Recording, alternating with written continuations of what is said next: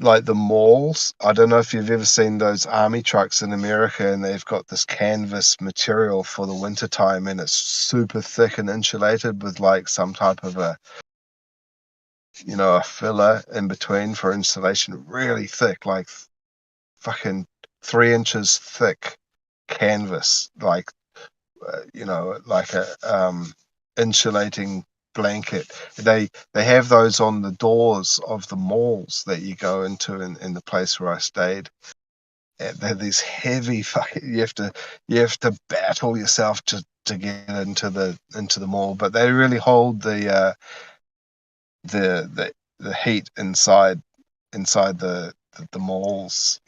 That's rather than having like in America where they have revolving doors. What were you doing there? Was it work What'd you say? or what? Were you working? Were you working in China or what? How did you end up there?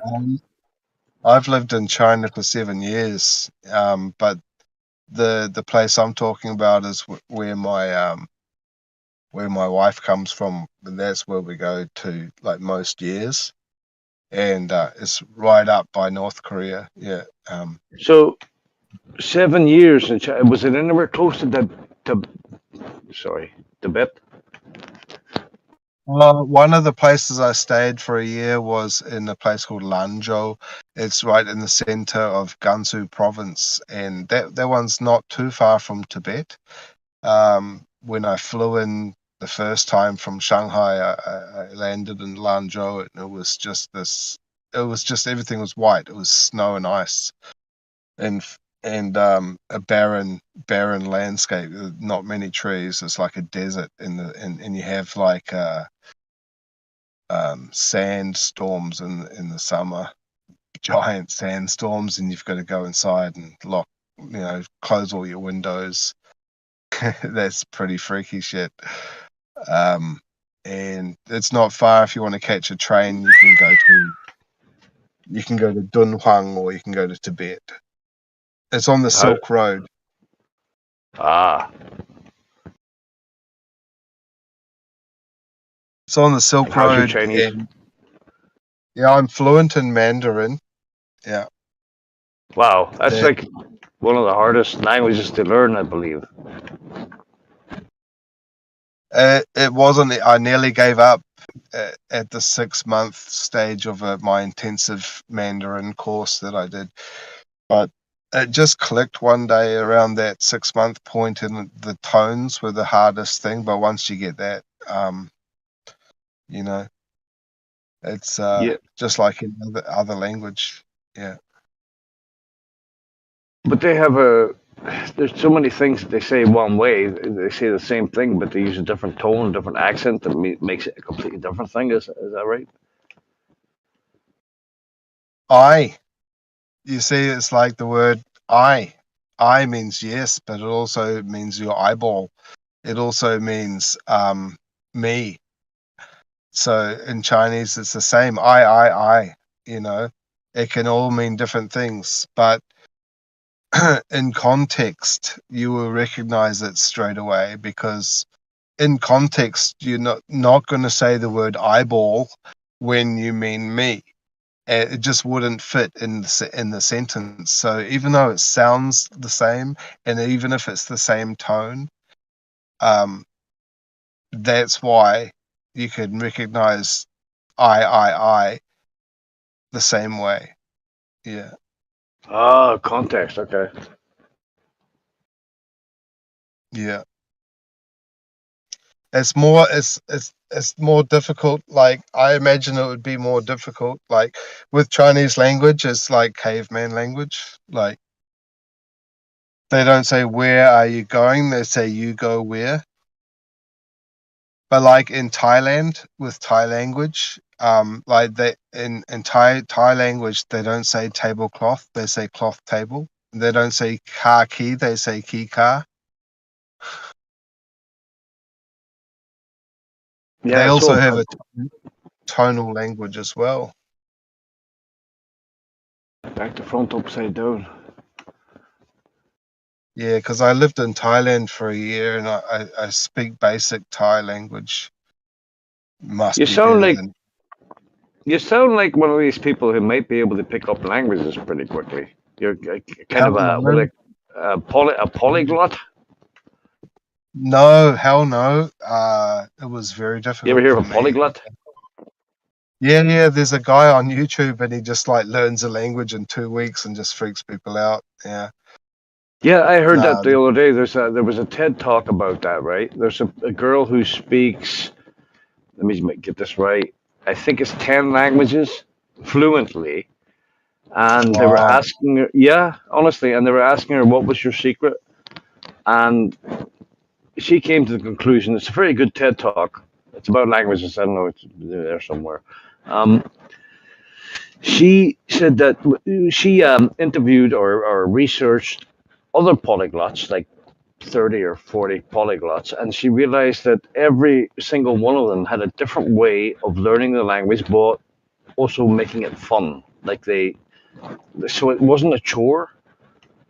There was kind of a, yeah. So they would listen to, like, they would watch a French film with subtitles and blah blah blah, and they just have this way in their brain to make it fun instead of a chore. If you know what I mean. She could speak 10 languages fluently. Holy shit, bro. Well, when I learned Chinese, I was also trying to speed up the process as fast as I could. So my girlfriend at the time, she would write like little tests for me, and like make me write little essays. She was Chinese, so I had to come home, and I'd do her perspective on teaching as well. But juggling, I think, was the thing that helped the most for What? my juggling. Juggling. Yeah, yeah. So I can juggle 5 balls. Okay. But you were just I trying to impress the parents. Come on now. don't know. Parents must think I'm a clown. No, the the juggling, like, that was just something I did in an art center. It was like a real sort of a stone building art center in Christchurch, New Zealand. It's kind of like a antiquity style building with a courtyard in the middle and grass, and it was like really, really English style. Used to be the school way back in the day, and they've changed it into an art center. It's really like in the weekends they have, exhibitions and stuff, and um, what are they, the roadside stall caravans with kebabs and stuff like that. So it's a place where you go on the weekend and just take your family, walk around and look at the art shops selling jewelry, and sort of like the food, like world cuisine and stuff like that. And then it's a really nice atmosphere, and I used to go there and do juggling with a whole bunch of people, and some people would bring their unicycles. You'd hear, like, they have bands, live music, and stuff like that. It's a really interesting place, and the juggling, the left to right sort of cognition you have to juggle, that helped my language learning. Yeah. Oh, I see. I see what you're saying. I see what you're saying. The brain and the mind. Yeah, it's doing five things at once. Blah blah blah. Yeah, well, the guy that I was learning to juggle from, and you really kind of have to teach yourself, but like the instructor guy, or just the guy that was there to show how it's done, he was doing 12. I couldn't believe it. It's like too many. That's talent.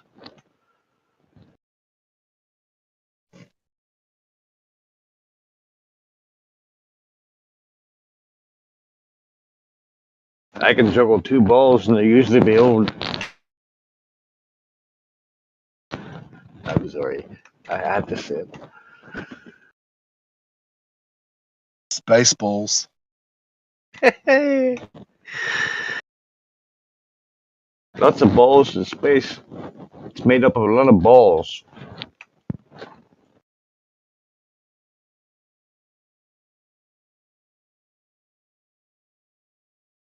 Yeah, apparently from that distance, I mean, you just look up at the sky and like, do those stars have any influence on us whatsoever? I mean, according to people that follow astrology, they do.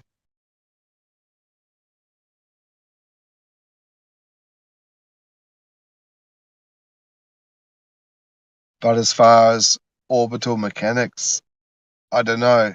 Like, is that like hypocritical to say that the stars, as far as astrology goes, they have an influence on you, but at the same time you're saying, well, the distance that they are from you, scalable distance, they're just so far away that they couldn't have this orbital mechanical motion to do with gravitational effects and mass attracting mass. I mean, is that hypocritical to say that I believe in the influence through astrology of the stars, but I don't believe in the orbital mechanics?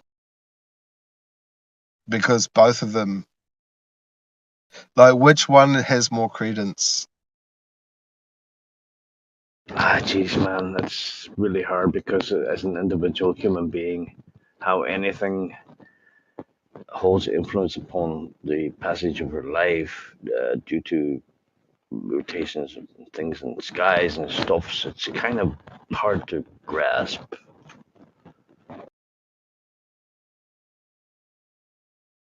I mean, how can stars that are thousands of light years away have an effect on? Well, this week you're going to be fortunate, and next week you might find a new romance, maybe. What?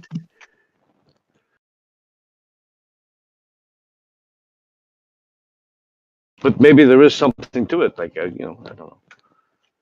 Yeah, well, there are some people that are experienced in the understanding of astrology who can pick out a whole bunch of people from 100 people, and they can say what Maybe star they do. I sign wouldn't they rule it are. out. I don't rule anything out in this life.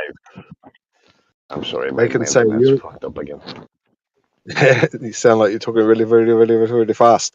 But like, they can pick out you're a Cancer, you're a Scorpio, you're a Libra, or whatever. You're a Chinese tiger, or you're a rat, or whatever. They can pick you out from the bunch, and they can show that they know like where you're coming from and to your attributes, and those attributes are assigned to the day that you were born, to the minute that you were born. And all Cancerians and all Libras and they all share the same similar attributes in the physical form as well as the emotional form. So that's evidence for an influence of the alignments of the heavens.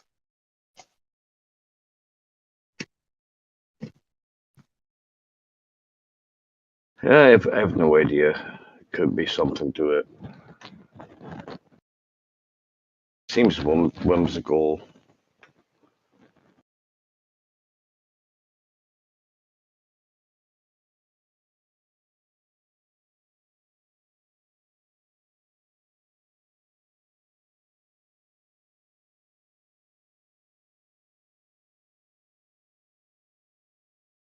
I don't know. The only way things could be mapped out in that way is if they were predetermined.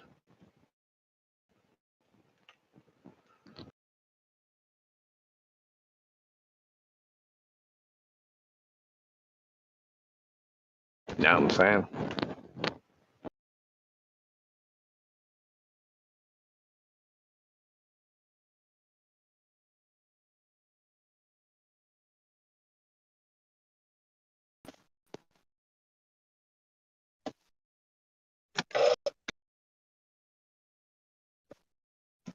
So Carlos, Hello, buongiorno.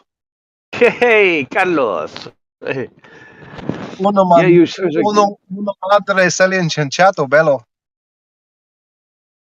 uh, uh, yeah.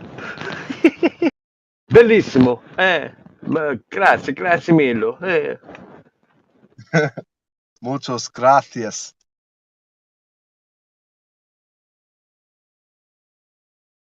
Wouldn't it be cool to be able to speak Spanish and have, like, if you could speak Spanish or Portuguese, like, there are so many flat earth channels out there, Russian, you wouldn't, you can't fathom the size of the flat earth awakening, really, unless you could understand another language that, um, who are really into it. Just like, apparently, you know, over in Brazil, they're right into it as big time.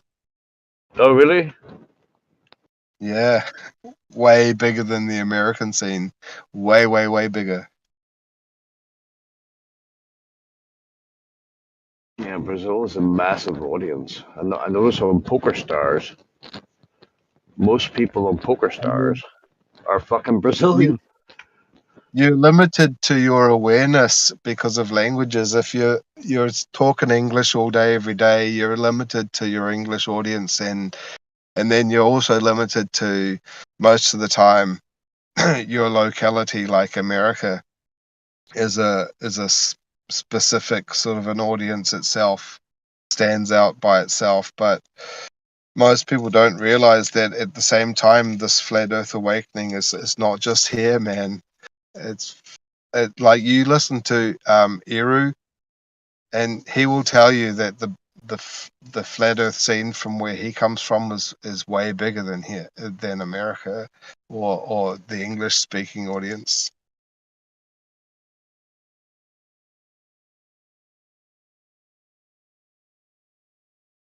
There are definitely some countries that aren't getting any of it at all. Zero. And I'd say one of them, there might be some underground. I haven't heard. I've been looking out for it, but, like, in China, I've never heard of anyone talking about it whatsoever. Not even a word.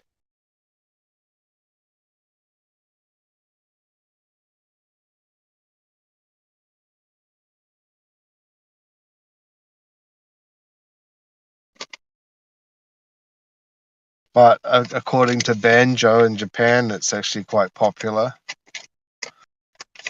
Yeah, And I've you actually see how heard, close Japan is to China. It's so close, and apparently it's going off over there.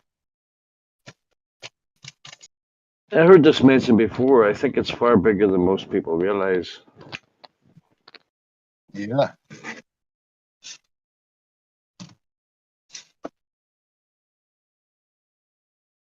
So And if I I get a would, lot of fun. sorry, You what? say, you say. You go, If you I go. if I were to say to you, shitazing, what would that mean to you? Did you say 2000? Oh, I tried to learn Chinese once and I failed. But I remember one thing is how to say something in Chinese. It was shitazing. Does that sound like anything Chinese to you? 2000? Shitazing? Anything to do with thank you? No? Okay. No, no. Thank you in Chinese is 谢谢. Fuck it. I failed again. Ni hao? Yeah, it's you, in literally translated into English, that means you good, with a question mark on the end. That's why I say Chinese language is like caveman language. They say you good. Yeah. I walk into Chinese's over here and I say that to them and they laugh. Ni hao? What do you want to learn how to say in Chinese? I can teach you one.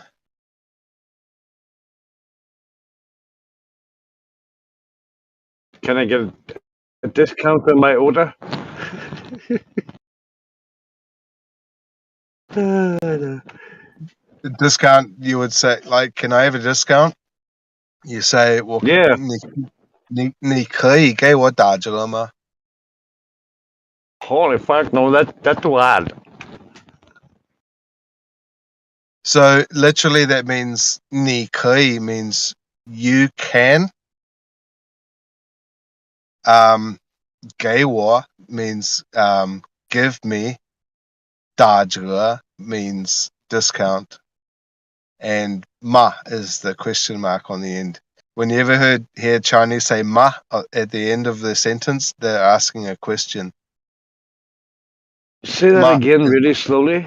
Say that again really slowly. I'm gonna pick this up. Say that again really slowly. 你可以给我打折吗? Yeah, close enough. Fuck.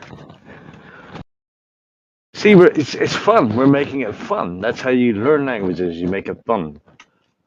But they also have colloquial and, other ways to say the same thing. So instead of saying 你可以给我打折吗, they will say something like 有没有折扣?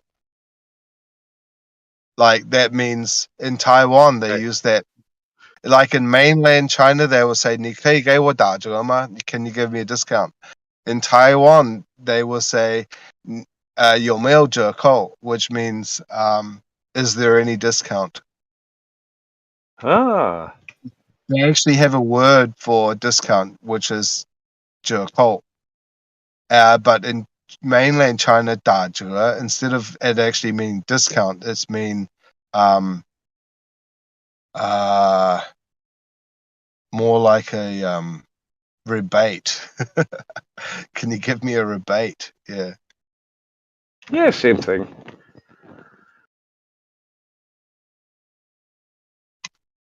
But I was really serious about Chinese, but when I learned Thai language, I was more fun. So I picked up Thai really fast because of the innocent way I looked at learning the language, because I learned that second to Chinese, and I already knew that you need to be in a childlike mind when you're learning a language. And so I picked up on a lot of the slang to begin with, and a lot of the bad words, a lot of the words you say when you're drinking, in a Oh, bar. that's where everybody starts. Tell me how to, like, when somebody asks you, what would you like to learn in Chinese? Tell me how to tell somebody to fuck off. Yeah. Or how to say big dick or something like that, so you can impress the girls, and all to say in their language is big dick, and that's like you brainwash them straight away, right? Yeah. Hey, don't you talk about my family like that, you bastard? How do you say bastard in Chinese? Well, you mean the colloquial meaning of bastard or the actual meaning of bastard? Which one? The one that would insult somebody more. There are so many words that Are mean the there? same. Yeah, there are a lot of bad words in Chinese. Bastard, like in what situation? Because bastard can have quite a few different, like, for Ma? example, if someone cut you off in the traffic, like in the traffic, and they or how would you, what's your meaning of bastard? Okay. This isn't fun anymore, I give up. I'm just kidding. Yeah, there's so many different ways. That's what I was saying about earlier. It's about context and all that there, and the way they say it, and the tone they say it, and it makes a difference. And there's like fucking 10 different ways to call somebody a bastard. It's just you got to realize if you're in traffic or at the shopping mall or. Well, I like speaking Chinese here when I go and order something in Chinese, and I order it in English, and they're like, "Okay, no problem. I'll give your emotional damage." And I order like five pieces of deep fried fish fillets with a batter on them, and they go, okay, no problem, no, here's your receipt. And then when I speak in Chinese, I say thank you in Chinese, and they go, oh, you can speak at Chinese. And then I I get to talking with them, and then I go away, and when I open up my order, I've got like 7 pieces of fish. It always. You sound like that famous YouTube one. Fuck your Vietnamese. Fuck your whole family. Hey, why you put phone on me, big boy? You ever hear that one? Well, I heard the one. I want to make the order. No, we close. We close the order. But I want to make the order. Why you put? And then he shoots the gun. Fuck you, big I boy. like Fuck the, you. there used to be back in the day. There was a guy called Rodney Rude and another guy called Kevin Bloody Wilson from Australia, comedians, and they were like, and there was this one where he's talking about there's this Indian phone call that was going around, and he'll say, I'm going to kill your dog. It's like, you kick my dog. I'm going something bad word to your daughter. I don't know. It's quite interesting. It's like you're so isolated in your language. That's the way I see it. It's like everybody's isolated into their paradigm, and it's all sort of like if you're living in a community like where I live, and you've got people from all over the world, like literally melting pot of every country where I live. Like I can walk down the road and I can see someone from everywhere.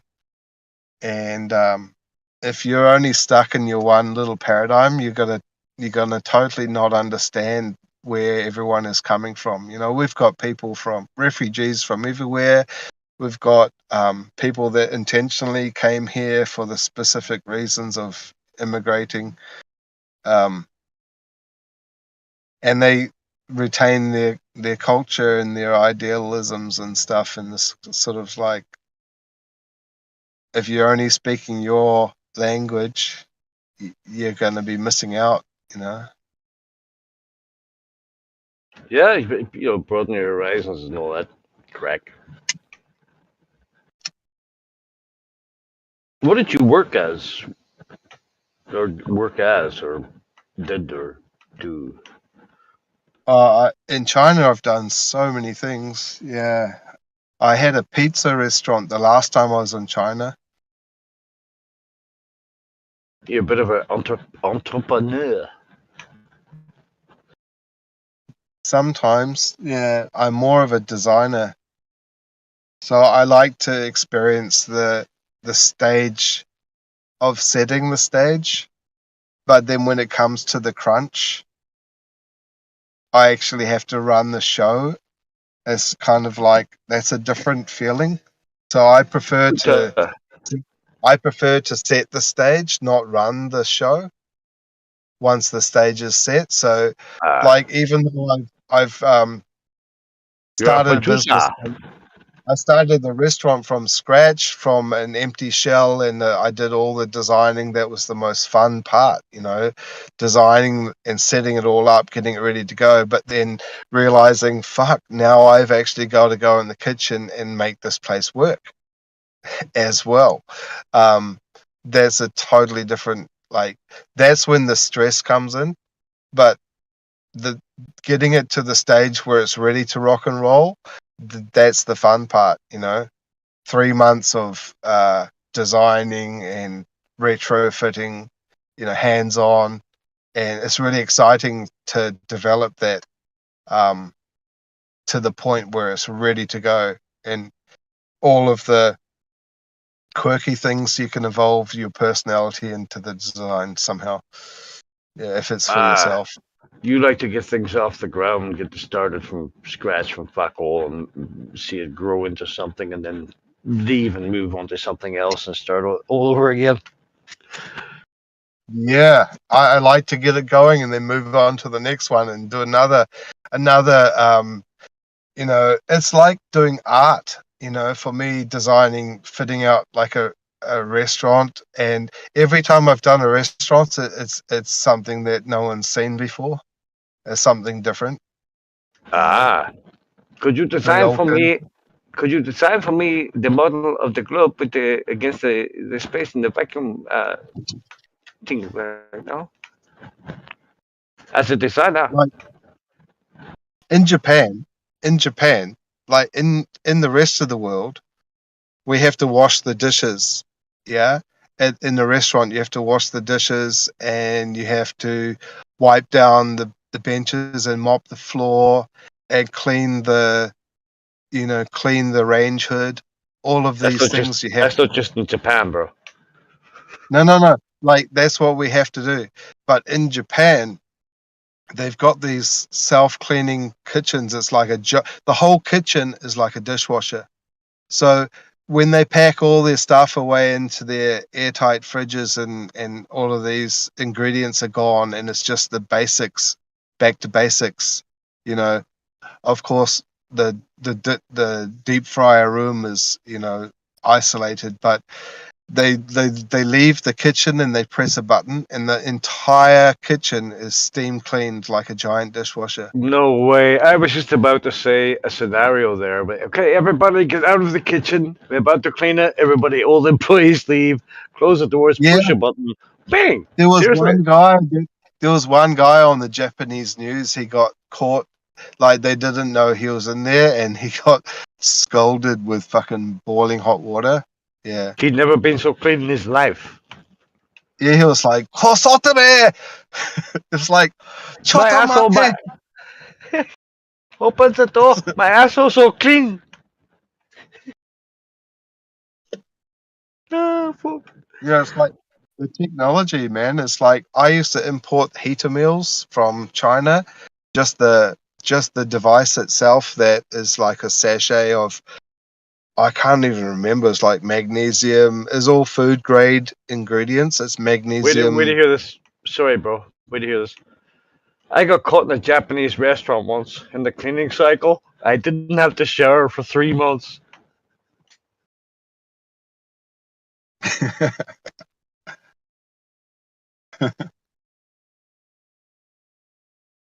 Yeah, I don't know where I was going with the thing I used to import.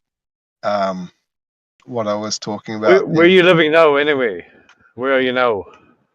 New Zealand. Ah, and how's that going? That's where all the billionaires are moving. So I suppose it's probably a safe place to be.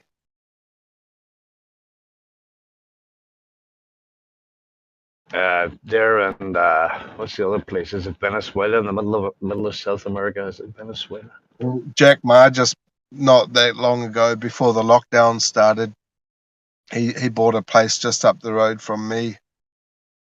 Jack Ma, Alibaba, Oh, it's Paraguay. It's Paraguay, Uruguay, in the middle of America. Even the Bushes bought land there. It's very high.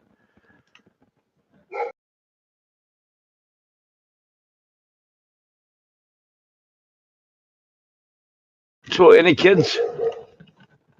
3 daughters.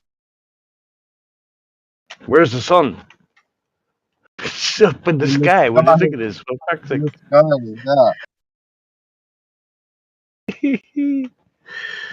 yeah. My Three daughters all, daughters, eh? yeah, they all speak Chinese as well.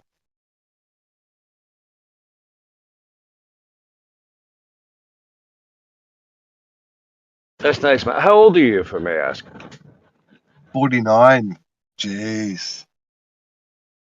That's still young. You're still a young fella.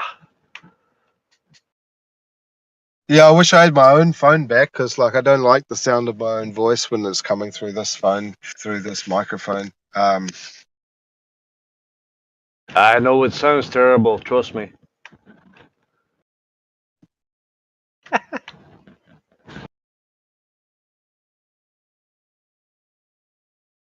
I do have I, um, I do have people in my family that have had an influence on my worldview. Like my uncle's a famous musician, and then I've got my father who is a shaman, a kahuna shaman. Right, hang on. Who's the uncle? You probably don't know him because he's only really famous here in New Zealand and Australia. Okay.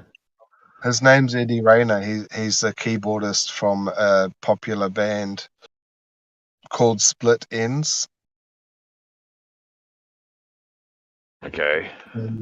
Yeah, you probably. I don't know if you've ever heard their music, because they did play with the Beatles and stuff like that before. Like, I don't know, you might have heard of the a few of their songs before where you're Okay. from. Uh, I know Crowded House and NXS and Men Down Well, Under. Crowded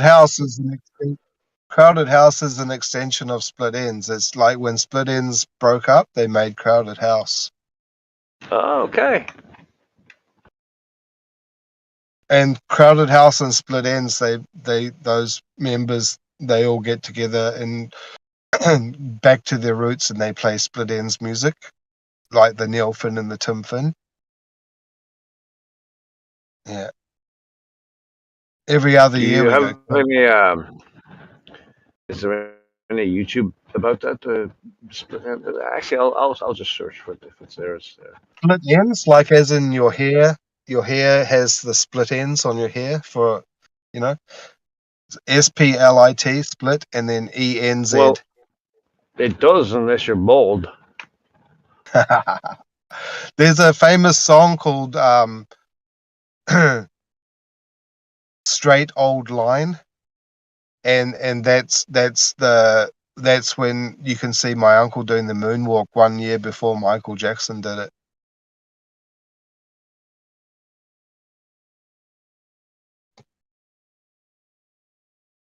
You know what? I'm feeling lazy. Go and you find a couple of links, put them up there, and I'll peruse them. Okay, if no one else I'll is let listening, and if no one I'll else let you. who's listening, I'll No, you do it. do the hard work. You do the hard work. I'll do the hard work. Okay. I can't use my voice search though when I'm talking on Discord, so I have to actually type. Split voice ends. It's like a voice pain. search. Fuck you, you lazy bastard. Straight, and then I have to think about how to spell stuff. Yeah, here we go. If we're This still making is some Chinese, bro, it's not that hard. this is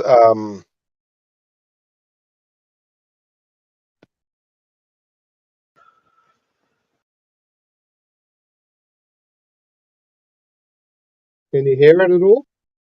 Yeah. I'm sharing it now.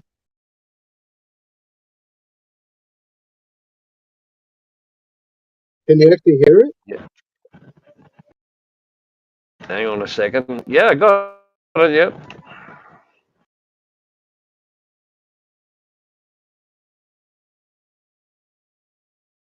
Which one was he again? Sorry, the drummer or the guitarist or The keyboardist. keyboarder? Okay.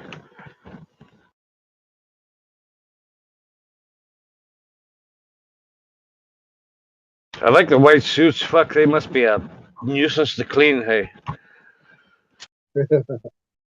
They used to dress up like very artistic with like kaleidoscope colored clothing. Um, Wait a minute. That's the lead singer of Crowded House. yeah, yeah. So they made Huh? Crowded House. Uh, Oh, right.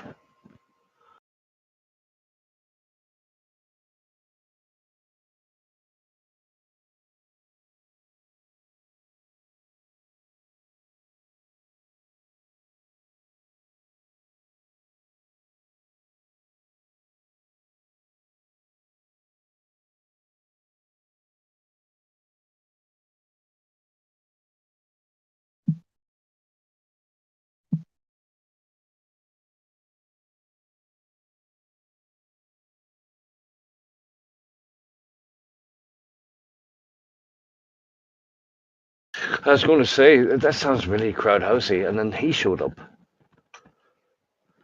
How about this one? I'll send you another link to this song. You must know this one. How do we sleep when our beds are burning?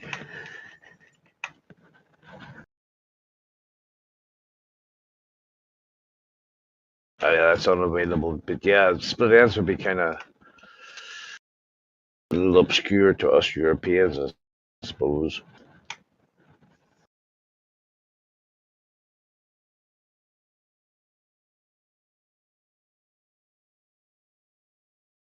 YouTube's got really, really hard on the video unavailable thing. It's really hard to find a video to play on YouTube now.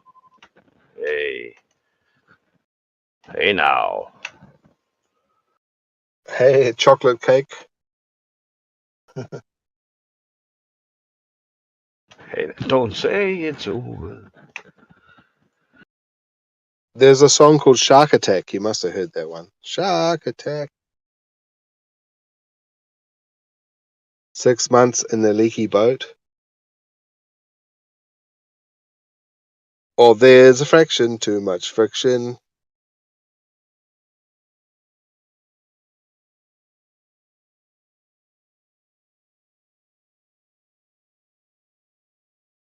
Sorry, I'm playing poker. I just knocked two boys out. I'm second to 15. And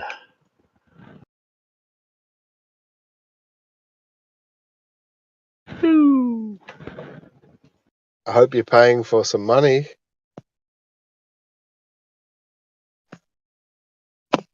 shit.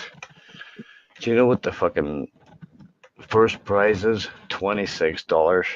Oh, I'm gonna buy a Ferrari. If you spent as much time playing poker as you could spend on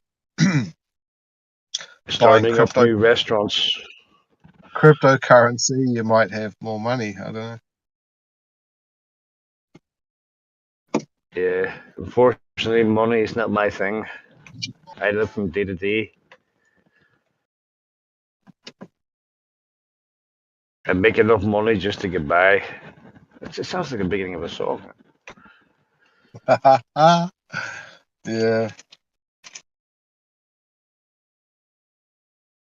There's a famous song in China. It's like, I've only got 33 cents in my pocket.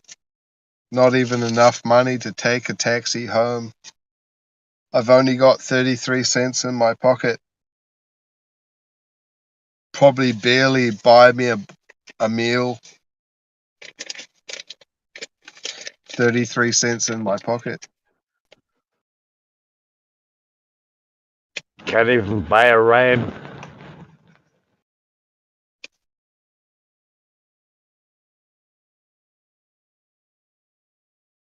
It's 我的口袋有33块，这么一点钱没办法打车回来。我的口袋有33块，这么一点钱没办法买菜。Oh, I feel very sorry for you.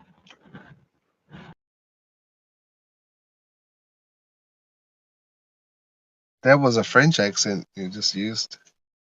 Wasn't I? I feel Sometimes, very sorry for you. sometimes when I'm pretending to be Australian, I turn into a fucking Pakistani. Oh by golly, you don't want to get paining me. It's paining me to thinking about it. It's paining me. To thinking about it. It's paining me to thinking about it.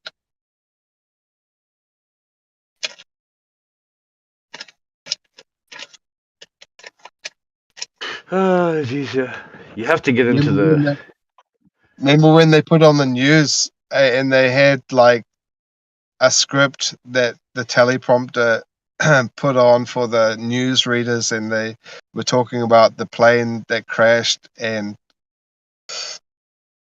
We M-A, too low. Something wrong. Uh, yeah. Holy fuck, holy shit. Holy fuck. holy fuck. Yeah, and they read it. Yeah, that's classic. Holy Holy fuck. We too low. Something wrong. something wrong. Oh, bing dang owl.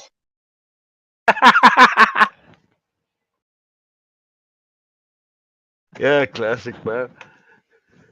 Was that like real? Am I like imagining things? Did they actually do that? Was that Yeah, that was actually read out in American news. Yeah, I believe. Yeah. that was funny? Funny as fuck. Funny as fuck. You said that like an Irishman. That's the way we say fuck. Fuck. Fuck you. There's a challenge for you. Your next language to learn is Gaelic. Apparently, that's very hard too. Gaelic. Wow. That's an ancient language.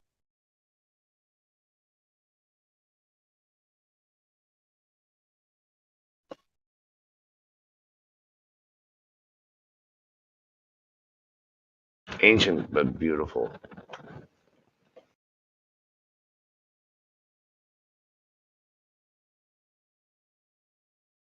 I love I love what how do you look at music? Do you spend much time with music? You could say that.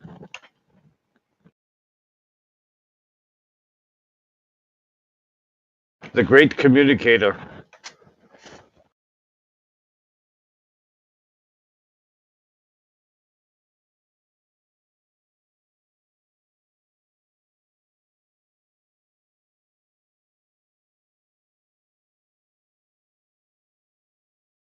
There's I have you heard the song by the B-52s called Mesopotamia? no Love Shack. Yeah, but yes, no. Let me look that up. There's an album that they made from the song. It's called Mesopotamia, and they sing like there's a lot of ruins in Mesopotamia. Um,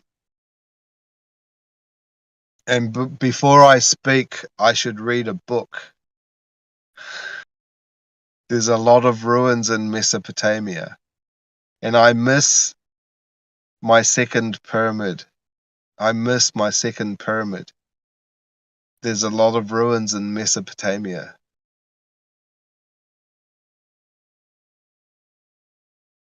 Okay, let's see if this works. Did it? And that's Iraq, yeah? Iraq, Mesopotamia. Oh, it works. Why are they talking about pyramids when they're mentioning Mesopotamia, which is Iraq? I didn't know there were pyramids in Iraq. Why are they talking about pyramids in that song, which is like apparently there? I don't know. Are there pyramids in Iraq in Mesopotamia, or was miraculously when you first talk about pyramids in your early years, you would only think about Egypt?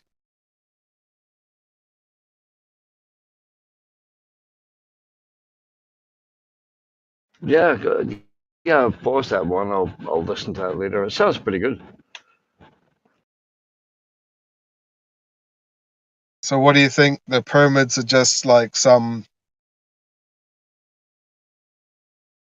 polymer Oh, I polymer sort of a mix that they made, like a special concrete mix to make those blocks. yeah, I have no idea, bro. I've noticed they talk a lot about it on It's TV like that everywhere. David Wilcock, he always talks about they can levitate them into their space. It's like, fuck off. Just because they can levitate them into their spot, how are they going to get them to fit so perfectly? It's like the only way you can get them to fit so perfectly is because they were molded together. and to mold them together would have to be a sort of a concrete polymer style mix, because like the conventional theory doesn't make any sense. The millions of blocks of these heavy blocks, one at a time, it would take far too long to Well, build these. yeah, you see, the thing is, if something doesn't make sense, you just keep telling people the fucking whatever story you want them to believe, and you repeat that over and over. And even if it doesn't make sense, they eventually have to believe it. It's just the way the world works, isn't it? Yeah, and apparently these pyramids, like around the world, especially the ones that have been observed the most, are the ones in Egypt, and they line up to the heavens. They line up in all sorts of ways, northeast, southwest. That is just all of the mathematical sort of um, stipulations and findings you can see in the frequencies and the experiments people have done just on those ones in Egypt alone, not even talking about the rest, like Bosnia, all of those. It's like they knew how to do all of that back then. We Mm-hmm. can't explain it in mainstream today without having a lot of assumptions, And if they can't explain that, how the fuck do they know where we are? Mm-hmm. They can't Yeah. explain that, but you can tell us, since the polar deep hole was the deepest hole ever dug on Earth, was like 12 miles deep or whatever, 8 miles deep, 12 kilometers. It was like that's the furthest they've ever been able to dig. So first order measurement they don't have for their globe. The only thing they can extrapolate is their misunderstanding to come up with the radius 3959 of the Earth as a ball. But how did they get that without the first order measurement to the center of the core of the Earth? You Mm. know,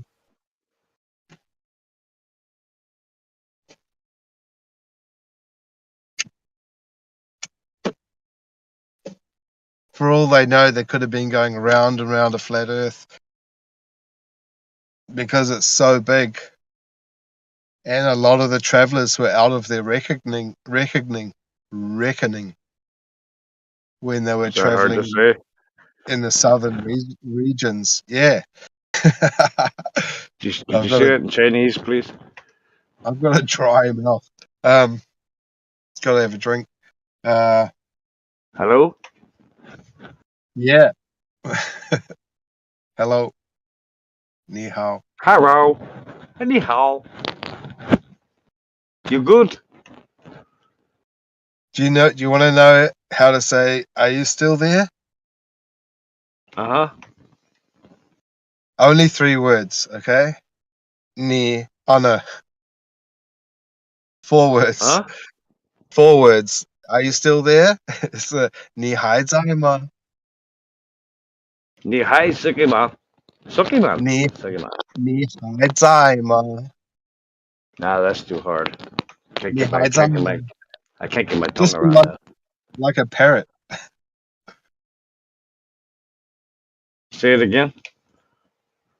Ni hai zai ma. Oh, that's easy. Ni hai zamai.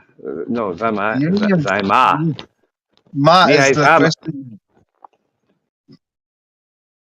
Are you still there? So Yeah, ni hai lit, zama. literally, like translated, it means ni hai zai ma is you still there? Question mark. That's their language. You still there? Question mark. Caveman language. Yeah. Uh, Got it.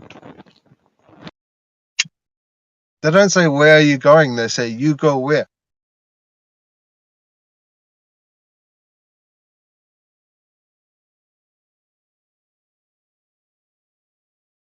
Yeah, it's interesting. I love it.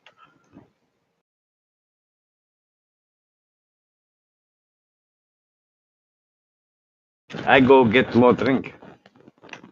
I be back. I back B. I Question like mark. Thai people. If a Thai person is stuck under a car as a mechanic and the car fell down on his legs, and you said to a Thai person, "Hey, how are you doing? Are you all right?" They will say, "Yeah, I'm fine." Apart from this car on my leg.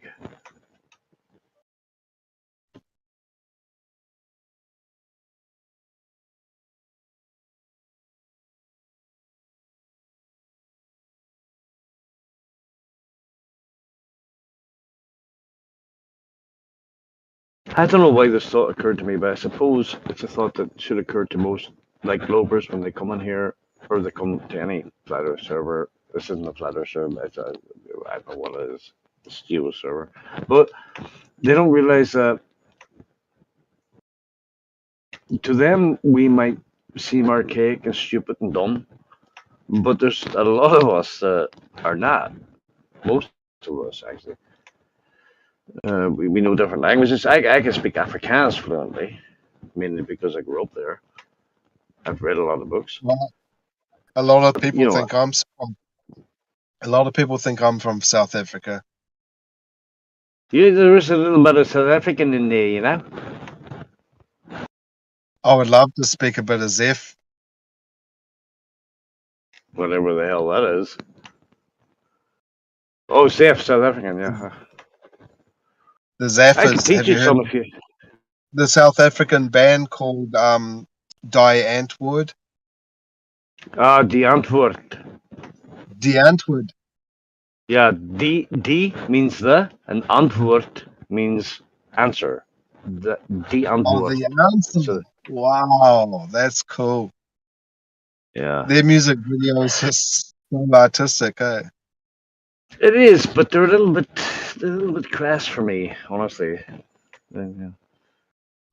Yeah, you probably have a deeper understanding, like, but on the surface level, it's for me, it's kind of like if the first time I saw that one, Diane Antwoord, when I don't know what the name of the song, but it's like it's all in black and white, and there's a dwarf, and there's like a guy with a penis as a nose, and he's like hitting a lion with a club. It's like there must be Yeah, a it's a deeper bit. meaning. Yeah, I don't know. I wouldn't like to even And try the and girl, discover the what that is. lady's thing, she's in the bath with these black eyes. Yes, I've seen that one. Yeah. But I And notice how she, you pronounce Antwoord. You use the WRORD and Wort, but in South Africa it's Wort. You use the V, the Wort. When you say W, it's usually a V, Wort. Anyway, yeah, I have I think we'll I've never looked into my family tree, but I just have this deep down feeling that I do have some lineage there from South Africa somehow. I have a it connection. sounds like it.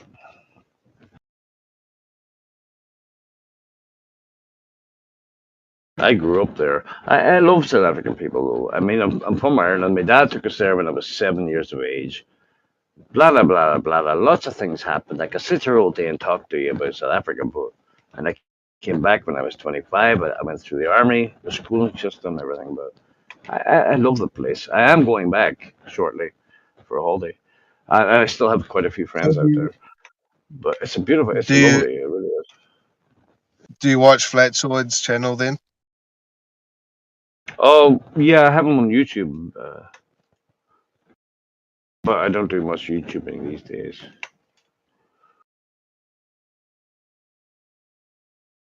Is he South African? Yeah, man, it's like 1000%. Oh, okay. I didn't even know.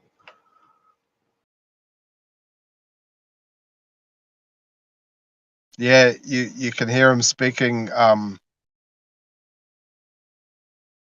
Is it Zulu or no? It's Afrikaan. He's hear him speaking Afrikaan to his children. Sometimes they're in the background, and He's like telling them, fuck off, can't you hear I'm talking on the radio? Something like that. How you back? Shut your mouth. How you back? Play still. Be quiet.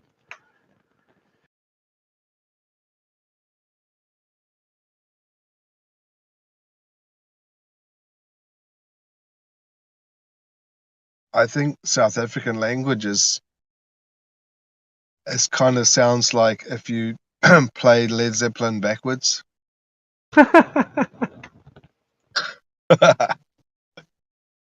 Yeah, it's got everything in there. It's fucking German, Dutch, English, everything. Just mixed all up, but they have some really good sayings too.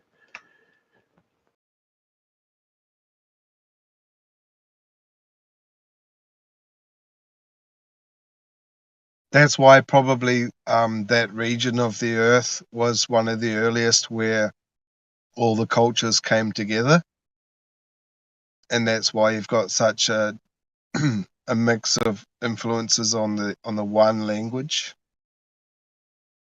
Yeah, that's exactly it. That's where all the trade was happening, and you know, it used to be this total lush environment with the perfect everything for growing and harvesting, and just the right like landscape and egress regress for transporting the goods and the population to support the trade in an economic and viable way. Back in the day, it was more than a hub. It was like the center of all trade. Yeah, yeah. The Dutch East India Company, the Portuguese discovered it actually was Vasco da Gama.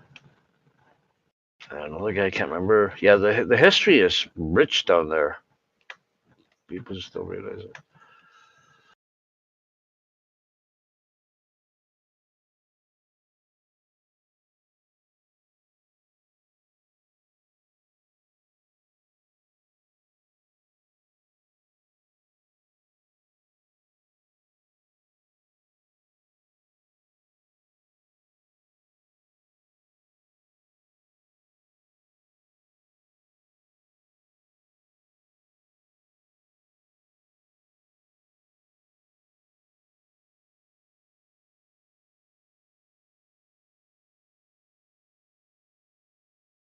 I'll be back in a bit.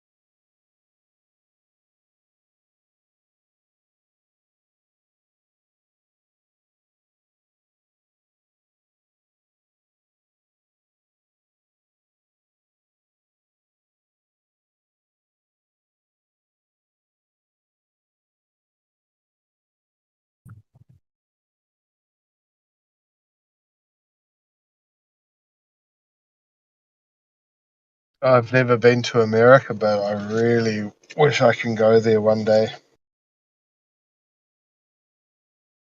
So they have all different diverse landscapes that you can imagine in America. Some people prefer this to that, like the colder regions, North America, or maybe the sunny places like Florida. What a total different aspect on the world, if you're living in one place and all you have to do is get in a car and drive, and you can be in somewhere that's not like high mountain environment with redwoods, and you can end up in coastal, Florida with tropical this and that, and everything changes. So it's like, what a total different lifestyle just by driving a car for a day or two.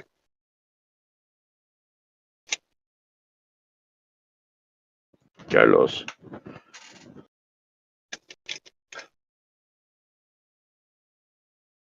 Hello, Amigo. Carlos. Mi amigo, Bonjour. Carlos. Yeah. How do you say friend request in Chinese? Friend request. Yeah. That's a hard one. Well, friend and request. Ma.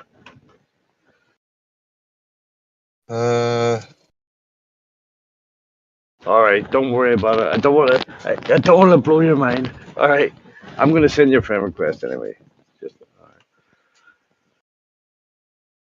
So accept it. Otherwise, I'm gonna hunt you down. I would say 给我当朋友吗? Yeah, 朋 Oh, 友嘛，朋友 means friend. 朋友，朋友，当朋友吧. 当朋友吧。Yeah. All right, I'm gonna send you a 当朋友吧。Uh,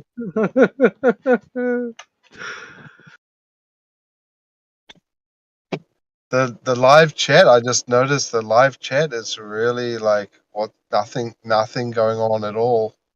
The How do you? last, eh? Sorry, go ahead.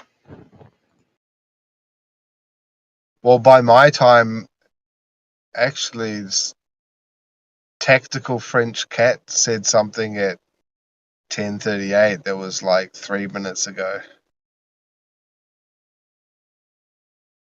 They're talking about refraction and eye level and the horizon. Sounds interesting.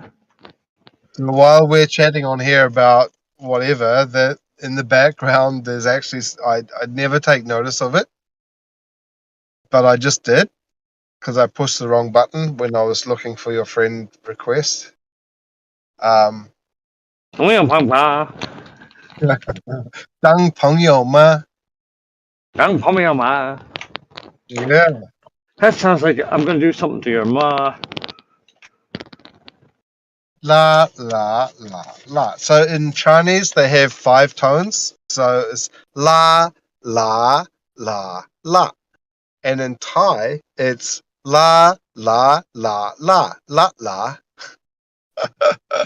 They've got 2 extra tones in Thai, so it's an easy language because they have an alphabet. It's like 46 letters or something in the Thai alphabet, but their tones, they actually have 2 more tones than Chinese. And so do the other East Asian languages like Vietnamese and all of them, all of those other Don't ones around there, Laos and Burma and Indonesia. don't. Okay. Don't 朋友嘛。But I was asking earlier on, has anyone ever been to Thailand? It's like, if you haven't been to Thailand,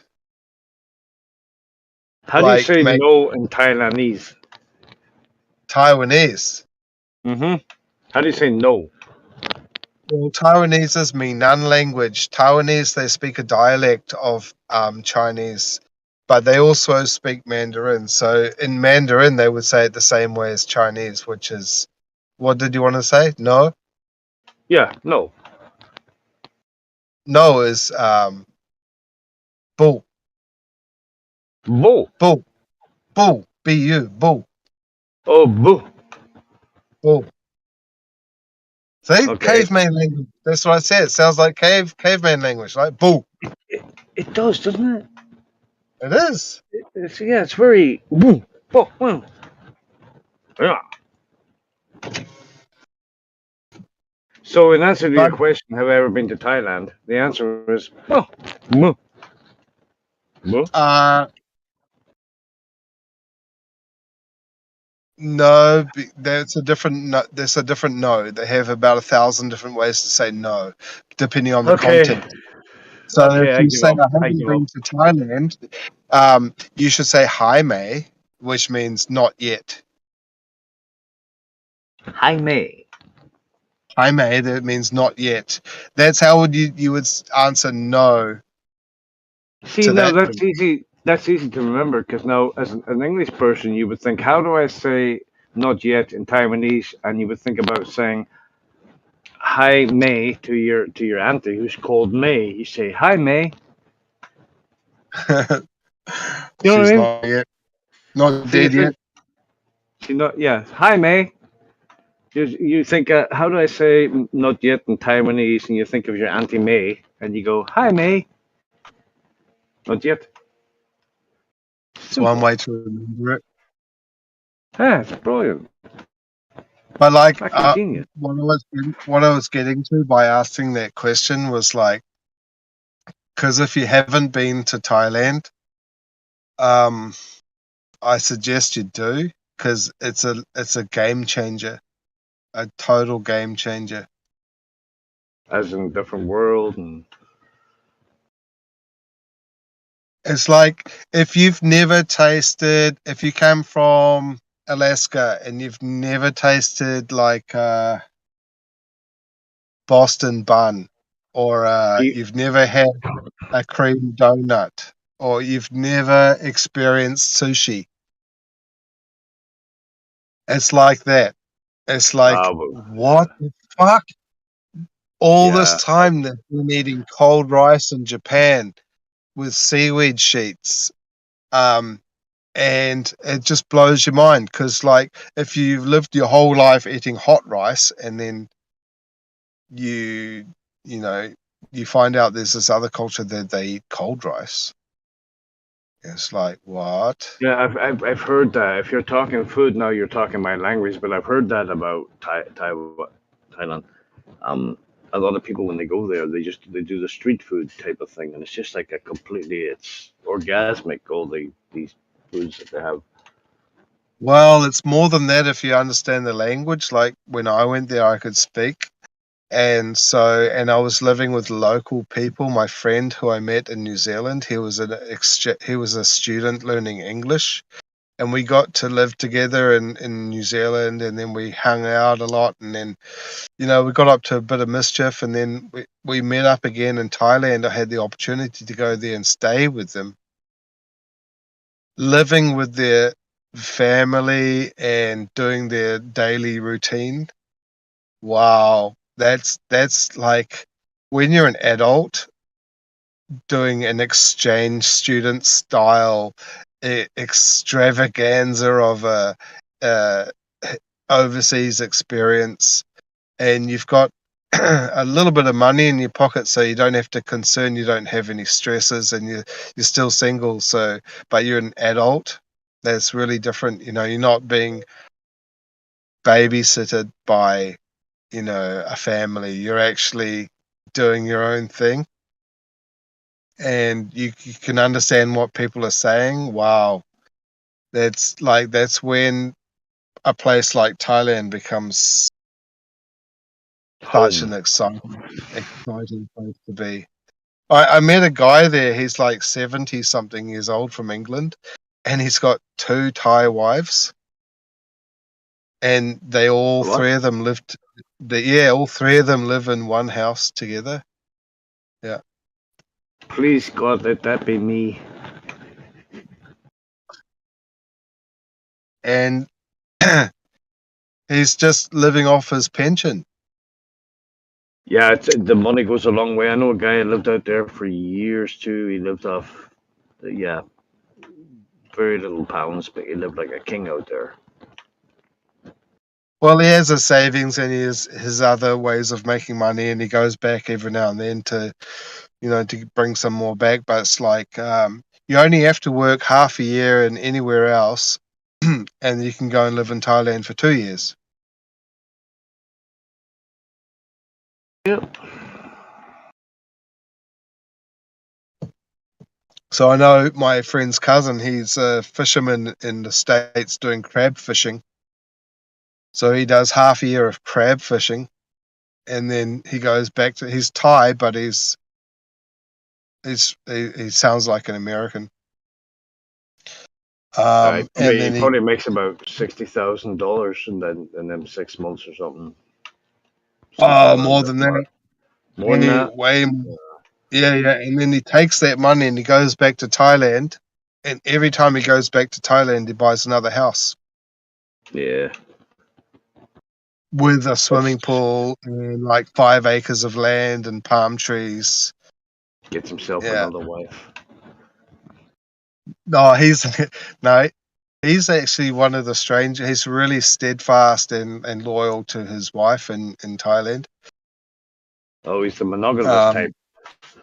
he was such a good guy. It's like he's the guy that works for the fab. Like on his day off, he'll go to work, because he knows that every minute counts, that he's making money is all going towards his family.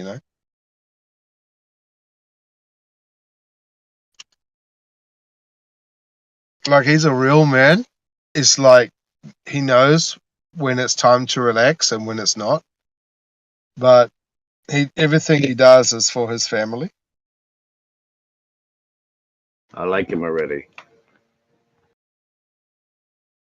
And in Chiang Mai, he's got a, if everyone's heard of it, there's a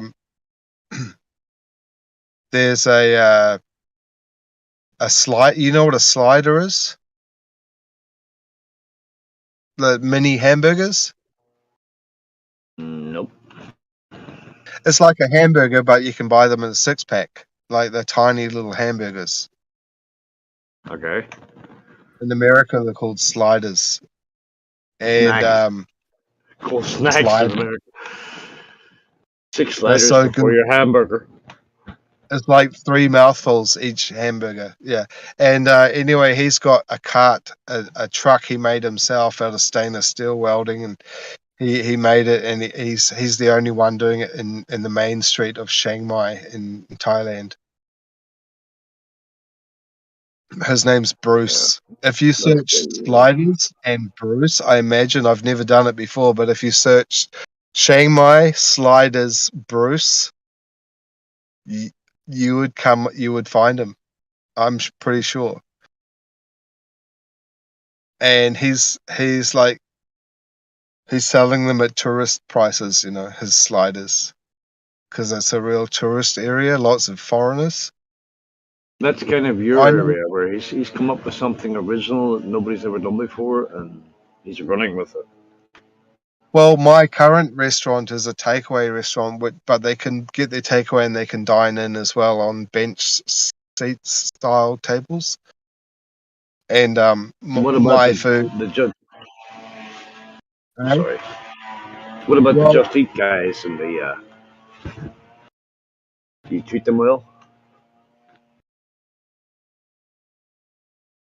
I didn't hear you. There was a motorbike. Oh, sorry. Yeah, it's, yeah, mowing. That was my Um, computer. yeah, my restaurant is, you order in a kiosk and the food comes out like with your docket number. There's a number on the screen and it comes out like a hatch in the wall.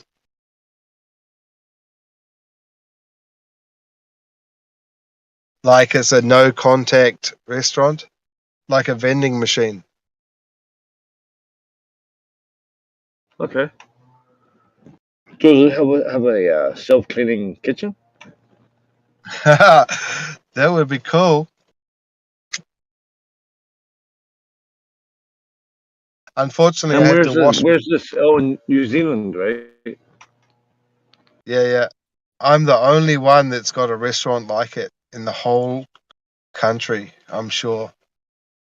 And how's it going? Well, Well, I have a counter and a till as well, so I can actually come out and talk to the customers if they ring the bell, if they have a problem with the automated system, and they want to like talk about what they've ordered and maybe make a change. Then they press the bell, they ding, and then I come out and I talk to them. But if they wouldn't don't it? do that, it's all automated. Okay. But wouldn't that scare the customers if they had to look at your face? Yeah, they like, wow, you're not Thai, because I'm a Thai chef and I cook Thai food. Really well. How did you do this? So when I come out, they're like, what? The first thing is that they say, what? You're white. Yeah, bring out the real chef. Yeah, but we're like 5-star review on Google, and that's the highest you can get, Yeah, now you're just bragging. Oh, I'd like to taste this food. Jesus. Yeah, I make a good red curry duck, and a lap, and a yam nua, and a nam dok nua, and I do a lot of fish, you know, uh, different types, steamed fish, fried fish. You do the dumplings? No, we make curry puffs though, and spring No rolls and dumplings. money bags. Spring roll, good, good. Dumpling better. No, have you had money bags? No, what my? So it's like a wonton pastry, and it's looks the shape of a little like ancient money bag, and it's got the filling has got like chestnuts and shiitake mushrooms and Oh, chicken and 5 spice. oh, I love shiitake mushroom and oyster. You do oyster mushroom too? Oyster mushroom, no, No oyster mushroom. You shit. that's Chinese. That's So Japanese. shiitake Japanese, huh? Well, actually, everything's like Korea, Japan, and China. That's actually all China. Everything that you see that's Korean and Japanese, that's all comes from China. Soon Korea and Japan will be China and Taiwan. Soon England will be China. Yes, correct. If I have one And word of advice to give you, learn to speak Chinese. well, to be serious, I think it's not a bad idea. Shut up. No, Although I'd I mean, rather like sorry. even though I speak Chinese fluently, I'd rather stay in Thailand. The Chinese have a very good way of looking after the older people. They don't have many old age homes there. They kind of feel it as a responsibility on themselves to look after their parents, and so it's not a drain on the system or whatever. But I find Well, that actually, admirable. I think that's the same in all well-established cultures, not just Asian, not just Chinese. I mean, you could say the same thing you could name all the Asian cultures and that you could come to the same arrangement. Yeah, All of and Europe, Greece, Italy, Spain, Portugal, they're all family orientated. As soon as you step away from that, you're looking at a minority who don't think like that. It's a real minority. If you really analyze it, you'll see that there's a reason for that, yeah, and but that's I find that kind of sad. Anthropology. I can't say that word. Maybe I could say it in Chinese if you taught me. Yeah, anthropologically wise, it's a sad thing where as soon as somebody's too old, they need to look after. The first reaction of us in the West, maybe from I don't know, from France, UK, to is put them in a home, bang, get rid of them, which doesn't seem right. is that someone mowing the lawns next to you? Ah, that's a hey, bugger.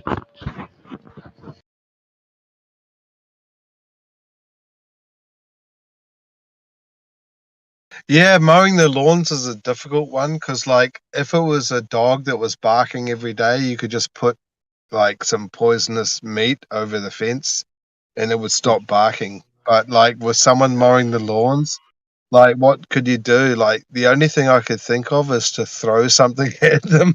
Just like, what could you do? Throw a bunch of rocks in their yard. Yeah. Throw some rocks on the grass. Oh man. Yeah, here it is mental here because the grass goes crazy in the summer. It's like, if you leave it for a week or two, it's fucking everywhere. So people just which I've noticed, it's just, there's always somebody mowing somewhere here in the summer. Always. Yeah, but if you think about it, like if you didn't mow your First, lawn in the summer, if you didn't mow your lawn in the summer and you just let it grow, compared to if you did the same thing in the winter, do you think it's going to grow faster and taller in the summer or in the winter?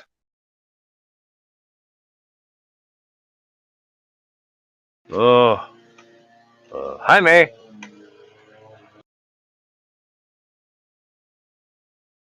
Because I know I didn't mow my lawns in the winter and it's just grew over the fence. It's like literally pulling the whole fence down into the neighbor's property. It's like because I never tried doing that in the summer because I like to keep my lawn short in the summer. So I never tried. I don't know if the lawns would overtake the fence in the summertime.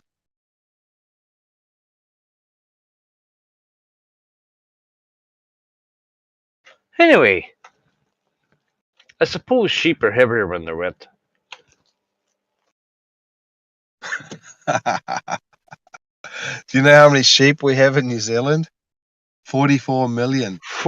Sorry, I was close. I was going to say 44. Then you put the million behind it. And we've only got like 5,000 people. 5 million people, sorry. And they still charge through the fucking roof for lamb. Yeah, and I'm wondering why does human meat cost so much? Sorry, what?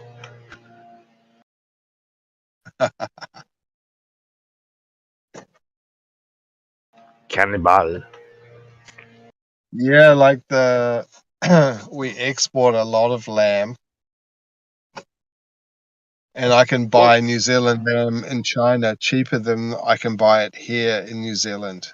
What the fuck? Mm-hmm. I In can other buy words, New Zealand. I used to have a pizza restaurant in China, in Shenzhen, in the south of China, right next to Hong Kong, half an hour bus ride from Hong Kong. And that restaurant, I used to buy the Anchor New Zealand cheese. And the cheese I would buy in big blocks, frozen blocks of cheese. They were like 5 kgs only. But the price I would pay would be half of that I would pay back home where it came from.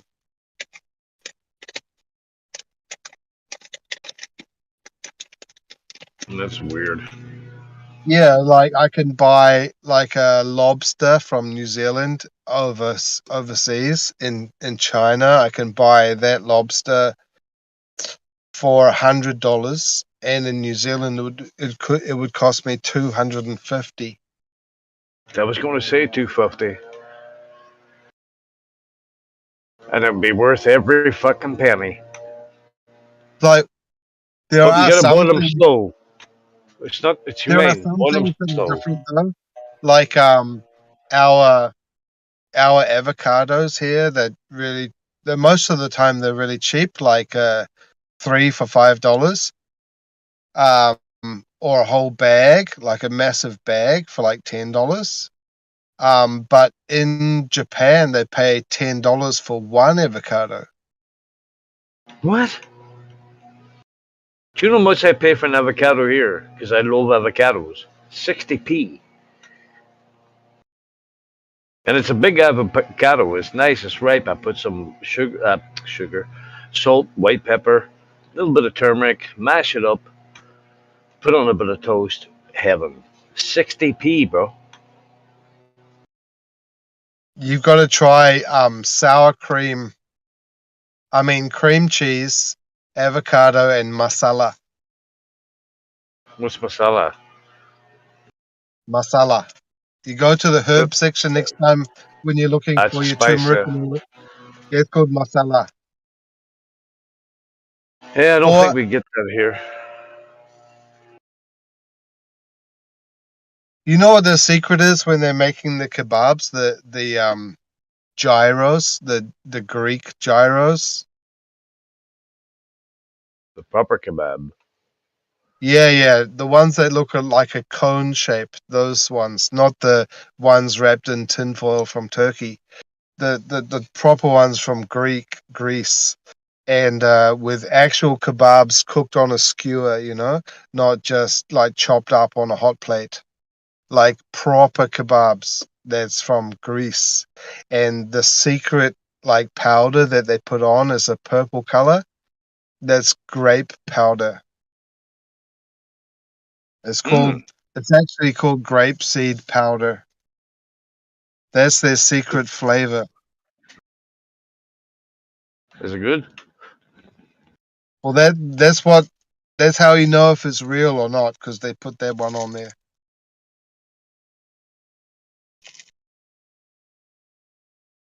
I used to have a kebab shop a long time ago, but my kebabs I cooked in a wok. And anyway, the I realized there was an online community, talking about kebabs. I couldn't believe it. There's a community for everything. Like if you really looked into the internet, you will find out there's a community for fucking everything. Yep. People are in a group talking about you know, Shite. like patchwork, quilting, network, mothers about Tupperware. There, there's a group for fucking everything, and No, people are actually, yeah. Tupperware. I understand. I understand the need for a good sealing.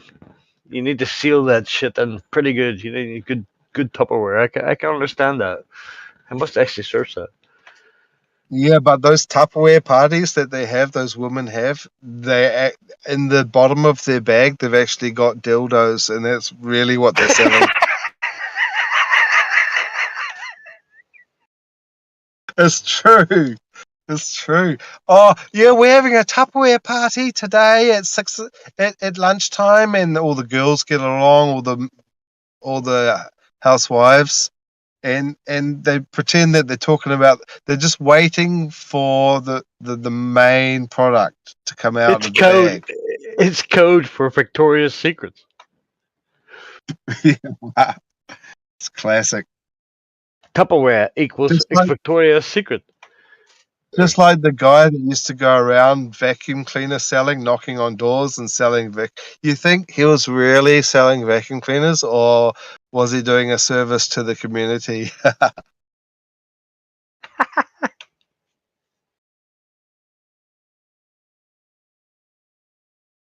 Like plumbers and electricians, especially plumbers, man, they've got an interesting lifestyle. Those Okay. the Okay. domestic plumbers. Q80s porno music. The plumber shows up. Bow chicka da wow, buck dow chicka bow wow. Alright, Yeah, stop that. yeah, man. Yeah, people live some interesting lifestyles.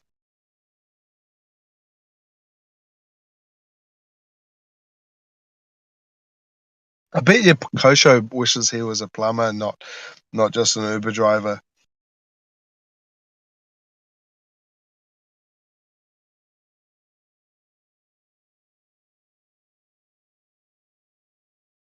Oh, maybe I can. I don't know, but maybe I can. I could be anything I want. That's a very bad impression of Kosho. Yeah, well, maybe I could be. You've got to speak. I was just trying to remember where the fuck he came from. Where is he from? Texas. Gosho? Oh yeah.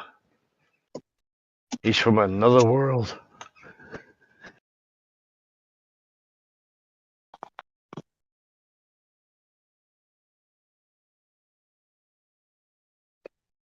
I think it's on the fence kind of world.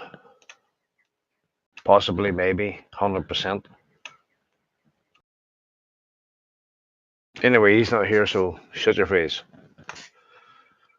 Shut your face, Pog Mahon. Plug my horn.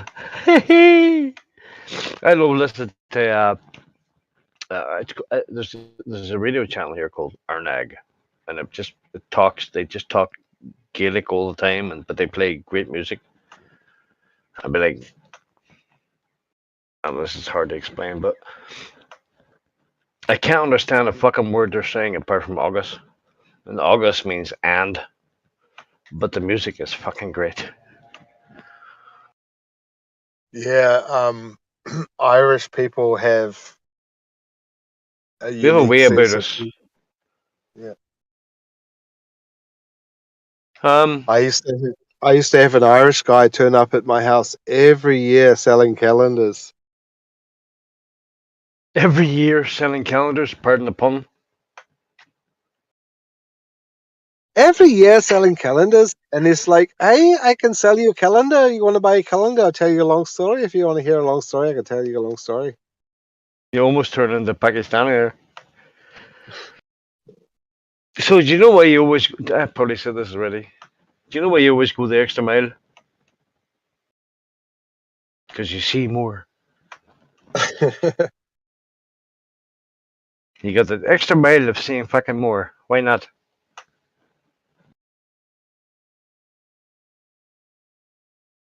That's the best thing I like about St. Patrick's Day is you can wake up in the morning and get to work and tell your boss to stick it in his ass, and he has to take it because it's tradition in Ireland to abuse your boss the first thing that you say in the morning. You say, Yeah, and "Pog my man," vice versa. and he can't fire you. He can't do anything. You can insult him, no problem. I do that every day. I used to work when I was at university. I used to work in a carpet factory in the weekends and after my lessons, making exquisite carpet, sending it all over the world. And it was using these really antiquated looms from England. Really old style, noisy, dusty, loud. Yeah. And the engineers were all from England, imported especially to look after them. And I used to do many different roles, different jobs. Like I would climb up in the bobbins and I would tie the strings together, and you have to climb through this web of fucking moving like loom extruded strings.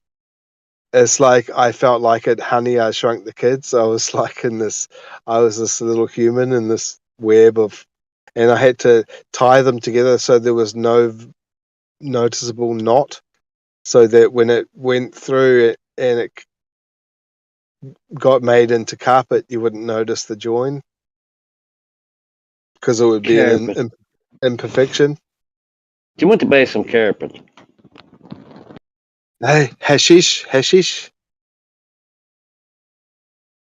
That's one of the first things that I heard when I first went to China. Is where was I? In Shanghai, and the people from Xinjiang area, they sell hash blocks, and they would walk along and they would say secretly as you're passing, they would just whisper like hashish. And like, if you knew what they were saying and you were interested, you just go, yes, please. Yeah. And they would have like a money bag strapped around their waist, one of those waist bags. And they'd open it up and it would just have a block of hashish pellets. Yeah. You know, a lot of people here don't like hashish, but me, I find it very fucking attractive. It chills me out. A lot of people here talking about paranoia and all this kind of stuff here, but every time I smoke hashish, which has been a few times, I like it.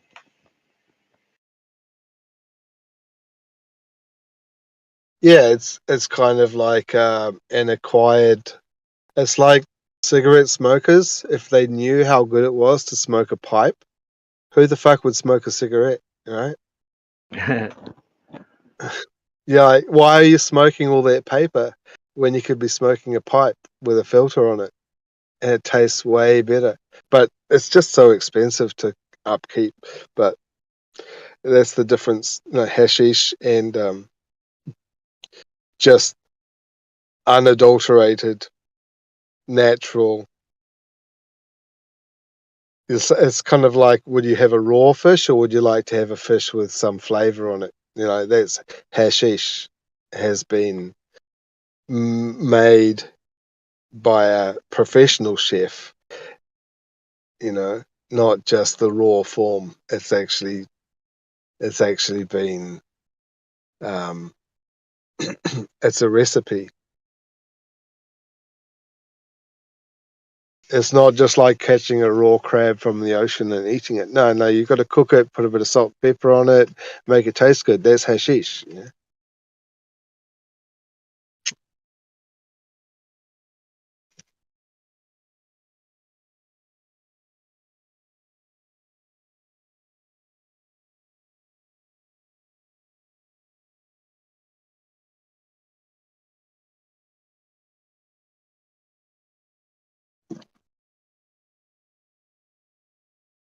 And I met this Italian guy. Hey, what were you saying? Well, I have a wee joke for you if you want to hear it, but it's kind of crass. Is it about a There he is, barman? back with his fucking lawnmower, the bastard. Right, I'm going to throw some rocks in his fucking garden. I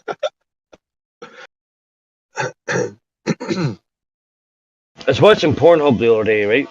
And suddenly everything turned to black and white. And I thought to myself, fuck, I've watched that much porn, right? I've used up all the color. And then I realized I was watching vintage.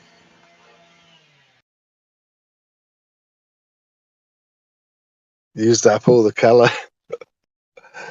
I've used up all the color. Bastards.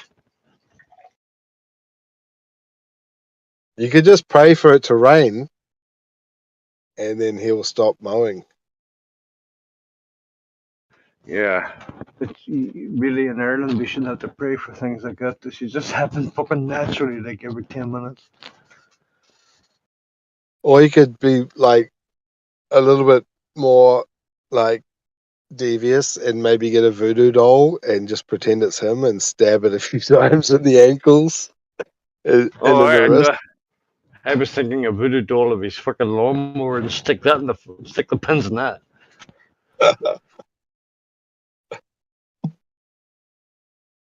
I'll be right back. Hang on a second. I'm just going to tell this guy to fuck off. And to whoever's listening, I actually really think he is going to tell him to fuck off, because that's how you do it in Ireland. You go next door and you say, hey, to the guy that's innocently mowing his lawns on a sunny day, listening to his iPod. You go and say, fuck off. And I don't know what happens after that, but I imagine he will actually go and tell him to fuck off. Yeah.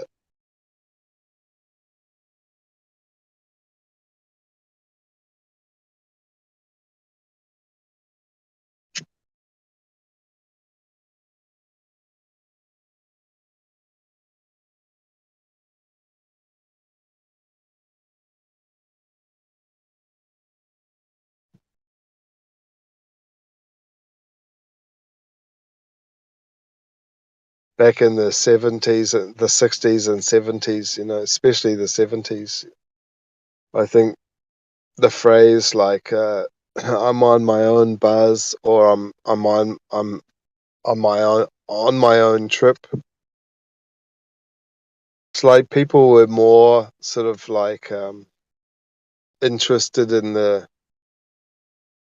psychology and um,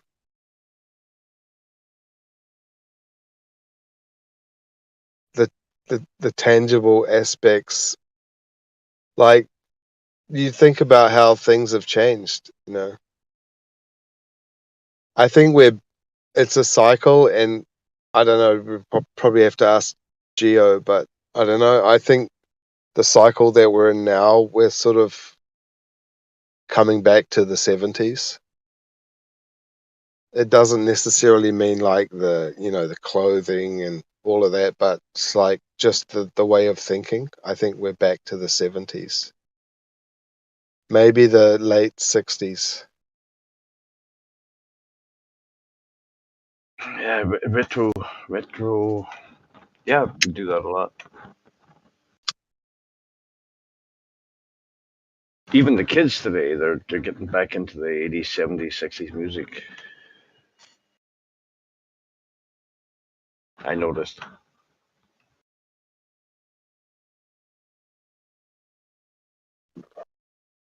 Really, like Michael Jackson.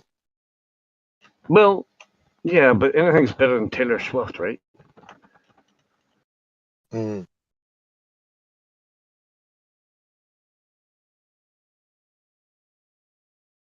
It's kind of like a conscious wave, and that wave comes around, and when it comes around, you like, if you've ever been surfing, when you're Oh in that yeah, wave and you fall off your surfboard and you get trapped under the wave, and you're basically at the mercy of the ocean because you're tumbling underneath the wave, and you just have to learn to be patient and hold your breath, because there's no way you're just going to miraculously pop out into the open air until it's all over.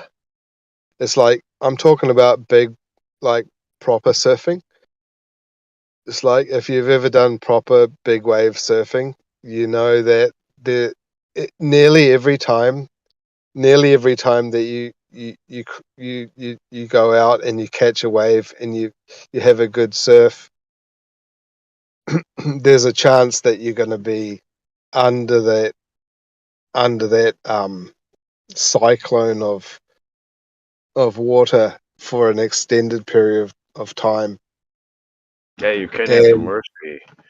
and you know what to expect. And I think people that understand astrology, it's kind of analogous to, like, the influence is there, and there's no way to avoid it. You just have to deal with it in your own way.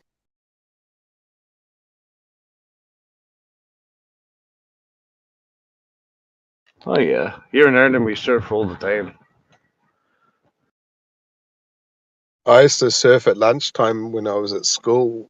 My school was on the beach, so I'd walk across the field and would be surfing at lunchtime with the teachers.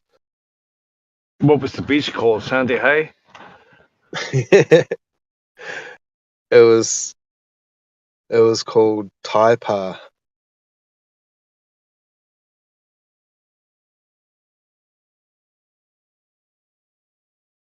And every couple of weeks we would have a trip to a place called Shipwreck Bay, where the surf was really good, with a really good direction. Any And ships in the harbour? there was a ship. That's why it's called Shipwreck Bay. You could still see the mast sticking out of the water. No shit. Yeah. Buried So by sand yeah, Lord of the Rings was made in New Zealand, right? in Wellington. Yeah. Fucking beautiful landscape, bro. I've got a lot of the original footage, like the master copies. I've got a lot of their original footage, and the movie called Once Were Warriors. A lot of music videos and stuff done by Wetaworks and what's his name, Peter Jackson. Yeah. I've got a lot of his master copies, like the original footage on 16 Well, millimeter and 8 millimeter films. when did you steal them? Well, I took over my uncle's recording studio and turned it into a restaurant. And in that recording studio, in the attic, was a bunch of boxes, like lots of boxes of better films before the VHS tape, and also 8 millimeter and 16 millimeter films. And they were just there in the attic. And I took the whole lot of them, and I've still got them now. I haven't transferred them to digital, but like they're all master copies. That sounds like a little gold mine there, bro. I don't know what to do with it. I'm just like, what the fuck can I do with this shit? So, would you be a big Lord of the Rings fan? I've seen the movie, but I'm not a big fan. No, not really. Oh, okay. It's a pretty cool movie though. Yeah, the first one that I've seen. Movies: The Fellowship of the Ring, The Two Towers, The Return of the King. Wow, I've only seen the first one. Yeah, I know there's like lots of different events, like The Hobbit, and there's a whole bunch. Yeah, I've Yeah, just The seen Hobbit, like the original one. Unexpected Journey, Desolation of Smog, Battle of the Five Armies. I love it, by the way. You might hear that. I've got a friend that was an extra on the Lord of the Rings. He had to wear like peasant clothing. Yeah, he was like 6'5", and he had like a chest of carpet. Like he was a hairy guy, you know. Yeah, they picked people with lots of people with strong features for the movie. Well, here's the thing I thought about. This is why I bring it up, right? Do you know how Frodo and Samwise Ganja, or Ganges, or Ganja, right? They had to do this holy pilgrimage to Mount Doom to throw the key in, the ring into the Mount Mm. Doom. Why Yeah, didn't they just use? Why didn't they just use the eagles? You know, couldn't have Gandalf like stood in the Shire and whispered into got a little butterfly lands on his palm, right? And he goes, "Hey!" The butterfly goes, "Back off, Gandalf! Jesus, I have a little butterfly here. Stop shouting." And Gandalf goes, "Oh, sorry." And the butterfly goes, "That's okay. What do you want? Couldn't you give me two eagles to fly to Mount Doom? We have to destroy a ring." Sorry, hang on, I'll find out. And the little well, butterfly comes. I was just as mesmerized by the movie The Labyrinth, with that fox and the stinky stench, and I think that was like the beginning of. I think The Labyrinth was like a benchmark for movie making in a way, Is that the and one I with think David Bowie in it? yeah, I think Peter Jackson got a lot of ideas from that. Okay.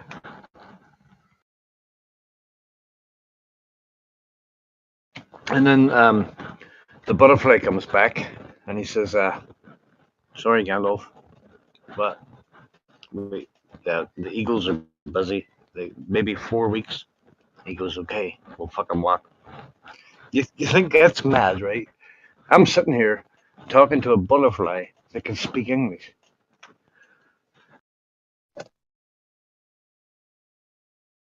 I'm whispering to a butterfly in my hand that can speak and understand English. That's crazy.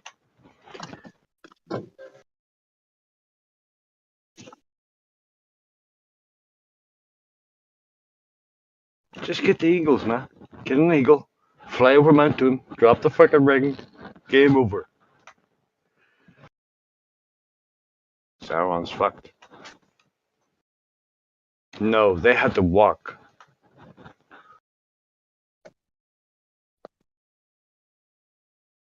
It's an alternative, anyway.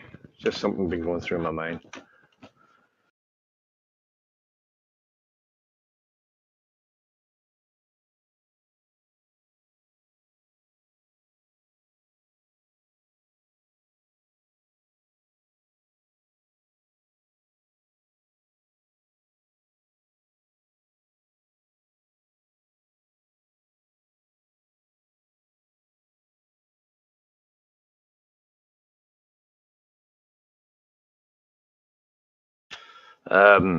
Carlos.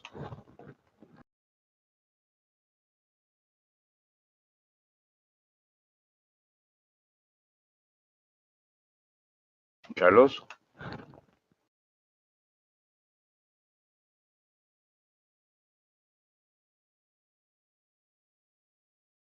Hello. Yes, I was just away for a second. My daughter just came home from working. She's working. She used to work in a rest home. Now she's working at Wendy's. I thought it might be something like that. Where was she Yeah, happier? I was like, "Where's my hamburger?" Hamburger. I want a hamburger.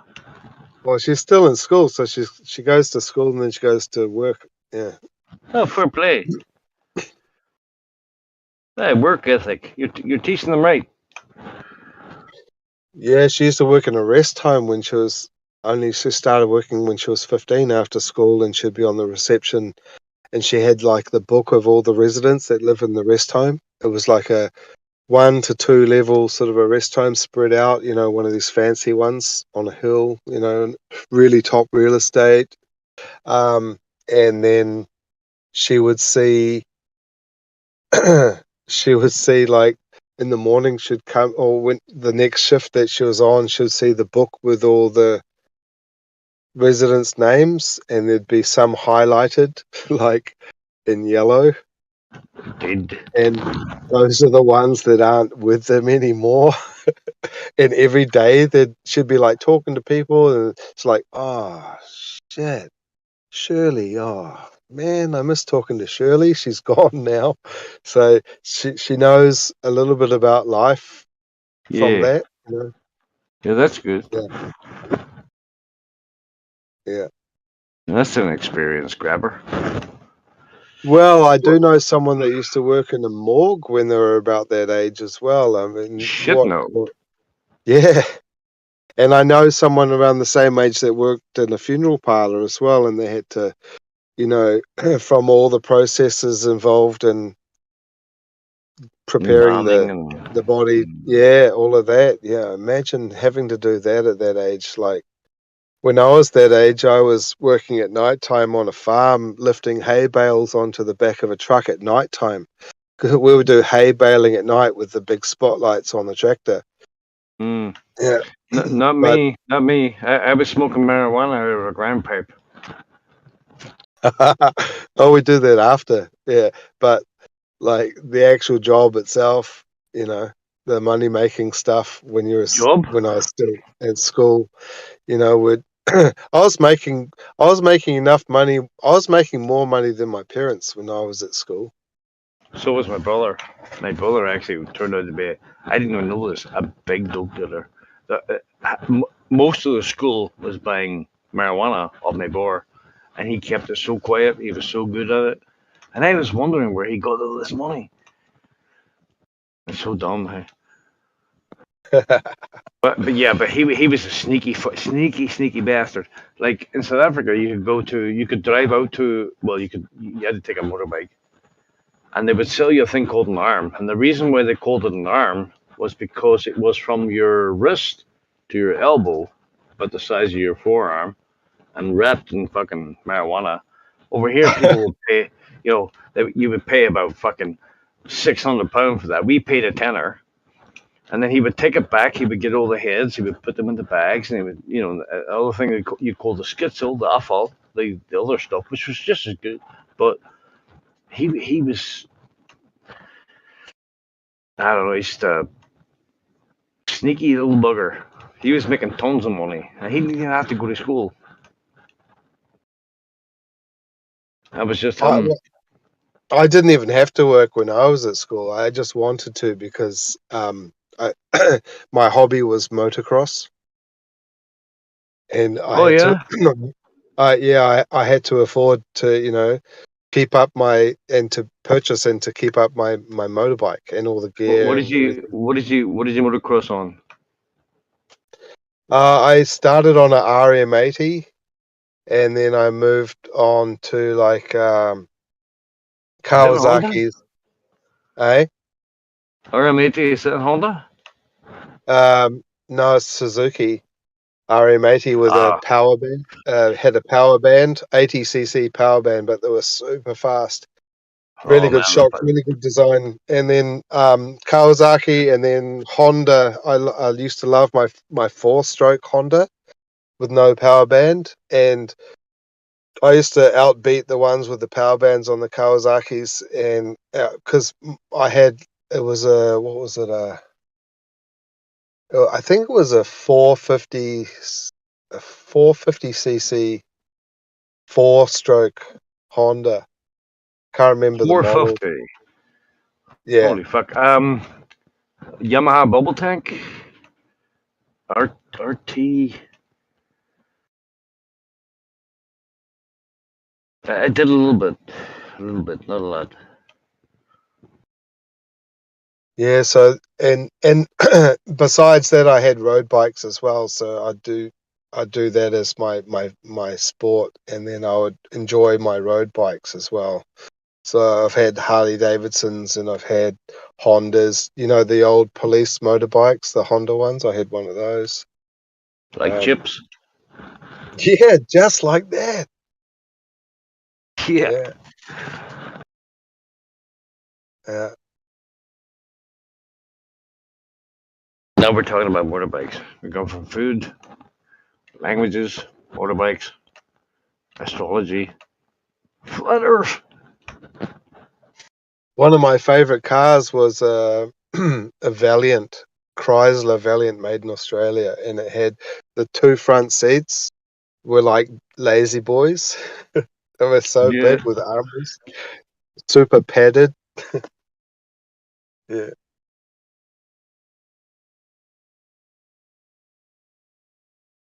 they don't make cars like they used to. Like the electric cars now are noisier than some of the cars that I used to own with six-cylinder engines. No. Really? Some of the Never. six-cylinder engine cars that I used to own, they were so quiet, you could stand next to them and you wouldn't even know that the thing was running. Just sound like a cat purring. No, but You couldn't electric even, cars, they're really yeah, quiet couldn't even today. hear. Well, nowadays, like the movie Taxi, there's a few movies that came out before their time that depicted the sound of electric cars now perfectly. Like they knew everything, what they were going to be like, how they sounded and stuff. I don't know, the movie with Bruce Willis and there was I can't remember what that was called, but they had these electric cars and they made this whining sound. Um, Is that the no, future? but The I futuristic appreciate one it. Eh? with Bruce Willis, the futuristic film Yeah, yeah. with Mila. She did the Resident Evil, Fifth Element. Fifth Element, this one. Mm. But I appreciate a well-tuned, real engine, like a proper engine, well tuned. I'm not into those ones with these, unless it's a super V8, like a super tuned V8 car. I really appreciate the noise and the rumble and the sound and the vibrations that you get from one of those. Like you can feel the energy. It's like a wild animal. But when it comes to just like country driving, you want to know you've got the power under there, but it's not like It's not like intruding. Yeah, I don't know, man. These It's well engineered. Yeah, well engineered. I don't like them to be overly engineered, like to be perfectly like no personality whatsoever, like Mercedes Benz normally are.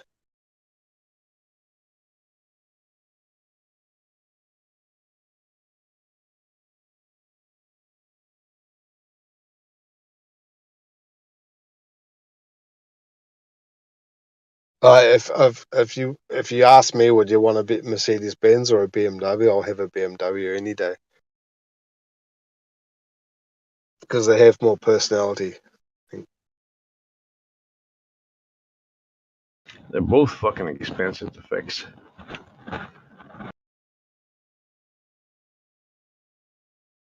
Oh, And I always you know how Mercedes Benz got his name, right? how Well, it's not a joke, but um, that was his daughter's name, Mercedes. That's how it became Mercedes Benz, the German oh guy. I thought you were going to say they always break down. You know, Yeah, you know why they call it Ford? Because it's found on rubbish dump. It's an acronym. or it's fucked on race day, Exactly. or found on road dead. Same thing. Yeah. Well, I do like the cars. I do like the Formula One. I do like it. I do watch the Grand Prix. I watch the whole thing from fucking driver's point of view and all that there. I love it. Rallying. Not a bike guy. I like bikes. I did biking. I did a couple of bikes. A couple of stories to tell you about that, but maybe later. But um, I'm more car orientated. Orientated. well, I met a Formula One race driver one time here in New Zealand when I was younger. We had a few beers, and he he was Crashed. he was su- he was such a hard personality to follow. He was so serious about everything, like very difficult to break the ice with him or to make him laugh. Was that Yeah, Michael he was. Schumacher? I can't remember. I remember he he Hang he on. was from he was from England. That's all I know. All I can remember. But he Oh, was a Hamilton. Formula One. Ah, Yeah. there's a guy over here, Tommy Tierney. He does a little skit about Michael Schumacher, but this was before what happened to Michael Schumacher happened. You know, he's not in a good way now. Oh yeah. He was like, I don't like Michael Schumacher. I mean, I'm the best driver in the world. I'm the best driver in the world. Well, why doesn't he do something useful then? Like drive a fucking ambulance.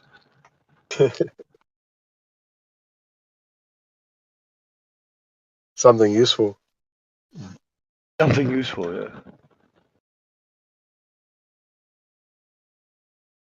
Well, it's been a really interesting chat. Um, Two excuses why I have to leave right now because I've got like 2% left on my battery, but it's also pretty much time to go inside before I get a beating. Yeah. Yeah, I'll take a look at your friend request when I get inside, and it's awesome, man. Yeah. All right, Carlos. Yeah, same thing, bro. Nice talking. Yeah. Pog Mahon. Yeah, now fuck off and do something useful.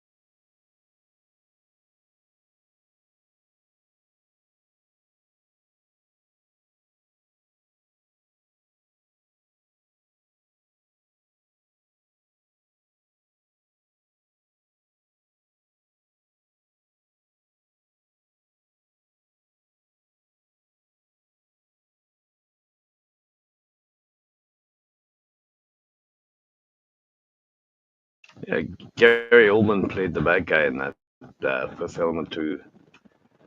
He's pretty good at playing the bad guy.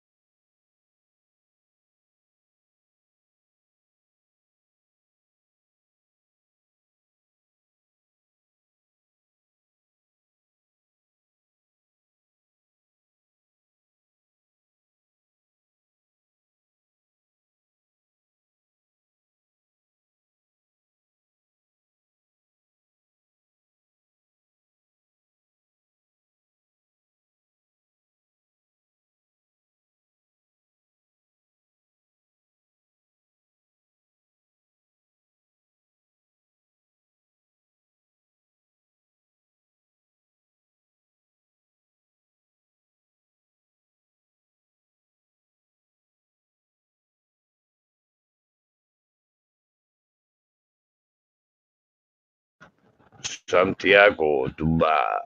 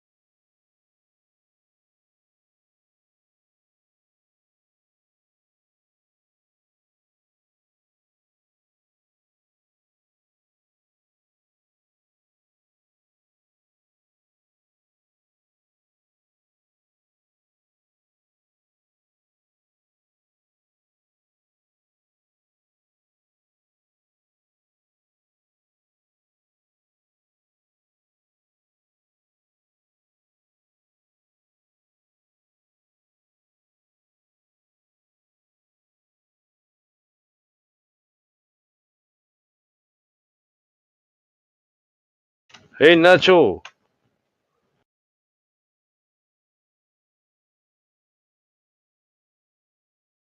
you not muted, bro? What's wrong? Just kidding.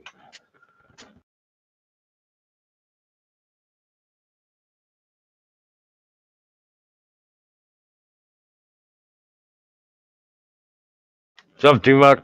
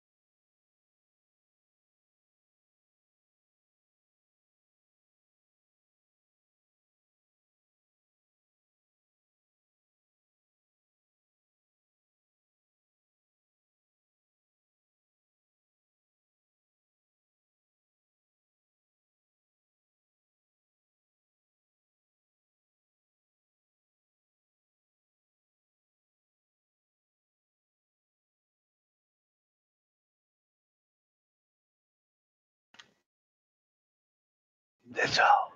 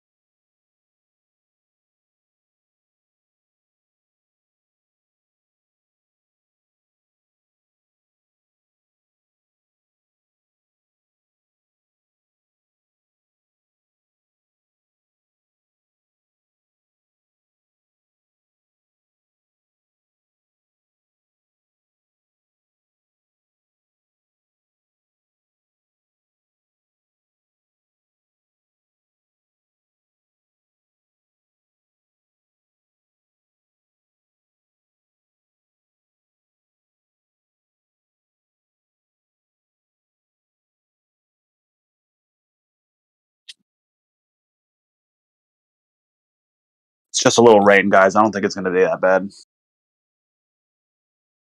Oh, you think is it going to downpour today? I think it's just going to be a light drizzle. Are you being sarcastical? Yeah, I'm still going to church, Sarcastic. but That'd be nice. yeah. Man, the homeless people are going to get wrecked. It's already a shitty morning for them. I have a friend who went camping for the weekend, so that should be interesting. Noob. Be sure to call your friend a noob. Be like, what are you, Egyptian? You worship Anubis? That is a deep joke. What are you, a fucking Egyptologist? I could be. I could have been. We don't know, dude. So what are you going to get in your canoe and drive around? I'm going to get in a Honda Civic and float around, bro. Honda Civic is not a boat, bro. Dude, that's you don't know her like that. You could turn it into a boat. She would say, "You don't know me, son." Okay. Yeah, dude. Look at all this. This Honda Civic all has this- bullet holes in it, bro. She's not about to be a coward. I promise you that. Take a look outside and look at all this fucking motion, bro. The only motion I see outside is rain. Clouds. No, I've been covered by clouds for about at least 12 hours now. Haven't seen the sun. Where'd it go?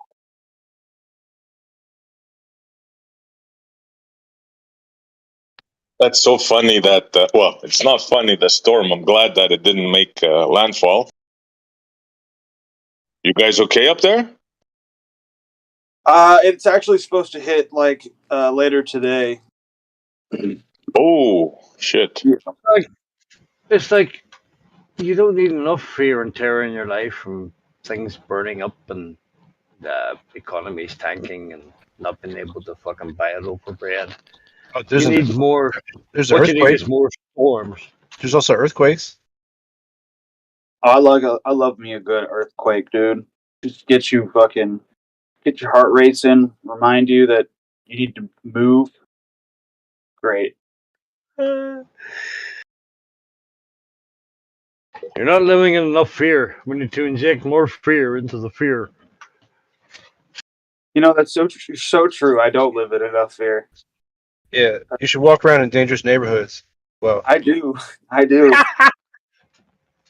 Bro, somebody got murdered in my apartment complex on Friday with a gun. Okay, that's not funny. I'm spitting facts, yo. Again, I left the house. I left the apartment, and I got a phone call like an hour later. Yeah, it was messed up. bunch of prayer candles outside. No, it was in the south wing, the north wing, and I live in the south, so I'm not. I didn't see like the police tape or anything, but I don't know. What if I wanted to go to the pool? That's in the north wing. America. No, I more wouldn't- like it's just. I wouldn't like- move to America if you fucking paid me. Honest to God. Honestly, there's a whole big fucking country. You don't even know. California is bigger than fucking Europe. Okay, I suppose. I could move to the middle of Texas. Why would you want to? You'd be still miserable. It's how hot it is. You need somewhere that's got miserable climate like Seattle. Oh yeah, Seattle would be perfect Yeah. for Brit bombs. You feel right Oh as my rain God. there. They would fit Yeah, right. I don't like hot. Yeah, I don't like hot. Yeah, hot, not good. I don't know why America gets a lot of hate, but honestly, it's not bad over here. North America's pretty sweet. Even Canada gets a bad rap from Americans, and it's like that's not fair. Those are like kind of our brothers from another mother. Yeah, it's a big world. Ireland's fine too. There's a lot of shit goes on here as well. There's a few murders and this, that, and the other. But yeah, basically the whole part. It's all right. For Don't Americans, worry, I we think got your back. If you guys run out of water and stuff, we're here for you. Don't worry. going to Canada is kind of like time traveling for Americans. They were back to the not the future, back to the past. Back to the past. I've had only good experiences in Canada, but I have friends who've been to Canada and been like robbed by like tweakers. So I don't know. That stuff is everywhere. Canada's like America Light. Think of it that way. I like that. America Light. So, guys, I got a thing here, and I'm kind of baiting the ballers. I was researching acceleration yesterday, accelerometers to be precise. And by the way, I found a good one for you guys. They're finished. They're dead. It's gone. It's over. But it reminded me of this experiment that I had completely forgotten, bro. It's with Newton and Mach, and it concerns a bucket of water. You guys are familiar with that experiment? The one where you swing it around your head or whatever? No, you spin the bucket. You spin the bucket. So this is how this goes, right? If the earth was spinning, right? So you have the bucket and it starts spinning. And the water, after a while, spins with it, right? And it forms a concave surface. So a bucket at rest will not show that, right? But a bucket that's spinning will show a concave surface. With me so far? The edges raise on the sides, right? Yeah. Because of the centrifugal force, and it forces the water out, has nowhere else to go, and it goes up. So I ask you, when you place a bucket of water on the ground, what do you see? Zero motion on the surface. Game, set, and match with a single bucket of water. How's that?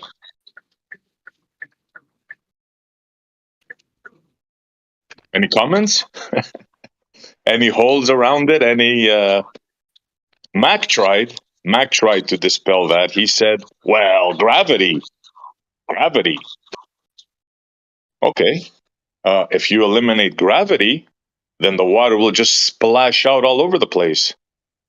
So a simple bucket of water dispels their spinning fantasy. How simple is that? It's a force, but not a force. It's a force that holds oil tankers to the surface of the underside of the ball, yet butterflies can fly away and seagulls. But it's not a force. It's Guys, game I just over. stepped outside real quick, and I've never felt It's been over for a long. Sorry, Flat. Oh, you're good, yeah, but bro. I forgot the simple sorry, thing. go ahead. No, go ahead. Got it. It's been over for a long time. They just don't fucking know it. Yeah, definitely. We had other things, but this is just another nail that I remembered accidentally. Yeah, I go, wait a minute, man, how did I forget such a simple thing? Yeah, you don't need no accelerometers. You don't need no fancy equipment. By the way, I did find an accelerometer, affordable. I'll post it. But yeah, a bucket of water. Ballers, are you listening? A bucket of water dispels your spinning fantasy. Thank you.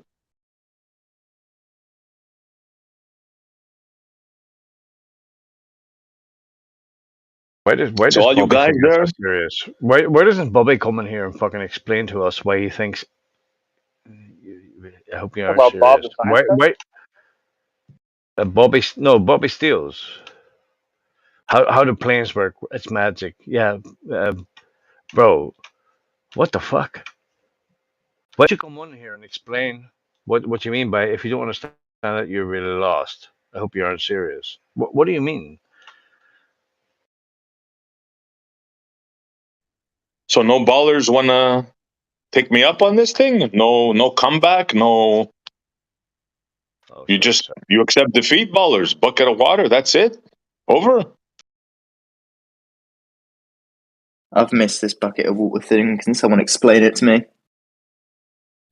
It's simple. If a bucket of water, if you were to spin a bucket of water, the centrifugal force would cause the water to go towards the edges, and of course it can exceed, and it'll go up. So you create a concave surface of the water. So if the Earth is spinning and the bucket of water is on the Earth, you would have to observe this concave motion. But we all know when we put a bucket of water on the ground and leave it, it just stays still. There's no concavity there. It's not So spinning therefore, no spinning. Yeah, it's not spinning that fast in real time either. Like some people think 1,000 miles an hour. Have you seen how much water is on the Earth? Guys, Yeah, the but you centrifugal get what I'm force. saying? Yeah, but the centrifugal force on Earth is like 0.03 meters per second squared. That's the biggest at the equator. And gravity is 9.81. Why would you think that would win? Gravity. Why do I think that would win? Because I can spin the bucket of water in a much lesser knot than that in your imagination, and the water will always displace. Do you understand that? Any motion of that bucket will cause the water to displace.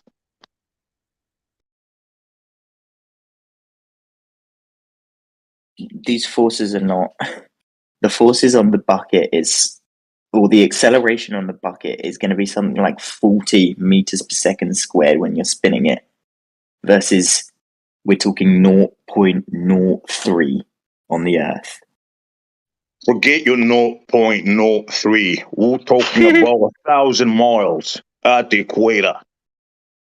Yep, and 1,000 miles, divide that by the radius squared, and you get 0.03 meters per second squared acceleration. Do you understand how small that is? We're not in a bucket. Yeah, 1,000 miles an hour. Do you understand that in your model, my friend, they say that is enough to cause, now listen carefully, in your model, that spin of knot, which you say is nothing, is enough to cause the oceans to rise by 30 miles at the equator. Are you aware of your model, sir? Because of the 0.03 meters per second squared acceleration, you get an increase in the height of the ocean there. Right, 30 miles. That 0.03 causes your ocean to rise by 30 miles. So imagine the bucket. Okay, so what's the radius of the Earth? It doesn't matter, my friend. You can ask me all the questions you want. I repeat, in your 0.03 model, that's enough to cause the oceans to rise by 30 miles. Did you understand the words that came out of my mouth? Yes. What's the radius of the Earth in miles? Ask yourself that question. Do your calculations. Okay, well, sure. It's like almost 4,000 miles. Right. And so if we take that increase of 30 miles, that's an increase of 0.7%. I don't care. Put it in any percentage you want, bro. 30 miles of humping water in your model. You could say it left, right, center, change the wording, give me it to me in knots, right? It doesn't matter. 30 miles of water in your fantasy model caused by the Earth's rotation. You cannot change that ever. That's your model. Yeah, that's an old adage. That apparently the oceans are humping by 30 miles. That's an old one. Yeah, but again, this is an increase of 0.7%. You see how that's not that big of a hump, right? Why are you going to percentages? You're saying it's not because a it big needs deal. to be relative. We need to. Saying 30 miles sounds big, but when you compare it to 4,000 miles, it's not massive, is it? Well, wouldn't you see a 30-mile hump in the ocean? Wouldn't it be plainly obvious? Yeah, sure. We can. I mean, that's the thing that we've measured, isn't it? Well, no, you haven't. No, I haven't seen it. Okay. Well, the obliviousness A of 30 mile hump. Okay, again, we need to put this into perspective. We need to put stuff into context, because if you just take stuff out of context, of course it's going to make no sense. 30 miles compared to 4,000 miles is a 0.7% increase. That is not a massive, massive increase. And can But we it is see how it is an increase, right? Yep, and of course there's an increase because gravity, or the acceleration that the ocean feels at the equator, is less than it feels at the poles, obviously because of this 0.03 centrifugal force. So it's there. There is an actual hump of water in your model due to the Earth's rotation, correct? Hell yeah. Hell freaking yeah, buddy. Hell yeah. It's So not observable because of 4,000 mile radius. A 30 mile hump is not. What? I'm not saying it's not observable. I'm saying that you need to put stuff into context. You're talking about a 30-mile hump as if it's well, we like can observe it. Yeah, as if it's Where, like where can fucking we observe it? crazy. I don't know. There's probably loads and loads of shit. I remember this was a flat earth argument back in like 2015 that everyone argued about. That's So what I where said. can we observe this 30-mile hump? Surely Probably 30 at the miles equator. can be observable. You can't observe it anywhere. There's nothing. So let's get this straight now. The Earth's motion is enough to cause 30 miles or so of water at the equator, but will not displace anything in a bucket. The bucket will remain absolutely at rest and no visible anything of the water. Correct? This is what you're saying. When we're talking, I don't even, the bucket of water and the entire ocean is, they're pretty different situations, right? You think? Yes, I do think that a bucket of water and the entire ocean is a slightly different. Right. One of them is in a Pretty genius. container. The other one is wrapped around a ball that's spinning at SE, I 1,000 miles an hour. That's so Yeah. true, huh? I sent you a message. I got it, bro. I know what you're saying, but that is their model, bro. Believe it or not, that is Are their you model. sure? I forget the exact rise that they claim, but yeah. No, What's it's your not a. issue, It's not Eli? a. It's not a rise. It's a difference in the diameter value. The difference between what it is from north to south and east to west is 30 miles because it's not Yeah, a perfect circle. exactly. Yeah. It's not like a 30-mile change in elevation, though. That's what I'm saying. Well, you can explain it any way you want. There's a definite hump of water. There's a difference at the equator. They say it, not me. So, I mean, you can word it any way you want, right? The diameter is greater. But if the I mean, diameter is there's a greater, difference. There's a huge difference between the change of elevation and just the difference of fatness. Is like completely two different things. But just saying. how is it different? Explain to me. How is a different diameter at the center not a difference in elevation? How is that? It's not a 30-mile difference because we're talking like if you think of like just take the tilt away and just think about like top to bottom and then side to side. So whatever the diameter is top to bottom is different than it is from side to side. That difference is the 30 miles.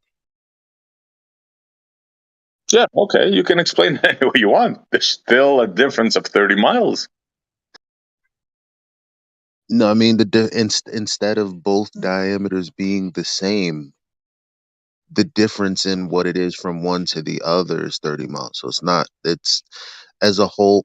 Eh, you got to think about it, bro. Trust. I mean, you don't have to trust me, but it definitely is a big difference. It's two different, completely different, uh, two different things. Well, you can think of it that way, bro. I'm going by what they say. They say that there's a 30-mile hump of water at the equator, and That's that's not what just they say. that That's because the of thing. well, That's not what they say. That they would call that a straw man. That's what I'm trying to tell you. That's what that's he exactly just what said, they though. say. That's exactly That's what what they he. say. They say That's what he just because said. Can we get a citation for that? So I mean, because I mean, I'd rather. There's so many arguments that are awesome. You know, I don't want anybody going into any arguments and like somebody having a one up on them. So let's just get the dude, citation and like just talk about it. yeah, I'll try to find it. But while But you I guys thought are this getting is the common knowledge.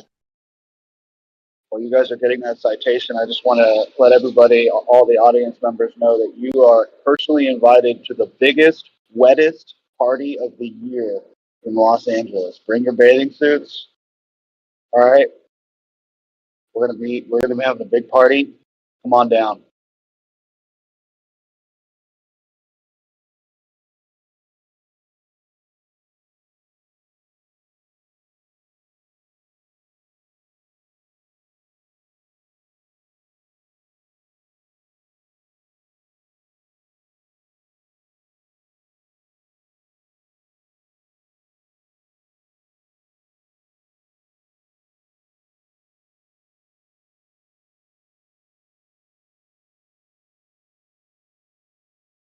Here you go, Eli. I found this quick.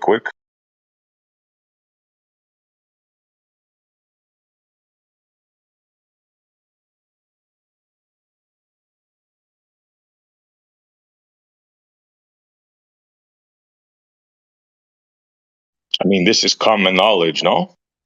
I thought it was. Well, I think this is the reason why they call it an oblate spheroid. The oblateness would be what they're accounting for with that 30 miles. Correct. That's what I'm trying to tell you. It's not a 30-mile change in elevation from sea level like that because that's what you're saying. It's a 30-mile hump, and I'm like, no, it's not a 30-mile change in elevation. It's the difference between north, south, and east and west diameters. Yeah. So So 3 what does miles. that 3 mean? All right, miles of light. I don't know. The Earth, Maybe you north, can south. explain it napalm, or I don't know. 3 No, miles. it's the same kind of conversation we disagree on previously. See, it's the same concept. I don't need to get into it again. I know. I know. It boggles my freaking mind how you guys could see it in their freaking way. It just boggles my mind. I mean, I have proof. It's It's right there in front of your eyes. They tell you it's 30 miles difference yeah, from east to west, north and south, and you guys are saying, yeah, that's not an elevation change. Like, it's hey, not. if that's what you wanna have in your mind, go for it, man. I I'm mean, not It's gonna argue this. it's let me put it to you. Let me put it to you like this. Let's say I'm 6 foot, and let's say the globus is 5'7". That's like what, 4 or 5 inches difference. Now, that doesn't mean that he's 4 feet, right? I mean 4 inches, right? It's just the difference between him and me. Dude, I don't know what to tell you, man. They say it themselves. Now, okay, forget that part. I don't want to argue about. Do you get the bucket thing? My argument is the bucket thing. Newton and Mach. Do you understand I'm with that? you on the bucket thing. I don't care what they say. You spin you spin water. It's a wrap. But anyway, you can't have a body of water not in a volume. And that's exactly what the water around the ball is. It's not in a volume. That's not even possible. So I'm with you on that one. All right, so let's leave aside the hump, the bulge. I really don't care about that. I don't want to argue with you guys about that. The main subject here is a bucket, a simple bucket, can destroy the rotation of the Earth. That's my point. The thing I said about the circumference, that's a byproduct. Forget about that. I don't want to argue about that, if it's height or not. The main thing here today that I'm bringing out is the bucket and it dispelling the spinning of the Earth. Are we agreement on that, or is there issues with that you guys see? There's issues with that too. Let's have it. That's what we're here for. Well, it's about the forces they're acting on it. If you think about just the massive size of this thing, that's what I was thinking about anyway. And Forget it's about the funny. massive size. I typed in yesterday talking about, because somebody's talking about the acceleration of this rotation. So I typed in Chat GPT just to see what it'd say, and it says it's another form of acceleration. It's called centrifugal. And I'm like, oh, okay. So it's another one. It's a different sort of acceleration, but the Well, that's what we're forces talking about. right. But the force, The size of something doesn't change. Like it doesn't matter. I don't care if it's the size of 10 suns. If something is spinning at 1,000 miles, it's spinning at 1,000 miles regardless. yeah. Well, it's when you think of it in revolutions though per minute, it's very very slow, isn't it? No, it's not. No, it's not. That would be the red herring, because it's like we don't care how long it takes to revolve around itself. The spatial difference between one point and another point still would be 1,000 miles per hour. So no matter what experience, the motion is just the same. I think to SE's point though, I think there's the idea is that you've got a gravitational force that's much stronger than the centrifugal force. I assume that'd be the explanation for it. But I have got a question for Napalm.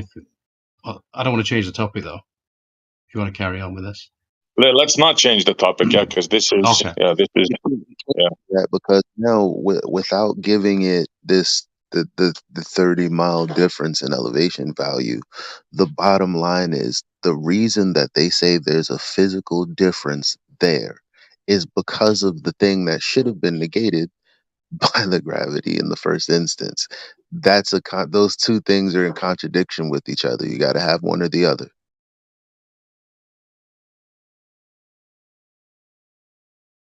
Yeah, look, there's no way to spin a bucket of water, right, without displacing the water. That's the bottom line.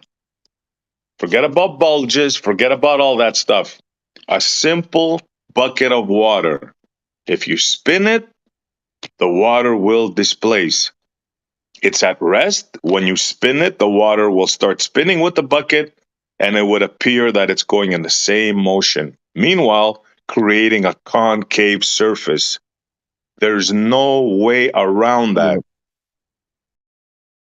And remember, like we can't be talking about we can't be talking about space time and force. You do have to pick one. You guys can argue about that all you want, but you can't. If you want to say there's a force, well then great, prove it. No, but space-time won't get them out of this one. It's either spinning or it isn't. Hold on, Ela. It shows a certain characteristic when it's spinning, and it shows another characteristic when it's not spinning. Simple physics cannot be changed.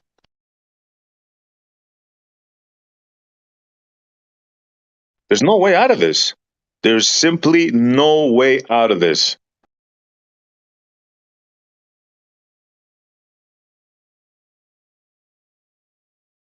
But if there is, I'm all ears. That's why I brought it to you guys. I'm all ears. Let me have it.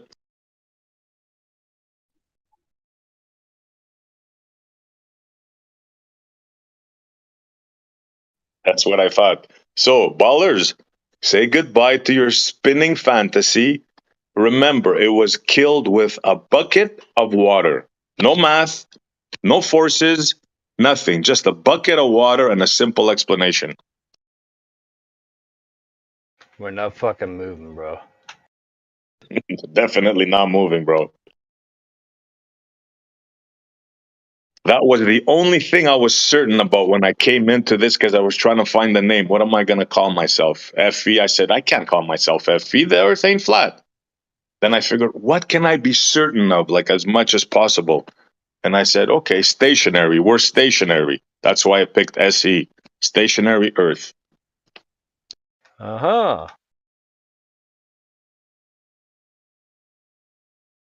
Yep. Somebody prove me wrong. A bucket Yeah, of water. Well, you forget about the water. I'm cool with going with Fe Elijah, I guess, because there's two definitions for flat, and I'm definitely not choosing or talking about the two-dimensional version. I'm talking about um the average across a body of water with distance.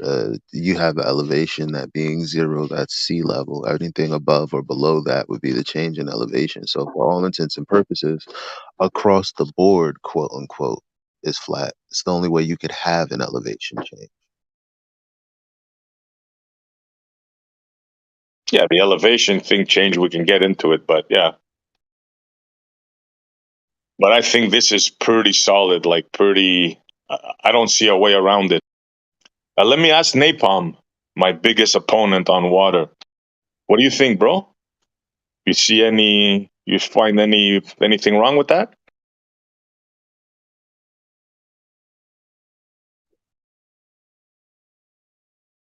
You there, Napalm? He's probably busy.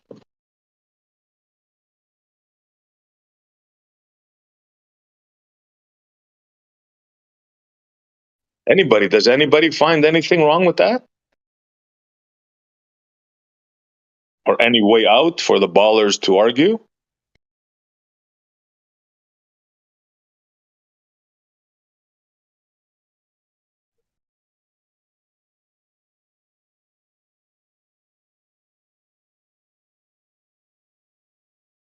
Not really, no. Well, thank you, guys. We got another nail in the coffin. So now we can move on. I found an accelerator. Let me post it. It's freaking awesome, and it's pretty affordable. I heard Witsit wants to get into this, so this might be the device for you. Let me find it. Oh, I can't wait.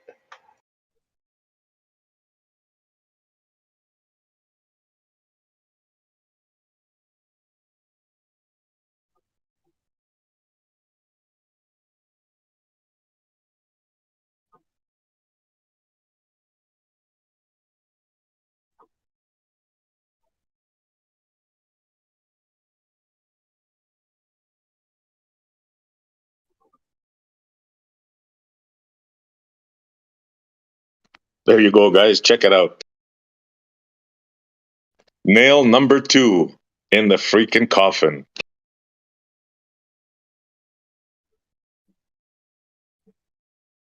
I don't think that must be very expensive.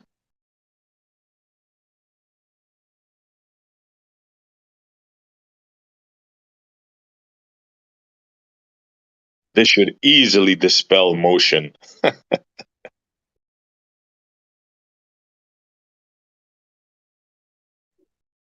This thing picks up the slightest motion, the slightest up, down, sideways. Just check the video out. You'll see for yourselves.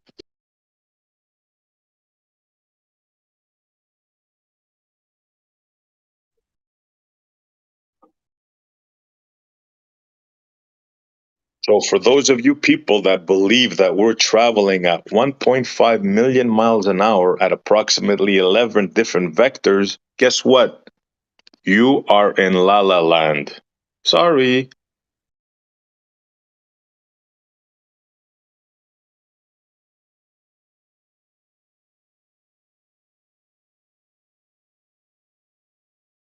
just want to say everybody's doing a wonderful job, given the tricky set of circumstances. This globe stuff they've done a number, but everyone's doing a great job.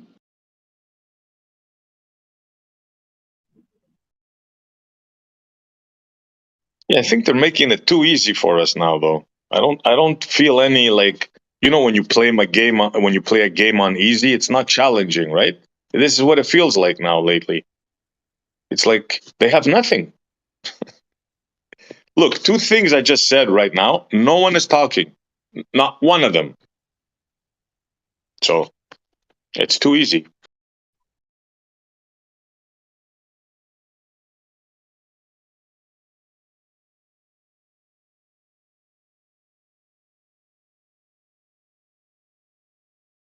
Except Bobby, he says it uses GPS. Think about that. Think about what? What's there to think about?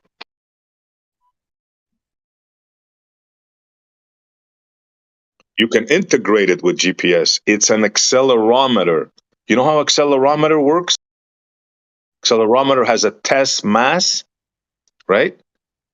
And the test mass is able to move. So they have sensors, right, that detects the movement. And how that works is when the sensors are close to each other, they register a certain value, and when they move away, they register a different value. So they calculate that. There's no way around that. You have one of those in your phone right now. Yeah. Mm-hmm. So when your phone moves to the side, the screen tilts, right? Yeah, that's how it works. It detects motion. There's no way around that. We have stuff to detect motion, linear motion and rotational motion. And guess what? There ain't any. Yeah.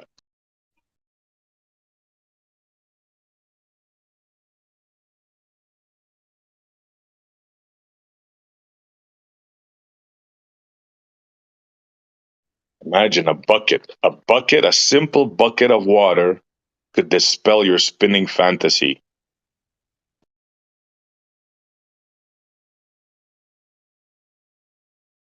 And by the way, Newton and Mach were fighting about this for a long time.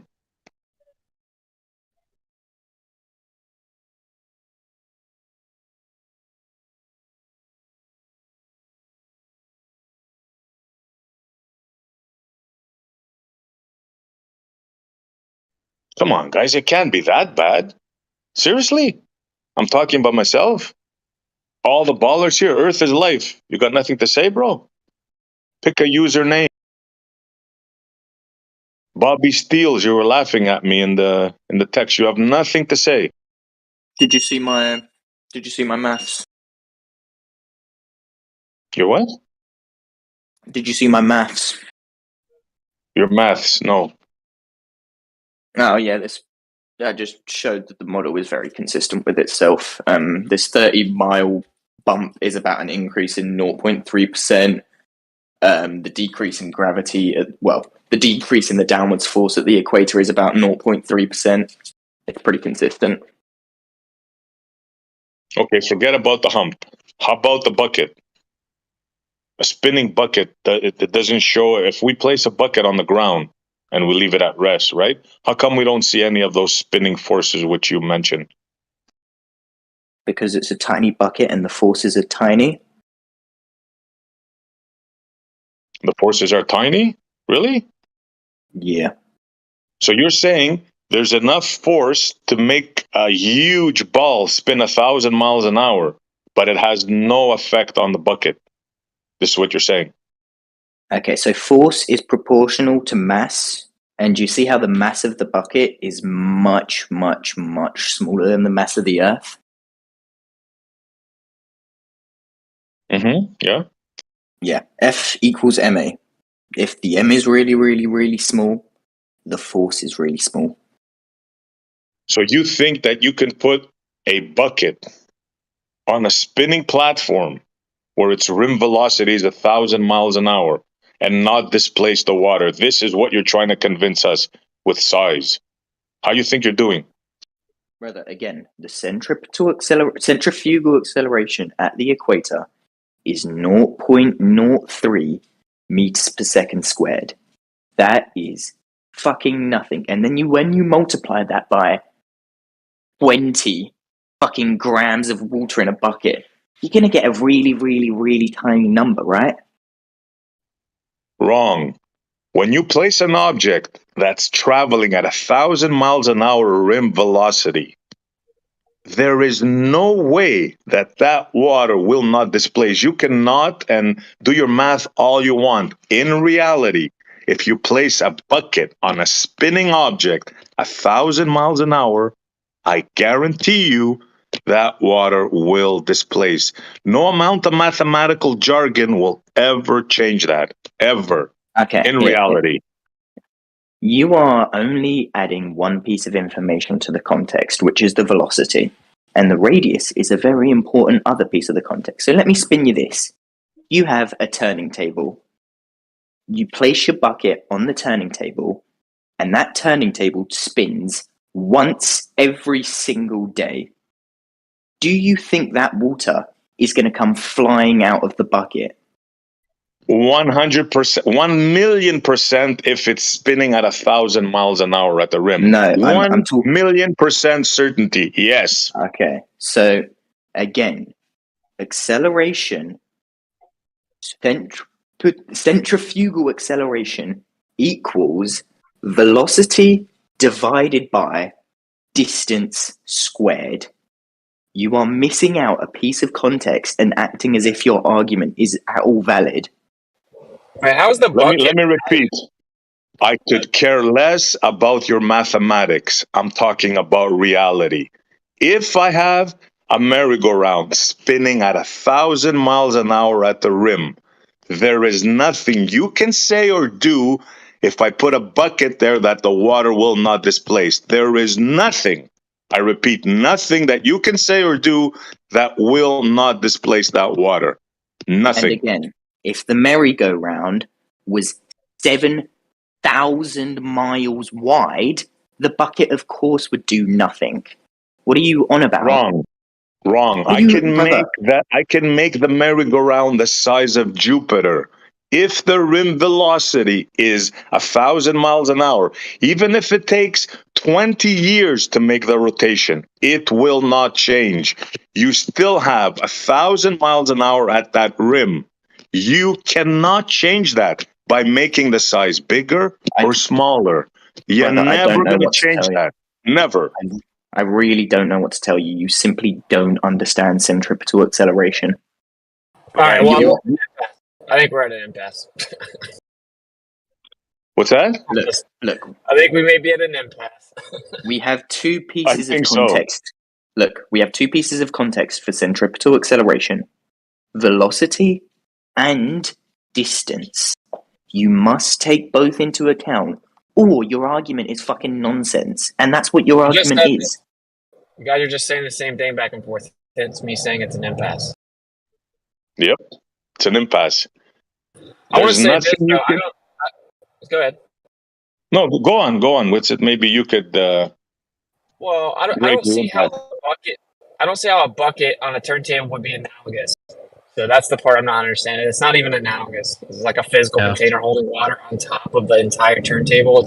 The water has to cover the entire turntable, and it's still not analogous because the water's going to be able to be flat. But whatever, you know. I mean, the part that I would really build on top of with SC's point here is you guys claim that the moon effectively pulls the water up and causes tides. So whenever you do that, why would the rotation not displace the water additionally, since its gravitational pull is being countered? It does slightly. The spin of the Earth moves the water from the tides? Yeah, friction. Okay, feel free to cite that. Feel free to cite that the spin of the Earth changes tides. The spin of the Earth moves water. Water gets moved.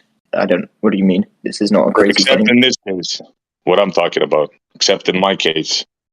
Well, okay, again, man, I really don't know how to explain centripetal acceleration to you. It's really simple. It's just velocity divided by radius squared.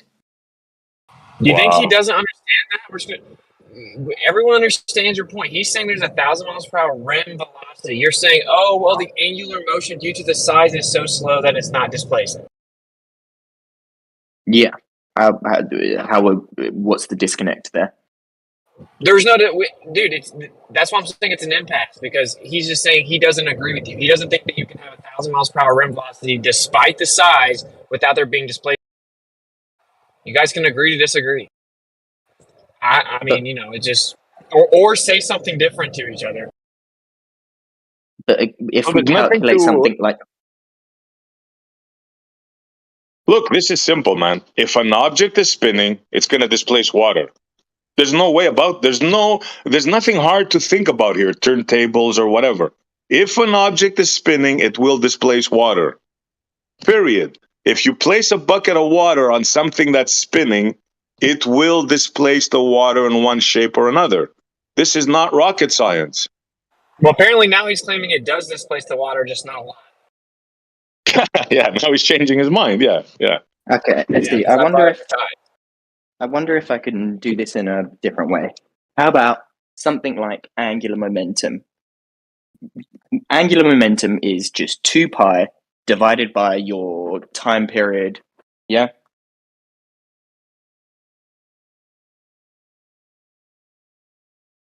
Which you're aware of the Newtonian and Mach experiment with an argument with the bucket of water, right? Yeah, of course. Yeah. Well, this is what I do find very interesting. I've never heard this brought up. I've never even thought about it till right now. If the moon is pulling the water up, okay, and displacing it, we have pretty big tides. I mean, there are actually places on the Earth that have pretty violent tides, and then there are places that have no tides, and tidal nodes can't be explained by the globe. But anyway, so the idea is that the water's bending convexly, adhering to the exterior of a oblate spheroid that's lumpy, while it's tilted, wobbling, spinning, right? Gravity is pulling it down, and then it's spinning so slow, even though it's going 1,000 miles per hour, its angular motion is slow, relatively, right, to its size. So it's just like it's stuck there. It's like it's Velcroed there with gravity.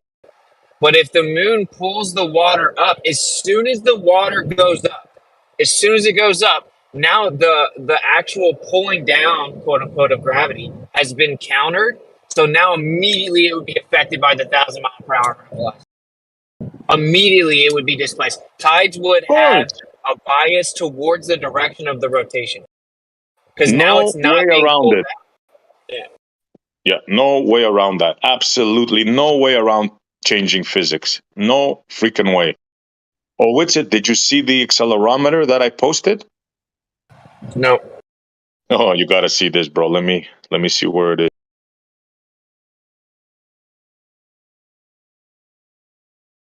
Bro, I can't. As soon as the water goes up, it's going to be affected by the spin. I just want you to soak that in, my guy. Instantly. Yeah, literally, the second it goes up. Check 39 past the hour, bro. Something affordable, something I think we can buy. And it'll freaking shatter their fantasy, bro. Check it out.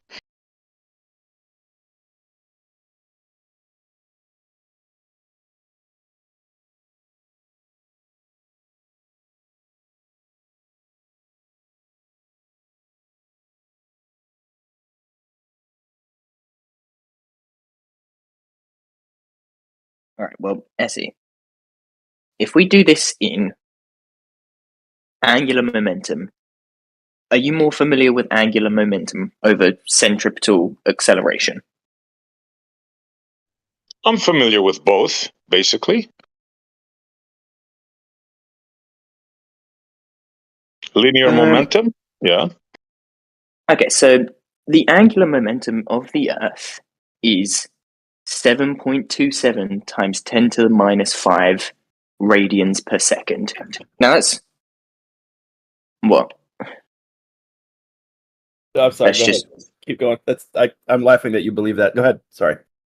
what do you mean? This is just simple maths. 2 pi divided by the time period, which Right, is but 60 you seconds. think this? Listen, you think that it matches a rotating Earth, right? You're like, this is the math for our rotating Earth. Is that correct? Yeah. Yeah. So that's why I'm laughing. Okay. Anyway, keep going, guys. Okay, but the fact that it is it doesn't matter. This is the maths, all right? Now we times that by the radius, because obviously we're talking about the fucking radius of the Earth, which is like what 6. Let's go even on the big side. 6,400 kilometers. That is 465. Oh, fucking. Oh, sorry, man. That is 465. Okay. We are talking about a difference of 4,600 and now we do. Sorry, give me one second.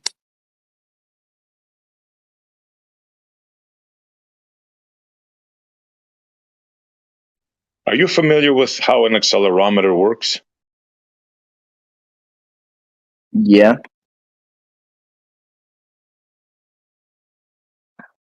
So Dan, you we're know it talking has a test mass? an accelerometer. Yes. Oh, well, no, I'm not familiar with an accelerometer. So it has a test mass, and the test mass is free to move.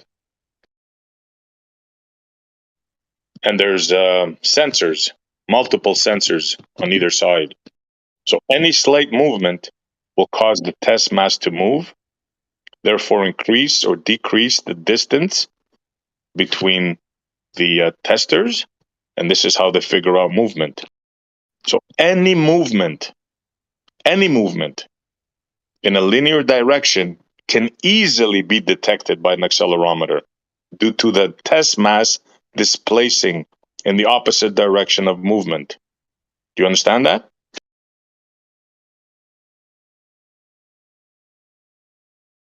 You know, this argument was here yesterday, and as far as I'm aware, you'd have to measure somehow the movement of the Earth, placing that on your accelerometer, but also keep your accelerometer stationary relative to the Earth.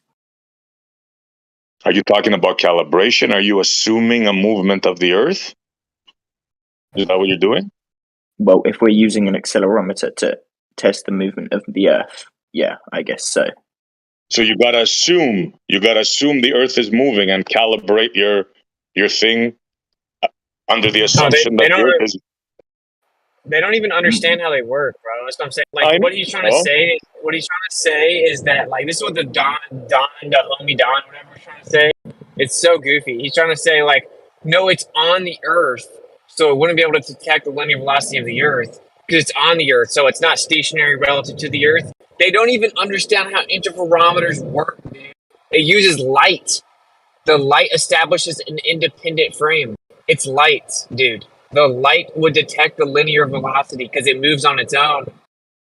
Light Therefore, is not. the propagation of the light would be affected by the linear velocity. It's been proven with experiment. Okay, well, light does not exist in its own reference frame. If the light is on the Earth, it is moving in the Earth's reference frame. You can't separate the two, right? Exactly. So therefore, the light would propagate differently in the direction of the linear speed of the orbit. No, it wouldn't. It's on the Well, Earth. it's been It's proven. moving with the Earth. It's been proved. Dude, you don't even understand it. That's what I'm saying. If the light is moving in the direction of a linear speed, it will propagate more effectively. The phase shift of What does that propagation mean? the phase shift of propagation has been proven to be variant relative to the direction of motion, whether that's circular or linear motion. Wang did this in 2004 and proved it. So if I'd love the to see light, this because the light okay, is in the reference frame of the Earth. How could it detect the motion of the yeah, Earth? you clearly don't. I don't want to be rude, but it's like you're just not. Okay, so light in your paradigm, light is constant in all reference frames. Do you understand that? Yep. Okay, so if the light, say the interferometer's on the Earth, okay, and the Earth is moving through space, right? Then which way, the direction that the light is going relative to that motion of orbit, the light's going to propagate at different speeds. So you're going to get a fringe shift with the perpendicular light that's going the other way. Okay. Michelson-Morley didn't detect the fringe shift based on the 30 kilometer per second orbit. So they said, okay, well, let's come up with a way to explain why it didn't detect it. And then you have relativity. And it says that actually, even though it appears to be a curved path, it's a straight path. It's a geodesic through the curvature of space-time. So since there's a change of direction, but there's actually no change of direction. So therefore, no acceleration. So the accelerometer can't detect it because even though it looks like a circular path, it's actually a linear path. So it has a linear speed. So the accelerometer can't detect it. Okay? That's the excuse for the globe model. We can't detect the alleged orbit of the Earth around the sun because it has a linear speed due to a geodesic because of the bending and warping of space-time. So even though it looks like it's changing direction, it's actually not changing direction. It's going straight. Did you Right? understand Yep. that part? What he just said, the linear versus the Yep. curve because of the space. Did you understand that part? Yep. Well, I'm with you so far. What's Okay. it? Okay, so now in 2004, it was shown that interferometers actually can detect linear speed. So it was assumed before that the Sagnac effect can only be observed in a circular path, a circular. It's now been proven with experiment that it can actually detect a linear velocity, a linear speed, If you linear attach motion. it to a thing, Okay, therefore, go ahead. if you attach it to a thing that measures its motion relative to something else, yes, you can detect linear motion. That wasn't like no one ever didn't think that. That's not true. No one ever didn't think that. That's why that his entire experiment's been ignored. I can send you 100 papers that claims the Sagnac effect can only be detected with a circular motion. If it's just your thingy, This is like, if it's just your interferometer by itself, yeah, sure. But if you have your interferometer that's connected to a device that measures its own motion relative to something else, you can detect linear motion. dude, it's measuring the motion, the linear motion with interferometry. But prior to that, it was believed the Sagnac effect can only be measured with a circular path. So what they did was they created a system that has little segments that are both linear and circular. There are little segments with different motion. It was showing the different phase shift for both the circular portions of the segments and the linear segment.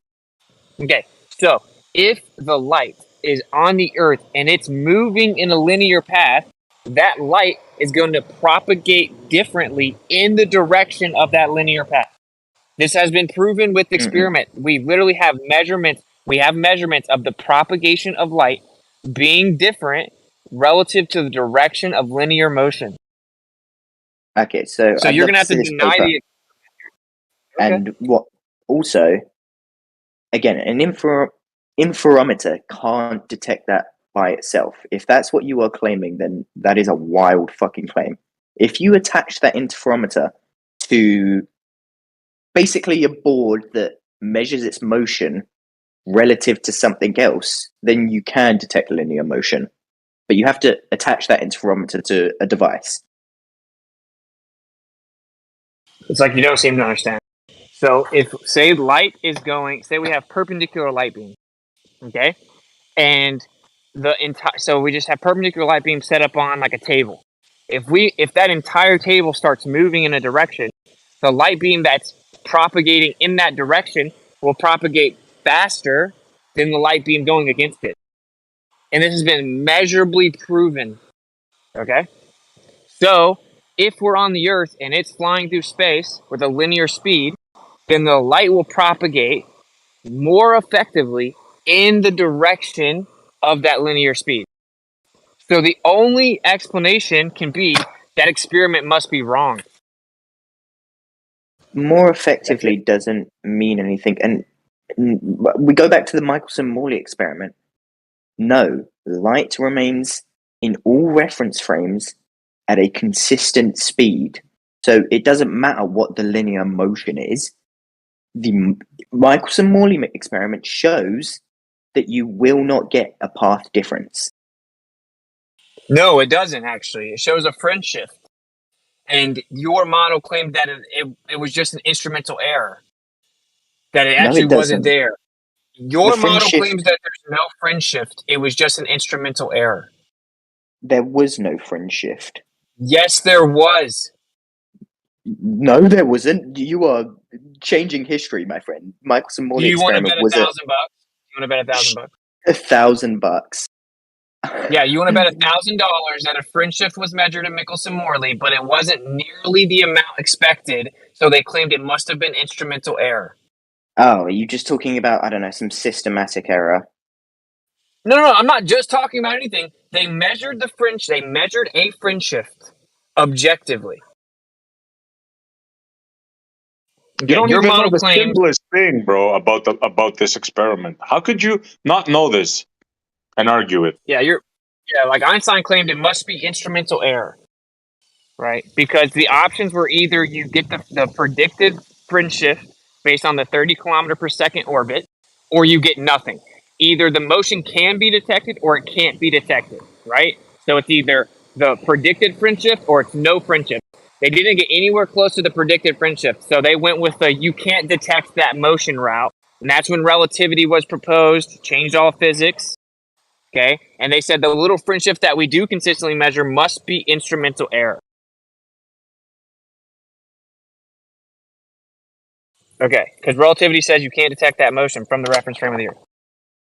Yeah. But anyway, okay, well, since then, we've replicated the test, okay, and you do, in fact, detect a fringe shift consistently, and it actually increases with altitude. So I'm re-looking it up just to see if I was being a mug, but I'm not seeing anything about a fringe shift. Okay, well, I mean, I'm just now walking in. Here you go.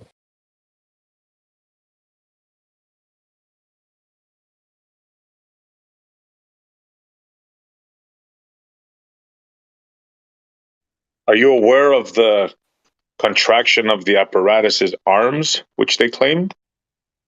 You aware of that? That was a crazy thing. The Lorentz contraction was some weird thing. But it's still integrated into relativity, right? Yeah. Integrated into relativity, though. Yeah.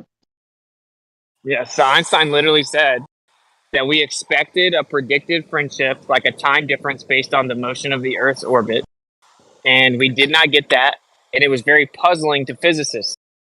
Then Lorentz proposed a mechanism to save us from this difficulty, and he said that the arm contracted in the direction of motion just the sufficient amount, exactly the amount needed, coincidentally, to compensate for the missing time difference. This is like me quoting Einstein from the special general theory. This is to keep around the ether, but we just went, Wait up, buddy. That shit sucks. Wait up, buddy. This is me quoting Einstein. Okay, so he said that Lorentz proposed a hypothesis to save us from this difficulty, that the arm contracted in the direction of motion just a sufficient amount to compensate for the missing time difference. We see, too, from the theory of relativity, this is what Einstein said. We see also from the theory of relativity that solution was the right one. We just have a different interpretation. The Lorentz contractions in special relativity are extremely different to the Lorentz contractions that were proposed in the Michelson-Morley. Only in interpretation. It's exactly the same math. It is not exactly the same math. The math. Do you also want to bet $1,000 on that? Yes, the maths from the Lorentz contraction was about your motion through the ether. The maths for the Lorentz contractions in special relativity is about your the difference in your motion relative to the speed of light. These are very And different things. the equation is the same, dude. No, they are not. You are ignorant of this subject. Brother, okay, stop. Don't, okay, I don't care. Post it right now, because I know that this isn't true. No, you definitely don't know that it isn't true. This is like when I was talking to Bryant Myers, the PhD physicist, or he's not even a PhD, the BA physicist, right? He's like, "You're so stupid. This wouldn't compensate for the missing time difference. What an idiot! I did the math, and it's less than the width of a human hair. You're change anything. You're so dumb. You don't understand the math. Ha ha ha ha ha." And then 2 weeks later, he's like, "I'm sorry, Austin. You were right. Turns out that it is the exact same amount, and that's actually where they got the equation." Okay? This always happens. Every time. People act like they know what they're talking about, but they don't. The Lorentz contraction equation is the same, just like Einstein said, that we see also from the theory of relativity that this solution to the difficulty was the right one. But the interpretation is more satisfactory with relativity, as there is a difference in the interpretation of space and time. Yeah, also take and note, right? Irregardless of the equation, which was if it was the same or not, irregardless of that, that's not where the attention should be focused on. The fact of the matter is they're saying that an apparatus and the space around it shrank. Listen to those words. The space and the apparatus shrank.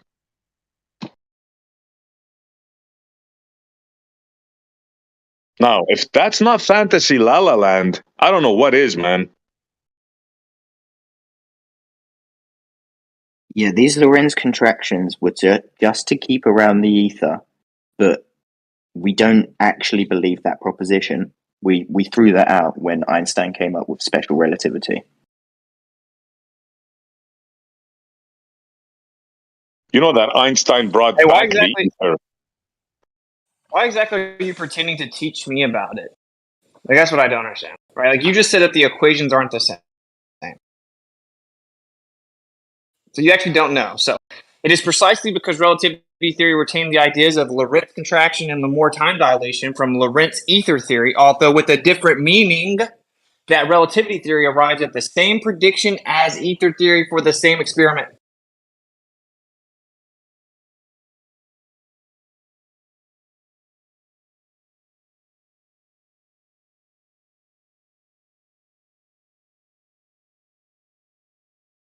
I'm sorry, you cut off. I cut off. Yeah, that's it.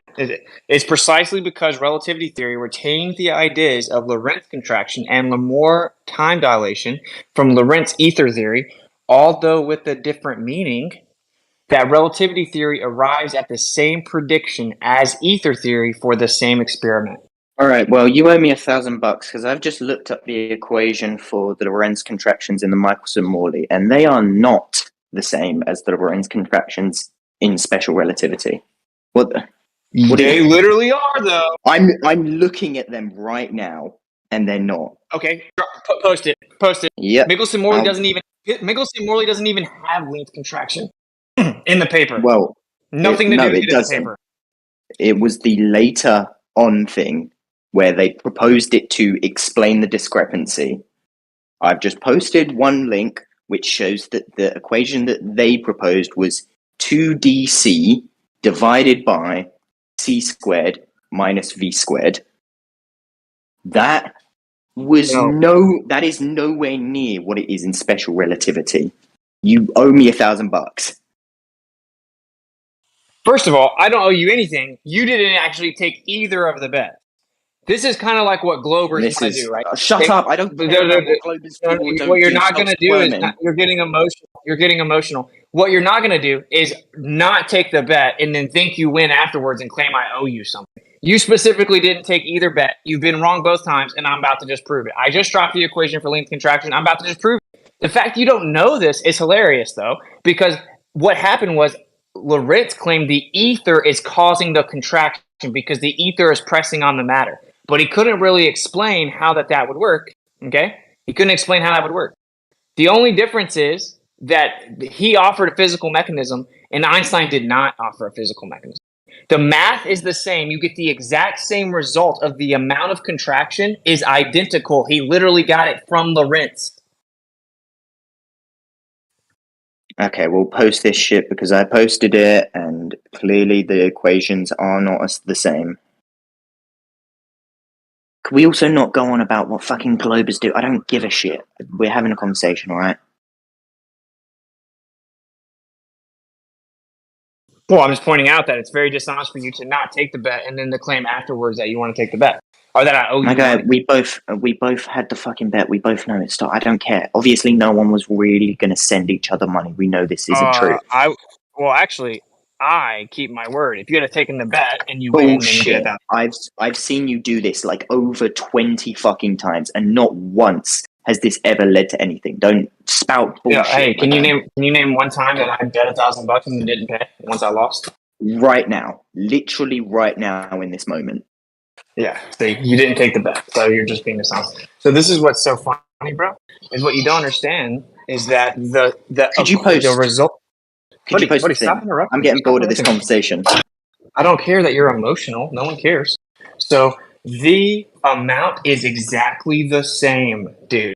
It's exactly the same. The amount of contraction from Lorentz's ether theory is exactly the same as from relativity. The difference is that Einstein claims that it wouldn't be observed from the Earth. It only contracts relative to the reference frame of the sun. Okay, Brother, that's this conversation is getting boring. You are just repeating yourself. Post what you think you wanted to post, or just let's end this conversation because it's getting boring. Like, it didn't get boring when you started spewing percentages and shit. Now it's getting boring when Witsit is presenting you with. He's not presenting me with anything is the problem. I asked him to Facts post this thing, or and he continues to say the same thing over again. But again, can you post the thing, Witsit? If you're claiming that the equations are the same, post it, because I just posted something that shows the equations are different. Well, he's quoting your heroes for the last. I don't know who he's 100 quoting. years. He could be, but he could be making it up. You know, I don't know if these quotes are or aren't No, real. I'm pretty sure he. I'm pretty sure he said who he was quoting before he fucking quoted them. Yeah, I'm going to be honest. Someone saying a name and then quoting a thing doesn't mean that that's the quote. Unless there's an actual link to it where I can see this, I can just go, well, you're making up Even though nonsense. it's historically correct in the papers. There's Harvard University. There's Harvard University. Cash App, bro. Okay, $sign with it gets it this. on Cash App. A careful look at the Lorentz ether theory and the theory of special relativity tells us how they are the same and how they are different. They have the identical math. Thus, they produce the identical results. They are thus one and the same theory. Harvard University. All right, well, let's see it. Let's read through this.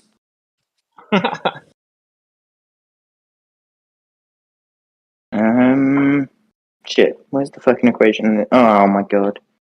It doesn't show the equation in this. Hey, does it say that they have the same math? Okay, but that does not... No equation, you're lost, bro.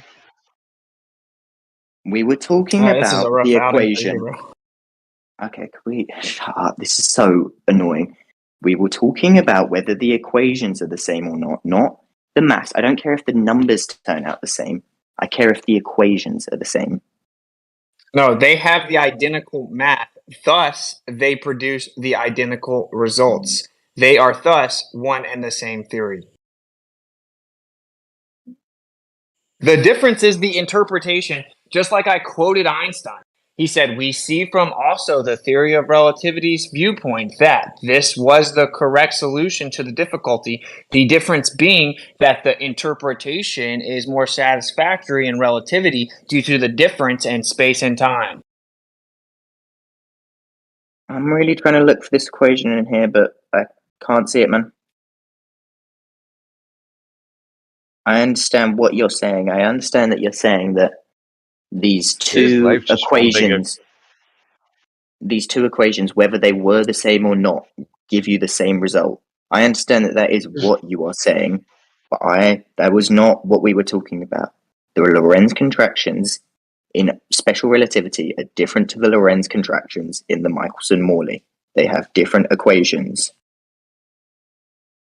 Buddy, Michelson-Morley doesn't have the. I just explained this to you. Michelson-Morley doesn't have the contraction equation anywhere. Okay, both of them are applied to the Michelson-Morley experiment.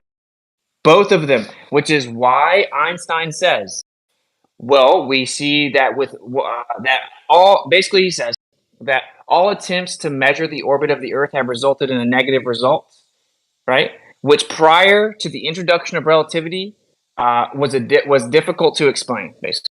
He then goes on to explain Michelson-Morley. He said one of the most primary of these tests is Michelson-Morley, right? Just like he later says that the strange results of Michelson-Morley is what first led him down the path of special relativity. He then explains what Michelson-Morley was supposed to show and what it actually showed. And he says that this was perplexing to physicists. No one could figure it out. Okay? He said, but then Lorentz came along and proposed a hypothesis to save us from this difficulty. He suggested that the arm contracted just the sufficient amount in the direction of motion as to compensate for the missing time difference. We see also from the theory of relativity that this solution to the difficulty was the right one. The only difference being that the interpretation due to space and time is more satisfactory in relativity.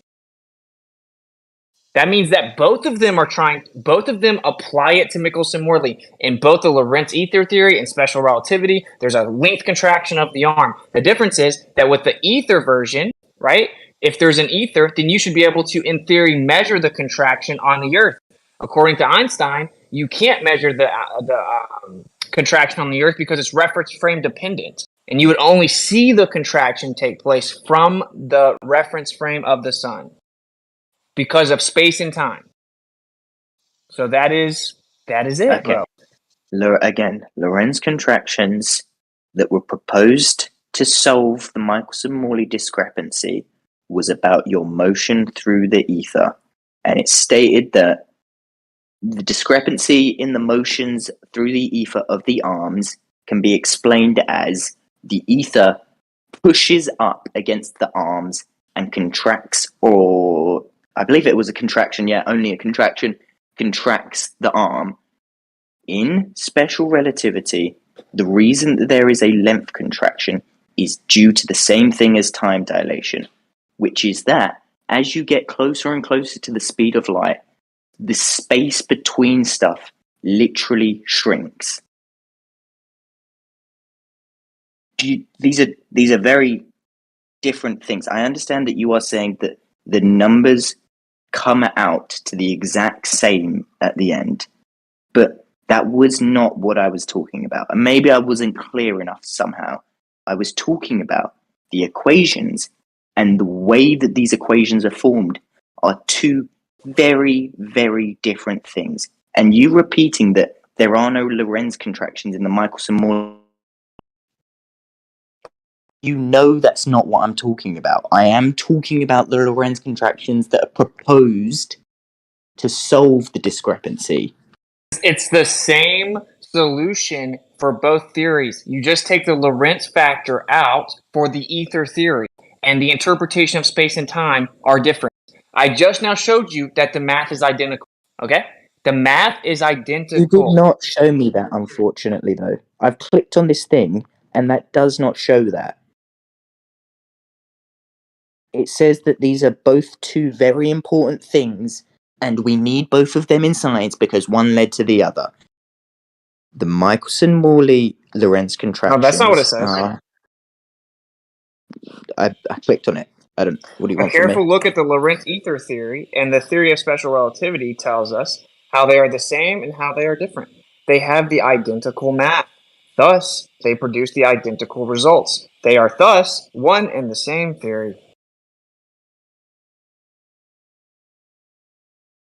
They replace the Lorentz factor. Look, my guy. The actual equation, the way that the equation was come up with was how much time difference should there have been, right? That wasn't observed with the friendship. Okay, we have this number that needs to be accounted for. There should have been this number, but it wasn't there. So what they did was Lorentz reverse engineered an equation to get that number. That number remains the same no matter what theory you're invoking. The number is the same. You have to have an equation that gives you that number. So Einstein took Lorentz's contraction formula and integrated it into relativity.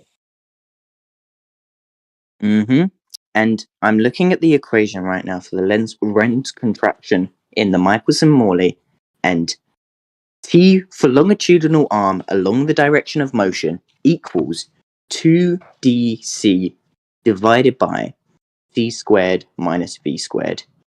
Now, the equation in special relativity is gamma multiplied by 1 over the... It's gamma multiplied by c squared minus v squared.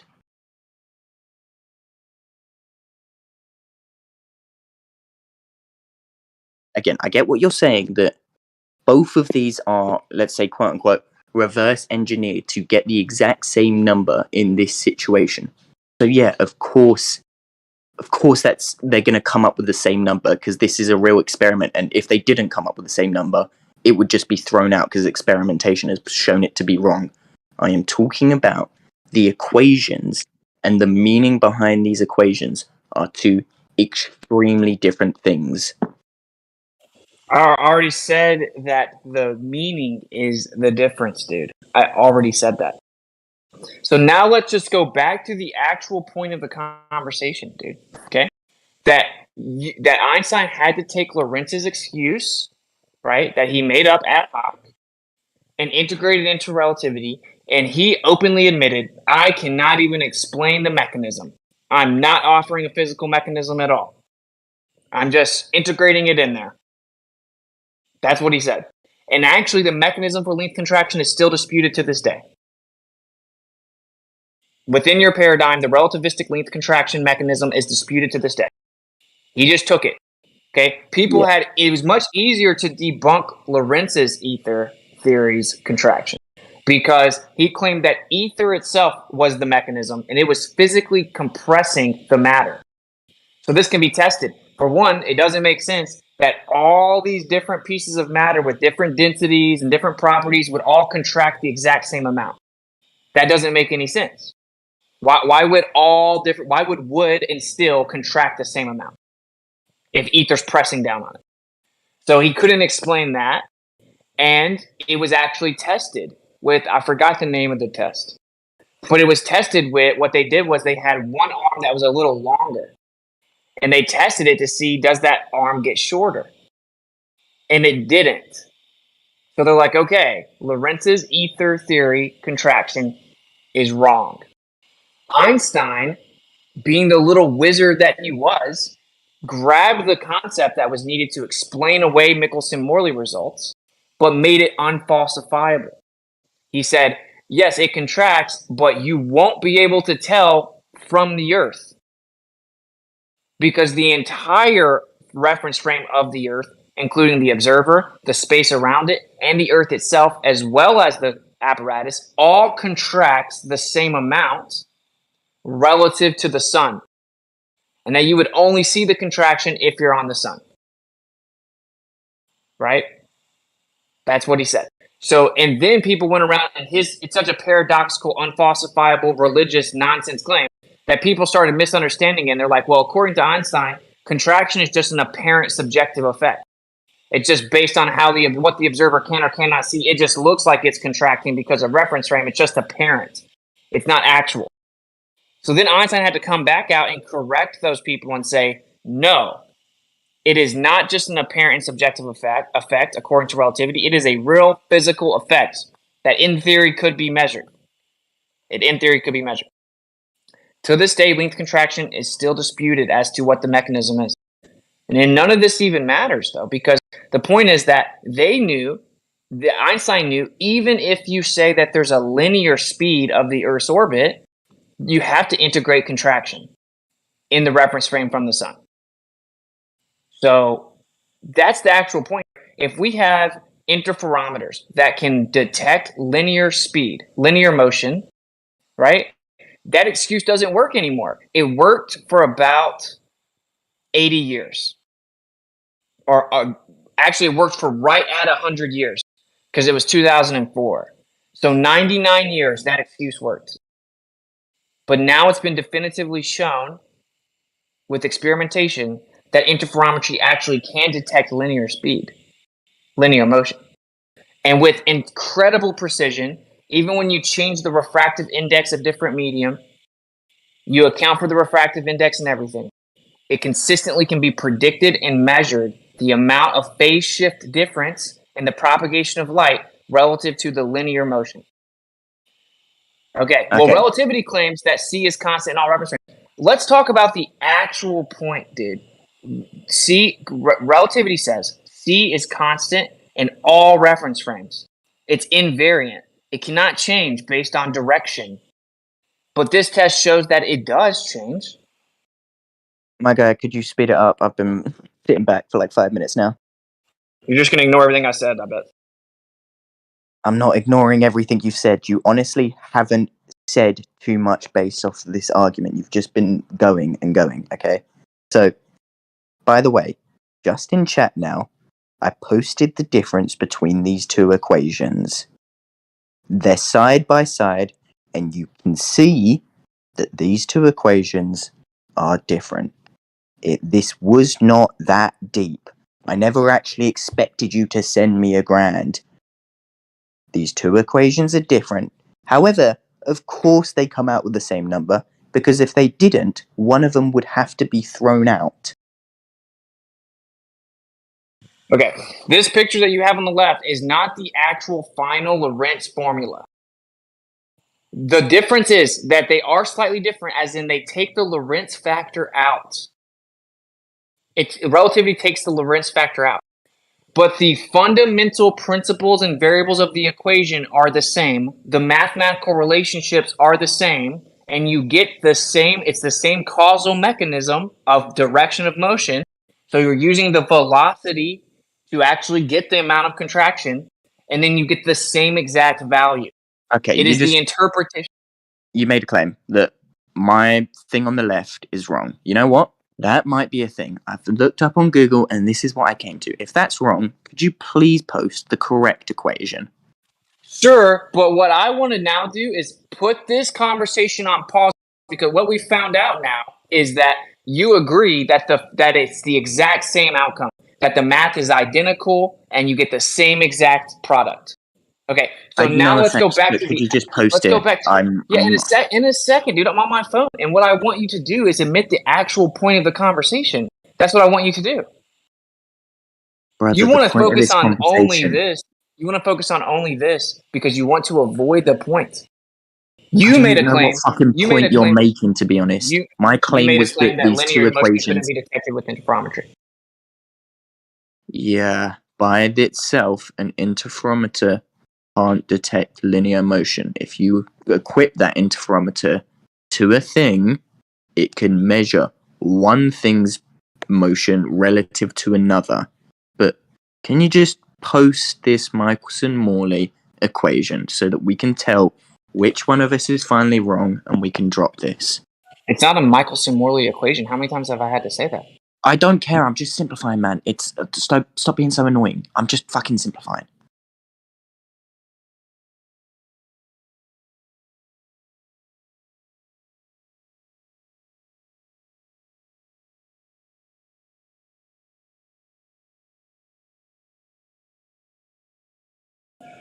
Dude, I'm not just going to sit here and research this more, bro. I'm looking at it right now, but I don't care. I already told you what the difference in the equations are. It replaces the Lorentz factor. It replaces the Lorentz factor. So if you want to be real tedious about claiming that they're different, go for it. But my point is still the same, which is that the equations are fundamentally the same thing. And they give you the same product. They have the same causal variables, and that is what was integrated into relativity. And Einstein says it point blank. If you want to be like, because the interpretation is different, they replace the Lorentz factor. Oh my God, I don't care at all. That is totally, totally not the point. And you want to hyper focus on that point because you want to avoid the actual discussion, bro. You are wrong. You said that the interferometer cannot detect the linear motion. This debunks the orbit of the Earth. That's the actual point of the conversation. Okay, that was the very start of this conversation. The conversation then moved on to Michelson-Morley, alright? What we've just got to now is, I don't want to do the research to find the actual real equation. So, to be quite honest, I'm not going to take your word for it, because your word means nothing to me. Okay, So, I don't care. we've just reached an impasse where I went out and I found these two equations and I showed how they were different, and then you went, no, trust me, bro, they're the same. What do you want No, from I me said, here? I said that the only difference is they replaced the rinse factor. I said it probably 5 minutes before you put your screenshots in, and you don't understand the equation, and I don't care. I don't care because sure. Let's say okay, we're at an impasse. Now let's go back to the original discussion that you're avoiding. So you asked for the paper. I dropped the generalized Sagnac effect by Wang in the chat. Okay, it's only 3 pages long, right? And you should read it, and then I'm going to send you another PDF in a second.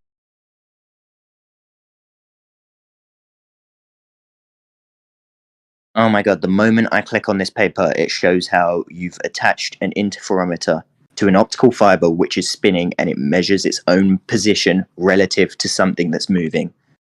Jesus Christ, from the start I've said an interferometer by itself Dude, can't you don't understand. You don't understand the point, dude. This is what you guys always do, right? Oh my god, can we not talk about what we always do or whatever? I don't fucking care. Just stick to the conversation, man. This is so unbelievably boring to talk to you. No, it's actually, you just don't like the fact you can't come in here and pretend to be so much smarter and informed than you actually are. I'm calling you out. That's Dude, why I you don't care, man. Holy shit, just talk about the conversation. Then stop interrupting me. I literally was. So, this is what you guys always do. You say you know the paper's wrong, but you don't read the paper. You claim to know what the paper's saying, but you don't read it. Somehow you know what the paper is detailing without reading it, but all you're actually doing is missing the entire point. The point is, this shows to the nanometer precision that the propagation of light changes relative to linear motion. Okay. The light itself, listen carefully, the light itself is changing its propagation relative to linear motion. Do you understand that? From the start, we are in agreement right now. I'm not sure why you're going like this, because we are in agreement. From the start, I said an interferometer by itself can't detect linear motion. However, if you attach it to a thing that measures motion between two different objects, then yes, you can detect linear motion. We are in agreement. I don't know what you're arguing now, to be honest. You don't seem to get it. So I can't really read this while I'm on my phone. Can you read the screenshots I sent? I mean, you should be interested in this at the least. This is claiming to undermine relativity. You seem to think it doesn't, which means you're not understanding it. So either this experiment is wrong or relativity is wrong. You're acting like it's just perfectly fine and this is exactly what's expected and no one ever challenged this and yeah, of course that's how it works. No. Okay, well, to detect the motion of the Earth using this experiment setup, you would have to place the Earth onto your conveyor belt and then keep the conveyor belt stationary relative to the Earth. That's what would have to happen if you wanted to detect the linear motion of the Earth. I'm really not sure what the argument is at this point. No, I know you're not sure. That's why I have to keep on repeating myself. So listen carefully. Relativity claims that the speed of light is constant and that it's constant in all reference frames. Okay?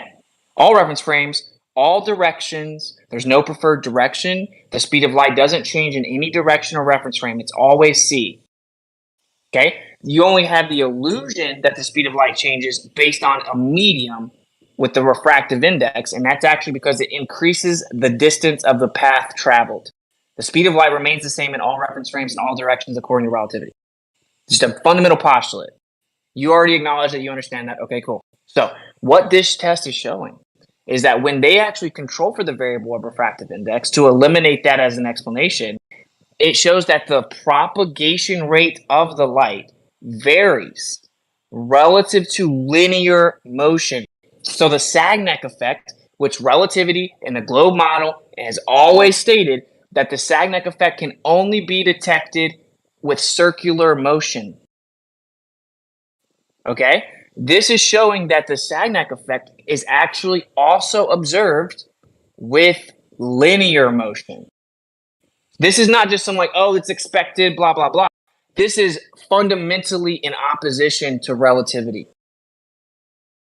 Okay, again, this interferometer is connected to a device which then measures one motion of an object relative to another.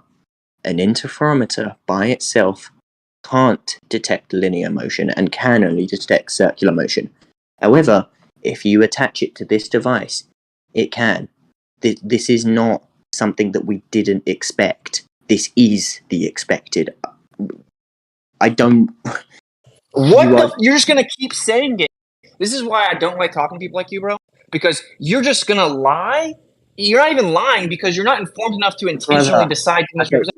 Stop. I don't care. So the interferometer, is it by itself? Yes or no? No. There we go. Look, that's it. Look, but you just said it was expected. You said it. So you think relativity predicts this result? Yes or no? Yes, this result is completely congruent with relativity. Okay, you're wrong. Now read the screenshot out loud. All read right, the generalized Sagnac effect. So I put 3 of them, but read the first one. The first one is the abstract. All right. The Experiments big were conducted to study light propagation in a light waveguide loop consisting of linearly and circularly moving segments. We found that any segment of the loop contributes to the total phase difference between two counter-propagating light beams in the loop. The contribution is proportional to a product of the moving velocities v and the projection of the segment length L. On the moving direction, delta phi equals 4 pi v multiplied by delta L over C gamma. It is independent of the type of motion and the refractive index of waveguides. The findings include the Sagnac effect of rotation as a special case and suggests a new fiber optic sensor for measuring the linear motion with nanoscale sensitivity. Okay, now read the next one. Okay. It is believed that the Sagnac effect only exists in circular motion. However, we have discovered that any moving paths contribute to the total phase difference between two counter-propagating light beams in the loop. Is that what you're on about? Yeah, do you understand that part? Maybe do you have to keep reading though? That is the main point, right? It is believed that the Sagnac effect is only detected in circular motion. That is relativity's explanation for why we observe the Sagnac effect with the Michelson-Gale-Pearson and ring laser gyros for sidereal rotation, but we don't detect the orbit. The actual explanation from relativity is that the Sagnac effect is only observed with circular motion. That's literally how relativity explains that we can detect the sidereal rotation with ring laser gyros, but we cannot detect the orbital motion with interferometry. It's because one's circular motion, one's linear. Okay. Again, is the interferometer connected to a device which measures motion of the FOB on this conveyor belt relative to the fiber optics? What it does is the light that propagates on the over top of the moving linear segment propagates at a different rate. It propagates at a different rate that gives you a phase shift. Okay? It's about the fact that there is linear motion involved. So there's linear motion underneath the light. And that linear motion is giving you a different phase shift. So it's the same as if the Earth is orbiting in a linear motion that's underneath the light. So therefore the light is going to propagate relative to that linear motion. You're going to get a phase shift. It isn't like this little spin out of it thing isn't going to work. So will you read the rest of the screenshot, please? Okay, brother, I understand what you're saying by the screenshots. What our impasse is, an interferometer can't detect linear motion by itself.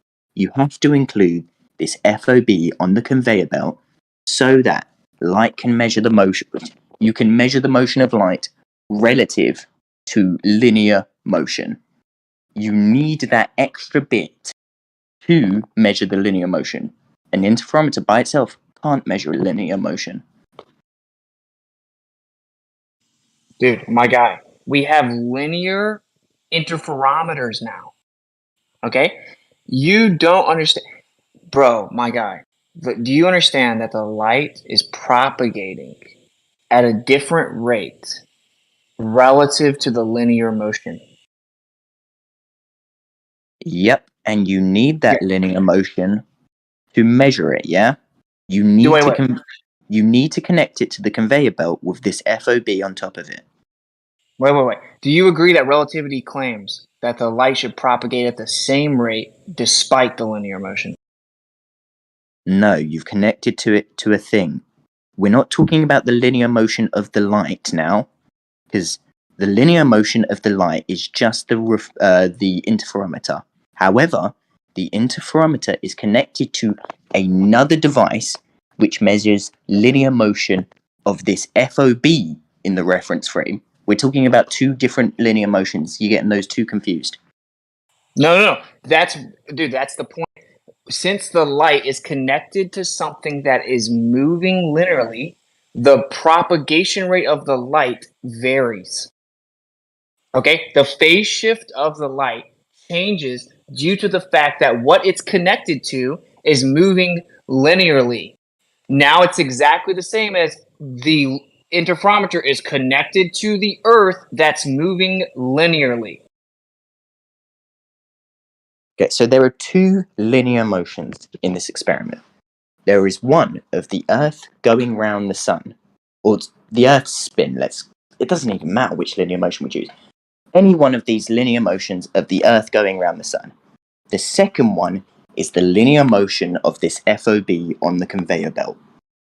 You can only measure the linear motion of the Earth round the Sun if you measure this linear motion within the reference frame. Oh my god, dude. The actual point here is that when the light is propagating difference because it's attached to something that is moving linearly. So in reality, the entire experiment should have been affected by the additional linear motion of the Earth, which means based on the orientation of the test and the time of year, there should have been an additional linear motion that would have been affecting the outcome. But it wasn't, because it was predicted with incredible precision based on accounting for the refractive index and the actual velocity of the linear motion. No, to detect the linear motion of the Earth, you would have to put the entire Earth on that conveyor belt. This conveyor belt would not be able to detect the Earth's motion. You would have to put the Earth on the conveyor belt. You couldn't do that. No, the Earth is effectively on a conveyor belt as it moves linearly through space, dude. Yeah, okay, so you would have to build this entire conveyor belt out in space. You can't detect the Earth's linear motion using this setup. If you were to use this setup, you would have to put the Earth on the conveyor belt. Okay, first of all, I just rebutted that. The Earth is effectively on a conveyor belt because it's moving linearly through space. The conveyor belt is its motion through space. It's the same thing. If I'm on the Earth and I put something on a treadmill, okay, and it's moving, it's the same thing as if the Earth is moving through space. It's just moving. You don't need a giant conveyor belt. It's already moving. You need a conveyor belt to make something move when it's stationary. The Earth is already moving linearly. So there's actually two aspects of this. One is someone can try to argue that, well, you wouldn't detect the Earth's motion with this setup, and you can't argue that. And then the second problem is, even if you want to try to claim that, what we've shown is that the interferometer can detect linear motion, which means we should be able to use this interferometry to detect the Earth's orbit. Okay, so it's very simple. The claim of the globe is the reason that you can't detect linear motion or the Earth's orbit is because it has a linear speed. But we can detect the Earth's rotation because it has a circular path. So the reason that ring laser gyros and interferometry can measure the sidereal rotation is because it's a circular path. And that's a whole other thing. They had to come up with all kinds of mathematical transformations that were just made up to explain why relativity can even be applied to the Sagnac effect, but whatever. That's actually disputed too. There's like 13 or 14 different equations proposed that no one knows what the right answer is.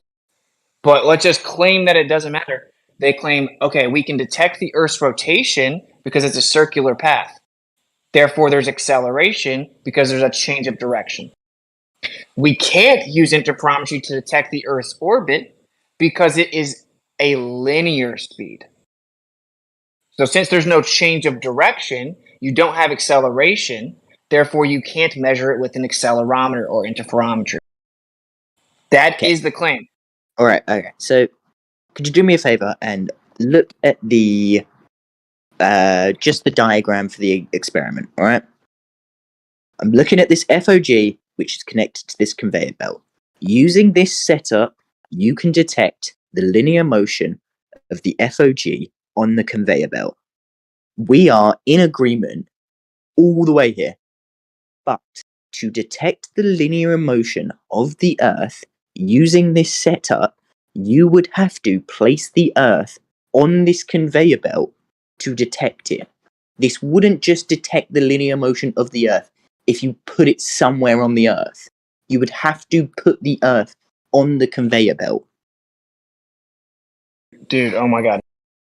The Earth is effectively on the conveyor belt. It's not effectively on the conveyor belt, though. The conveyor belt is on the Earth. The Earth should be on the conveyor belt to detect the linear motion.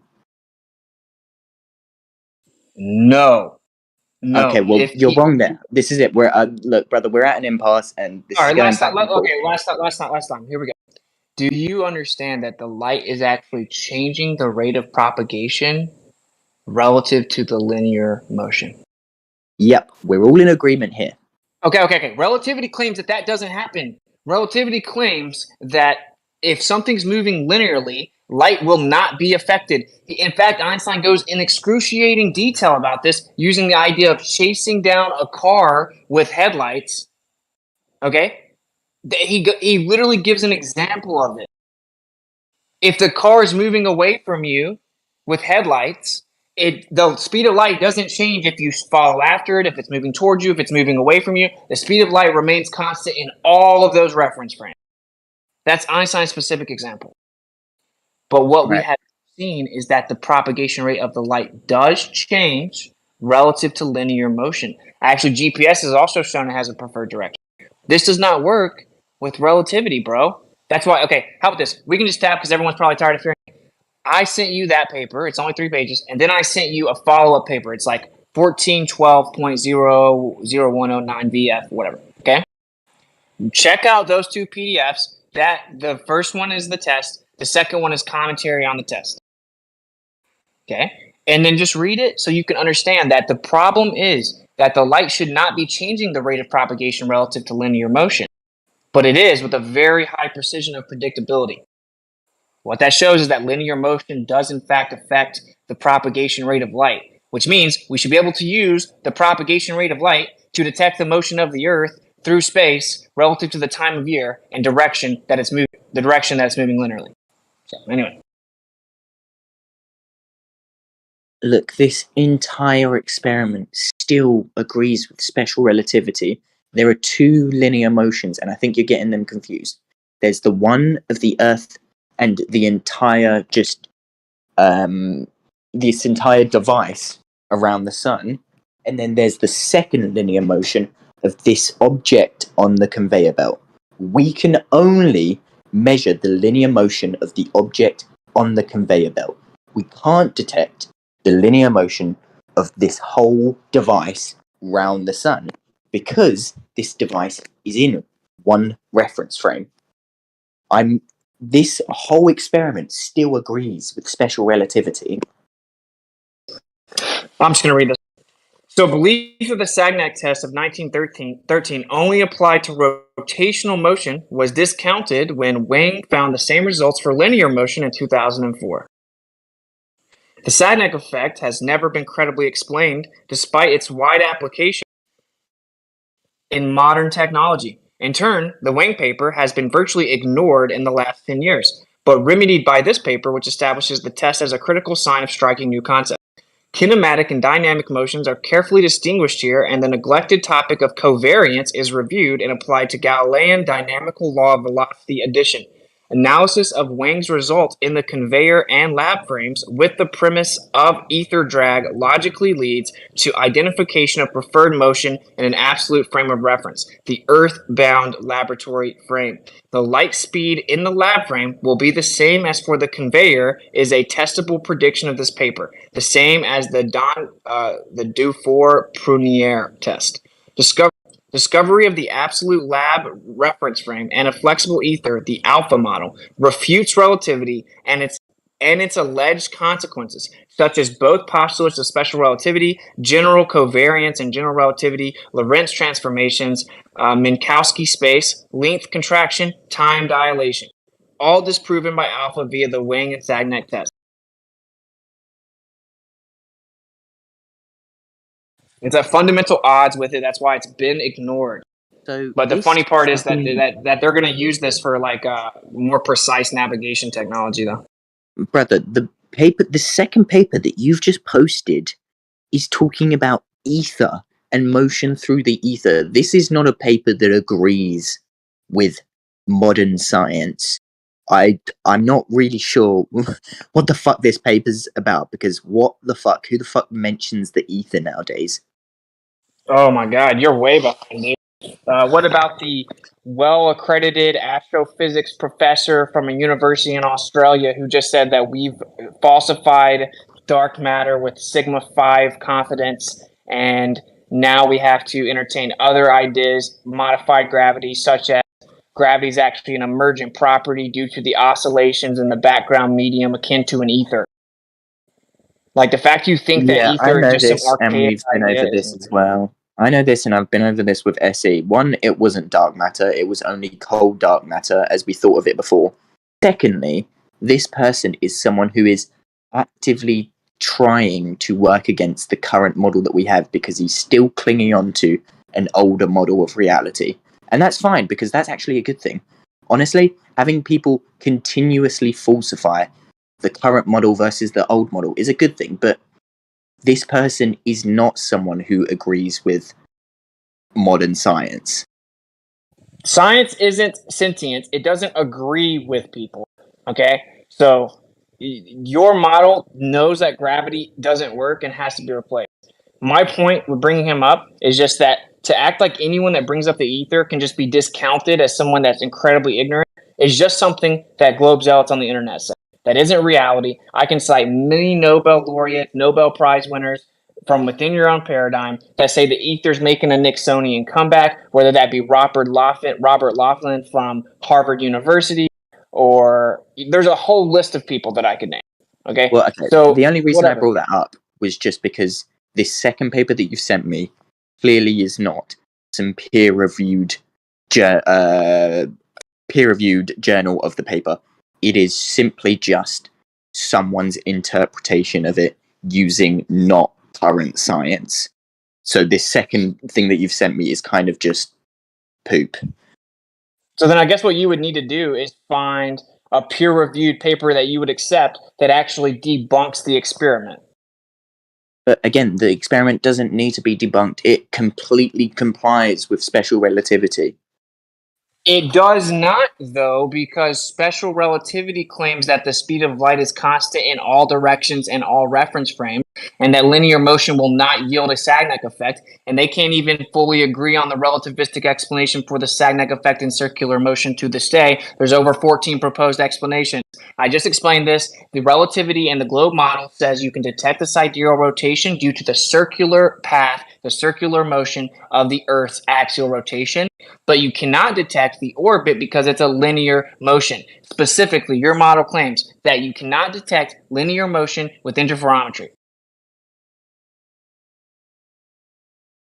All right, the point we've reached is you think that this paper disagrees with special relativity. I think that it doesn't. We're at an impasse here. I'm honestly a little bit gone with this conversation. I'm gonna go make myself some food. Yeah, my question is, are you going to read the 3 papers that I posted?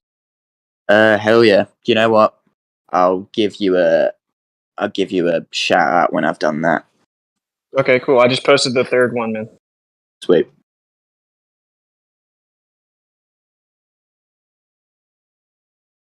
I apologize to the room for that.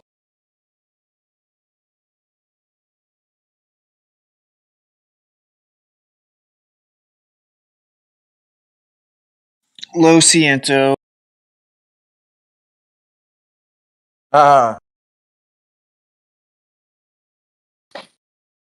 Man, yesterday we were talking about the ether stuff, and I had a call, so I couldn't get the rest of the gist you were saying. Yeah, I don't know. It's basically like when Michelson-Morley was replicated by Dayton Miller over like 250,000 times, he consistently found the fringe shift. And then everyone was trying to make excuses for it. They were like, Einstein was like, oh, it must be instrumental error because the ambient temperature expands the arms or whatever. And so he controlled for the variable temperature, introduced radiant heat sources, did everything you can imagine. Every time someone brought something up, he tested it like 1,000 different ways. And he consistently found the fringe shift. And he showed that as you go higher in altitude, the fringe shift increases. So we do detect motion from the sky based on basically the seasons, right? The change in the seasons, like the equinoxes, this fringe shift, which is just the difference in the 2 paths of light, increases and decreases relative to the equinoxes, and it increases as you increase in altitude. And he did this over 250,000 times, and it was just basically ignored. It's just odd. And then it's been replicated even in the 21st century now, where someone did it with millimeter precision using radio waves. So, I mean, basically all I'm saying is whether or not you want to say that that's because of an ether drift, you can call it whatever you want to, but the evidence says that there is a real phenomena where the motion of the sky is causing the light to propagate differently in a certain direction, and it's the same direction as the sky moves. So there's something going on. I mean, whether or not you invoke ether is certainly not. It's up to you.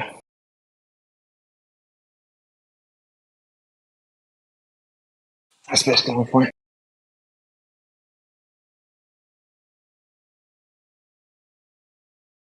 I mean, I hope that kind of makes sense. I mean, I know I'm like all over the place. Yeah, that's. We just gotta figure out. Which is pretty wild, right? Like, say it again. Yeah, cut you off. Said it was pretty wild. I think you got a call.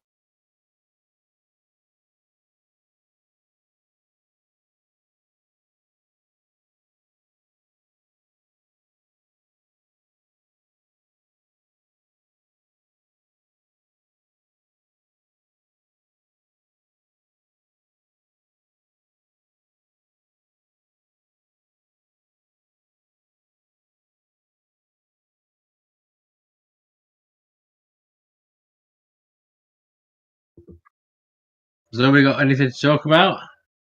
I think Grosson was saying something, but I think he got a call. Oh. So, you got something?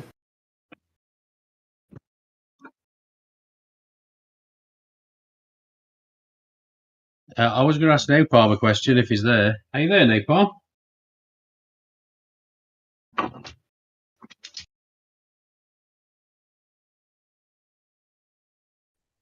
So, Andy, in the absence of Nate, I got a question for you. Yeah. Yeah, I'm here. What's up? Oh, okay. You know, your stream analogy, which I like, by the way, I was thinking about it. I just wondered why you thought things fall at different rates when you drop things in your stream.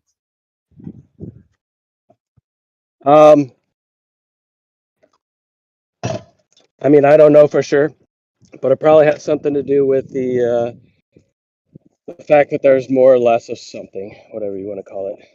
Yeah. Mass or whatever. You know what I'm saying? What did you say, Mass? Get out.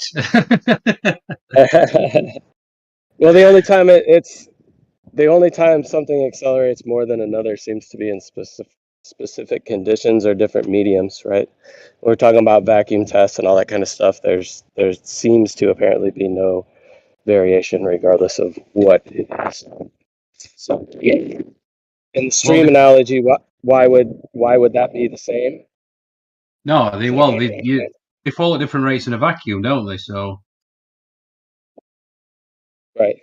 The stream analogy is just an analogy for you to translate the water within the stream, the physicality of that to what's physically taking place here with the energetic medium, the flow at least within it. Well, I'll tell you what, I caught you off guard a little bit there, so you have a think about it and then get back to me. Yeah, I mean, is your question as to why you said things would in an actual stream? No, in the analogy.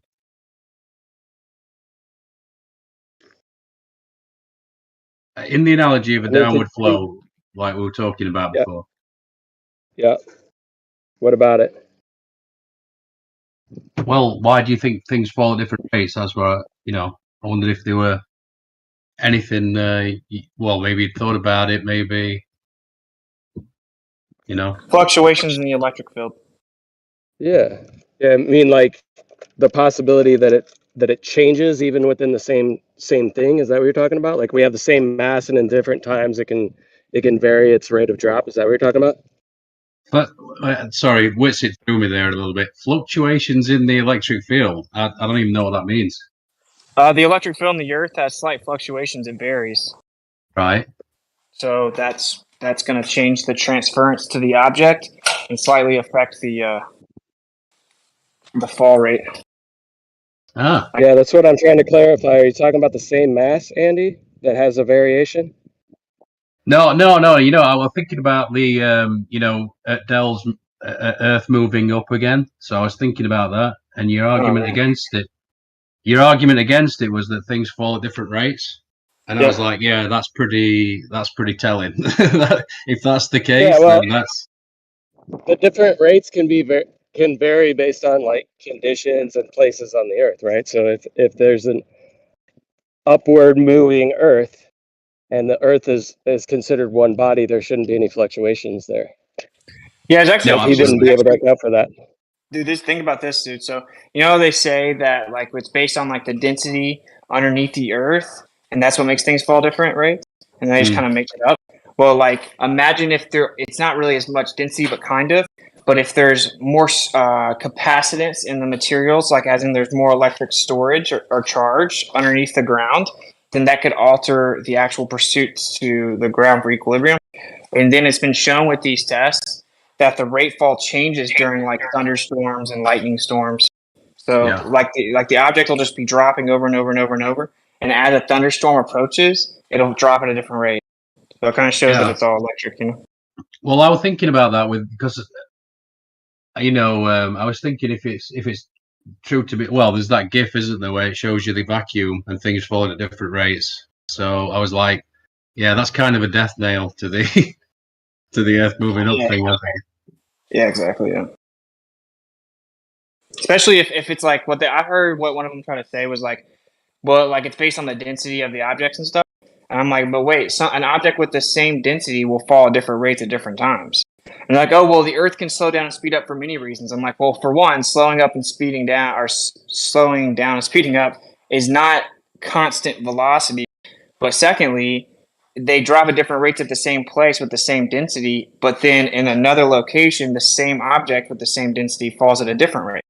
So the Earth can obviously not be going a constant velocity up and then slowing down and speeding up. It also can't be like like Tetris blocks moving up and down in different places. Yeah. Yeah. People are really emotional about that, dude. That's like, you want to do an interview in the asylum? Yeah, we can at some point. We have to schedule it. All right. I'll hit you. You know what would be nice to test is that, man? Because I know sometimes in some mountains, it gets really statically charged. I mean, people's hairs, really go up and whatnot. A pretty nice place to test the it changing the rate. I don't know if we could think about that. Yeah, man, I agree. Also, like, have you guys ever seen stuff like volcanic lightning storms? Oh yeah, that's crazy. Yeah, imagine like if you drop stuff kind of in the proximity of like a volcanic lightning storm, it would be interesting to see if it changes rate.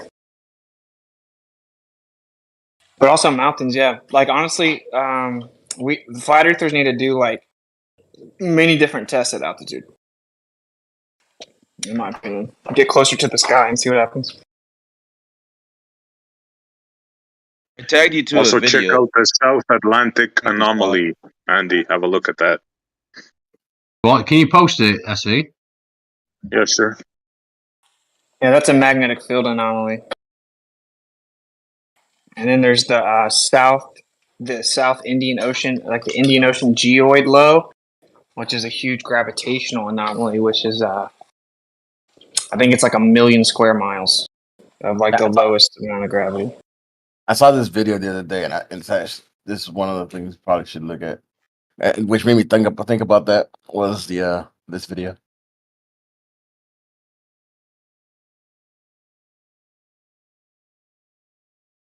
There's been a lot of those videos popping up where people's hair start going up, and people think it's cool to experience, but don't realize they're in trouble.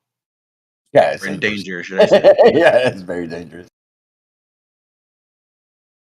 But it'd Posted be a nice video if, yesterday and tagged Dysel and Witsit to it, but it had to do with like magnets and the way they pretty much the arguments that always come up. But I'm just wondering, like, what's a glober's position against the fact that you could literally defy gravity, with this interesting, particular magnet stuff. What are they usually? How do they defend it?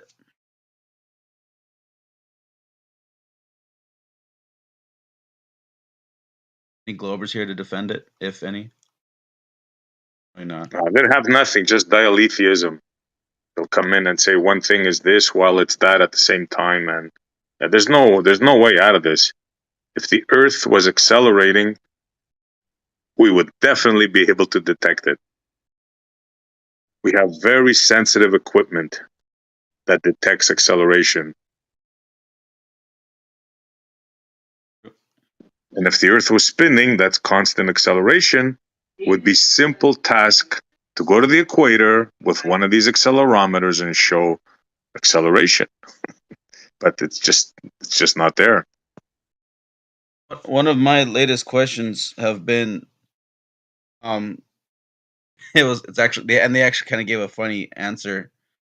It was, why does the moon wobble the way it does? And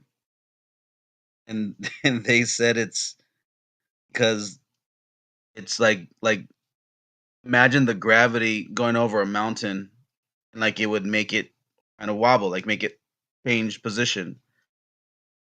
That was one of the answers that one of these morons said.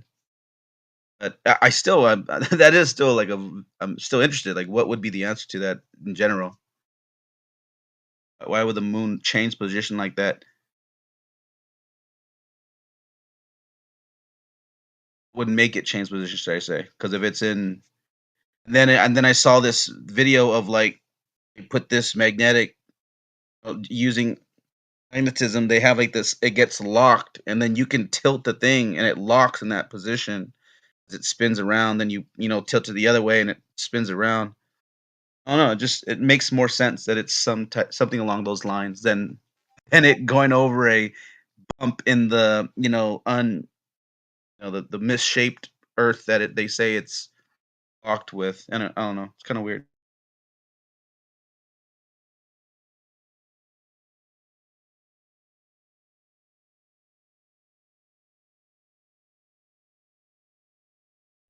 Yeah, that quantum levitation is quite amazing, Alan.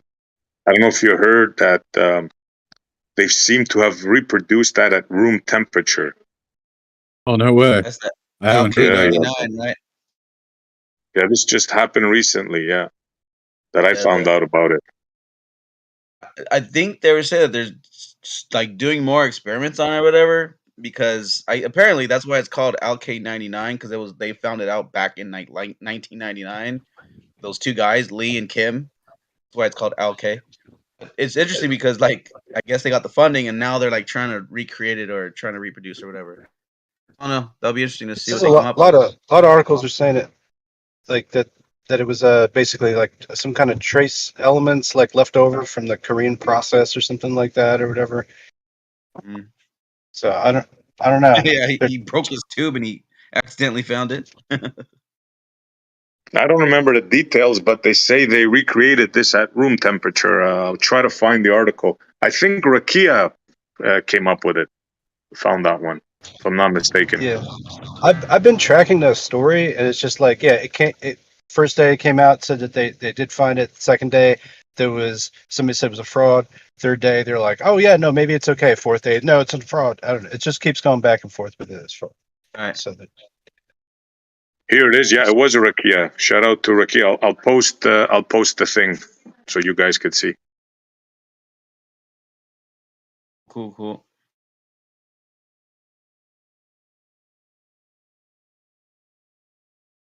it's funny. I've been sending these articles to Kosho just to like keep track of them, and not that he doesn't check his fucking mail anyways. It's like it's just like my folder for this subject.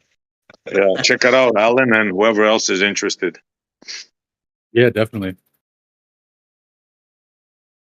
It was pretty interesting, and it was by accident. The guy said he broke his like little tube that they had in the vacuum. Like when it broke, they realized like, oh shoot, like it has quantum properties, but it's not even like frozen and like the way they usually have to make it. But I don't know. We'll see what happens. Definitely will be a game changer for the world. For everything, bro. This will change everything. Right. Everything that's in motion. Yeah. It'll be like the new age. Like it will completely change the way we live. Same way, like let's say, what coal or when the industrial revolution happened. Yeah, I mean, it should be able to do something like a lot of I like graphene or carbon have like really good like solid state capacities. So something like this should be able to be used as part of an existing like chemical battery system to make it like on demand power that's like orders greater than what we can do now. So yeah, and that's just on the battery side, for as a conductor. But did it have any like? Sorry, I was just wondering, did it have any like magnetic effects or anything like that with it? Any other weird effects? This thing here, no, it just because usually to get this effect, you have to cool the superconductor to like 200 C below, some crazy number like that, to get those properties. But somehow they did it, and I watched it a couple of days ago. I don't remember the details, but somehow they were able to get that at room temperature. That's the trick, to get those properties that you needed to be super cool at room temperature. So imagine a frictionless gear system. Gears without friction, right? That's just one thing. Yeah, it would like at that point our world will just change complete. Like that's infinite energy. You can have salination like factories running 24/7, not have to worry about oh, it's draining the energy grid, or it will just be its own. It could be able to do it. It could solve world hunger. Like you won't have to worry about energy no more. It can create a natural energy that will just be forever. Now it makes sense that this happened back in 1999. It made sense that they didn't get the funding because they live in a world where this is they're here to make the powers that be are here to make money and to keep people under oppressed, if you will. This, I think, would solve all the problems, but it would make sense that it would be, shot down or kind of called a scam because it makes sense that they would be against it. Yeah, this is definitely a game changer. Yeah. But just like the Tesla stuff, it's they're gonna sweep it under the rug, of course. Yeah. But this might be too alluring, though, to industry. I don't think they'll be able to pass this by if it's true. Well, it happened in '99, and they did. So they definitely, Yeah, people didn't, yeah. people didn't look at it back then. I think the only way it would happen today is if people got behind it and was like, no, yeah, let's actually invest into it. Maybe maybe it's a time for it. I don't know. Yeah. Well, too, I think it would be great for like all like the semiconductors and stuff, like for processors and things. Probably do some Right, pretty it'll fast work allow with that. supercomputing will just jump up like levels. Like it will be way beyond what we are having right now. How about transport, bro? Imagine the maglev trains.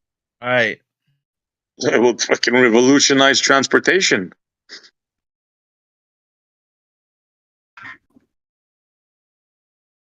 Frictionless track. No wear and tear. Well, how is Imagine it how fast. frictionless? Yeah. How is it frictionless? Or whatever. Well, almost frictionless. It can't really be frictionless, right? But almost, because it's non-contact. Let's put it that way. You mean for like a maglev train? Yeah. Okay. There has to be some friction in order for there to be movement, right? But it's non-contact, so there's no wear and tear, is there? No, not mechanical. Yeah. It was like I sent you that video about like magnetic gear systems a while ago, I think. Oh, that was you. Oh, that was freaking awesome, bro. Yeah. That dude that invented it, right? I don't know if he invented it, but I mean, I think it's just a technology that's not used, but it certainly works. Yeah, that is freaking amazing. Yeah, that's right. Contactless gears using magnetism. Yeah, that was freaked out, man. Yeah. Uses like magnets on the outside of it, and then stainless steel like in the inside, and that's how the magnetism moves its torque around there. Yeah, cool stuff. But I'm sure you could do crazy, other types of things with LK99 if it's something they can recreate. Yeah, this takes to a new level because you got levitation here, right? It's like one plus the gears, the magnetic ones, which is super cool, right? But we got levitation here as well. Yeah. Yeah, I wonder if you could do like quantum locking or whatever with it. Well, that is it. That is it. That's what they call it. Okay.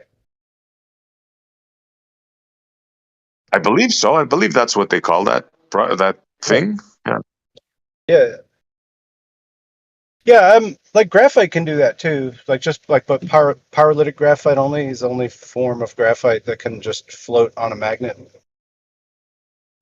I think that's what they use. Yeah, the freezing thing is graphite. I think. Yeah. Oh, wait, no, they use like dry ice or liquid nitrogen or something like that. Yeah, to cool it. For the super cool for the magnet, right? This other thing is just it's called pyrolytic graphite, and it's just like it's just graphite made at super high temperatures, and it just like you can put it right above a magnet and it'll just like suspend itself above some magnets. Oh, I see what you're saying. Yeah. Okay, cool. Yeah, because this is magnet on magnet, right? Yeah, that's right. But the what's that magnet that they cool made out of? Do you remember? For what the? Yeah, when The they quantum lock when track? the piece that they freeze to put on the track. Yeah. I think that's just a magnet, isn't it? It's just a regular magnet. Isn't it Huh? just Yeah, like a I think needle? you're right. I Yeah. thought it was. So yeah, so that's super cool. Is it, and then therefore you get the quantum locking. So I would just I guess yeah, if you had a room temperature superconductor, it should quantum lock. I guess at room temperature. Yeah, that's the whole Maybe. thing that they say they did. Yeah. Yeah.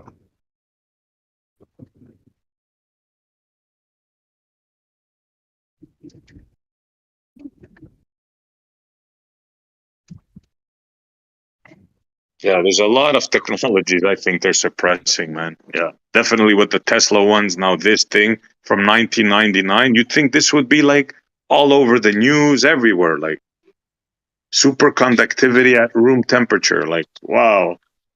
But no.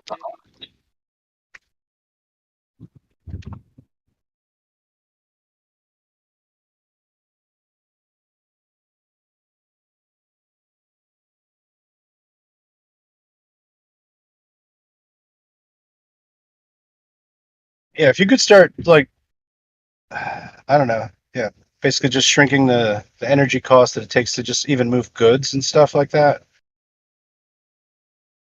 Sick. It's crazy. You see like a simple push when they just push the thing, how many times it goes around the track.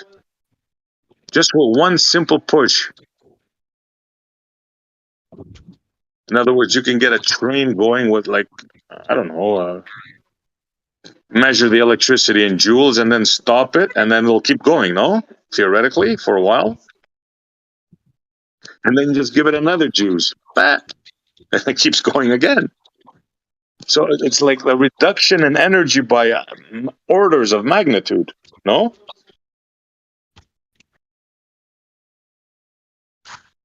Yeah, for sure. And not only that, but like even the energy system that you could make to drive it should be more efficient by orders of magnitude than Yeah, also that something too. Yeah, whatever's providing like impulse to it or whatever. That's yeah, well, that's pretty cool, man. Yeah, that would really like change shit up if that became something. We'll see.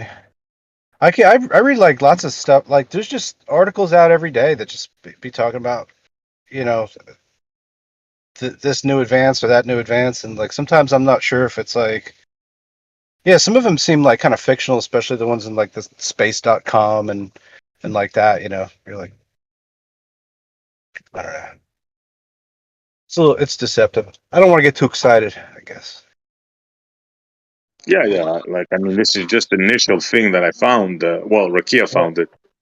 So, like, yeah, definitely want to check that out more because that's like revolutionary, game-changing stuff, if true. Yep.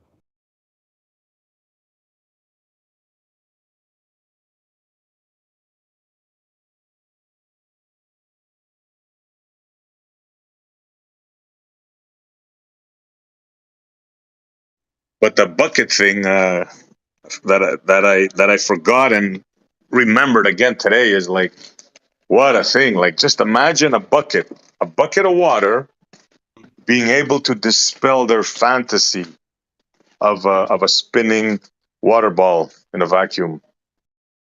Like that, I found that pretty amusing. I go, how could I have forgotten such a simple thing? Shout out to Newton, by the way. That's his.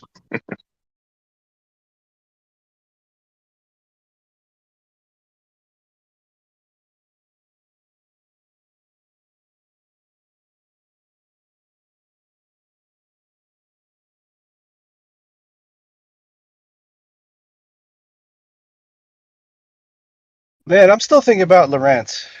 You know, like it seems like if he had the ability to like make a little fudge equation that not explained it, but it just like set all that stuff up so that Einstein could like have his way. It's like Lorentz must have understood the real way things were going, but then just wouldn't say it because he was like too much of a company man or something. You know what I mean? He seems like that. Sorry. I was going to say, of course, that's why he came up with his equation. Yeah. Sorry to cut you off. Go on. Yeah, but it's like he must have understood the true, maybe a more true nature of how things were working. But he was just like, "Oh, you need me to come up with some bullshit? Okay, here you go. I don't care." It just seems like that's how he is. Like he's just institutionalized, like scientist guy, and he's not going to strike out on his own or like confront anybody to what he isn't personally doing. Or maybe I'm wrong. To be fair, he did go pretty hard against Einstein initially, but I think he just truly believed and assumed that the Earth was a ball that orbits the sun, you know? So he was just frantically trying to come up with a way to explain it. But he thought to get rid of the ether was insane. So he did kind of openly state that, but he was just plagued with assumption, I think. Yeah, Who knows? I don't know. It could be. Yeah, I don't know. It's just sort of a mystery, like how that all plays out. And I think it's a little bit of mystery, just how all of Einstein's kind of backroom type stuff like worked out, you know. But and his math too. Like, where did all his math come from? If his wife made it, and then where does his wife get it from? And why don't we respect her more? I don't know. Yeah, most of his math came from Henri Poincaré, his space-time geometry. And then he got some math from Lorentz. And then what his wife did was basically help him properly solve some of the equations because he couldn't do it. In other words, fix it just right to make it work the way they wanted.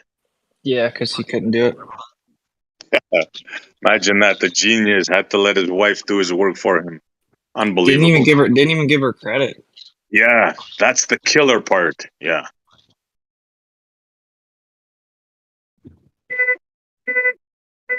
But to be fair, I mean, if you read what he thought about his wife, then you would understand. Have you guys ever read what he did to his wife? The one that was in the hospital that he just left her, or the one that he was frolicking around while the other one was in the hospital? Which one? The one he remarried, his first cousin. Right. He said, "You will not speak to me unless spoken to. I will not be exchanging pleasantries with you ever. Do not speak out of turn, certainly in public. You are here to fix my food and clean my clothes, and only speak when spoken to." Get out of here. Yeah, oh yeah. I didn't even know that. Really? He wrote it down. Holy crap, man. Yeah. What a romantic. I know, right? Yeah. She was strong. A gentleman.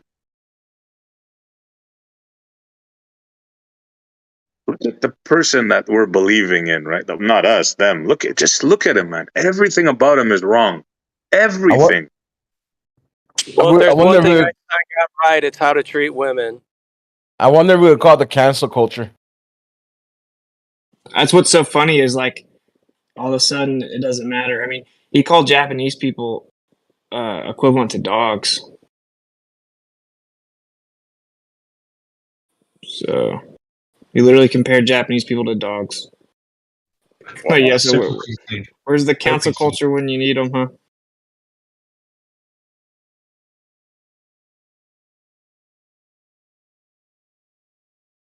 I mean, he was just a Jewish ethnic supremacist. No big deal.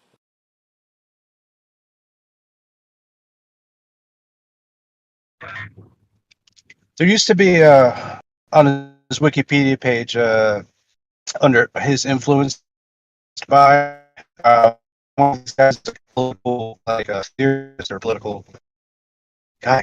They took somebody off that page, but anymore. But it was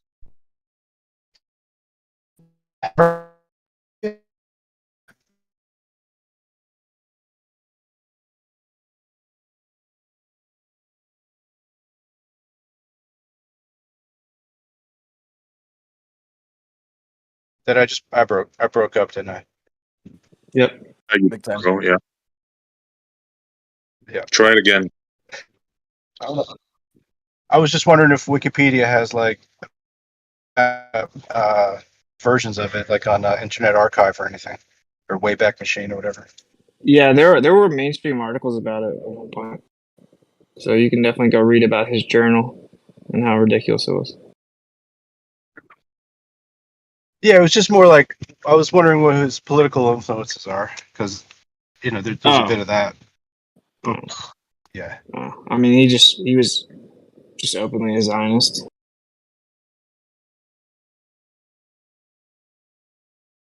Didn't really care about America all that much. So at one point he writes about how America's special because of how they protect them.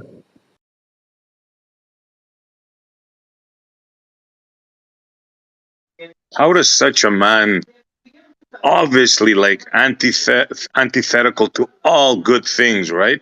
How does he become the genius? I don't get it, man. Yeah, it's crazy.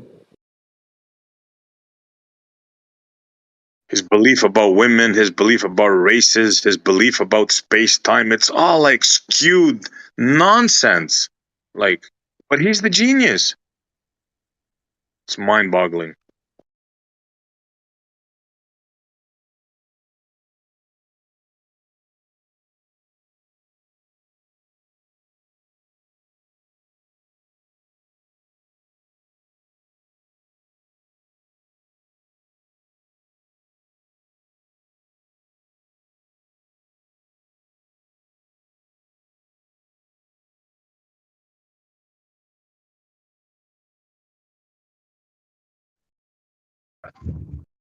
Yeah, I'm not sure if I need like a one wheel or I'm gonna break my face on one. They look good. Look like a lot of fun.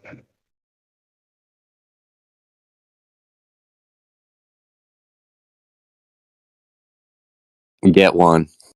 It's worth it.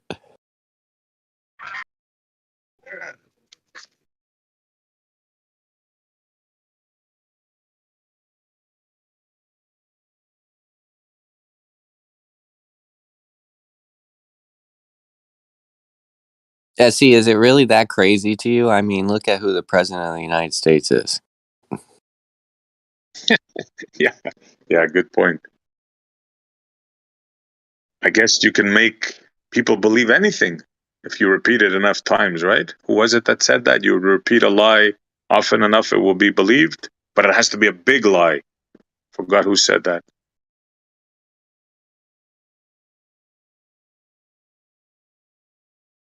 I think it was the Nazi propaganda minister. No, I think it was Bernie Mac. Who? Bernie Mac. Black comedian. I think it was him that said that, actually. Really? Okay. No, but I like to attribute quotes to Bernie Mac. Peace be upon him.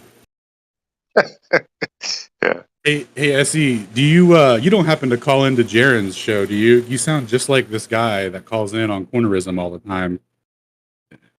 Is that you? No? Dang, okay. I thought it'd been cool if it was you. Because you guys sound so similar. I was watching him a little bit last night. He called in, and I was like, oh, SE Montreal's calling in. So, but I guess not. No, I tried once to do it on text in his chat, and he got pretty upset. Oh, really? Yeah, I asked him at what speed does the Earth move upwards? And he went a little, he lost it a bit. He said, I don't know. Okay, fine. Okay, it's like you with your how many turtles? Is it turtles all the way down? He said something like that. Yeah. Nice. Yeah, Bill gets upset if you question his stuff.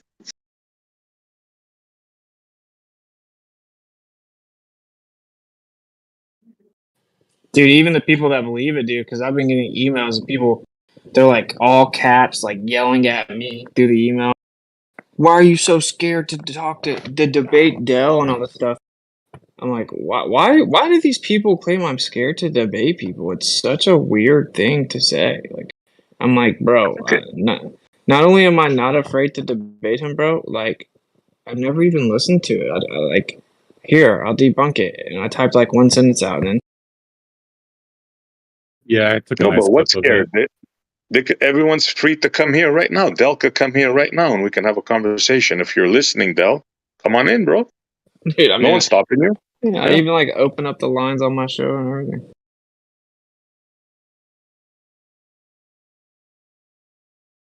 When I If finally you get have an settled in, argument, dude, good.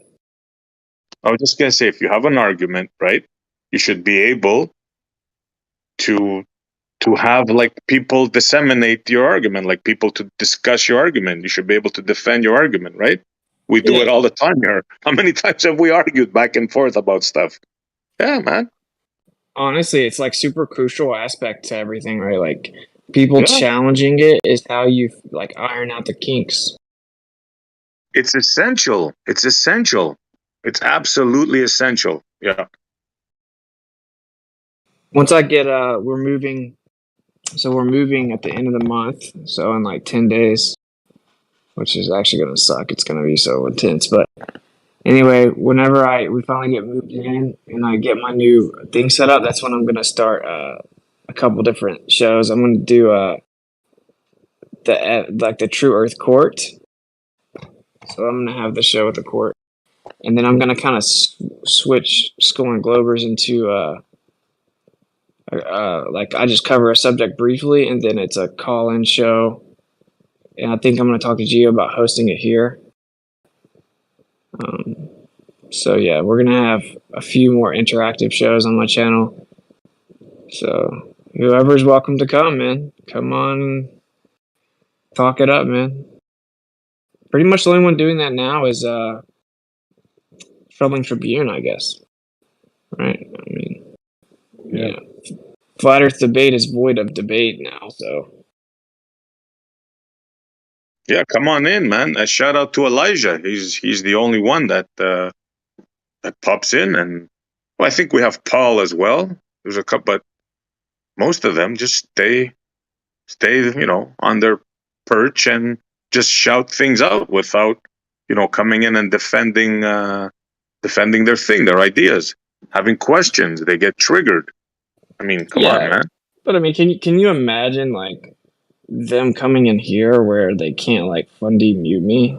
Like, bro, are you serious? They would never.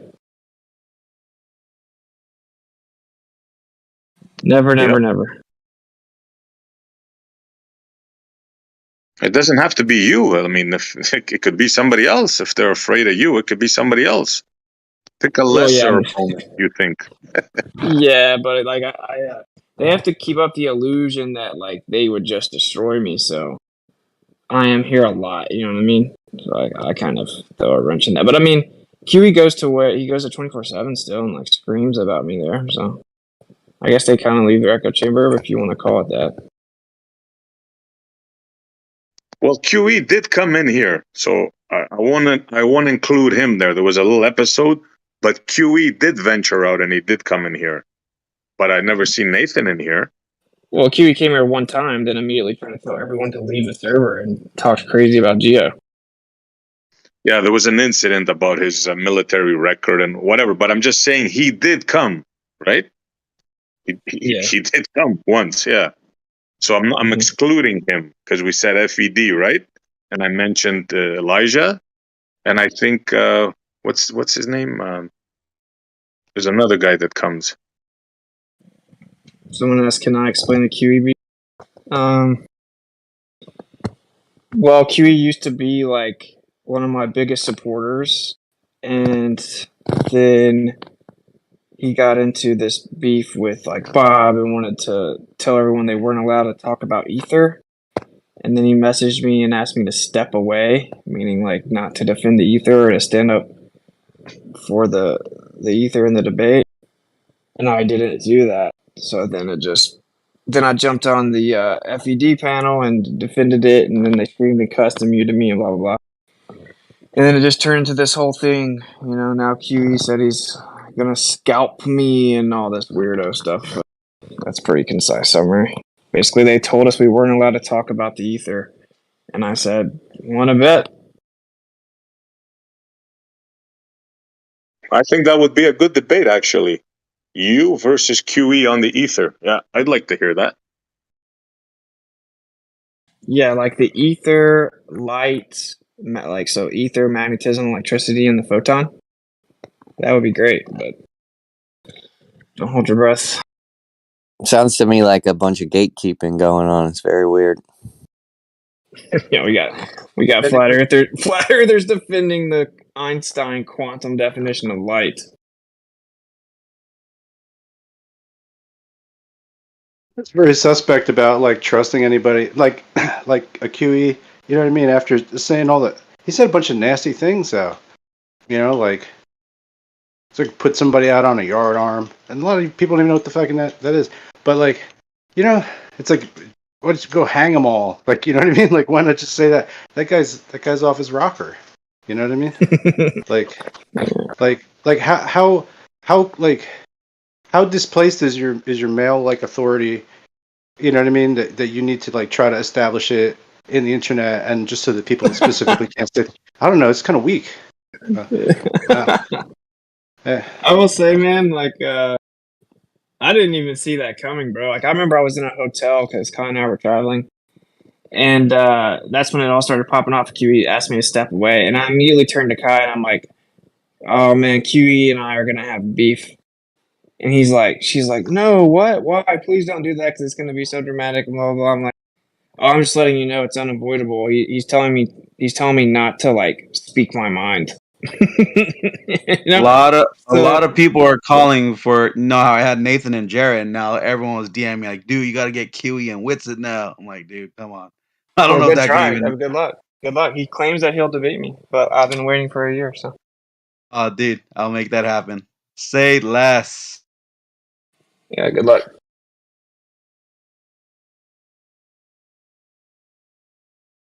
Wait, I don't you're see saying it ever he happening. said he'll debate you, right? Yeah, that's what he tells people in FED. Okay. Cool. Now I'll talk to you. it's turned into like straight threats on his life and shit, dude. Weird. Wow. Yeah, dude. What's so funny is someone sent me a clip where I guess a few days ago he's like, "I'm gonna end Witsit or Shitsit 60s," what he calls me, or whatever. And I'm like, "Bro, you said you were gonna end me like 9 months ago, dude. Like, bro, just let it go, bro. We're just still waiting." So I don't know. I mean, I think it's way easier for him to just say things and strawman what I say. So for him to venture into a back and forth, I would be surprised. But yeah, maybe if enough people ask for it, then he really can't avoid it without looking like he's scared. You know, probably make an excuse. But if you can pull that off, that'd be cool. Yeah, I'll talk if he's gonna ask time and date. What would be good for you if he says yeah? Well, like I said, I'm moving at the end of the month, so sometime after the first couple weeks of September, maybe mid. All right, we could go for like mid-September. That'd be cool. Yeah, and then obviously October, November is super busy. The end of October, I have Oktoberfest in Vegas, and then November 4th, I think I have an in-person debate at the Debate-a-thon for Modern Day Debate, and then I have my summit. So from like late October to mid-November, I'm like super busy. So like before that's ideal. All right, I'll try to get it in. You're saying not anytime soon, so not this month, but maybe possibly 2 weeks into September. Yeah, I mean, like technically, I could do it within the next week. Okay. You know, like I mean, I would technically do it tonight, but I have to pack everything up and move in a month. All right. I'll talk to him tomorrow. Hit him up tomorrow, and I'll jump in their little Skype chat. Actually, I'll do it right now. I'll talk to him right now. Give me a few minutes. Cool. I mean, obviously, what can't happen is he's just able to like scream over me and not let me talk the whole time. Yeah. No, I'll tell Hammer to do do a better job than he did with Jaren and Nathan. For sure. Jaren was interrupting. That's funny as shit. Right. Honestly, if we're able to just have like 10-minute openers, then it's all over. Like 10-minute uninterrupted openers. Yeah. Yeah, it's over. That's the way it was supposed to be with Jaren and Nathan. But I even said like Nathan made the mistake because he asked Jaren to answer him, and that opened up the door for now Jaren can talk. Oh, that was I want to say that was Nathan's fault for doing that, for asking Jaren a question in his 10-minute presentation. Otherwise, it should have just been Nathan. The same way Jaren talked for like 12 minutes or 13 minutes, and Nathan didn't say nothing. That's the way it should have been. Like, Yeah, for I'll sure. definitely do like 10 minutes and 10 minutes, and then have the back and forth, and you could school. So Yeah, cool. Yeah, that was 100% Nathan's fault. He just asked him a question. And honestly, So- I'm going to tell you, Jared thought it was funny to he thought it was kind of funny to show him what it's like to be interrupted because he does that to people. So I'm just like, I think Jared may have been a little petty. Yeah. All right, let me hit him up. Apparently, they've been trying to do this for a while, though. So I don't know. I mean, basically, what they did is they run around like, "Oh, QE and Witsit are going to debate. They already picked out a moderator, and it was going to be a 24/7, and we're just waiting on Witsit." And this was all done without anyone ever saying anything to me about it. We're just waiting on Witsit, but we haven't told him yet.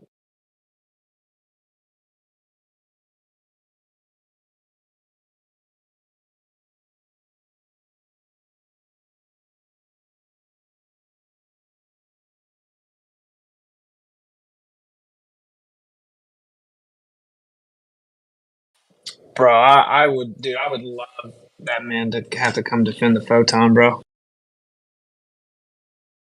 That'd be great. It'd be epic, man. Yeah. Like, first question I would ask, dude, I think is, or I would just say some opener. So, like, we can't bring up Mickelson-Morley because it's quote-unquote a parlor trick. And even though it's called the Mickelson-Morley experiment, it's not a scientific experiment, so it can be dismissed. But we can talk about the double slit experiment. Even though it's not an experiment, that's besides the point. It definitively proves the photon. Well, it's funny because he did that to New Moon the other day on his show. Nathan did, and they were talking about the downward bias, and then Nathan's like, "Oh, what about my helium balloon?" And then New Moon's all, "Well, what happens if you put the helium balloon in a vacuum?" And then Nathan's like, "Well, where do we see vacuums existing in nature?" And then I chimed in, and I'm like, "Well, where do we see helium balloons existing in nature?" And then fucking it just erupted in chaos, dude. Yeah, I mean, I'll be honest, bro. I think it would be so fire because we can even go into like, I'll even type out a list of what they should be about. But how like I can do a scientific experiment to verify the cause and effect relationship of electrostatics and downward acceleration. If you revert to, we don't see Van de Graaff generators in nature, you're done. Laughably retarded. You know? So that's because that doesn't matter. You can obviously use man-made tools to manipulate the variable. The part that has to be observed in nature is the dependent variable, right? A naturally occurring observable phenomena, dependent variable. And then you manipulate the independent variable. And it's always going to require human intervention to manipulate the variable. So, yeah, it's just rough. I don't even know. If you can pull it off, you'd be an MVP. I don't know why he would ever walk into that slaughter willfully. I say that as respectfully as possible. No worries. I already got a reaction in the Skype, so we'll see what happens. He's just start insulting me. That's what he's gonna do. All right, I'm letting him know. No, I'm just saying, like, in the conversation with you, he's just gonna say, "There is no debate. It wouldn't be a debate. It would only last 30 seconds. Oh, yeah. Switch to 60, can't Yeah. tie his shoes." Yeah. All right. That numpty retard crayon muncher. He'll go Yeah. off. Pretender clown, funhouse mirrors between those ears. Oh shit! He's Are you guys just playing his? traitor.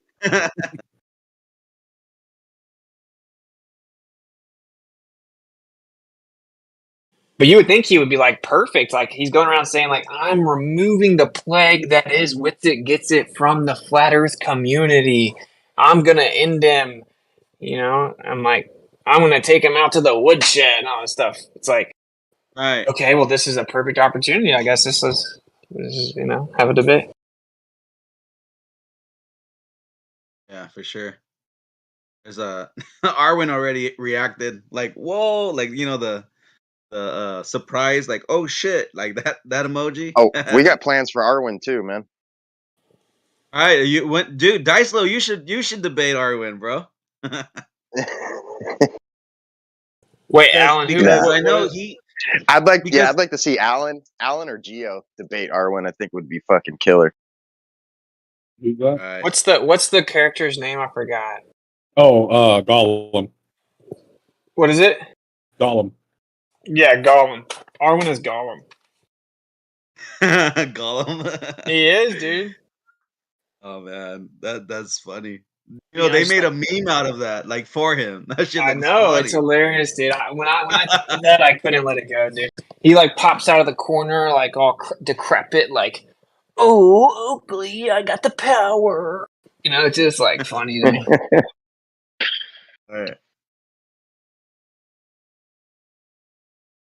Alan, are you up for a Jeremy, you debate, got shut Alan? down. What's that?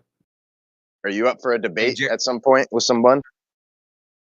I don't even know who would be debating. Like really, I don't know, like Said Arwen they asked or what topic. Oh, Sorry for cutting you off, these Dicelo. Sorry. Yeah, it would have to be like specific conditions, right? So the next time I debate, I want to do something where it's like more structured, where it's like my opponent and I will have like 10 or 20 research papers, and we'll exchange them and have like a time to review them, and then we'll argue within the confines of those or something, so that we all know Oh, the that sounds material. cool. Yeah, I I was like wanting to do that. something like that because I saw that format from James, that James guy versus what's his name, Professor Dave, and that format I thought was really cool because you could attack the arguments rather than just ad homing the whole time and making stuff up. So I Right. thought that would be really cool, but I haven't really put any time in terms of like seeking out that. But that would be something that if I was going to do it, that's how it would be. Interesting. Yeah, that would be awesome. Say the photon, electrostatics, and ether. Yeah, that's like it's kind of like one of the confines I want to argue in. It's like Earth's orbital velocity, like the core tenets of things that have to be proven, and just like hammer out Nicholson, Morley, Sagnac, Nicholson, Gale, Pierce, and all that, and just show that they have nothing but second order corrections to first order measurements to overlay a fake mathematical philosophy over reality and say that the ether doesn't exist. Oh wait, I gotta take this call. I was saying to Apocryphon, say those three. Say photon, electrostatics, and ether. All right, cool. Done. Sent. Alan, why you didn't like debating that lady that just said bubbles there for Dude, no, that was a ginormous waste of time. I couldn't believe that they didn't have a single argument. The one guy showed up and just wanted to social shame us, and Jen showed up and wanted to talk about her bubble philosophy and how you can't measure anything because it removes the possibility of it, or like it excludes another possible measurement to explain something. But she's perfectly fine with measurements that explain the cosmos, making the Earth an insignificant little marble in a giant cosmos of nothing. It's crazy, dog. So yeah, I'd rather not like do something like that again, where it's just going to be wild, nothingness. Yeah, your vast amount of information and knowledge. I think that format that you were talking about, that one with the Professor Dave and the other professor, that would be epic, dude. Yeah, it would be a waste to do it any other way, because if you can't dismantle someone from their like their source of their argument, like where it comes from, then it's like why even bother,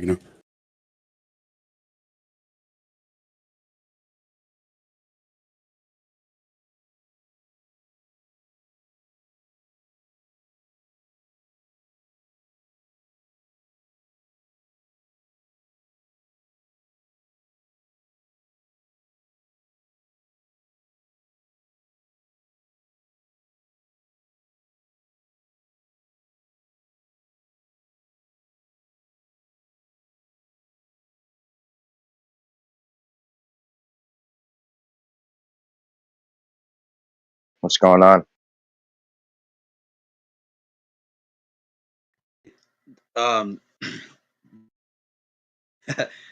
Guys are funny. Dicel, for sure though. Like, I could also ask if you would be willing. What would you want to debate with, and with whom? You Oh said I would fuck, like to dude. set it up too. I'm not good at that kind of stuff, bro. Oh, okay, no worries. It could just be a discussion, Like, I mean, you get into some good discussions in here, and I think you can hold your own, when you get into it. Yeah, Yeah, I think like I do okay in like an organic in the environment, just like a natural environment. But yeah, I don't like the stress and the strain of that, the confines of a debate. It's just like maybe if it was something along the lines of like what Alan said, I think I would be interested in something like that. Yeah. But just like just an open debate is just I don't know. It's I've just DM'd grounds for Alan feuding. before. I've DM'd Alan and gave him that opportunity a long time ago. And told him, hey, if you're interested, set something up because he was on I think Jaren's show, like going over something. I think it was the speaker's corner, and I was like impressed. Like, dude, that sounds dope. Like everything he was going over, and then I messaged it. Wait, isn't he in here? Let me see. Yeah, I'm right here. Oh yeah, I heard you. Sorry. Yeah, While talking about you, you're like right here. You're sure. Oh, but yeah, and then I DM'd you, and I'm like, hey, let me see. I believe I still even have that message in the little back and forth. Be like, hey, if you want to do a presentation. Oh yeah. Oh, that's what it was. I asked if you wanted to do that with McToon to have that discussion, against McToon, and you never replied, but it's okay. You asked me, or was you talking to someone else? No, he asked me. Oh, okay. And if he would like be interested in, because he did this presentation, like he had this kind of long but like very informative, and I think that style would destroy McToon because McToon is always about how flat earthers have no proof, no evidence. You just kind of parrot something. The thing that Alan brought forward was like documentation, and I was like, dude, that'd be perfect to go against McToon.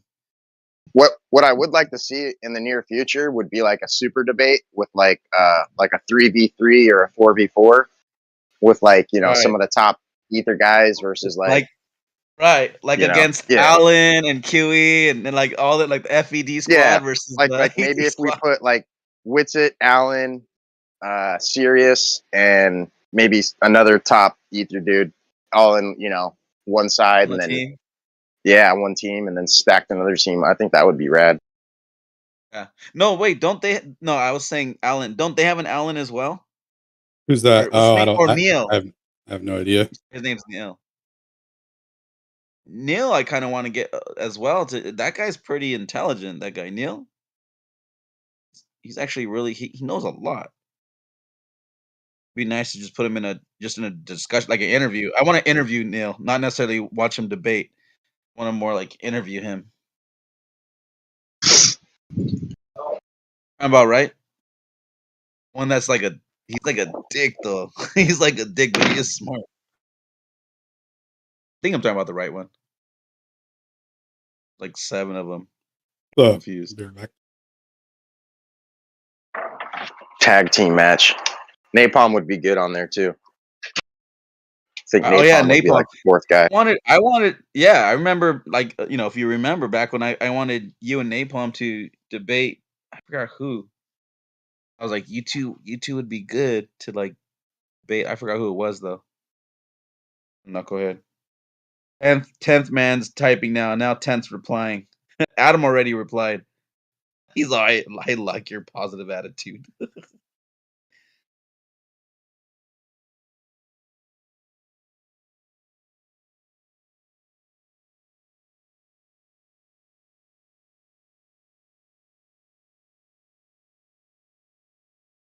Oh, he was easy.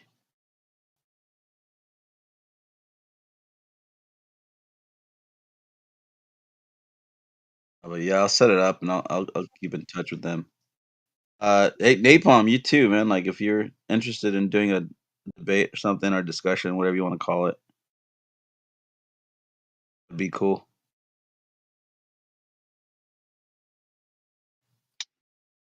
Hey, Essie, are you still there?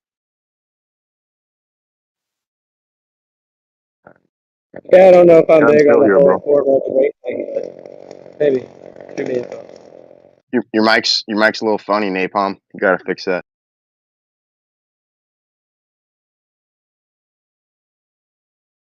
Let me know when you need a mic check. Yeah, another point I wanted to say, SE, that I didn't get to mention yesterday. I don't know if you ever got a chance to watch that video I recommended to you, or if you're even like truly interested in what counter space is, or if it's just like an argument point for you. But one point he did address was that voltage was pertaining towards that dielectric side, which is again part of the counter spatial side, whereas magnetism is equated with amperage. So there's just another fun fact to think about. Yeah, absolutely, bro. Not only do I get that, and I do want to understand more. I even posted a video, I don't know if you saw it, where Dollard explains what counter space is to him. In other words, he has... Wow. Yeah, bro. What did he I don't say? just talk out of my rear end, bro. Yeah. What he said was, if you put two, those Tesla coils, if you put two of them close to each other, the center between them, that's counter space. That's what Dollard explains as counter space, where those two currents, they like cancel each other out, kind of a deal. And he shows it with light. He has like a bulb, and you know how they light up, right? They light up bulbs at a distance, and he shows that. I'll try to find the exact video, bro, and DM it to you. Yeah, that's like what confuses me the most is that you do genuinely sound interested, but then it's like, and then there's the other side of you that's just like, oh, this is complete bullshit. So it's like, but it is, bro. You can't just say. But bro, listen, bro. You can't just say two opposing magnetic fields creates counter space and expect me to believe that. What is it? I mean, think about it, man. Yeah, I know, but even Dollard, the genius, right? That's my point. That's my whole point. Like, we're dealing with these guys that are on a whole nother level separate from the majority of humanity that's ever existed, right? But they're all saying this one thing, and the one thing sounds insane. I get it, like it does. It's very triggering. It's a very triggering word and concept that's like baffling for most people. But that's why I said, like, in order to even begin to understand that, like, you have to understand how these geometries work and how they're like mutually antagonistic to one another. Not only the antithesis, but inseparable from one another, and how it's visibly witnessed, when you look at these things like the holography of a magnetic field, or how lights, or electricity can be self-canceling, or just like all these things. Like they knew something. Whether or not they're explaining it in good enough words for us lays to understand or not is a whole nother story, but they were onto something. We got to give them that. Yeah, bro. And I hope by me demonstrating to you, and I even found something that you didn't know about, right? You didn't know about Dollar doing that. I looked into it, bro. It's not just I'm saying nah. I looked into it because this is the most fascinating stuff around. Counter space, ether, 0-point energy. Like, this is God territory, right? You must have heard me say that many times. This is God territory. So this is it. Yeah. This is the most fascinating thing of all. Yeah. Gotcha. But you can't just, even as eloquently as Dollard showed it, right? And it's like you can see it, and you can visually see it, right? He has one a Tesla coil on one side, another Tesla coil on the other side, and he says, "Look, this space here," and he puts the bulb there, and you can see it. I can't even say it, delineation point, right? And that is counter space, visual representation of counter space. You can use that when you talk about it, bro. It goes beyond, one step beyond when you guys show the ferrocell. This is actual moving electrical fields showing this. What Dollard says is counter space. Now, to me, it's just a place where the fields cancel each other out or block each other. I can't consider that counter space.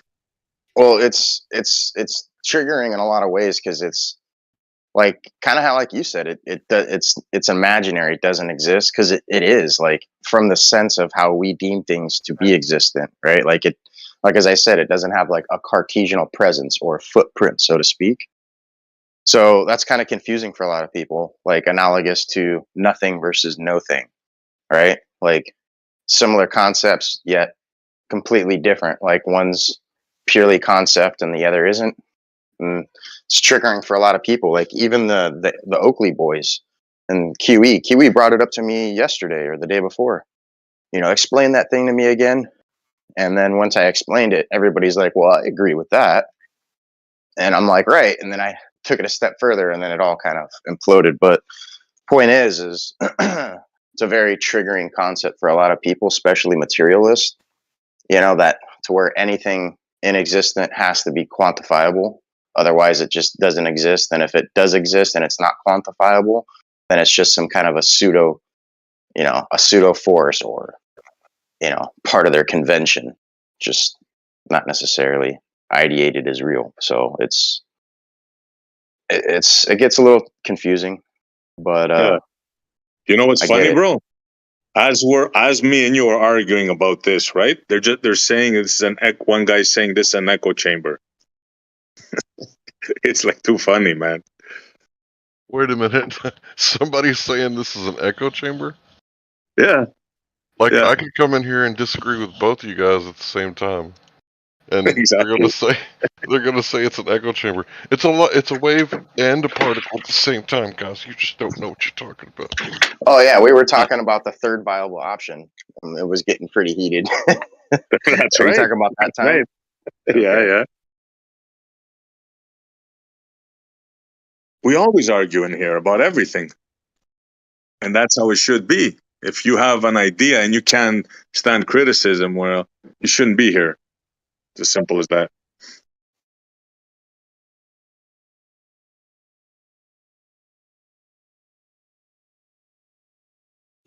Actually, I think it would be better to have an echo chamber to where, there's only one person talking and everybody can hear me echoing through their headphones than to have like 10 people pile up on the one person who's talking and nobody hears anything. Hell yeah. That's why they don't come in because, well, obviously our arguments are strong and they're like pretty hard to defend against. That's number one. But the main thing is we've taken their main weapon away. Their ability to like interrupt, insult, get people mad, that ability has been taken away. It's like a superpower. It's like you took I don't know, Magneto's power away from manipulating Magnet, right? So yeah, they just can't talk properly in a back and forth without interruption and insults. Well, not all. We have some, but yeah.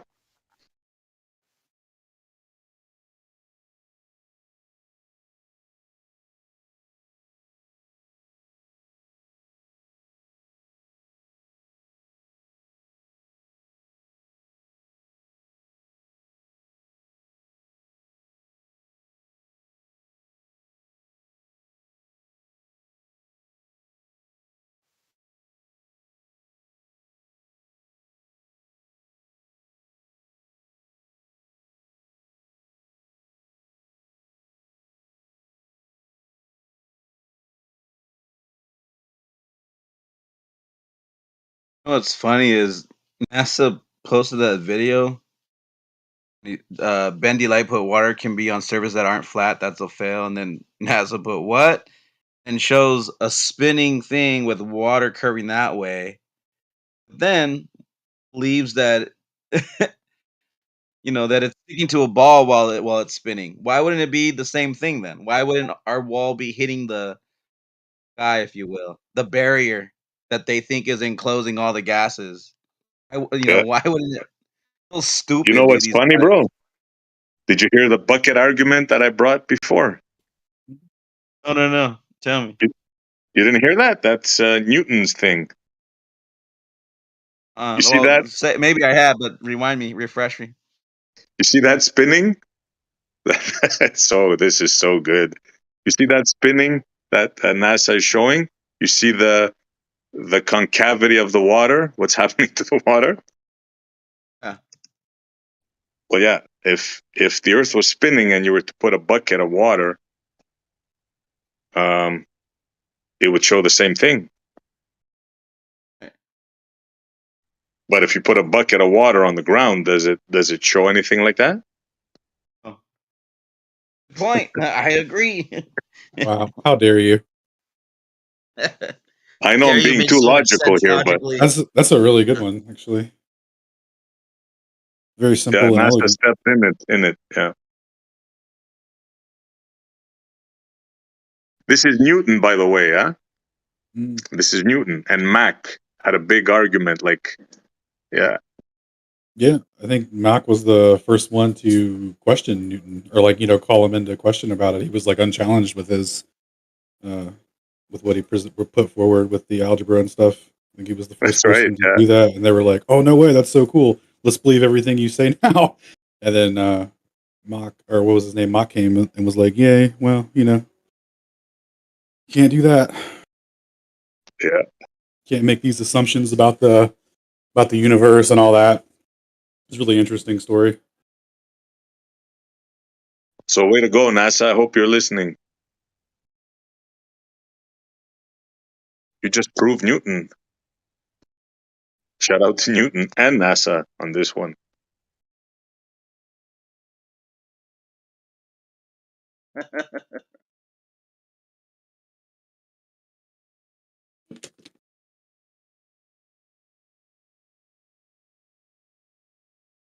They're knuckleheads, man.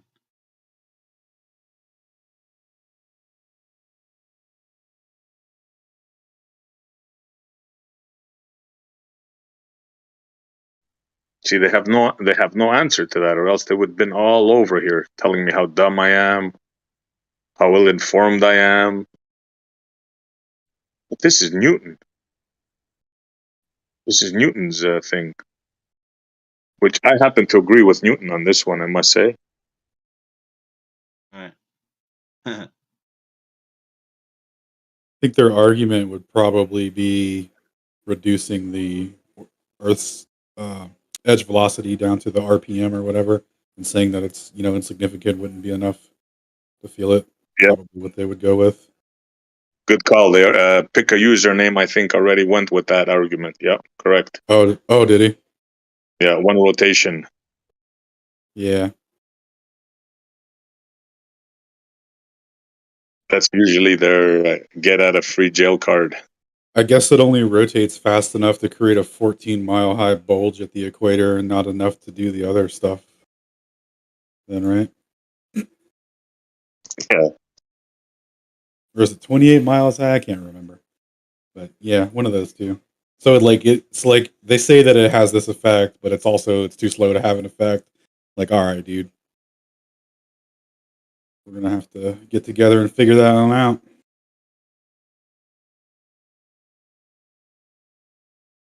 Yeah, it changes the shape of the entire Earth, but that's it.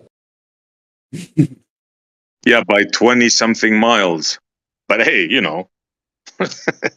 Well, like it's too slow really for you matter. to put a bucket down and feel it, bro. It's just enough to reshape the Earth. Exactly. Yeah. Like to destroy the spinning with a bucket of water. Shout out Newton.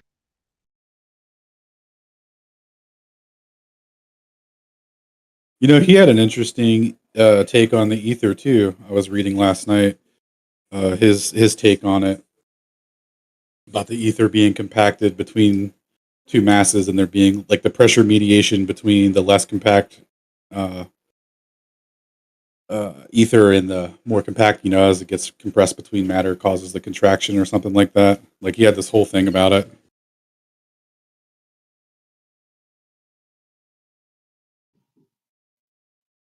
Yeah, there's a lot of stuff that just, it just disseminates their model. It's like it's just too much stuff. Too much stuff. Oh yeah, here it is. I got the quotes. Very cool stuff. 'Cause I didn't know really that Newton was into the ether, except for when I think it was Whitsitt or when he had Syngenus on, when he talked about the stuff that was in one of the Principias at the end that they took it out, where he was like, "Yeah, dude, here's my thoughts on the ether," and he had like this whole thing set up.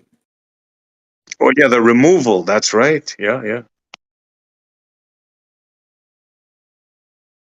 Imagine that, removing something. Not suspicious at all. Removing his personal thoughts on it. It's like, all right, dude, you can't let it be out in the open. You can't let people think about it.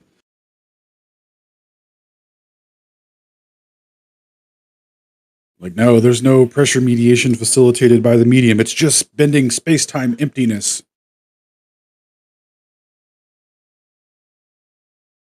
Who is that guy? Are you there? Was it Copernicus or Kepler that had that story about the sun singing a heavenly song and the acoustic vibration was facilitating pressure mediation that was causing the orbits? That was Kepler. Yeah, when I first heard that, I was like, wow, that guy was a nut. And then I started thinking about it and I was like, oh, it's actually kind of beautiful. The Yeah, sun's no, yeah. it's It's like probably got some truth to it. Like there's like a heavenly vibration. yeah.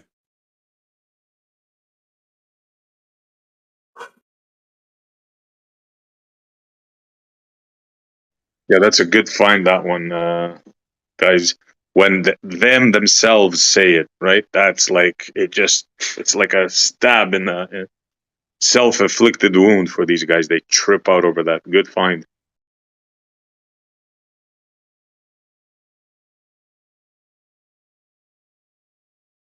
It was Syngenus that mentioned this, right? I think so. I'm sorry, I was kind of tuned out. Can you say that again? I just agreed to something. I have no idea what you said. I think it was Syngenus that came up with this one. The heavenly song Found thing. it? Yeah. I think he uncovered something that Kepler had sent out and then was removed from history or something like that. He wrote a letter explaining it. Maybe I think that was it. No, like I've never heard Syngenus talk about that. I mean, I've heard him talk about he may have. I wouldn't be surprised if he has. Right? He's talked about like the whole history of heliocentrism, but I know he uncovered Copernicus letter, and Galileo. I think both recanting heliocentrism, but it was definitely Kepler that said that. I'm pretty sure. Yeah, because it was his model or whatever, right? Copernicus was just the guy that put the philosophy forward that the Earth isn't the center, right? Or it has no significant place. I can't remember. Yeah, I mean they actually the Copernican principle was formulated later based upon the Copernican model. He didn't specifically say that. It's just an implication.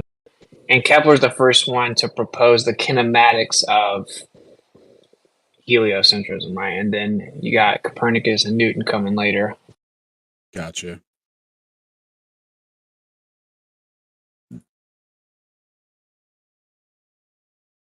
So, Alan, you've started reading up, or you've just read up on Newton's idea of the ether. Yeah, there was a section in it in a book I'm reading about the historicity of the ether and physics and theoretical physics and all that, and it touched on. It's going over all the big names that we've heard of. They all have their own little ether thing, and he was just going over the historicity of all that. Oh, nice. Okay, so is that the history and theories of ether and electricity from Descartes to the 19th century? Nope, that's from Adasukovsky's General Ether Dynamics. It was a Russian book from 2003. Oh, okay, gotcha. Here's a link if you want to check it out. When I read up on Newton's ether, I remember him kind of stating it being something akin to like a rarefied air within the energetic field kind of thing. It was definitely interesting. He was almost, at least the part about the ether that I was reading him talk about, he was almost equating it to kind of I don't know if you're familiar with the like the Cheerio effect, where if you've got Cheerios in a bowl of cereal, they eventually attract to one another due to kind of their depressions within the surface tension of the So he was kind of equating the ether as being this rarefied kind of air or whatever, but still being an energetic field, and mass's depression within that is what causes this slight attraction kind of thing. Yep. Yeah, the pressure mediation of the the different ether densities. Correct. Yep. Yeah. So Kepler, he proposed a cosmology dominated by the notion of celestial music of the spheres. Nice. That was Kepler. Celestial music sounds badass. You know how they're always trying to get us to fall for this is what Saturn sounds like from radio waves or whatever, all that kind of stuff. Mapping images to sound. Yeah, or whatever they do. I'm gonna drop this paper.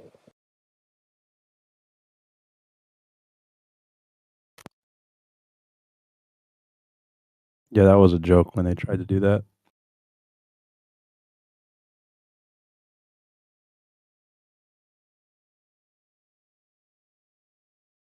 I mean, that's like when they did that, it's like, dude, you can make music, you can make quote unquote sound of anything with this stupid method.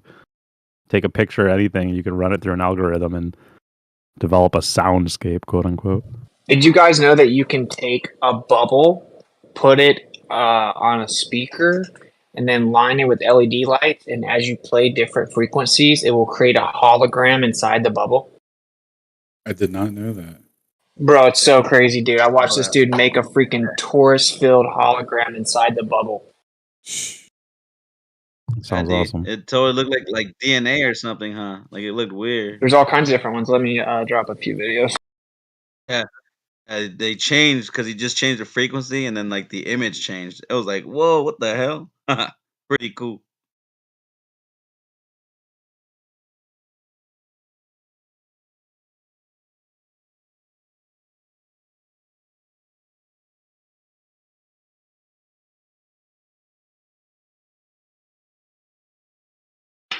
Bubble cymatic. But I gotta step away for a second. What? That's nuts.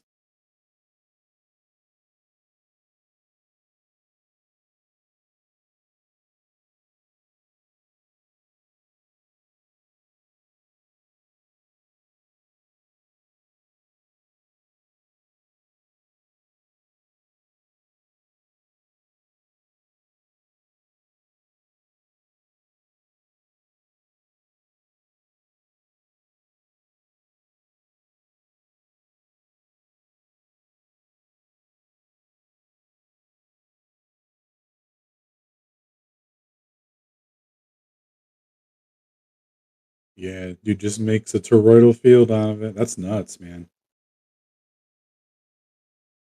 Yes, it's crazy.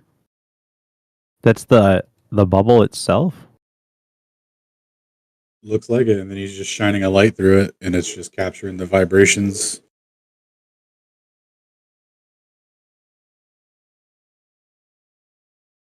Yeah, that's pretty awesome. It's like it looks like a 3D cymatic pattern, like how they do the ones with sand on the plate or whatever. It's like a 3D one of those. That's crazy.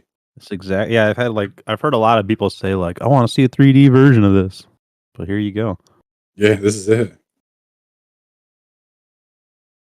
Coincidentally, when FE Core modeled out the sun to every observer at their respective latitude, it makes a 3D hyperbola in the sky. So like essentially what that dude's showing, that's what the sun is in the sky. Well, no, what's so crazy, dude, is with certain frequencies, you can actually show what appears to be 4-dimensional shapes. Yeah, I know. I know it doesn't even make sense to you, but I'll try to find the video in a second. It literally looks like 4-dimensional shapes because it's like coming in, and it's just hard to explain, but it's wild, dude. Yeah, isn't that crazy? I know it doesn't even make sense right now, so I'll just find it.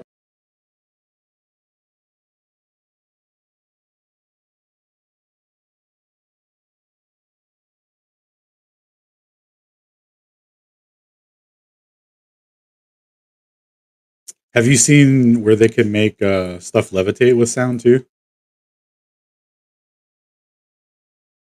Oh, he went AFK.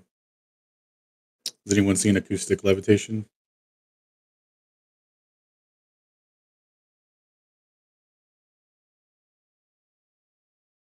No, I haven't. Technically, the star in a jar is using. I think it's utilizing that because it's hitting it from both ends to kind of sustain the bubble in the middle of the vessel. Oh, is it? I didn't even put that together. Yeah, I've seen the star in a jar too. That's awesome. Star in a jar is tight.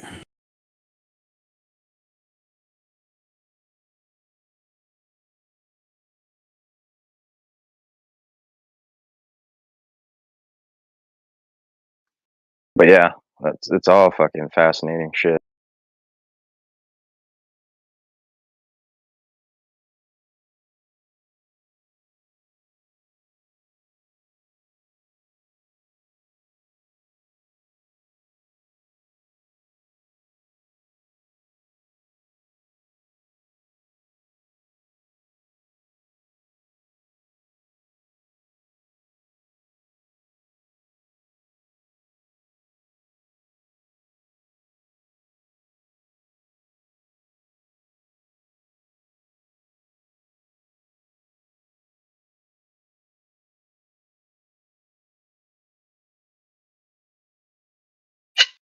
All right, why am I hearing the Glover Supple speak?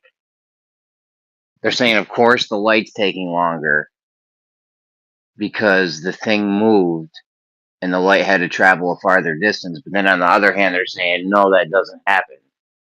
Like with the trains and the stakes example, or Michelson Morley thing, right? They're saying, no, it didn't happen. It's the same speed. Like what exactly is going on? Sounds like they're disagreeing with Einstein, but then agreeing with Einstein.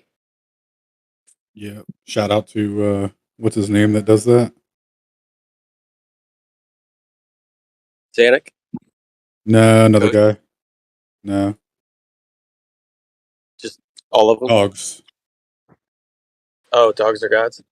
Yeah. He's like, no, it changes. You just add the velocity. It's like, no.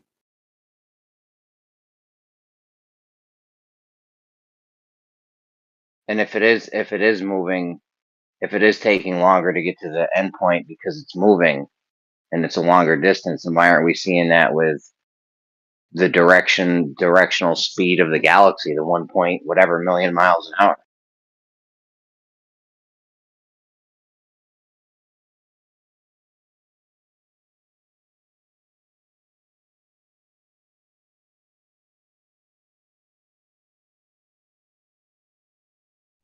Stop asking legitimate, logical questions, Jeremy. And anyone that says we're an echo chamber, fuck right off. Just right off. All right? Squared. That's not what we're doing here.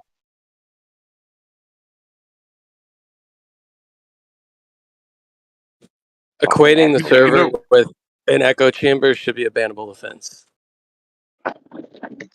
Then it would create an echo chamber. See, here's the thing. Anybody could come in here and say anything as long as we're not arguing something like really ridiculous. But, I mean, anybody could say anything in here.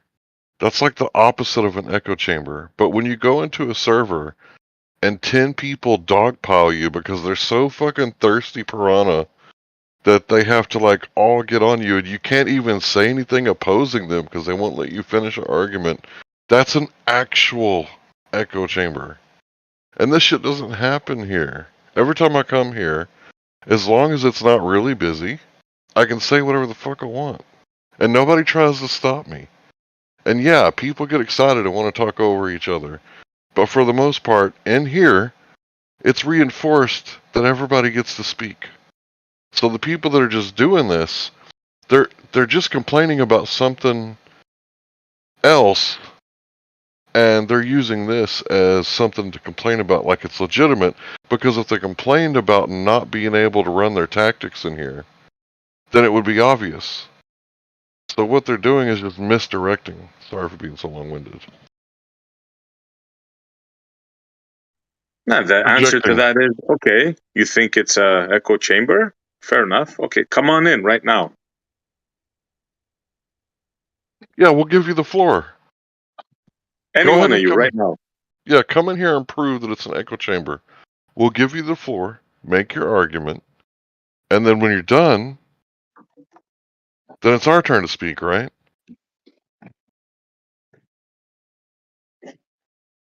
Guaranteed you will not be interrupted. How many minutes you want? We'll give you 2 minutes uninterrupted with a clock. Right now. I'll time it. Anybody.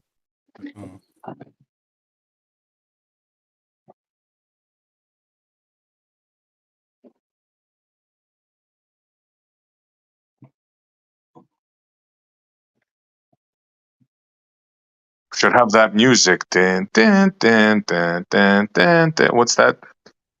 What's that show that plays that? Jeopardy? Yeah, Jeopardy. Yeah. This is Jeopardy. Yeah.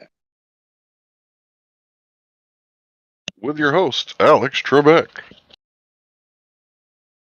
Yeah, he's the best. Yeah. Rest in peace, Alex. Yeah, bro. Yeah.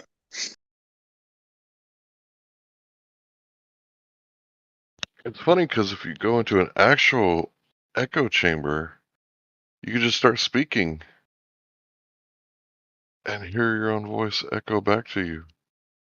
But in here, I hear people fighting over all kinds of shit.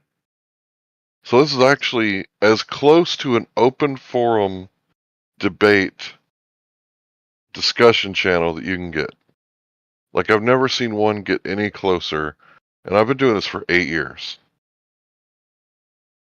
I've never seen one get close. There was one that was equal to you guys. The round table, they had pretty strict reinforcement of nobody talking over each other. So you guys and them are like the only ones. In other servers, I've seen lots of muting and banning. Like, oh, if you can't give me this definition exactly the way that I want you to, then you're banned. I used to like the round table. I remember I went over there one time. I think it was with you, Hank, intentionally to go over there and kind of debate some people. And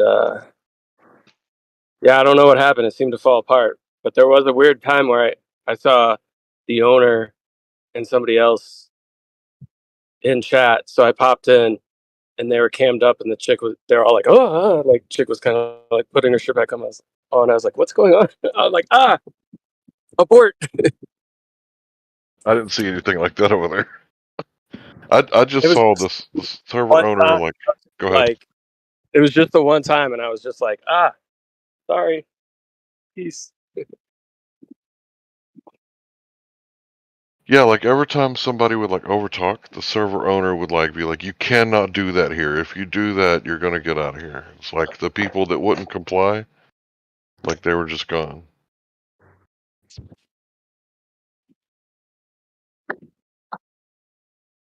And see, the mic is open. Like anybody can come in here and tell us, why is it a echo chamber? Go ahead, come in and tell us.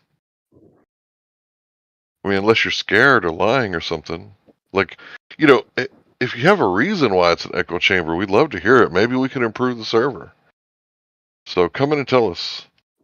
Dude, anyone saying that this is an echo chamber, I don't know if I even want to hear anything they got to say. They're obviously either not paying attention or they're fucking lying. I'm not interested in anyone saying this is an echo chamber. Like, if they talk and I listen to them, I'm basically wasting my time at that point. It's a tactic. And the funny thing is, they must have all come up with the same tactic in their own echo chamber because it's the same people that are kind of saying this stuff or started it, right? That have kind of jumped ship and aren't coming back here anymore. They're just sticking around in text. And then they have this whole echo chamber mantra that seemed to popped up right around the same time. It's a good. Oh, go ahead. Like it's their echo chamber. Anyways, go ahead. Yeah, I was just gonna say it's all about antagonizing. I mean, as like NASA shill was doing a really good job yesterday of continuously antagonizing. It's like when they know they have no argument, or if someone knows they have no argument, and then they can still keep antagonizing you to make it sound like they have an argument because they keep the argument going forever by just antagonizing someone on the panel over and over again. So they just end up filibustering the whole conversation, and it's like it's just about appealing to people's egos and who's right, who's wrong. But that's like a perfect filibustering or a perfect antagonizing strategy to just say echo chamber without actually, you don't have to actually address the point whatsoever.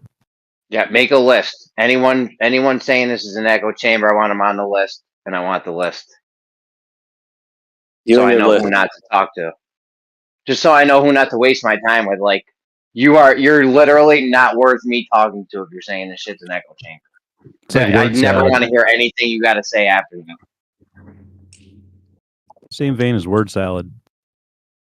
Yes. Yep. Exactly. It's all tactics, and you're right. NASA Shill is good at it, and his tactic is exactly what you said. He never makes any claims. He just tells you don't understand, right? And he'll just go down that whole entire trope and just get everybody off of the subject, right? And then continue to antagonize without actually adding anything of value to the conversation. Even if it's his side that he believes in, he still won't add anything of value to his side.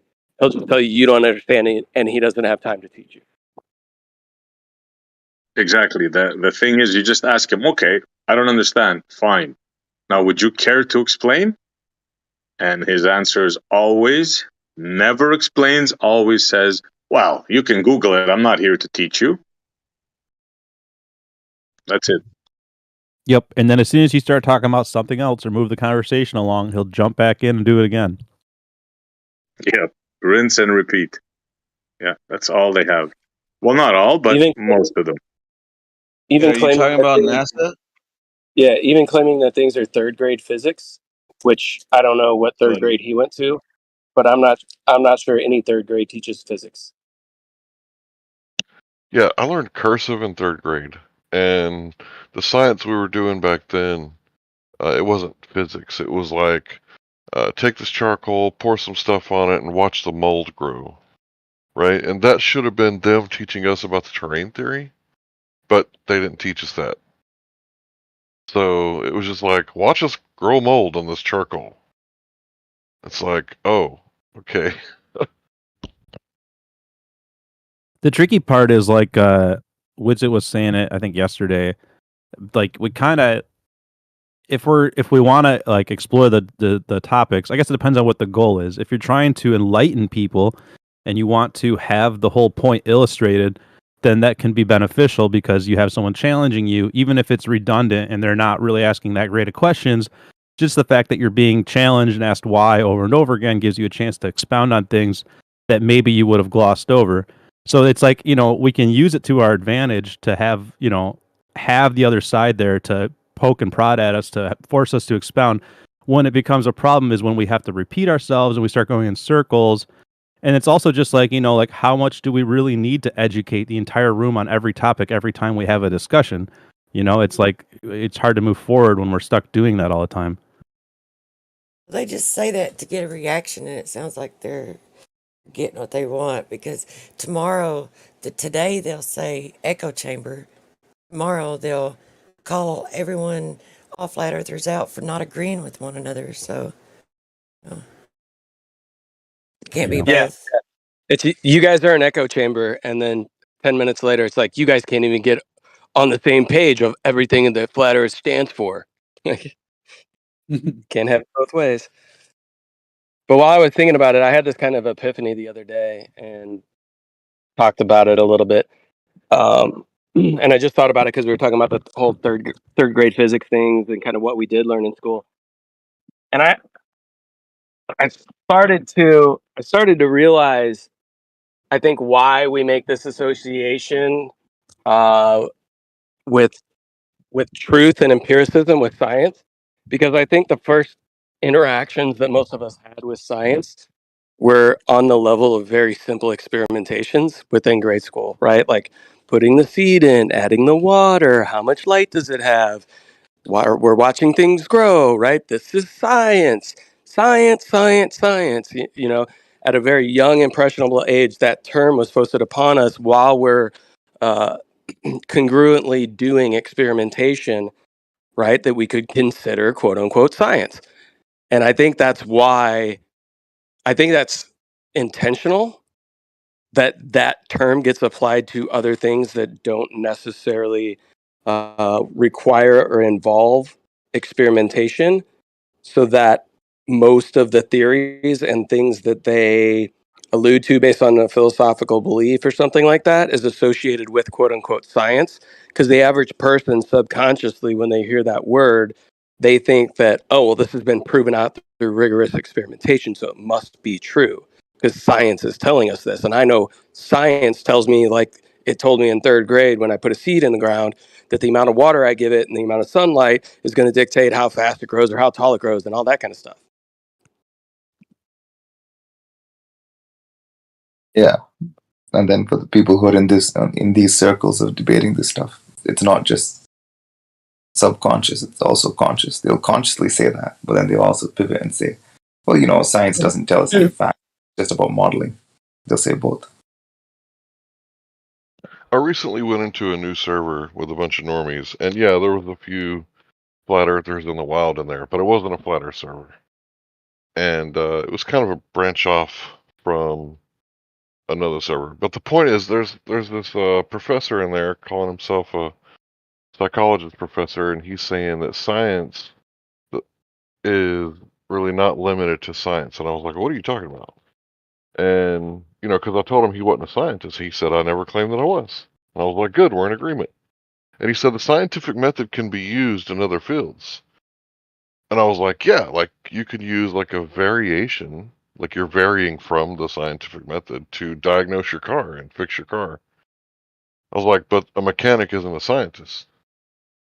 And we're like talking about this, and I think the audience got it, but I think he was just using the Socratic method to kind of let people hear the audience, because I think he was smart enough to get it, but he would say it without saying it. You know what I mean? Like he was saying you could use the scientific method in other fields. And I was like, yeah, but it's not natural science. And like he wouldn't disagree with that point. So I think everybody knows innately, if we're talking about natural science, like it has to deal with nature, and me saying the car won't start, well, we're outside of the realm of science. So what they've done is they've blanket termed science over everything that they want to add legitimacy to. And that's the trick. They're all word magicians. These people that we're dealing with, they use, you know, the arts of language to add confusion and muddy the water to where people think they can't know anything and trust anything. Exactly, brother. Word smithing. You got it dead on. Example, masts.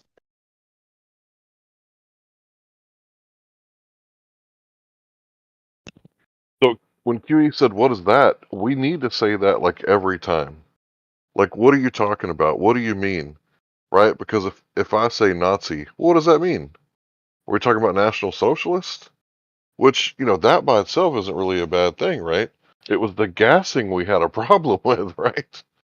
So what do you mean, right? What are you talking about? And, you know, I don't know if that happened or not. I wasn't there.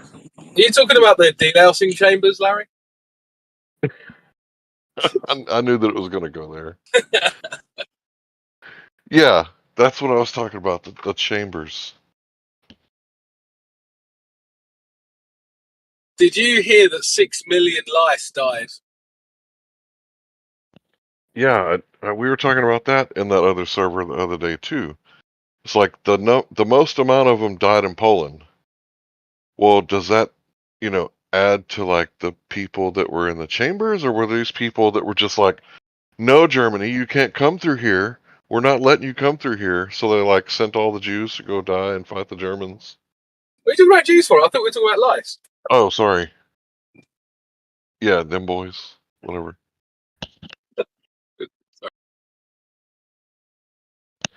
Well, I was talking about Poland. Yeah, the number of people that died in Poland. We were talking about that the other day. Some people got so freaking triggered that they couldn't even have the conversation. And all we were talking about is how many of them died on the battlefield as opposed to being rounded up. Because remember, Hitler wanted to get through Poland to get to, what was that? Whatever country's on the right, of Poland, the east of Poland. And Poland was like, no, you can't Ukraine. do it. Ukraine? Yeah, so they were killing off the ethnic Germans over there, and that's why they wanted to go over.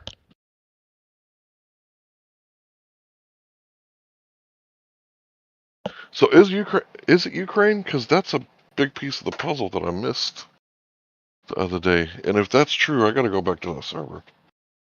What's east of Poland? It sounds right. It sounds like Ukraine. Hey, Toby. Sorry to interject. Yo. Can you send me your coffee website real quick? Yeah. Thank you. I think Ukraine's south of Poland. I think it's Poland, Belarus, and then Moldova, is it? And then Ukraine? I could be wrong, but it's they're all around there. Belarus is there too. Yeah, they just moved nuclear weapons in there. By the way, I'm trying to visualize because I know Bulgaria and Romania are there, but I think they're to the west of Moldova. I have to put up on that. Can't even remember.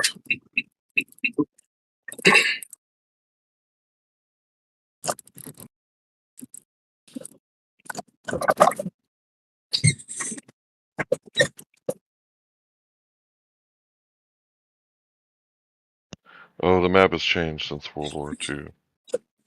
Yeah,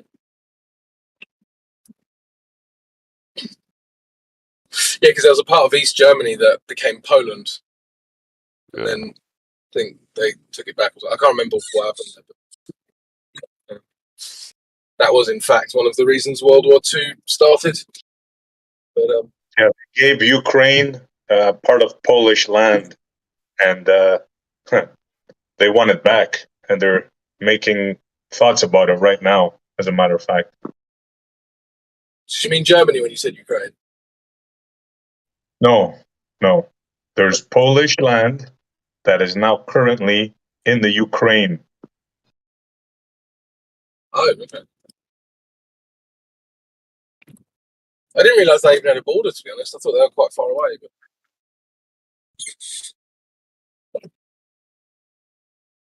let's look it up again.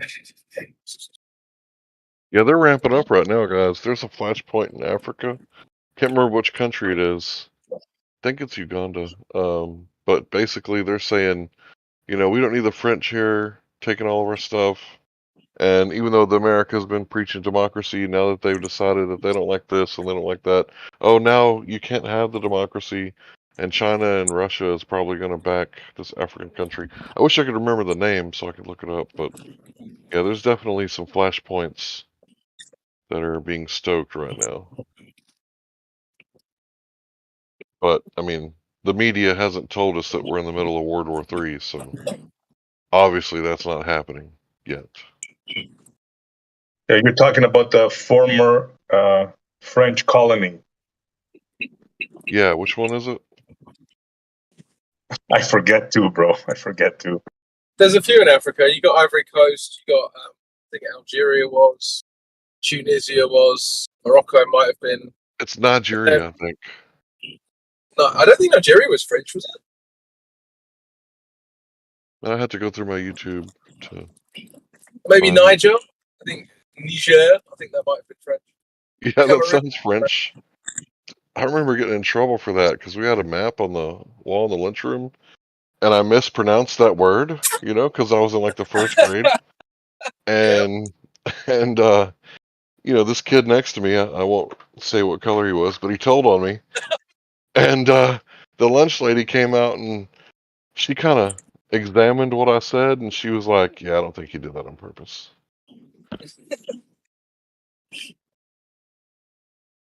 Yeah. Yeah, we have to say with a French accent to avoid accusations of racism. Niger. It's a whole country, bro. In front of that N. Put it on accidentally.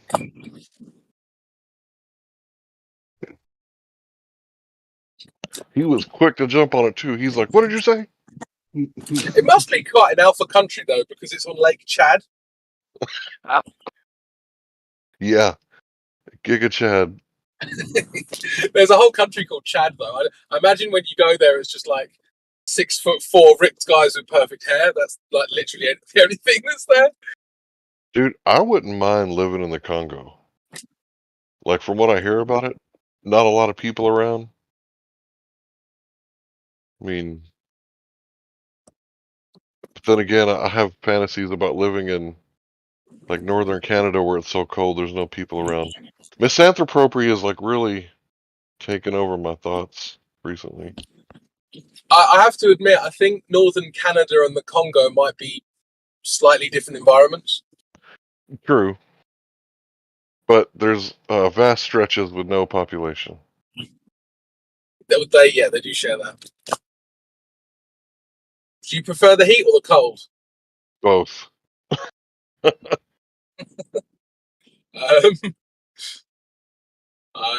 don't think you're getting much cold in the Congo. Mm-mm. Let's see what. You might get some wet though. They have wet season and dry season.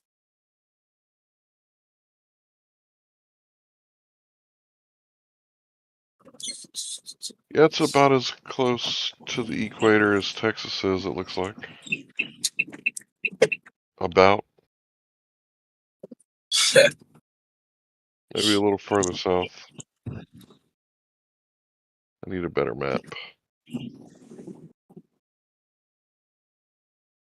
If you actually want to go to a country that's safe and has good weather and loads of space, try Namibia.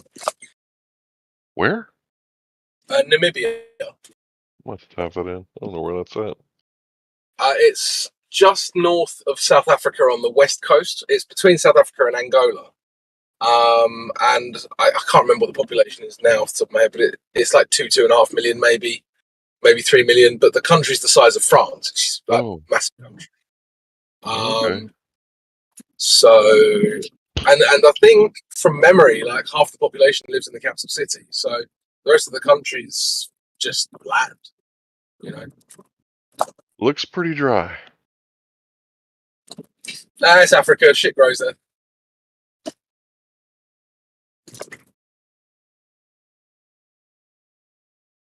Start yourself a little branch.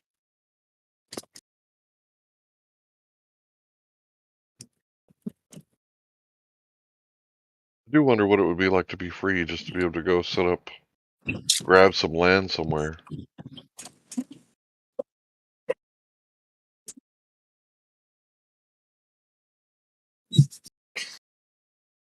Yeah, I don't know what the laws are in Namibia. It used to be that you had to be a citizen to buy any land at all, but I don't know if that's changed.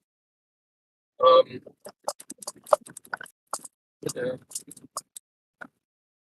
Well, I remember I was there about 20 years ago. The land was super cheap. Like you could buy a house. I remember that we saw this one place. It was like a house with a little chicken farming business that you were buying the whole lot together and 3 acres of land or whatever. It was about $17,000. Wow. It was crazy cheap, but obviously that was 20 years ago, so I don't know. That sounds like land in southwestern Texas next to the border. Pretty cheap. But is it cheap for a reason? Yeah, that's the thing. Like, my wife was like, we could go live in this place in Colorado. I look at the crime statistics. I'm like, oh, that's why it's so cheap. Yeah. Well, the reason it was cheap in Namibia was because of the restricted capital flow from outside, right? But that's not the case in southern Texas, I'd imagine.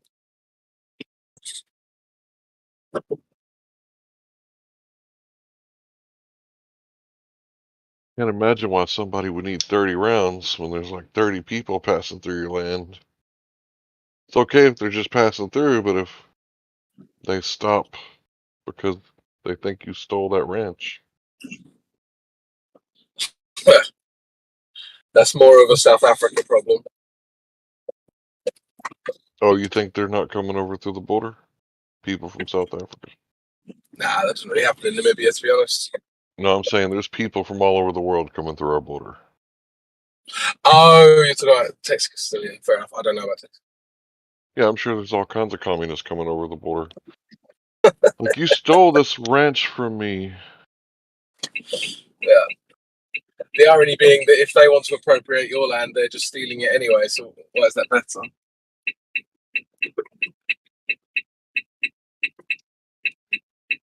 You know, I look at this. I'm looking at the map right now. I'm looking at this place. Not the United States. I'm talking about Texas. And there is so much freaking ridiculous amount of land. Like, it's just ridiculous how much land is here.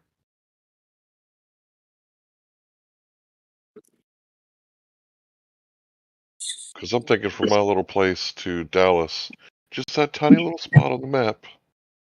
And then the rest of it is like... And then I remember what it was like driving to Corpus Christi and South Beach.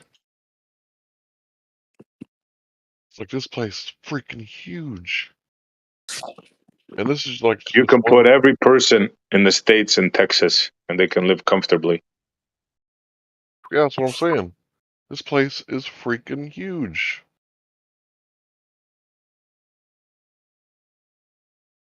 You can do the same with any province in Canada. As a matter of fact, you can put both the populations of Canada and the United States in one province or one state easily. So why are we fighting over land? If I'm looking at the big picture now. I zoomed out, and now I'm looking at like Russia and India and Korea, all the way to Europe. Like, what are we fighting over land for? I'm looking at all this freaking land, and this is like the Resources. shrunken. This is like the shrunken Resources. version of Africa. This is like little Africa, because this is a fucked off map.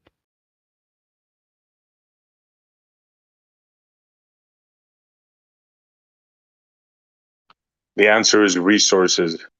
This is why we fight over land. I think it's human resources. Because there's enough All the resources in resources. Antarctica. Doesn't Antarctica have a fuck ton of resources? Didn't Europe have a whole ton of resources? And then they discovered this place called America. Mm. And then they saw, what? Whoa, we got a lot more resources here. I think we'll stay here and take over. Kind of like it here. It's nice and warm, palm trees. Yeah, I think we'll take over. Yeah, I hear there's not a lot of trees in certain parts of Europe. Once you have enough resources, it's not about acquiring more resources as much as it is preventing others from acquiring those resources to keep yourself, your power sustained. Yeah, then you go in defensive mode. Yeah, to protect the resources. Exactly. Well, just to prevent others from obtaining them, because once they obtain resources and they get out, up to your level of power, then, there's a what's the word?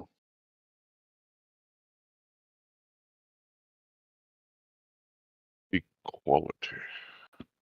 No, like in business, like when you have somebody that's trying to outdo you. Competition. There you go. Yeah. Yeah, it's basically what it is. Gangs. Think of two competing gangs in a street corner. That's what countries are, simply stated. Yep. Corporations. Dead bodies. Hey, I like that avatar, Larry. Thanks.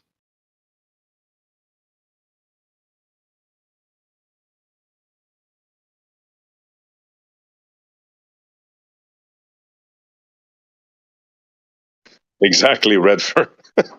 Quebec versus the rest of Canada. Exactly. The Frenchies versus those darn English.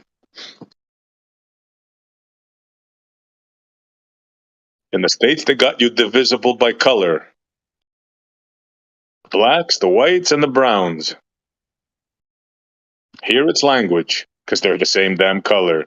Isn't it beautiful how they do it?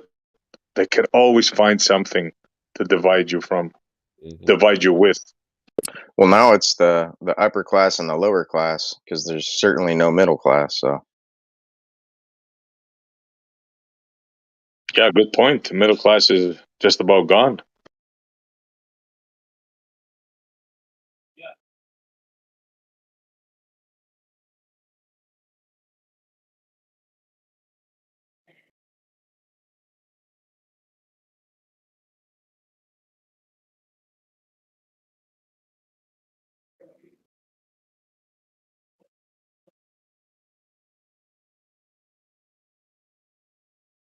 You guys ever see the Star Trek episode where they had a race, or they had a planet, and they had a race with half their face was white and half their face was black? Yes. You ever see that one? Yeah. Oh man, that says it all. Whoever wrote that was a freaking genius. But the difference was because at first you couldn't tell. I was saying, why the hell are they both have the same? One side is white, one side is black. Well, the difference was in one race, the left side was black and the right side was white, and vice versa on the other one. And they were killing each other over that. I've always said that people that are like racist, like I thought that they were like really lowbrow. You know, people that are like genuinely racist, like want to do harm to you because of your race. And to me, it's all about culture. Like my brother's a racist. Me, it's culture. And he's saying that, you know, like it's part of culture. Of course, there's culture involved, but it's race. And I'm like, no, man, it's like Protestant versus Catholic, or it's, you know, authoritarian versus libertarian. And I think that there's more differences between individuals than there are amongst the races. But there are differences amongst the so-called races.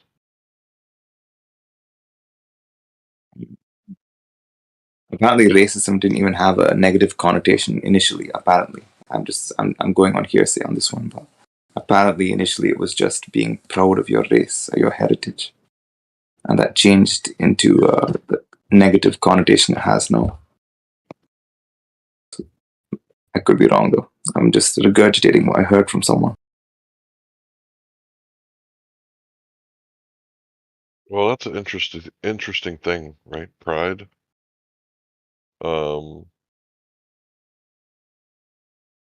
Especially if it's something you don't choose, right? Like they have these parades that are all about pride, but they say that they didn't choose it. And like if I'm proud about my heritage, right? I come from Ireland, Scotland, or my family comes from Ireland, Scotland, and more of the eastern, northern. I think that point, it resonates with a lot of people a lot of the time. Like, why should you be proud of something you didn't earn, like your race or your heritage? But at the same time, if we get so reductionist about it, is a father not allowed to be proud of his son? Right. That's what I was gonna say. Like I'm proud of my family. We've been together 20 years, and you know we've you know been through some shit, but we're still together. Exactly. So you can be proud of things that are not directly in your control. There is you can't be fully reductionist where it's like, well, don't be proud of this. I think the real psyop is that they created nation, and I think a race is a legitimate group. It's like this nice analog, smooth, like kind of categorization that we have in reality. Literally like a rainbow. Literally, not the pride, the gay, not the gay version. And then you have nationality, which is this arbitrary division, which is just like, I don't know, these lines that they've basically compartmentalized into people based on some sort of, it's like almost like creating categories in a library. Like, oh, this is romance, or this is adventure, or this is thriller. Just like, I just looked at Texas and thought about the immigration, and now I'm looking at the UK. They don't have any fucking land. They're just like Japan. They don't have any fucking. I mean, they got a little, but this people group is just like Japan. I go over here to Japan. I mean, yeah, there's not a whole lot of land here. So, like, if there was massive migration in Japan, like all these Koreans and Chinese and Africans and Europeans started moving into this, and like eventually it would erase them and their culture. Like, that would be fucking terrible, and it's literally the definition of genocide. If they were erased, right? In the animal kingdom, we call it extinction, right? But somehow it's okay when I go over here to this side. It's like the same thing's happening in the UK. They're getting all this crazy massive immigration. But look at the rest of the map. How much freaking land there is. And all these people want to go into this one little spot. Why? Why do they want to go there? It's of conditioning. Could it be because, I'm just saying, like a stab in the air, could it be because those countries put them up in hotels and give them a couple of $1,000s a month? Exactly. All that immigration is subsidized.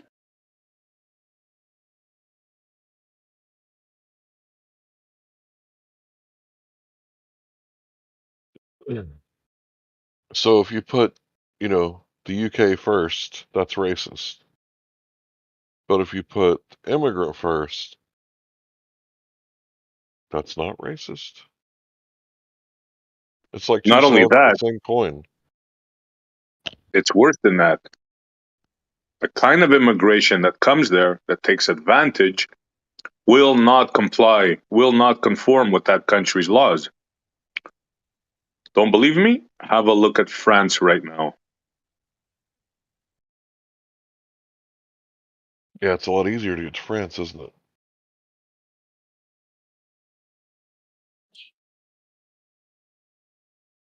Their laws. Go ahead, sorry. Hold on, bro. No, I was just saying, no, go ahead. I'll go after.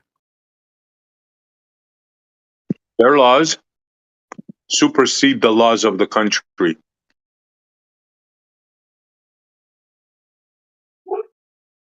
Yeah, but I personally think country is the psyop, and race is the real thing. Ethnicity, race, whatever. Because country is what they've created, their arbitrary little boundaries, and then they've created these arbitrary little rules. You mean tribes?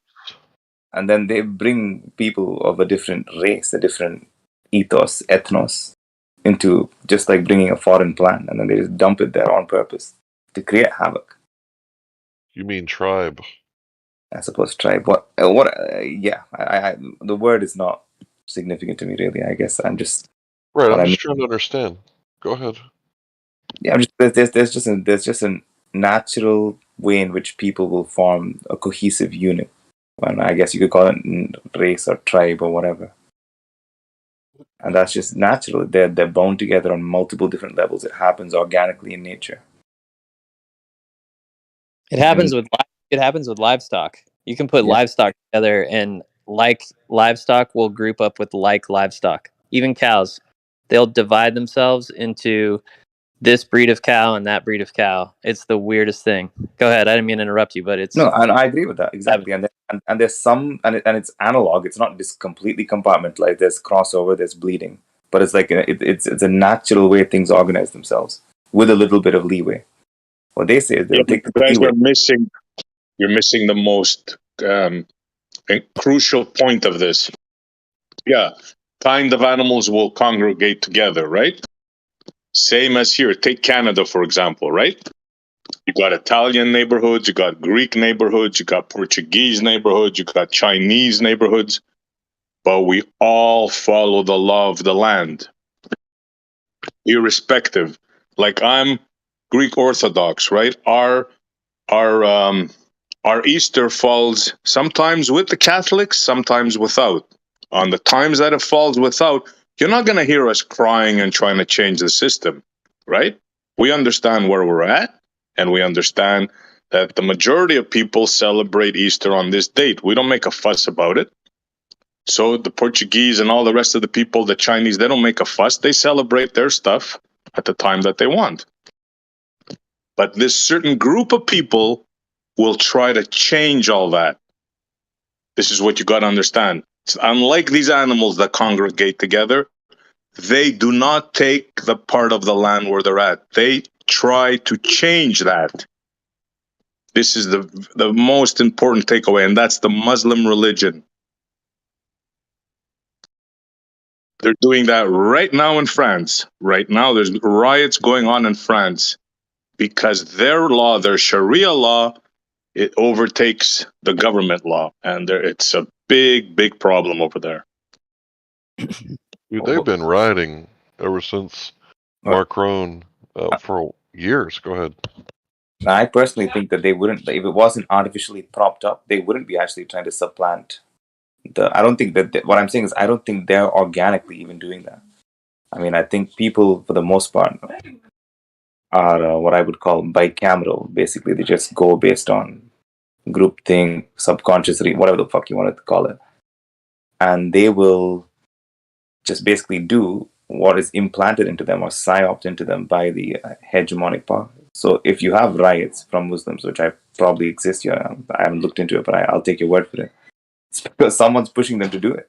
Just like people from LGBTQ movement, not because they organically came to it, but because they're psyoped into it. There's some. So you missed the point. Sorry, go ahead. It's not a psyop, bro. It's written in their code. It's written in their religion. It's not a psyop. And the average Muslim family will have 4 or 5 kids, where the Christians will be lucky if they have 1 or 2. It's 1 point something. I don't know how they do that. Don't ask me. So you got 5 children versus 1.2, whatever that means. So inevitably they're going to take over wherever they go. Well, I mean, at a numeric level, sure. But again, I'm saying the whole phenomena of this immigration is done on purpose. It's propped up. It's a psyop. Because you have, like, for example, you have Muslims in some other parts of Canada, right? And they just, because they're not propped up in that way to, like, start rioting, like in Saskatchewan and shit, because there's a lot of Muslims there and they are multiplying at the same rate, but they just conform with the culture of Saskatchewan, because in that place it's not propped up in such a way that they're allowed or afforded to riot. And sure, it may be written in their code, but your average person of your average religion is interchangeable with your average person of any other religion. They're just following whatever is, whatever. They're just following whatever. And no, it's not the same, bro. This religion has jihad as a way of going to heaven. It's a violence-based religion. It's unlike all the other religions. This is violence-based. You can go to heaven, right, with violence. Jihad. Now, they'll tell you, oh, no, jihad is when I take care of my children, or jihad is when I feed a person. That's all bull. Jihad to them means converting the heathen. We're heathen to them. Just like the Christians thought the Indians were, right, in the old days. And we took over this land, we converted them all, and whatever we did to them, the same way they think of it. It's written in their code. They're allowed, because you're non-Muslim, they're allowed to take your land, treat you, rape your women. That's all allowed. That's written in their books. And I guess my point, I disagree, I suppose. The thing is, I don't think people follow what's in their books. I think they follow what's in the cultural milieu. And I think the fact that people happen to be one religion or the other is almost inconsequential to the way they operate. They're just what people do is they enter any given society, they subconsciously take the temperature of what's taboo, what's allowed, what's not allowed, and then they just fall in line with that. You know who's most... Okay, let me give you an example. You know, real quick, I want to give an example. Real quick. Okay. The religion that's most famous for doing that would be actually Buddhism, believe it or not. It's like being a Christian without ever having read the Bible. 95%, if not greater, of Buddhists or claim to be Buddhist have never read the doctrines of like the Pali Nikayas or the Upanishads and all these other books. Muslims, Christians, Abrahamic religions, they actually read the scripture. So that there's a significant difference there. But go ahead, SE, start in. Yeah, I was gonna say this. I don't care what people say or write down. I go by what I see. I go by example. Now, the Muslim religion, I'll prove to you it's an evil, tyrannical, dogmatic, even till today. I can take a Quran, I can go outside here, my street, and I can burn it. Nothing's gonna happen to me. Zero. Try. If I go to Turkey and do that on any street, I guarantee you I will be mobbed. And maybe if the police get there in time, not killed, but I guarantee you I will have a very, very bad day. Today in a NATO country, 2023, this is the difference between us and them, and why we can never, ever live together, no matter what they tell you. I agree with the phenomenon that you're describing. I also agree that people, like different races, honestly speaking, at some systemic level, shouldn't even live together. So I'm not even some sort of liberal here. What I'm saying is, I think the reason that you'd be mobbed in Turkey, and the reason you wouldn't be mobbed where you are, is not because of what's written in some book, but it's about people being what I call bicameral. They basically follow their right brain all the time, just do things in a subconscious dream as per what culture dictates. So the culture where you are is that it's not okay to, the people sense taboos. They're like taboo sensing machines. And they sense that they're going to get fucked up if they kill someone for, burning a Quran or something where you are. But they sense that they can get away with it there. And they sense that they'll be even encouraged to do it there. The same thing with the N word, right? I won't even say it because I don't want to get this. I personally, in my daily life, I'll just say it unless I'm in the presence of a black person who will beat me up or something. But just as a word, I'll just say it. I don't mind. The thing is, the reason I don't say it in public is, again, I sense the taboo of it. I sense that I'll get beaten up. I would be interested to hear your accent in that word, but I don't know if it's appropriate. Yeah, I won't say it. The same thing. I mean, I'll like, for example, if I'm rapping or something in in the car, I'll say I don't care. Like I just don't say it in public because I don't want to get beaten up. I just don't have a problem. Yeah, but this is an insult of a person, of a people. When you burn the Quran, you're what are you burning? You're burning like a God story. You're insulting a non-entity. What are you insulting exactly? I mean, I'm just using this as an example that people with the Quran, the reason people will mob you in Turkey and not mob you in Montreal is because they sense the taboo in both places. In where you are, the taboo is to kill someone for anything which is non-violent or whatever, right? Attack someone outside of self-defense. Even then, it's debatable in the Western world.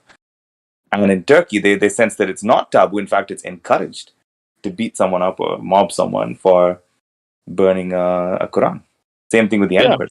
A black person, just wrap up. Same thing, a black person in the West now knows he's encouraged, just like the person in Turkey, to beat someone up for saying a word, regardless of whether it's an insult or not, just for saying a word, something non-violent, a non-violent perceived infraction. They think they're encouraged to beat someone up, so they'd be in full confidence. And in fact, a bunch of white knights would probably beat me up for that, for saying that. So but is that equivalent? Is that equivalent? Yeah, we're talking about a civilized country as opposed to a non-civilized country. The civilized country gives religious freedom to everybody. The non-civilized country would be Turkey. Will beat the hell and kill you for burning a book. And hold on, before I know you're going to get triggered. Hold on. Before you say anything, name me one Muslim country. There's like 30, 40 of them where I can go and burn a Quran. Please. I'm not even a Muslim, so I'm not triggered. I'm just trying to get my point across, I suppose. My point is, well, I'll take not offense because I don't give a fuck, but like I'll take umbrage with the term civilized. I don't think the Western world is civilized, and I think every people group is just comprised of individuals who fall in line with the hegemonic culture. That's all. People So are just civilization does not equal like freedom. You don't think a country that can freely question their leaders or freely question religion, you don't think that country is superior to a country that'll burn you or put you in jail or stone you to death for questioning a deity? You don't think there's a difference, civilization versus non-civilization? I see taboos. I see people again blindly accepting hegemonic cultural dictums, arbitrary dictums. In the West, I can't say the N word without getting my face caved in and without being at least Rightfully so. Rightfully so, because you're insulting a people. You're degrading a people. That's again, that's the delusion there. No offense, because I ultimately, mean, it's a delusion. Ask any black person if that's offensive to them. Are you kidding me? yeah, and the same thing a Muslim will say that's offensive to them. I mean, and you're saying that you're singling out the difference. You're singling out the difference as being, well, one thing is insulting an ideology, and the other thing is insulting a people group. Who cares? It's a non-violent infraction. But if hold on, there's a difference here. Because if I call somebody the N word and he beats me up in America or in Canada, I can take him to court. Right? It's not a sanctioned thing by the state. Hey, if somebody says the N word, attack him, mob him, and kill him. That's a civilized country. We don't support that. But in Turkey and all other Muslim countries, that is not only supported, it's encouraged. And absolutely nothing will happen to you if you do that. If a mob murders somebody in Turkey, you think they're going to go to court and go to jail? No. That may be a material difference. They're going to go to heaven. They're martyrs. I'll grant you that. That may be a material difference. I'm not sure whether that would actually happen in the West. But let's just grant that you actually could actually prosecute someone and, get some sort of and defend that right, which I honestly don't think that would happen. But I'll just grant that would be a material difference. But the fact is, any word that I say from an objective standpoint should not be any thinking person would realize that you cannot be violently attacking someone for any word they utter, regardless of what it is, even if it's insulting someone's mother. Agreed, but they don't agree with you. To them, do you remember the Hebdo thing, the French, what happened in France? You remember that? Yeah. They'll kill you for drawing a picture, bro. Do you not understand? Agreed. But I'm saying that anything, N-word, insulting someone's mother, you cannot be attacking someone for that, for anything. N-word, Quran, Bible, Talmud, whatever. Don't be, no matter what someone says, even screaming in a theater, even screaming fire in a theater, you can't be attacking people for that. No, you but you can attack persecute them, them for it. Yeah, you can prosecute them in court. I know you can. I know the legality says you can. I'm saying natural law says you can't. And I'm saying the legal systems themselves are a big-ass psyop. Look, there's no question that, and me, I fight against some Christians that say this and that and the other thing, definitive. But I'll say this, bro. I'd rather live in a Christian country than a Muslim country any day of the week. And I ask you, have you ever been to a Muslim country? Probably. It depends. I'm not sure. I think I've been in Bangladesh when I was younger, but that doesn't matter. Not that I was cognizantly aware of. Yeah, you got to be worried about everything you say, bro. In public. I had a friend who fled a Muslim country. She turned Christian in Iran, and I guess over there it's a law that they can kill you for that. Yeah. So she fled the country, and she's got a gnarly scar on her chest, I guess from an AK-47 round. I don't know if it was deliberately shot at her or what the whole story behind that necessarily was, but yeah. Contingently, I'll agree that there are certain Muslim countries I wouldn't want to be tangling with, and there are certain Christian countries. Well, I'm currently in Canada, not for long though. I'm currently here.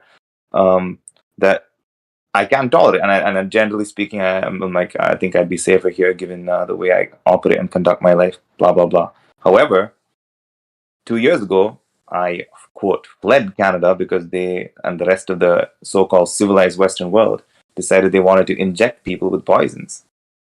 So I had to flee. So tyranny based on arbitrary dictums can come anywhere, and I'm against all forms of it, regardless I hear you, of brother.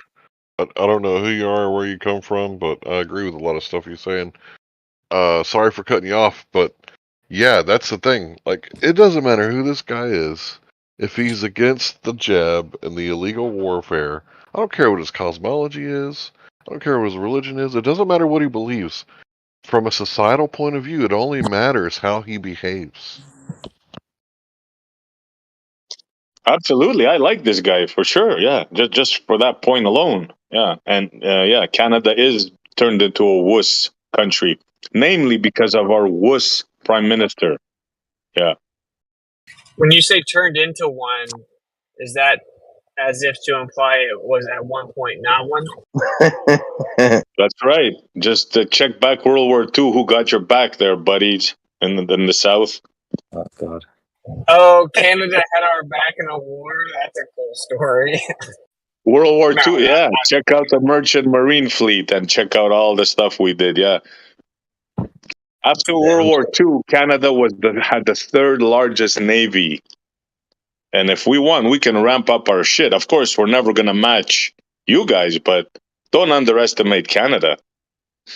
Well, these countries. Pretty difficult. Can you sing us your national anthem? I'm going to judge you solely off that alone. Let's hear it. Yeah, we know the Americans are badasses. Okay, quit freaking bragging. All right, whatever. All knows I just hung out with some flat earthers and we just shot a whole bunch of guns.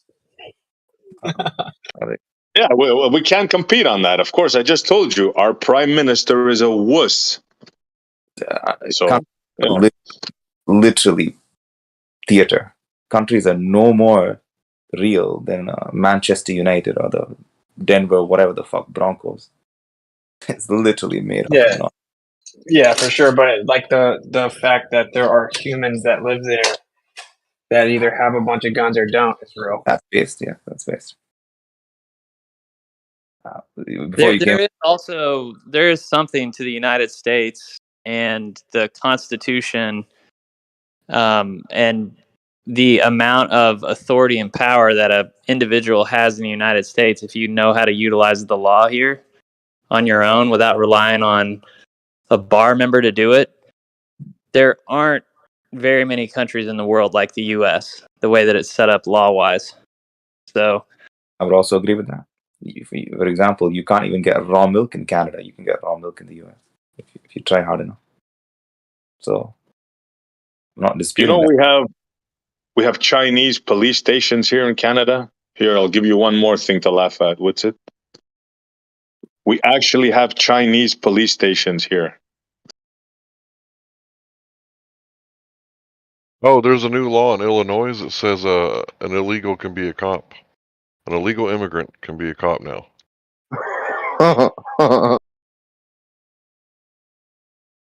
Oh boy. And so it begins. Yep. That's the UN. That's the beginning of the UN, right? I heard there's like 100,000 Chinese people that have come in, recently in America, and supposedly they're just like sleepers. And we've shut down our Air Force. It's temporarily grounded, and there's a bunch of crazy stuff going on in the States as well. Yeah, they're all in your universities. They're in high positions, and all they're doing is stealing info and sending it back. Look at all their planes. Look at all their tech. It's all based on American engineering and know-how. Stolen. Hey, have you guys heard that if you bury a loved one in your backyard, then your house can be zoned as a cemetery, and then you're immune from property tax? My wife recently told me that. Yeah. That's interesting. Yeah, that's why Trump he did something. I think he buried one of his ex-wives on his golf course. Technically exactly. Yeah, it's technically a cemetery now, so he doesn't have to pay taxes. Based. Yeah, it's like relative to each specific location, they have a little bit of different rules. If you have to get approved a specific way or zoned a specific way. But yeah, I mean, technically, if you default on your mortgage, I think that it's not even the same if it's a cemetery. Property tax isn't legal anyway. I mean, they do it and people pay it, but it's all fraud and extortion. tax isn't legal. Correct. Yeah, but if you can find a way within their own system to just have them leave you alone. So. Oh yeah, I agree. If you can do it without having to go through what you have to go through legally to get yourself taken off the tax roll, then yeah, people should do it for sure. So America's actually pretty based in the sense that if you utilize the law the right way, you can really pretty much ensure that you're left alone. It's just that no one knows how to do it anymore. Well, every time they do figure out how to use the law the right way, they change it. Yeah, so I Right. was thinking, if enough people started utilizing those loopholes, do you think they still keep it? Some people think that these Luciferians are bound by some like code and they have to stick to it. I don't really see why that's the case. Like, why do Yeah, people? frankly, I'm more than content to have the people that ran around ridiculing those who didn't wear a mask and take the jab. Like I'm fine with them having to pay tax. It's not. I mean, let them just do them, and then we'll just do us. You know. Yeah, that's true. I agree with that. Because they'll ruin it for everyone if everyone knows. Might as well just let them be happy slaves. I don't think they would fight against paying. They would proudly pay their taxes. They would just keep doing it. I think they don't do anything unless they're part of the majority. So it would take an entire majority sway for those people to do it. They don't think for themselves. They don't, and they're terrified of being in the minority or not being part of groupthink. So yeah, and if they can have any narrative to virtue signal, then they jump right on it. I pay my tax. Yep. I hear it all the time from people about how they pay their taxes, and I'm like, okay, loyal slave. Yeah, weird flex, but okay. I pay so much in taxes. Like, are you bragging about that? What they're saying is, I earn so much. They're basically saying that indirectly. I earn so much that I paid this much in taxes. Yeah, but the people that earn like a crazy amount, they don't pay taxes. I know, that's the funny part. Yeah, it's like a slave. It's ironically a poor person thing to say. Not one person should pay taxes. Yeah. Not one single person. If anything, business tax, well, which is crazy, 30%, right? They can easily just tax businesses at 10%, and we can have everything and more than everything we need. Just stop Personally, making it done. Yeah. I'm personally cool with sales tax. Like, if someone that's selling stuff chooses to tax their stuff, it's up to them. If I choose to buy from them, then I have to, abide by what they chose to do. Yeah, I agree with that. As far as it's concerned, it's just a price to me. I don't care what the breakup is. Either I'm going to pay the money or not. Exactly. All right, I gotta go do the Globuster show, but you guys stay fly. How do you say your name? Is it Arul? Yeah. Or how do you? Arul? Yeah, that's good enough. Yeah. I've understood what you were saying about the PSYOP thing. I don't think you were saying it's not real. I think you were saying the conditions that are created for immigration that's exactly what they are. They're just created by, like, the United States has created these conditions for immigration, or the UK has, and it's basically forced conflict between the group that's immigrating and the group that's been there.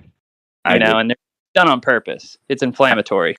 No, I agree. And like I'm saying, take Canada. The other part, literally the whole of Canada is full of Muslim immigrants. And unless they are precipitated to start rioting or something, they don't do it. Because most people are just sheep and they follow the cultural flow, whatever that is. Yeah, and I live in Texas, and I mean, you hear of some problems with, I guess, people just refer to them as illegal immigrants here. But I mean, one thing I'll say is most of the ones that I've met and interacted with, they're willing to work harder, longer, and do jobs that other people don't want to do. They're really smart about how they group together. So there'll be a bunch of them in a house, and they buy houses in cash. They buy everything in cash. Yeah. They support one another. Like, if one's been here for a while and then the rest of their family comes, they'll get their family jobs. They'll support each other with their own loans.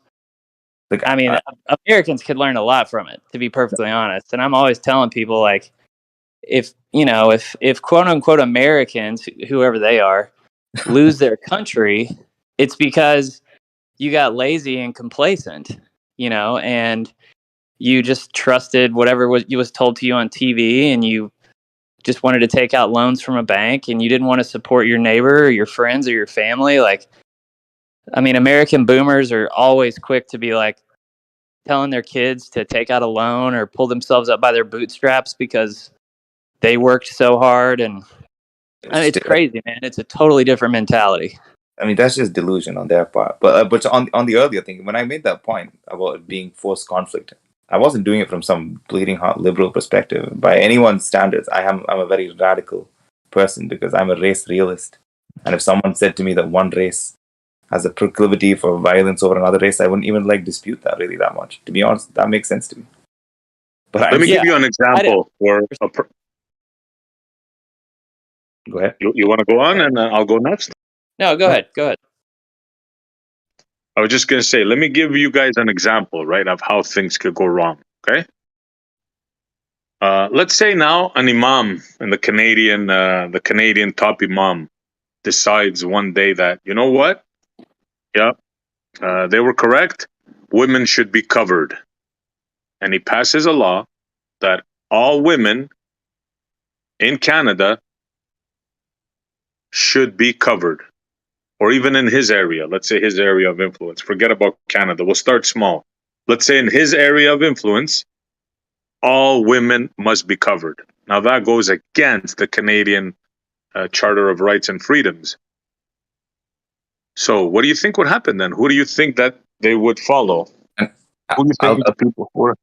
I'll tell you what was going to happen. So if the Muslims had if the Muslims were randomly dispersed, there was a large number of them, but they were dispersed throughout, and they didn't have any sort of unifying factor. Then what that imam said would just probably fall on deaf ears. Now, if someone started saying, "Hey guys, organize together. Hey guys, listen to this guy. The imam has said it. How can we not follow what the imam said? The prophet is clear. Blah blah blah." And someone started lighting those fires and just at a very seemingly grassroots level, organizing them and telling them to start doing that. Then they'd start doing that. And the individual people who are following along with that are just going to see what's happening around them as these gears start to be put into motion, and then just follow along. So if it's a Muslim in imagine there was a Muslim in some bougie liberal neighborhood where everyone is not doing it, and that the culture around her is completely not doing it, she's going to not do it. And if she's in a place where everyone's doing it, and the culture and the refer, it's the prophet, then she's going to do it, and that's just it. You seem confused, my friend. You seem to think that they have a choice. I see that. That's where your confusion must be right there. I think I figured it out. You seem to think they have a choice whether to obey the imam or not. Correct? In a Western country, I'm saying, if the imam says it in the Western country, they'll have a choice insofar if they were dispersed throughout the community and there was no one actually forcing them to do it. Or even I'm not saying even physically, I'm saying even culturally, in terms of putting pressure on them, some sort of ethos which is quote compelling them to do it. Now if they were it's called the imam. It's called the imam. There's no force needed for compelling. The imam gives the orders, the flock follows. It's that simple. They don't have a choice. No one needs to incite anything. But I'm saying only if they're in some sort of enclave where the imam, where there's some dude in that enclave saying, "Hey, look, the imam said this. We all got to start doing it." And he gets that momentum going where they're all doing it. Right? Let's take they don't have to. No, you don't understand, bro. You seem not to understand what I'm putting down here. There's no intermediary needed between the imam to incite anything. When the imam gives the order, that is it. The flock does not have a choice. Because you're in a Western country, you seem to think it's like that there. That's what I'm trying to tell you. You don't have a choice. I just disagree. Because I'm sure. You don't know, bro. Respectfully, you don't understand. I'm sorry. You don't know their culture. You don't know the power of the imam, and you just don't know. They don't have a choice. It's that simple. Well, okay, so I wish we could just do this as an experiment, because at this point we just have a fundamental disagreement. We don't need an experiment, bro. In Iran, they have morality police. That's what I'm telling you. You don't understand. You have no knowledge of what you're talking about. In Iran, they have morality police. They walk around the streets. If they see a woman's hair, they flog her. They can put her to jail. You got to do research before you talk, bro. Like, it really pisses me off when people try to talk about things that they have no freaking clue about. But I'm not denying any of those things, and I'm not claiming to have a massive knowledge. I'm saying I'm making a claim about how humans operate, and I'm saying like I don't think that if some imam puts out some dictum and people are dispersed throughout some sort of liberal country, but they're still supposedly Muslim, right? That they're all just going to follow the bat signal. There are what we call in slightly more like fringe circles of the internet. There's such a thing called as a hojabi. Basically like a Muslim girl who's completely westernized but still somehow like even like an LGBTQ proponent or something, and but yet she's still supposedly clinging on to the Muslim religion somehow. She as some sort of tokenism. None of those so-called Muslims who've gone into that mode of being a Muslim are going to all of a sudden hear the Imam bat signal and start putting on the burqa. They're not going to do it. So you just came up with some hypothetical situation where in a Western free Christian liberal country, an imam gives an order, but the people are so far spread apart that they're not going to follow. Bro, you're clutching at straws, bro. You're reaching. You're seriously reaching. But that was the initial thing. I said it right from the outset. That's what I said, bro. I said right from the outset. I said that I'm talking about like people dispersed in the West. I would agree that if there was some enclave and that there was some imam who this enclave really respected, and he put it out like really forcefully, he was on YouTube banging that drum for fucking 1 month, then they'd start following it. I already agreed with that. But if they're not dispersed, buddy. They're not dispersed. Okay, then basically reality is comporting with my view. If they're not dispersed and they're all together in some enclave, then they probably would follow it if some authoritative enough imam said it. So they would disobey the law of the land, correct? If they followed the imam. Well, the not by donning the burqa, they're not really disobeying the law of the land, really, are they? Unless yes, they are. Yes, they are, because they're forced to wear it. The women are forced to wear it in those areas, and they're discriminated against. Something that is not allowed in Canada or in the United States or any Christian Western country. I mean, this is where you need to get granular about it. I know what you're saying, but I'm saying like the woman individually who's wearing it is not committing an infraction. Now, if there's someone out there saying that if you don't wear it, we're gonna whip you or lash you, that guy is the one who's in violation of the law of the land. The person forcing them to do it. Now, if that person said, "No, here's the gray area." If that person not even gray area, it's clear. But if that person doesn't say we're not going to whip you or anything, but you'll be burning in hellfire if you don't wear it, and he just like verbally like tells them that they should do it or they're going to hell, and then those women like sheep start doing it, then again, there was no law of the land being infracted upon. It was just some dude spewing rhetoric and a bunch of other gullible sheep following along, just like with the vaccine. Okay, buddy. Somehow you're not grasping this religious thing. I guess it's because you've been always living in a freedom-loving countries that we have here, the Christian Western countries. So it's obvious that you would not understand this. So there's only one way for you is for you to experience this. Like maybe go to Iran and walk down the streets and check out these police, check out women covered from head to freaking toe, not a single hair showing, and then come back and maybe we can have a conversation. Otherwise, you're just romanticizing what you think this Muslim thing is, and I assure you, bro, it has nothing to do with what you think. Sorry. Well, you didn't really address my argument at all, to be honest. Because and you don't have an argument, bro. You don't have an argument. My argument is quite clear. My argument is that most people are sheep, and they just follow along with what the dominant culture is. It doesn't matter what's in a book. Doesn't matter what an imam says, unless there are other material factors at play. You're absolutely wrong. The imam has control over the flock. It's written in their book. They cannot go against the dictate of the imam. Do some research and find out. It's nothing to research here. This is a claim about human nature that I'm making. And I'm saying it doesn't matter what an imam says unless they're in the circumstances where what that imam says either has a direct threat, carries a direct threat of violence, or it's like some sort of taboo. Now you're getting it. A direct threat of violence. How many times do I have to say it? If you're a woman, now try to listen to the words that are going to come out of my mouth, bro, because you're starting to irritate me. Okay? In Iran, if you're a woman and there's hair showing on your forehead, they have what's called morality police. They can literally flog you in public. Do you understand that? You know, instead of debating, I'm going to steel man what you said. In Muslim countries, if they have morality police like Iran, or not just Iran, but whatever, they have people who are going to walk around, and if they don't follow what is put out by the imam at any given moment, they're going to get flogged. Correct? You know what, bro? It's at this point, I don't see any movement. You're just irritating me. You're not understanding. You're just literally said what you said. No, you didn't say what I said. What did I say now? I'm going to say one more time.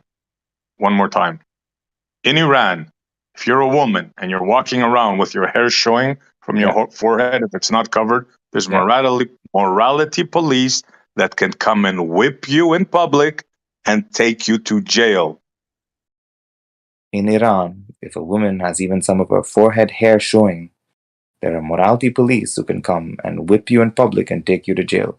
And now to generalize this further, in a Muslim country, so that's correct. Now to generalize it further, in any Muslim country, right, which is where they follow the dictums of the imam, if the imam puts out some sort of dictum, whether it's hair showing or ankle showing or whatever, just talking badly about the Quran, there are people, enforcers, who will walk around, beat the shit out of you, and throw you in jail. Correct? Yes, basically. Yeah. Because they have a culture of following the authority of these imams and his interpretation of the book called the Quran. Correct? Correct. And I'm saying that this only works when people are in a culture which blindly follows the dictums of the imam or the Quran.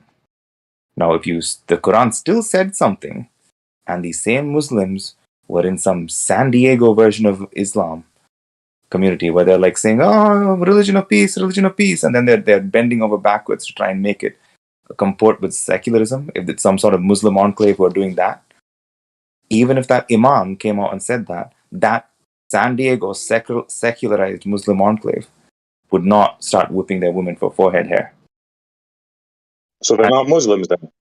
They're not devoted Muslims. Yeah, okay. Well, call themselves So Muslims. what? They'd say we're devout. They'd say we're the real Muslims. They can say whatever you want. Is that you think you're making an argument now? No, my argument has been this all along, that human beings, most human beings, they just follow along. And what is said in a book, even if it's the book that they claim to follow, they'll only follow it if the culture around them that they see as valid enforces it. They won't. For example, the Bible says all kinds of shit about what people should do. Does any Christian follow any of that? No, they've created mental gymnastics to tell themselves that they don't have to do it anymore. Yeah, it's called civilization. We got civilized and we realized what's right and wrong, regardless if somebody claims God told us. They are not civilized yet. No. They, listen to this. A mother in that religion is so convinced of this that she will have a party with her son, the son that she bore in her stomach for 9 months. Is going to go blow himself tomorrow up for the cause, for jihad.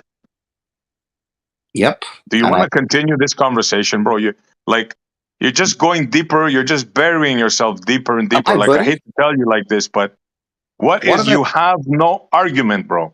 Well, I just steel man your argument. I don't even think you understand my argument yet. No, just say you have no clue. Just say, SC, I have no clue about the Muslim religion. I know not what I talk about, and we can stop this conversation, bro. Because clearly you have no idea. The conversation is not even about the Muslim religion. We could input any religion here.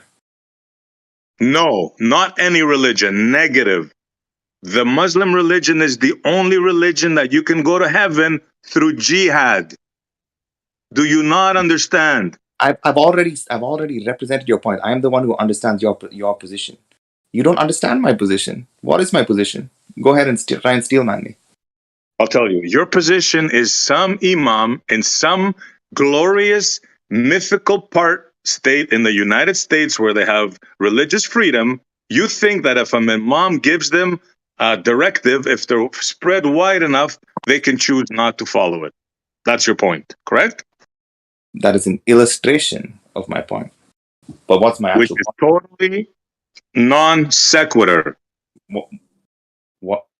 It's completely sequitur to my point, because that's an illustration of my point. Which, can you give me the general form of my point, not the illustration? You know what, bro? I just choose to disengage with you at this point. There's absolutely no way I'm going to get through to you. I even told you your point. You agreed with the point. Now, I mean, yeah. Maybe we're boring everybody here. Let's change the subject. Anybody knows about Muslim culture knows I'm absolutely correct. So it doesn't really matter what you think, bro. You're being disingenuous here, because again, I didn't ask you. I didn't say anything. I haven't been disrespectful. I simply said, what is the general form of my point? I agreed that with the illustration you gave, because I gave the illustration. What is the general point? And you just don't want to engage. That's fine. If you don't want to. General point here. I'll try one more time. The general point is you think that the populace can choose to disobey a direct order from the imam. Yes or no? What populace? Oh my God. The populace in Tibet, the Hindu populace, that one. Like, dude, where do you think you are? Who do you think you're talking to? Already, in my own illustration, as you represented just now, there are two different types of, quote, Muslim populace we're talking about. The ones who are secularized but still supposedly Muslims, and the ones who are living in a hegemonic Muslim country. The ones I agreed with you, the ones in the hegemonic Muslim country obviously can't go against it, because there's a direct threat of violence. Those, what you call them, morality police or whatever. Yeah, those ones are going to definitely follow it. The ones who are in some, even if they're not even spread out, but if they're in America and some enclave of secularized Muslims who are trying to bang the drum of religion of peace, they won't follow it. Because just like the Christians, they're trying to do a PR fucking stunt. They're trying to fucking reroute their religion into being in line with secularism and so-called science.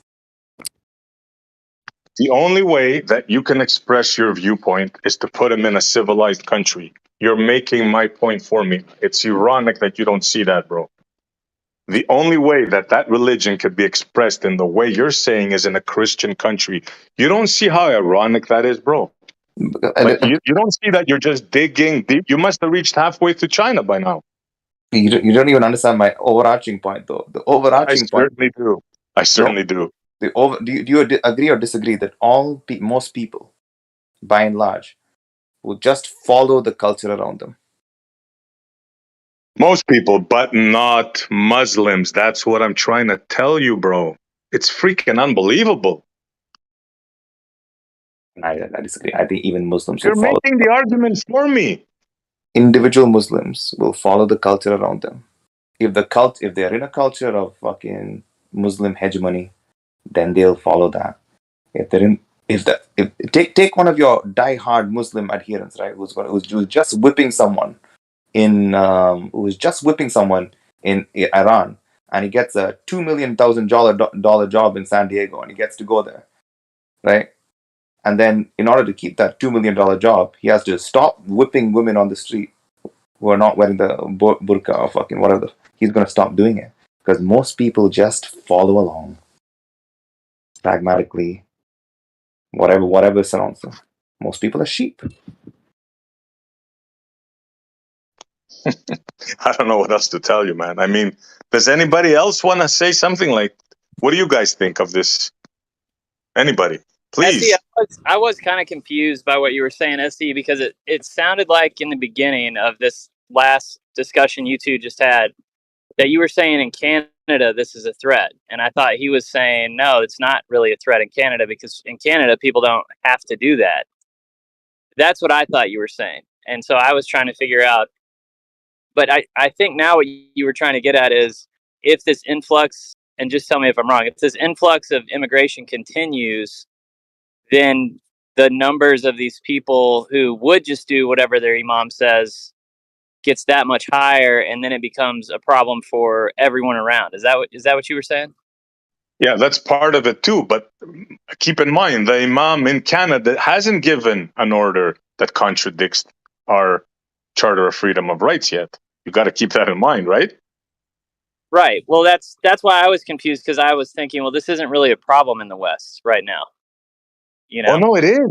It is, bro. And I gave France as an example. Here we're immune to it. We have no clue what's going on here. Just like the rest of the stuff. We don't know war. We don't know countries. We don't know nothing about anything that happens, 100 miles away from us. But this is a real threat in France right now. The two cultures are almost at war, bro. They're at civil war proportions almost right now. Well, and this is exactly what I'm talking. That's why I was saying, I think he kept saying it's a psyop, but what I'm saying is this is like a manufactured crisis. Not that it isn't real.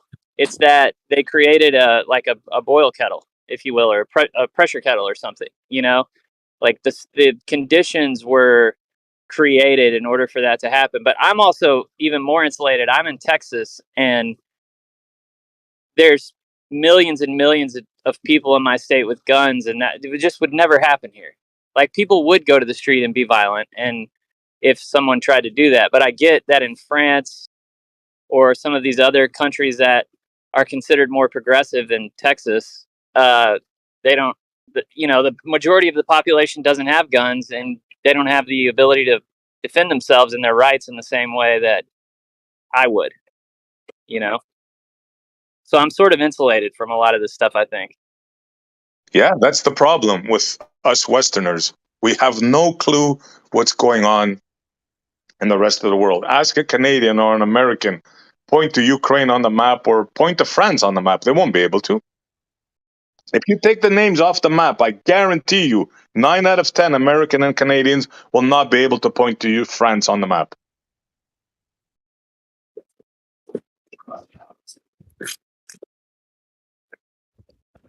Yeah, I don't doubt that. They're going to tell you what religious communities are like in other countries. Yeah. What is this France country you speak of? That's where the toast and fries come from.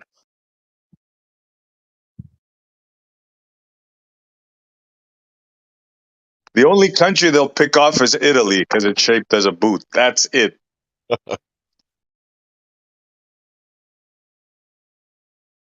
My brother sent me this thing because I kept arguing that it was culture and religion, and he sent me this video, and it basically said that when the Muslim population is like 1 to 2%, they're not really active.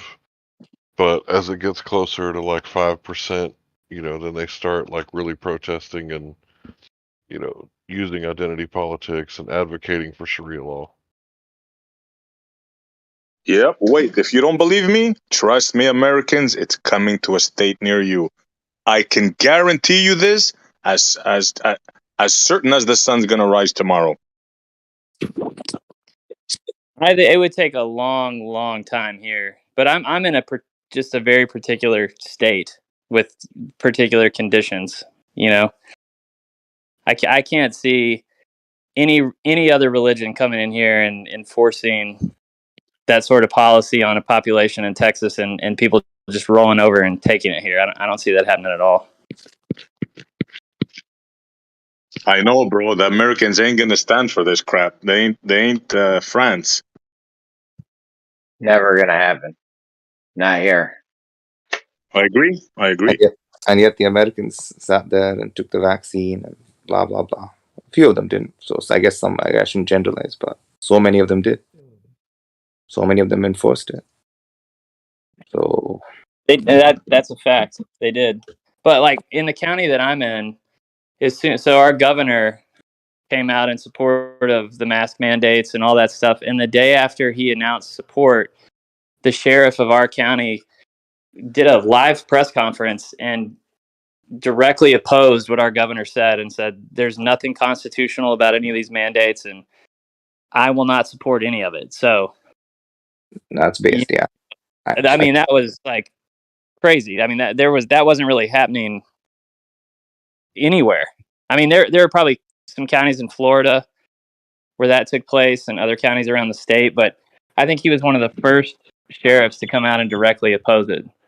No, that's true, and that's why I said, like, in America, of all the places in the world, America was probably the one place where there were pockets where they actually did just resist it. But by and large, they went along with it. So by and large, a lot of them could go along with Islam.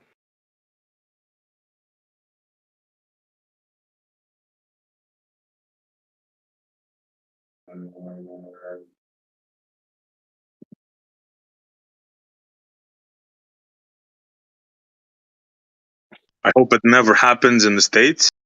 But here's a headline for you, buddy. Where did I post it? Oh, yeah, there it is. 5 after the hour. Have a look at that. See that? That's the French president that they got X's on. See the fires in the background? Yeah. That's coming to a country near you if you don't wake up.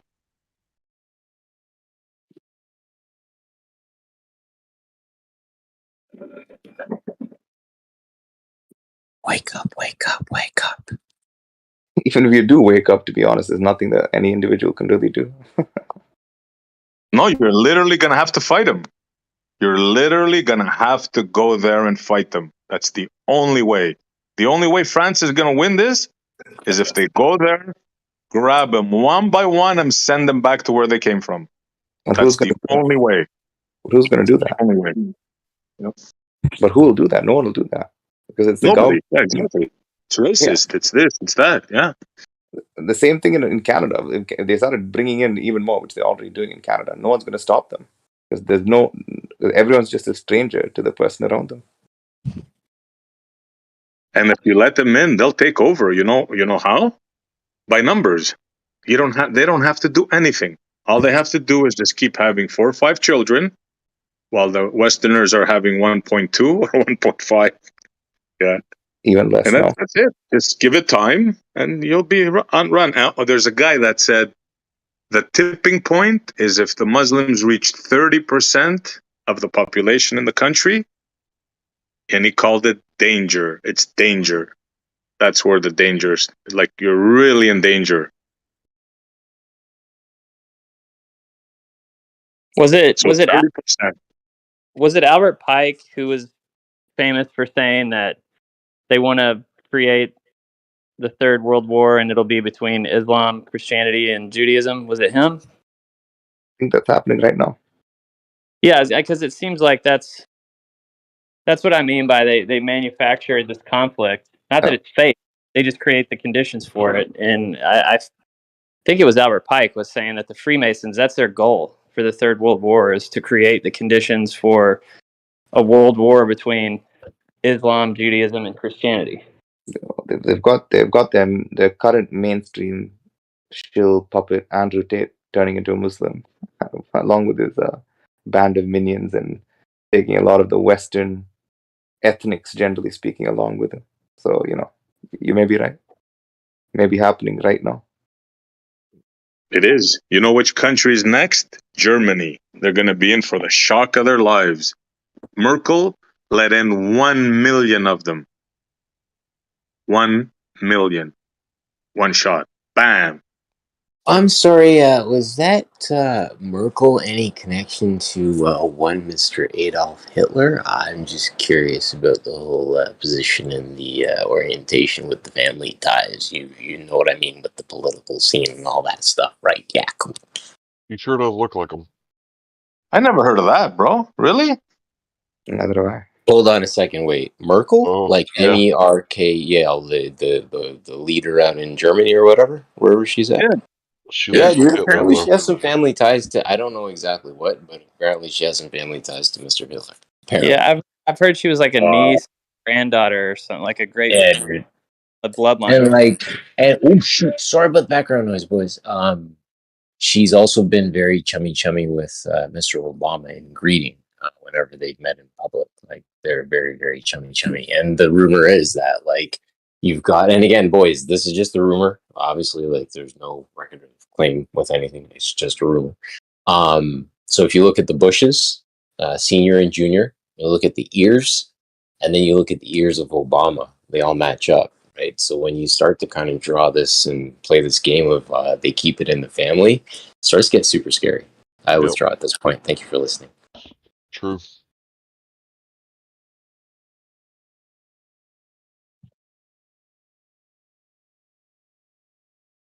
Yeah, SE, I would say too that part of the problem with Christians not reading their Bibles and taking it seriously anymore, not all of them, obviously.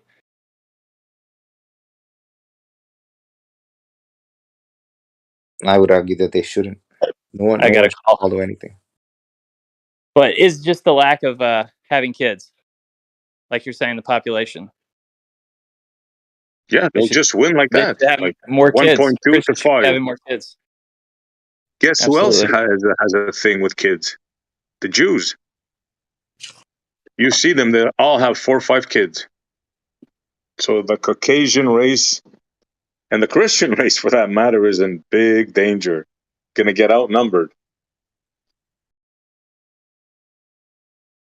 And they don't have to do anything. They can just continue living their lives, right? 4 kids to Well, 1.2. I mean, yeah. They say it takes 25 years, to make that happen. Basically, with what is it like? On average, we're having 1.1 kids as Christians versus 7 kids on average in the Muslim culture. So Is it 25 7? years Holy of that. cow. Yeah, 25 years of that, dude, and it's over. Yep.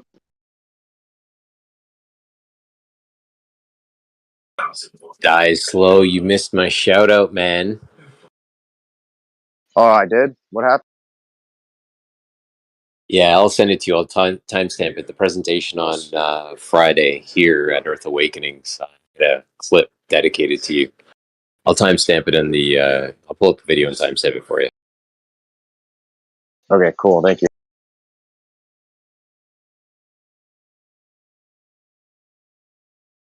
And ask yourselves, why are they all coming to Christian countries? Look at all the countries that are getting flooded, right? They're all Christian countries. Why aren't they going to Saudi Arabia, Dubai, AU, all these countries that are loaded? Why aren't they going there? You know why? Because their brothers will boot them the hell out.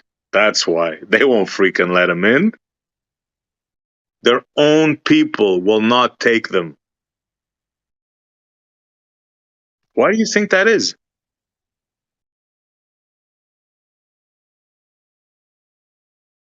Yeah, time to wake up.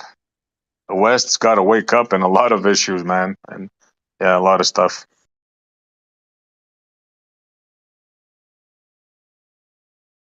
I think it's really weird people are so afraid of being called racist. But when you look at how they cancel, Hulk Hogan, like what did he do? He said the N-word, so he got removed from the Wrestling Hall of Fame. And I'm not even a wrestling fan, but how do you remove Hulk Hogan from the Wrestling Hall of Fame? Just to address what SE said, like I agree and I disagree with what you said. I agree on the fact that, I disagree on the fact that people need to wake up on the West End. Like I think we're all well aware for the majority. I think it's just the fact that our hands are tied. Like the narrative is being portrayed as something different than what the majority agrees on, and then you get the sheeple that agree with the media and the narrative, and then that further causes a deviation. But I think for the most part, I think people see the writing on the wall. They've just got no option because our government's not aligned with the people anymore. It's not of the people, by the people, for the people. It's this whole other tyrannical thing. Yeah, but why don't more people speak out about it? Not to brag, right? But I think I'm the only person that I've ever heard speak about this. Speak about what? Speak about like what? the blending of the cultures. Everybody says we should live together, and I say no. The Christians and the Muslims cannot live together because of our religions, and will never be able to live together. if we don't get rid of our religions. Our country is based on a melting. Oh, go ahead, Di. Yeah, I get the melting pot thing. I think everybody hears that. That's Essie's point, right? Like that's the whole narrative. Like this whole coexisting thing, and the fact is that we can't coexist. Like I talked to Flat Earth Egypt, who's a devout Muslim, and he says that a lot of the stuff that like you're saying and that I've said in the past is just one like faction of the Muslim culture. Kind of like how you have radicals in all religions, like Christianity has its own, and with the who are the guys that carry the rattlesnakes around and shit, you know? Yeah, but I mean, Flat Earth. I would just check with someone who's not drunk, maybe. Yeah. But that's an excuse what they say, these different sects. Like I said, there's 30, 40 Muslim countries. Go to any one of them. It's the same. You burn a Quran, you die. It's that simple. There's no sects that differentiate from that. If you commit jihad, protecting the Muslim religion, and you kill people, it's a straight path to heaven. You name me another religion that says that.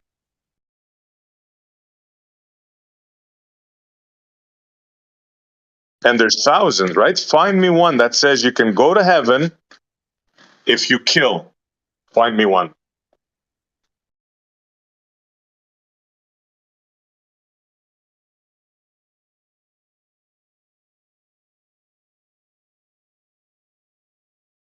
Should have that Jeopardy music on now. Ding, ding, ding, ding, ding, ding, ding.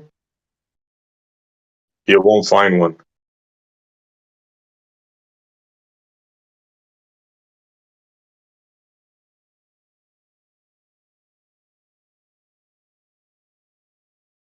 See, nobody wants to talk about it. Nobody wants to, oh, you're racist, you're this, you're no. Just these are facts. These are facts. In their religion, you can go to heaven if you kill for their Bible, for their belief. I didn't get to hear the rebuttal, but like I said, isn't that just one faction of the Muslim belief? Like you've got you have the Shiites and you have the Sunnis. Right. Yeah. Right. But then within those separations, you've got other what do they call it? Like denominations or whatever. But I mean, his point still stands. He's saying that if you go to any Muslim country and you burn a Quran, well, no one would have the guts to do that because you'd get fucked up. So that point is completely valid. And it's a disproportionately small number of places that are supposedly quote Christian that you could go to and get killed for burning a Bible. Yeah, I mean it's a war religion. You know, they're like fucking warriors. But my whole point throughout this entire thing was not to dispute any of the facts. It was just to say that the root cause of this is people blindly believing shit, regardless of blindly going along with shit. Whether you're Christian, Muslim, or whatever. Well, Christians, okay, they just so happen to not be the kind of religion where they do that anymore. But they could have been that way, and they were that way back in the day. And the Jews were that way back in the day. They were endorsing killing. So they just happened to be nicey now because that's what the cultural hegemon is. It's just circumstantial. If you blindly follow shit, how good you are is just based on circumstance. What timeline you got farted into, basically. What's your name, bro? Arul. Arul. Okay, got it. So blind belief is the problem, and then blind following on the back of that.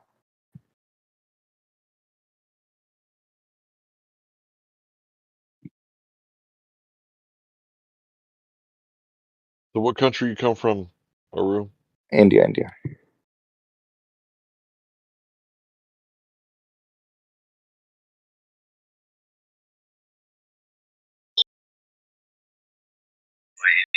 you know why India has so many people? Even though we look ugly, we fuck a lot. What's up? that even though we look ugly, we fuck a lot. Dude, I disagree. I've seen some beautiful Indian women. I'm just joking. There's a hint of truth there, you know. I don't consider us ugly, but some of them Hindu women, like, man. Oof. I'm just saying, I could have made the joke differently. I said, even though we're supposedly such a conservative country, we fuck off. I just chose the low hanging fruit, self-deprecation. You know.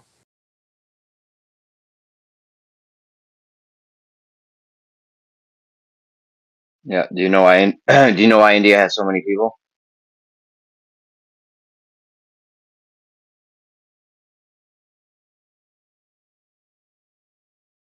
Nobody knows really. I must have said this 100 times over the past couple of years. Why? Because all the rain falls on this on the India side of the Himalayas. Okay.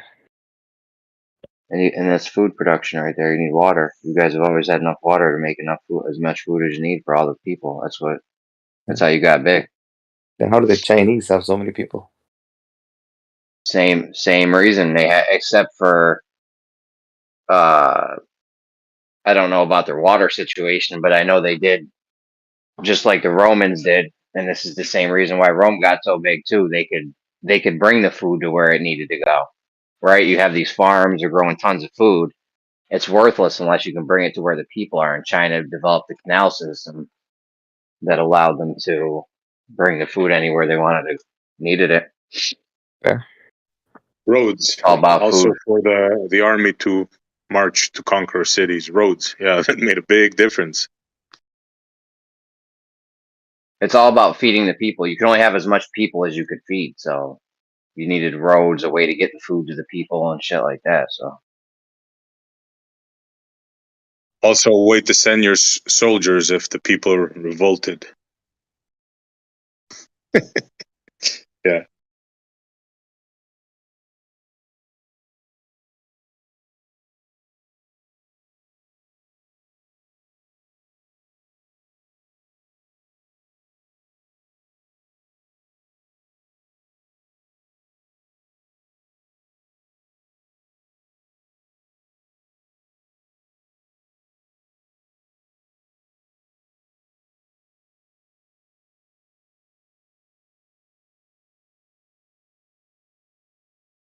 You ever think we got to tie down this linear speed thing we got going on here, because I've heard multiple different answers and shit. Like, what's really good? An accelerometer kills it. It's very simple.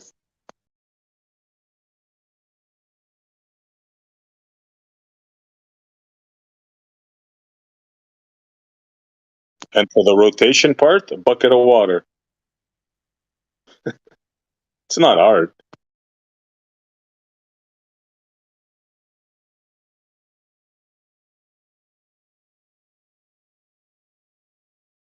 You heard about the Newton bucket of water, Jeremy? What is it? Well, Newton had a big argument with who was it again? I forgot. It's the tip of my tongue. Anyways, doesn't matter. If you put a bucket of water on a platform and you rotate it, what happens to the water?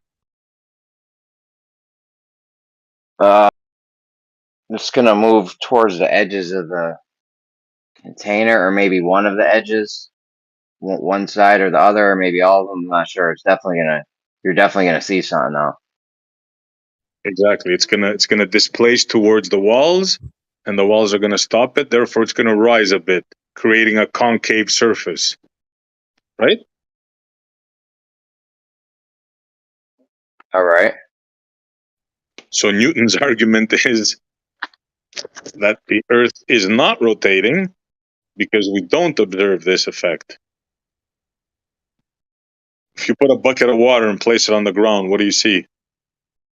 It just sits there still. I mean, unless there's an earthquake. Exactly. So right there, I agree with Newton.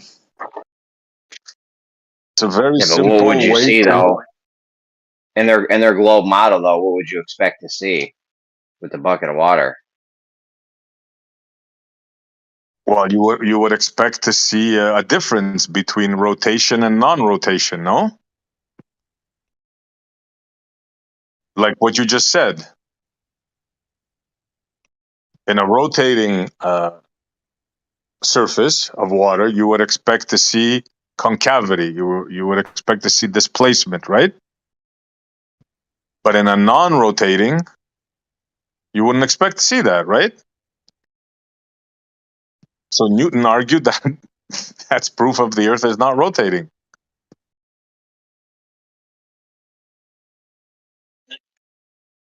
I am interested in this whole linear speed thing because I've heard various different things from the Globers, like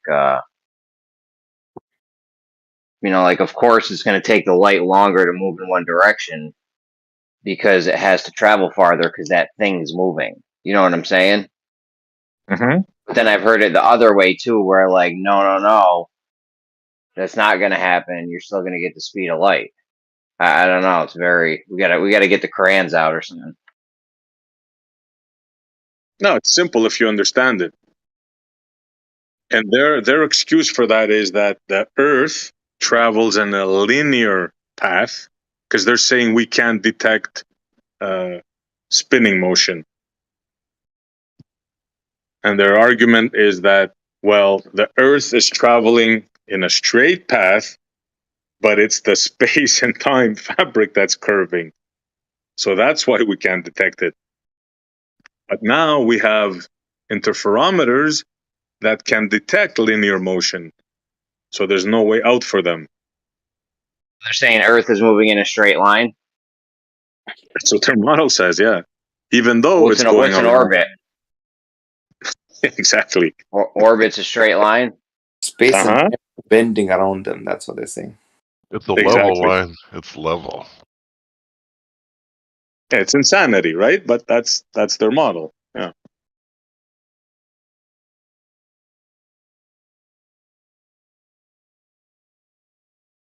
So motion can be detected with accelerometers.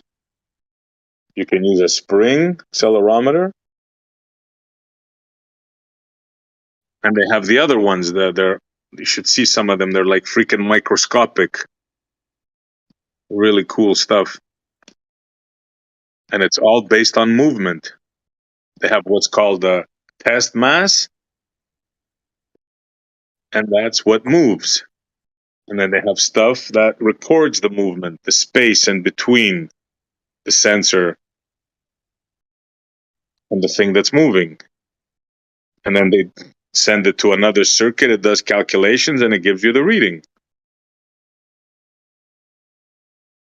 And by the way, everybody has one of them in their phone right now.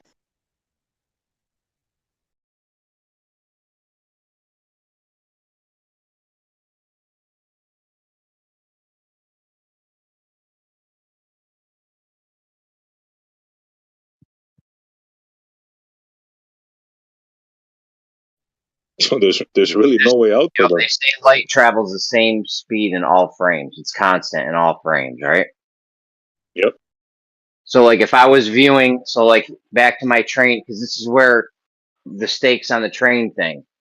If I'm viewing the train from outside or I'm viewing the train from inside, I'm always going to have the speed be c, which is not even true, but you'll always have the speed being c for the light to go from the back to the front of the train while the train's moving. That's what they'll say for my train example. According to their thing, yeah.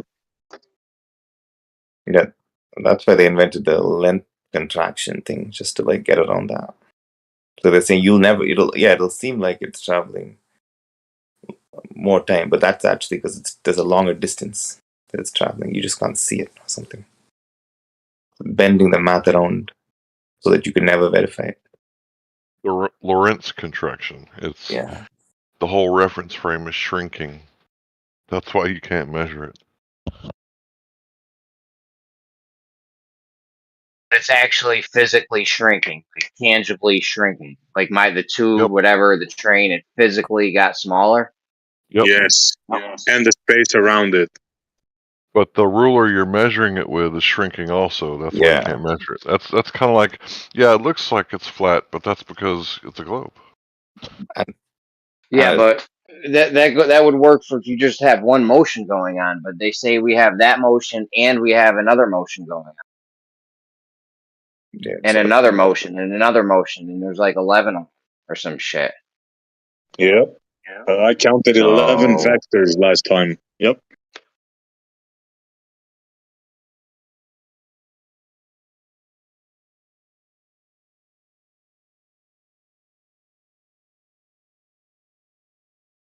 And So 1.5 Earth does a million miles circle an around hour. the sun.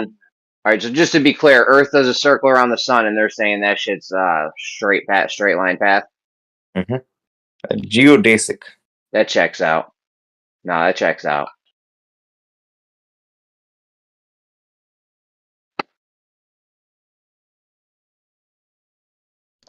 I was making fun of them about this years ago. 1.5 million miles an hour, 11 different vectors. Like, how can you convince a person of that? Tell me, how?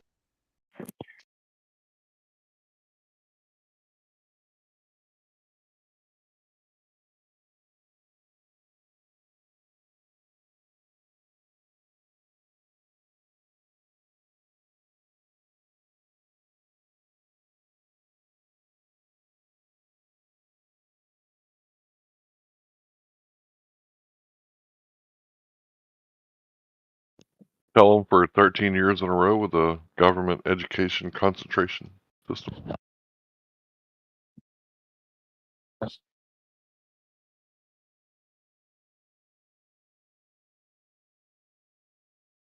You tell someone so much, so many different times, in so many different ways, that they'll start to see it without actually seeing it.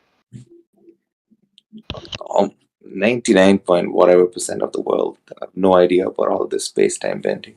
Just a few zealots online who even like defend that shit. The average public, the most they're going to say is boats over the horizon. What about the stars? What about the sunset? That's what they're going to say. Only when you get layers deep into the internet space where they're even like bringing up these relativistic bullshit points.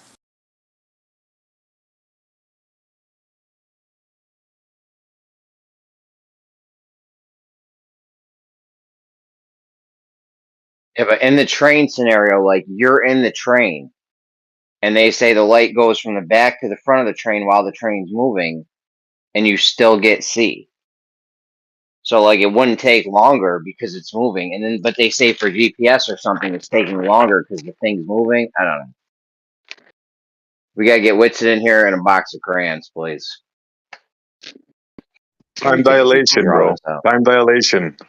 You shouldn't even talk about this because it'll mess your brain up. It's just impossible. That's it. Nonsense.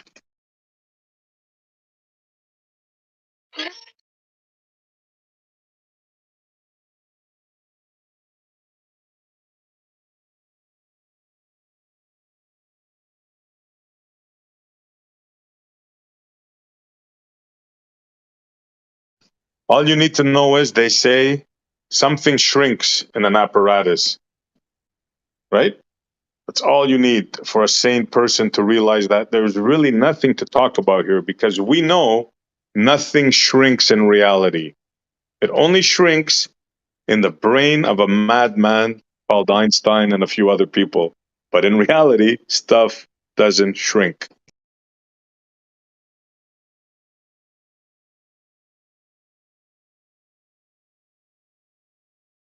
So if we were to stop orbiting, rulers would get longer, but so would everything else. So we would never even know. Exactly. Yeah. And the funny thing is, everything stretches around you that you'll never know. Yeah.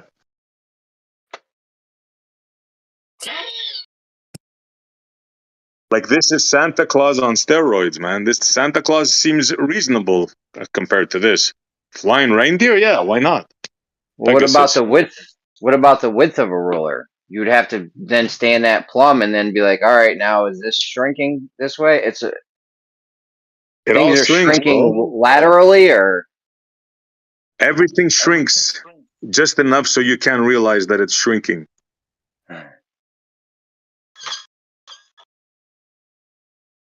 But just enough to make the experiment just so to get your results that you want.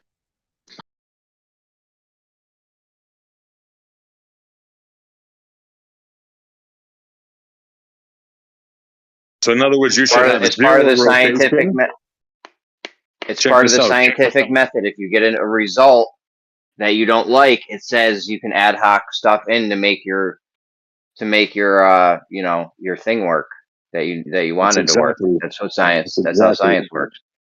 Yeah, that's what they did exactly. They wanted no rotation, but they got some, right? And then they said, "Well, it's a mistake. It must be that the arm shrank." I mean, it's logical, right? Yeah. It's like sheer insanity, bro. Like the fact that you can hear that and believe it more than one time, it's like unbelievable. Yeah, what part of the scientific method is that? Where if it doesn't fit the observation and the experiment, then you just like come up with another ad hoc theory that's untestable, and there you go. You guys are working from a sixth grade version of what science is. It's very nuanced. You know, there's things they've added things, and you know, this is how the big boys do it. So that's when you say, "Oh, so they taught us the wrong thing." Oh no, it's a very fundamental, basic. Oh, so it's like the foundation. Oh, okay. So either it's wrong or it's a foundation. Which one is it?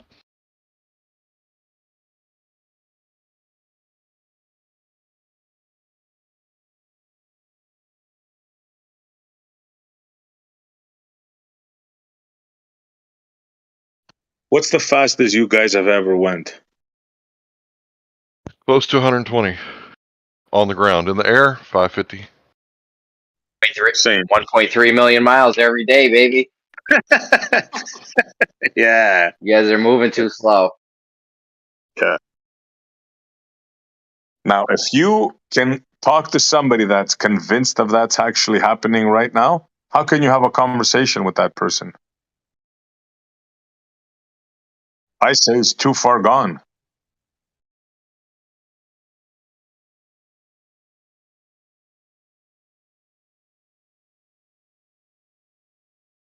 If they convinced you that I'm sitting down right now in a chair, if somebody can convince me that I'm traveling at 1.5 million miles an hour at 11 different vectors, I think I'm the dumbest human that has ever walked on whatever we're at.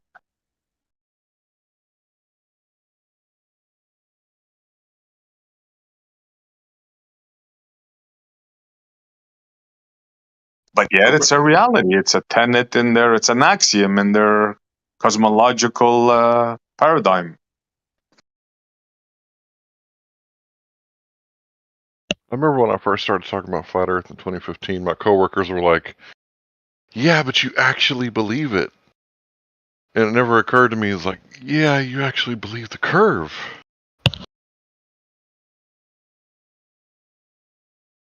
Yeah, they believe in opposites and they think we're crazy for questioning it. That's like, it takes some sort of magic to do that to a person, right? To completely flip their logic, not break it, like dismantle it and flip it. Convince them of the complete opposite of what reality is. That's That's some why I sort of always magic. say.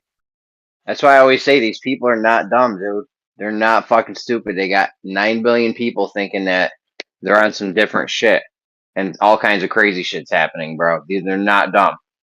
They may be dumb in like certain ways, but they're very smart when it comes to mass manipulation and shit. Yeah, well, yeah.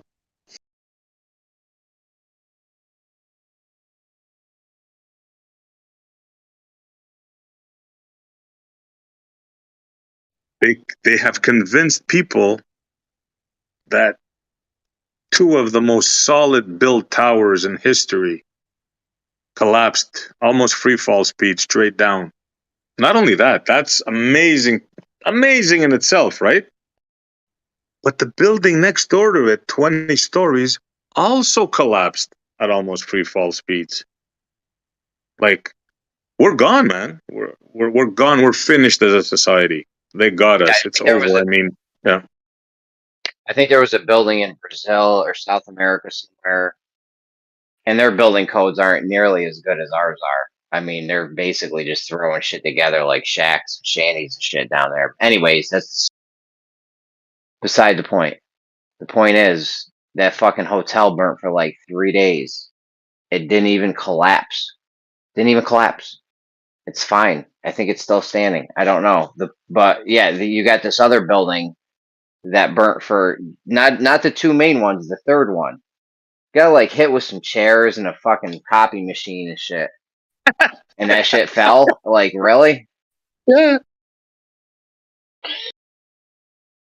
And there's people that'll come in here, fight for it, tell you how stupid you are. You don't understand. And all you got to say, you know what the melting point of steel is, bro? And they're like, huh? Wow. It's just crazy, man. It didn't have It's to melt. It just happened to be weakened enough. And the building in South America that burned for 3 days, they didn't have any jet fuel burning at 1800 degrees. Yeah, yeah.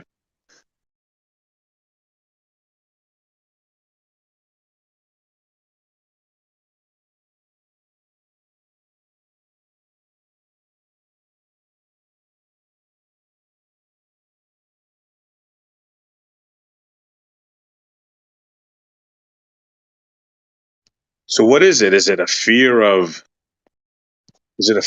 going against the masses? Are they really hypnotized? Like, why? Why is it that they can't see that? Why is it a great amount of the population can believe that a building can fall like that? How come? Is it they don't look into it, or they're just hypnotized, or? Well, we're social creatures. So people don't want to be ostracized. Like, nobody wants to say the N-word. Like, who wants to say the N-word publicly? Like, with their name attached to it. It's because you don't want to get canceled, right? So we have this, like, most of us anyway, not me. We have this, like, innate thing to where we don't really want to rock the boat too much, because if we get kicked off the boat, the ocean's a scary place, metaphorically speaking. Yeah, but the N word I get. You don't want to be called a stupid American wherever you go, right? You don't want to hear that. Same with the N word. It's derogatory to a people, to a thing, a bad experience that happened to a people, which is can't get worse than that, right? So that's understandable.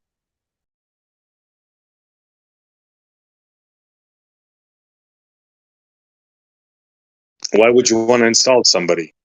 Yeah, it's never my intention to insult people. I think it's how you use the word. The way that my friend described it to me, he said, you got the N passed. And I was like, okay, yeah. And he said, it's only offensive if you say it like this. Like, what you gonna do about it, N-word?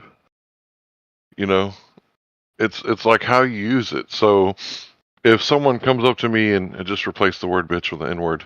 If someone comes up to me and says, you need to get your ass to work. Bitch, please, I'm over here working my ass off. You see me sweating? Like, that's not derogatory according to him. But that doesn't mean that I should go try that in the south side of Dallas, right? Yeah, yeah. See, it's one thing where, it's a respect thing, and it's another thing when it's a law, right? Like the things we were talking about before, these are laws. Like when an imam puts down a law, all women must not show their hair. That's that. It's game over in that country. If it's a Muslim country, you have no choice. You have to cover if you're a woman, if you go outside.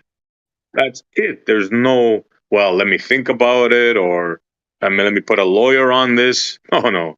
It's law.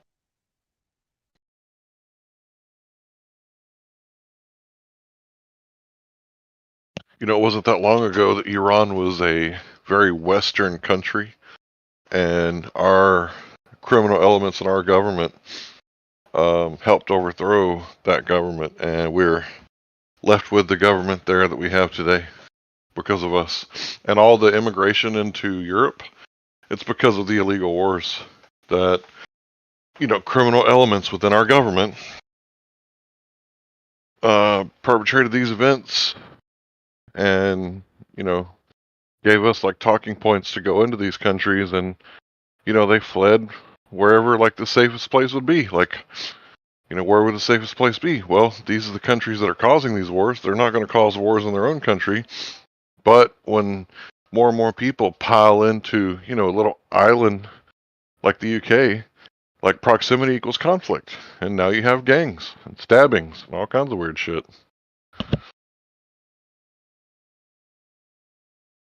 Yeah, good point. Iran was one of the most liberal Muslim countries there were. They were thriving. But there was a little problem. It was this company called BP, British Petroleum. That's where it all started, bro. As soon as they wanted to take over their affairs, that was a no-no. Until the Ayatollah said, oh yeah? Okay, we're going to take 500 of your people hostage. Remember that part? Is anybody old enough to remember that?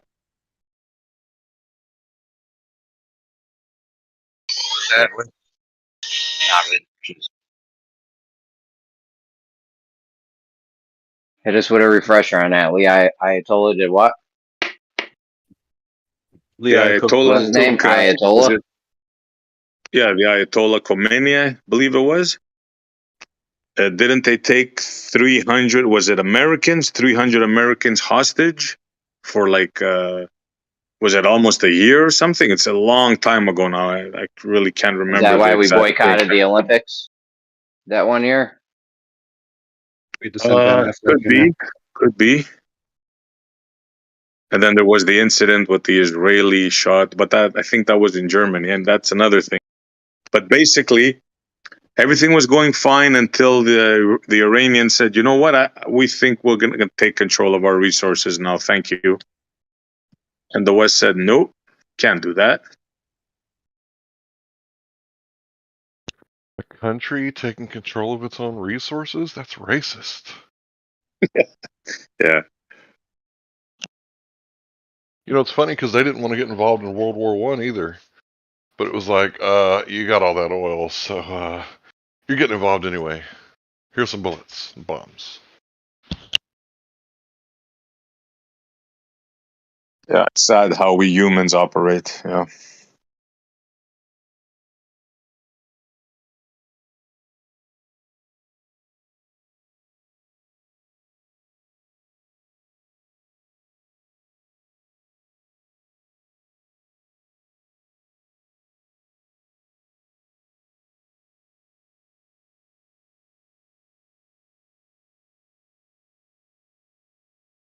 But it seems we don't learn because we're making the same mistake in Ukraine right now.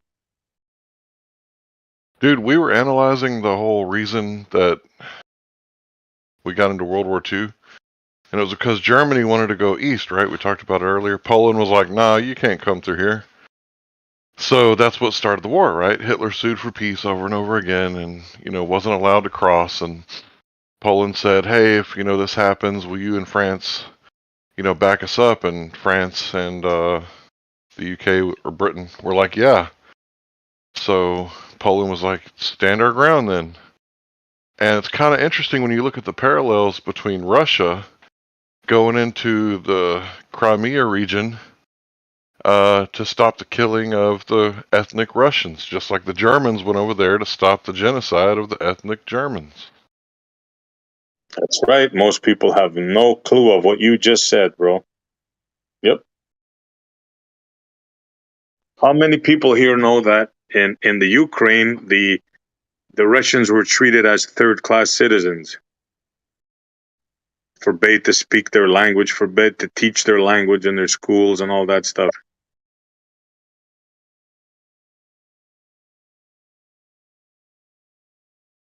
How many people know anything about the Crimea? one of Russia's 2 warm water ports, which there's no way in hell they're ever going to give up. I know a lot of people don't know about it, but I'm sure every military Western leader knows that and knew that they were never going to give that up and knew that they were treated like scum there, but still instigated Ukraine joining NATO. That's very bad.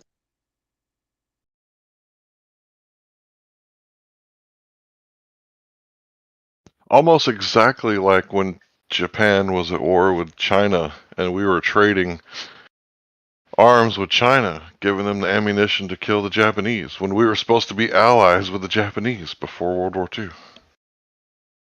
Interesting, huh? Like provoking them by selling their enemies guns.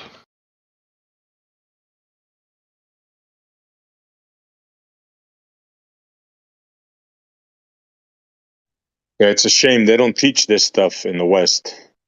They just don't teach it. We're the good guys always. Yeah.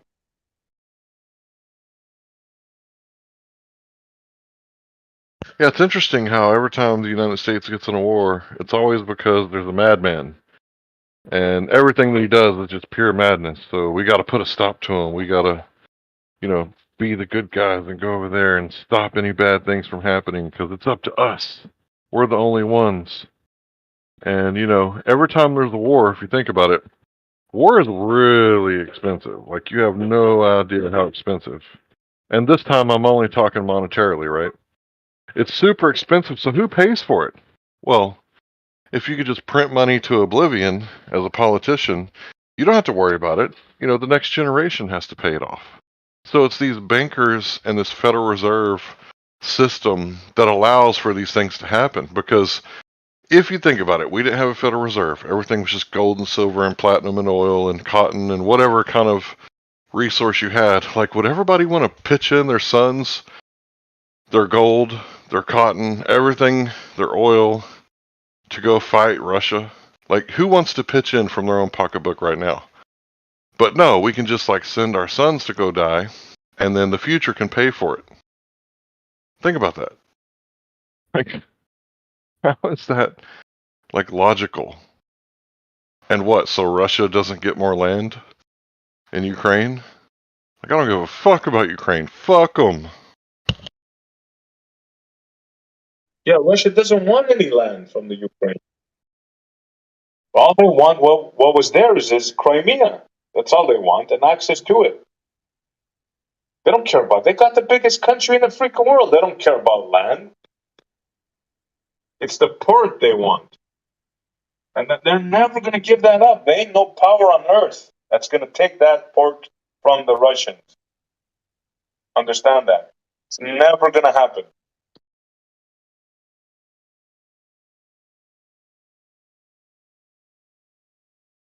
And the NATO commanders know that very well. Right now, Ukraine is surrounded by 750,000 troops. There ain't no NATO force that could take them on.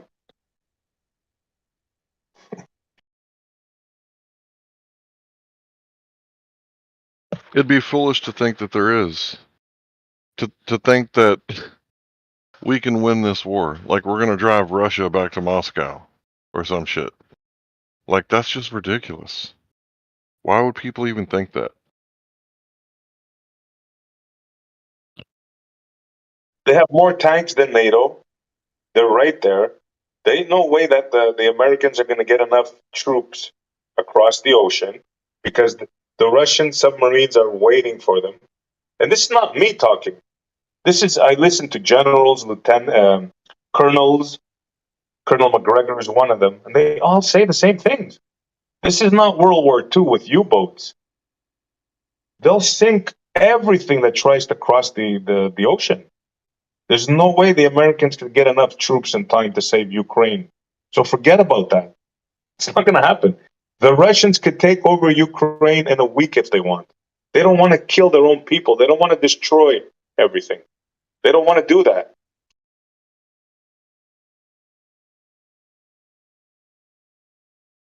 Well, there is a aircraft carrier I don't know if it goes for underwater too, but we own within like a 400-mile radius of that fucking wherever we put this aircraft carrier. That shit's ours now.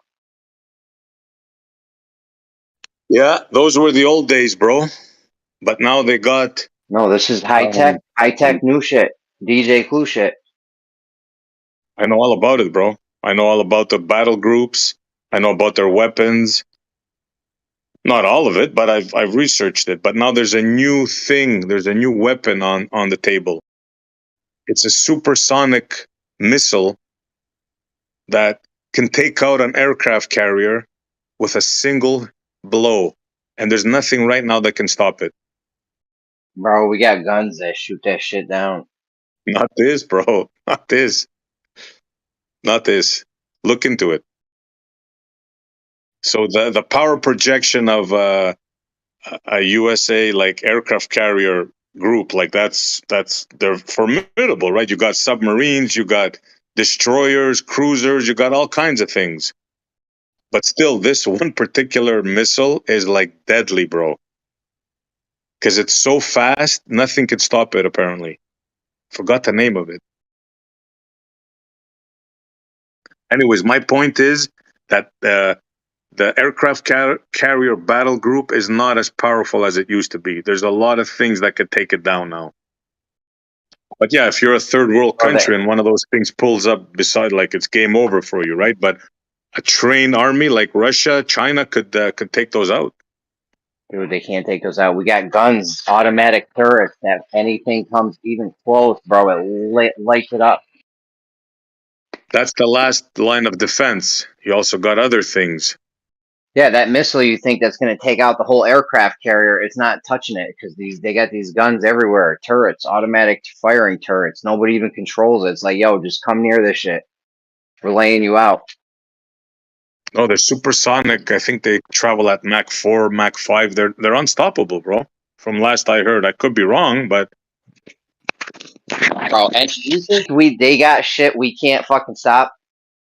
Yes. That's not even a thing, bro. We're at like $1 trillion a year, I think, with the military defense budget. No way heads are fucking with us.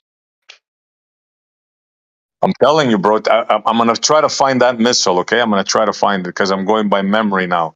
But there's this certain missile that I think all three sides possess: the United States, Russia, and China. And it's like supersonic. I think travels at Mach 4 or 5, whatever. And it cannot be stopped by any means now, unless they have some other countermeasures. I'm not saying no. Maybe the new laser, because they installed this new laser on an aircraft carrier. As a matter of fact, I think I read it last week. Has like a mile range. Maybe that could do it. I don't know, bro. But I was gonna say, so Russia has a couple missiles that one's named the Weapon of Indignation, and they have another weapon called Poseidon, or something like that. And yeah, these weapons are like unstoppable as far as I know.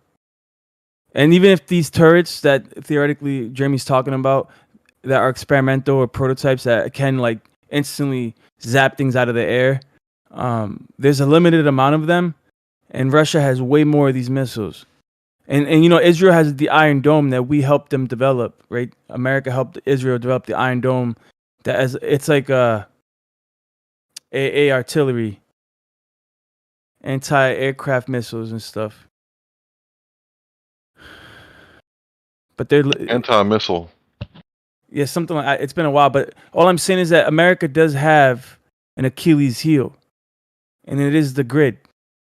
And it's not only the grid, but it's these missiles that you can't really stop with anything that we know of. Like, yeah, maybe the lasers, but we'd have to have one of those lasers set up in every city. We don't have that right now. I don't think Russia's desperate enough to attack American cities at this point, because America is not giving long-range weapons to Ukraine so that Ukraine can attack Russian cities. But that's probably subject to change. we're talking about aircraft carriers. Keep in mind, right? One of these things could easily, from what I know, from what I heard, I could be wrong, could easily take out an aircraft carrier. That, according to General McGregor, could easily be done. No Not friggin' General, way. Colonel. Sorry, Colonel McGregor.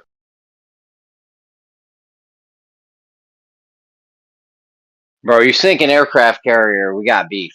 I'm just saying, like that's not that. You think that's it's over after that? Now we're coming at you, bro. Yeah, but what do you? Okay, let's take the scenario now. You're gonna come after Russia, right? How do you think conventionally you can? Let's take this scenario, right? How do you think you're gonna come at Russia? Now, let's say you want to protect Ukraine, right? What are you gonna do? I'm just saying, bro. You sink an aircraft carrier, we got beef now. And if you're gonna go, I mean, conventionally, you would take out infrastructure, landing strips, military bases, supply chains. Your aircraft roads. carrier is gone. Your aircraft carrier is gone. How are you going to do it? What? How are you going to go? Are you going to go in with tanks? What are you going to do?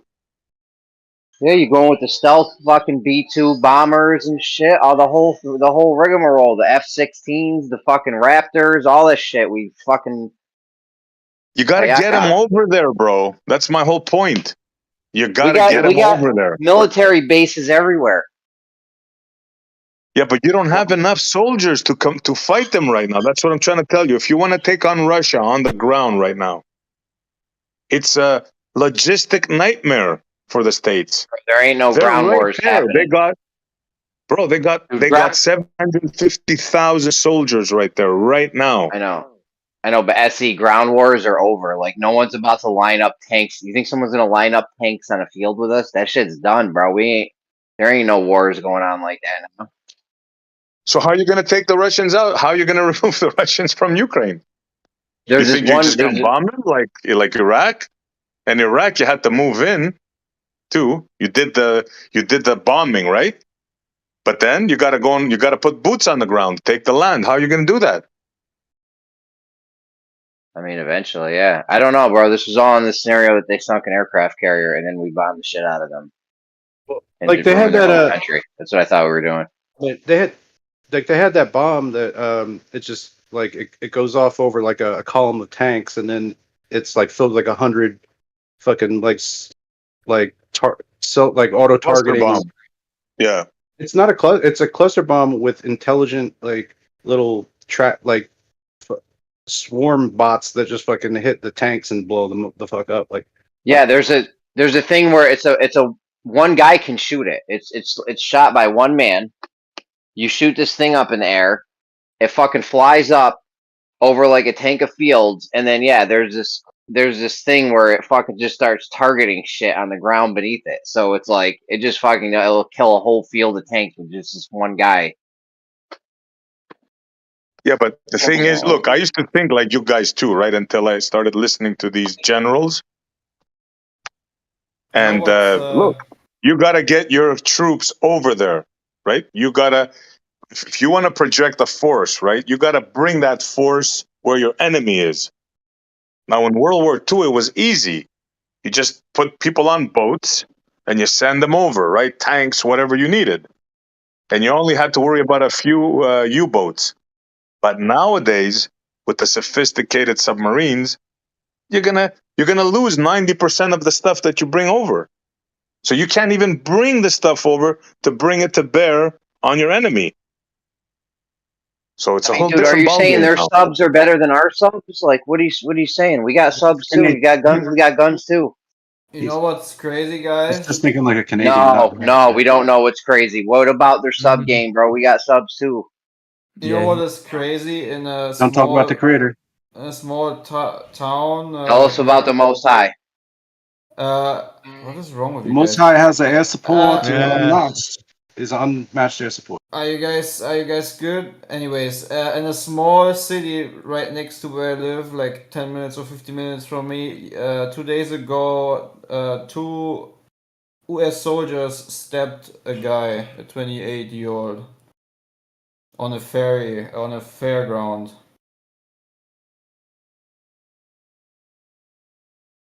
Yep. okay, that's Saying fucked they up. got better subs than we got, SC, or what are you saying? We can't. We Oh have no, the let me. inability. If Russia wanted to stop us, we couldn't get a single guy over there, or we would take massive losses. Or Yeah. Don't get me wrong. I'm not saying it's impossible. I'm just saying it's not a cakewalk for the states to come and challenge Russia on the ground. Right? It's a big undertaking, but the Russians are already there. I agree with In SC that sound. Russia's a formidable opponent. right, And Germany was if, already if, there, and we if, said it if went fine. listen, America is a shadow version of itself. After during World War II, America was a golden age, bro. Dude, now when it comes to the military, we're shining harder than ever now. Hell No, no. bro, you can't produce weapons right now. It's you don't We're know. You're hurt, thinking bro. of how America was in the past. We have a limited You don't got the supply. factory. Bro. The infrastructures. We actually are so dependent on China for our supplies. It's ridiculous. Yes, that's my They whole could point. easily take away, the production of silicon chips. They could take away everything, and we're basically left. And that's what Trump ran on. Like, we're basically servants of China at this point. That's how much we depend on them. It's not only the stuff. You don't have the facilities to do it. The drugs. You might have some raw materials, right? But let's say you went to war today, right? You can produce bombs. You can produce tanks. You can produce planes. You have to start from scratch. You're not prepared for war. And by the way, you're out of ammunition. You gave it all to the Ukraine. I hope people know that, right? And all the businesses moved over to China for the last 30 years. Since the 80s, they've been slowly transitioning, moving all their companies over to China, their main headquarters. So Google, Apple, right? All these tech billionaires, they all moved to China, and they're in bed with China, our enemy. This has been brought up, to Congress. They've had congressional hearings on this matter, and the tech oligarchs kind of get away with it. Well, yeah, they can commit treason. Don't you think there's like a bigger plan at play here rather than just like some corporations running away to another country because they think it's more profitable? Like there's a longer game with China than China's not that kind of country you can just like kick shit up at. You know what I mean? I think it takes like a long-term strategy to make that work out. They still are. They've been stealing our intellectual property, our blueprints. They You're not gonna reverse stop them engineer from our doing stuff, that. and all our companies are moving over there. They've been doing it for decades, and that's why we're in the predicament that we're in now, because America has been sold, from the inside out. Our land. The Chinese own the ports. They own the land. They own the connexes, the shipping containers. Let me give you an example, bro, so they could understand what you're saying. Colonel McGregor was saying that they sent ammunition to Ukraine, right? The artillery ammunition, those big guns. You see them pull a rope and the freaking things like those. The states right now could produce only 3,000 per day. The Ukrainians go through I think he said 4 times that amount in one day. So the Americans can't even match the artillery production needed to fight as the Ukrainians are now. So that'll give you an idea of what capacity of weapons that the states can produce right now.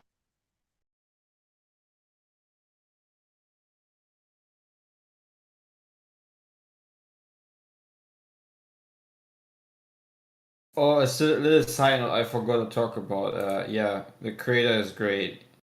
He's lovely. And he loves you Hey, very people. much. Sorry, bro. Go. I'll go after. All Sorry. good. Go on. Well, I see B-Ball says I have no clue what I'm talking about, and he's a military guy. Why don't you come in and tell me how I'm wrong, and tell me how Colonel McGregor assessment of moving troops over and the submarines that are going to take them out as opposed to World War II. Come and give us your military know-how, bro. Come on.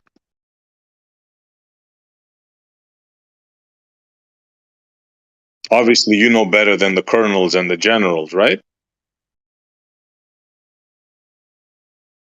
You know, I'm kind of shocked about the fact that it's 2 U.S. soldiers who stabbed a German guy in Germany. I literally thought the whole time it must be one of the ones that came to here to have proper work from a different culture. But yeah, what a surprise.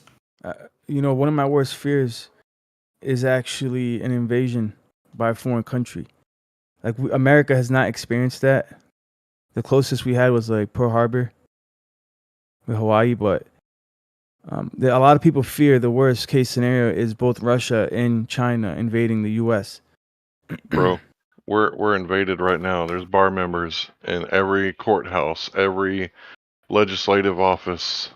Dude, why would you invade a country if you can literally do it with silent weapons? I mean, look at people on TikTok, man. They're brain dead. They literally like the shinies are literally collecting everything from your phone, and they people don't even care about it. Even flat earthers, you know, I don't get how people have TikTok and have no clue that it's a spy app through and through for the Chinese government. And I can't blame them, you know. I would sit there and laugh at the degeneration of people.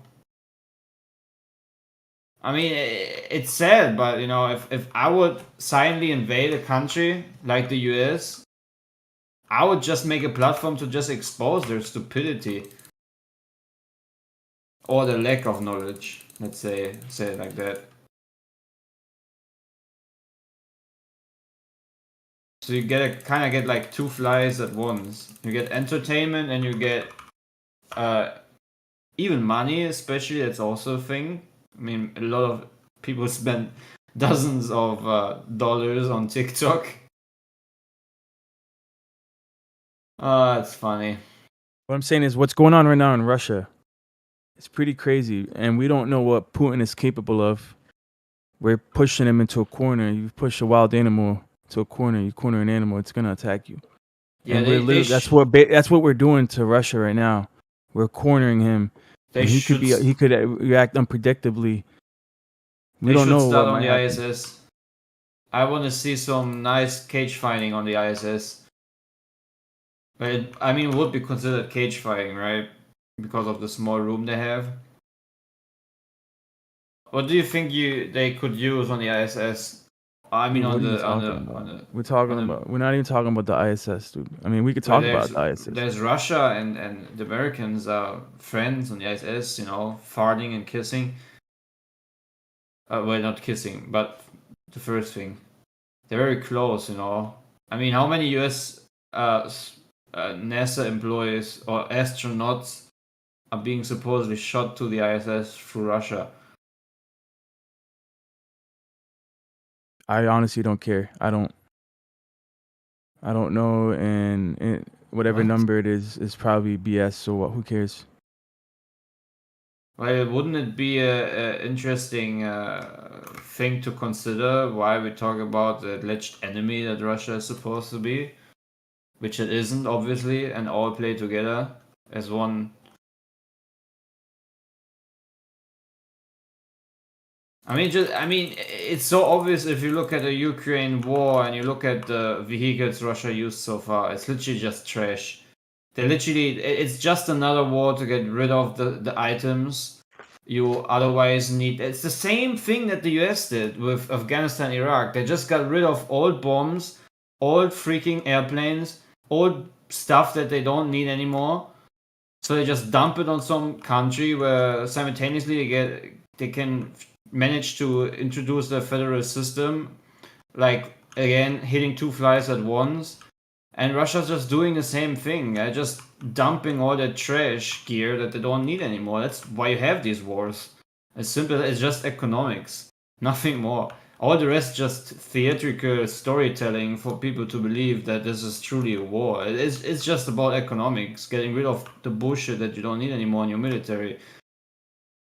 Old bombs, old missiles, old tanks. Look at the trash they pulled off into the Ukraine. to just be destroyed there. So now Russia don't have high cost of dismantling this. Right. If this we were stuff. more like Libya, right? Pre 9/11, sorry, pre 2011, we could take, that money from the bottom line where we didn't spend it, and maybe spend it on roads, maybe education.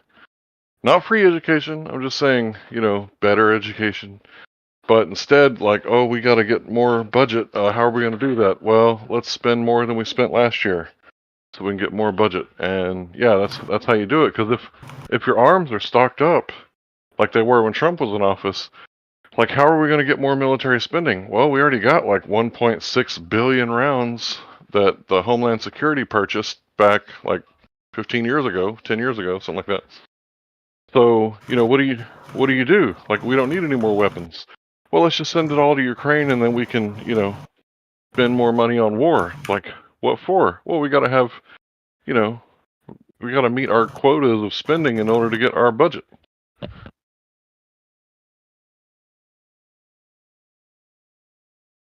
Well, yeah, it is just about money. All these wars.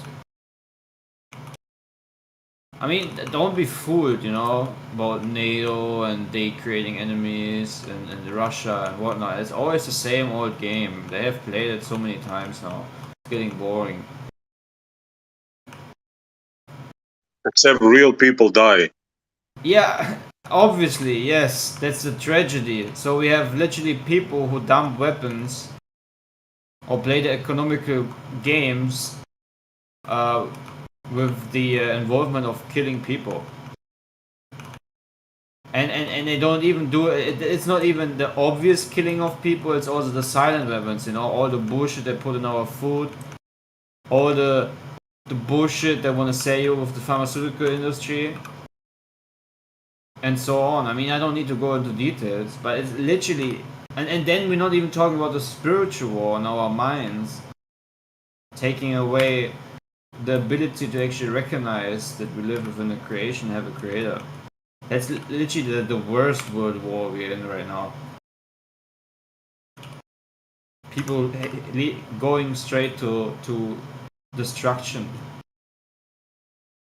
because they listen to stupid government lies. I heard that that during the pandemic that more people perished because of lack of supplies or supply chain issues or interruptions to the supply chains, that more people died of hunger and poverty than the V ever killed. Yeah, I can imagine.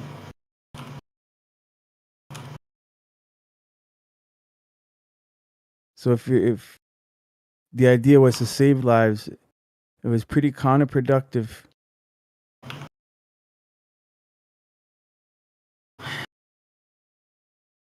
Well, I think for the enemy, nothing is about life.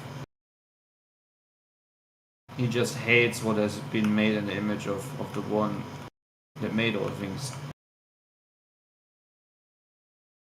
See that we might think that these people, worshipping Satan and selling, basically the soul, so to say, what does a man gain if he gains the whole world but loses his own soul? It's just there is no friends with Satan or the demonic realm or the spiritual realm. You're just a tool, no matter how you look at it. It's all about leading you into destruction and away from the Creator and separating you through sin. Make a separation for keeping you in a cycle of sin and self-hate. Never connecting to the truth, fulfillment, which is only from above. That's essentially what all comes down to. Taking away your life. The very gift of life we have all been granted, this essence of a love relationship with the one who made all things. Love-based.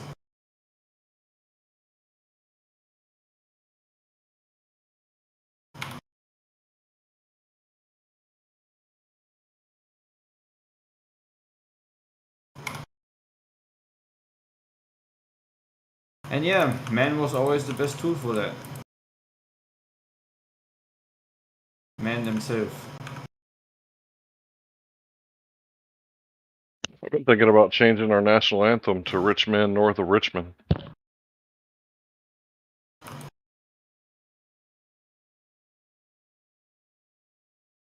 What are they poor under that area? No, it's a song. If you type in "Rich Men North of Richmond," Right. Okay.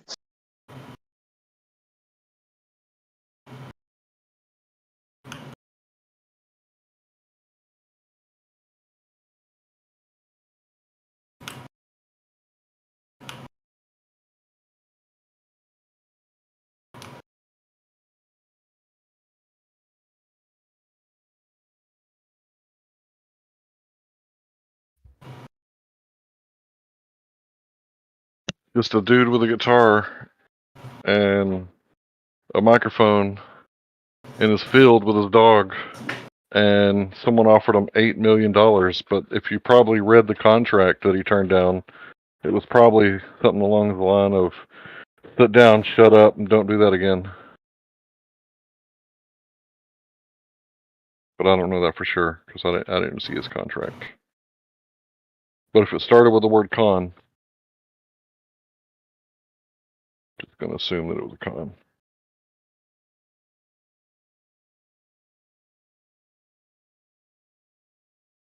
It's funny how when you ask a soldier who tells you you have no clue about war, this particular war, after listening to some generals and colonels, and I ask him, "Are you eager to go fight the Russians in Ukraine?" And no answer from him.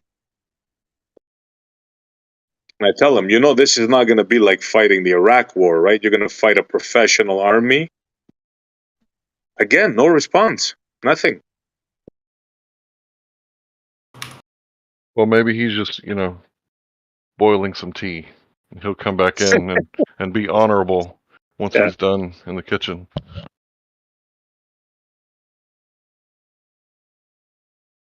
It's easy to talk about war if you're not the one going to fight. Yeah.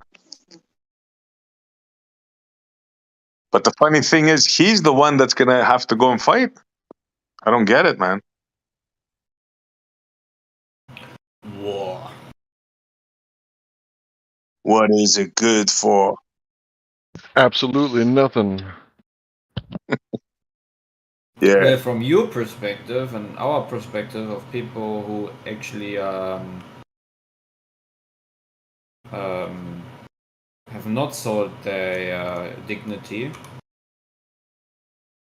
but from the perspective of people who literally have turned down their dignity, especially for other human beings, they think war is very profitable. Well, they see it on CNN. Let me ask you, if you're an American watching CNN, right? You probably think that Ukrainians are winning this war. They just need a little bit more help, a few more weapons, some more time, right? Yeah. Yeah, we just need to throw like another couple of $100 billion at them. Because the first $100 billion, we just need some booster $100 billions, right? We just need to send you, your firstborn. Yeah. But I'm not saying that all. I'm not saying all war is bad, right?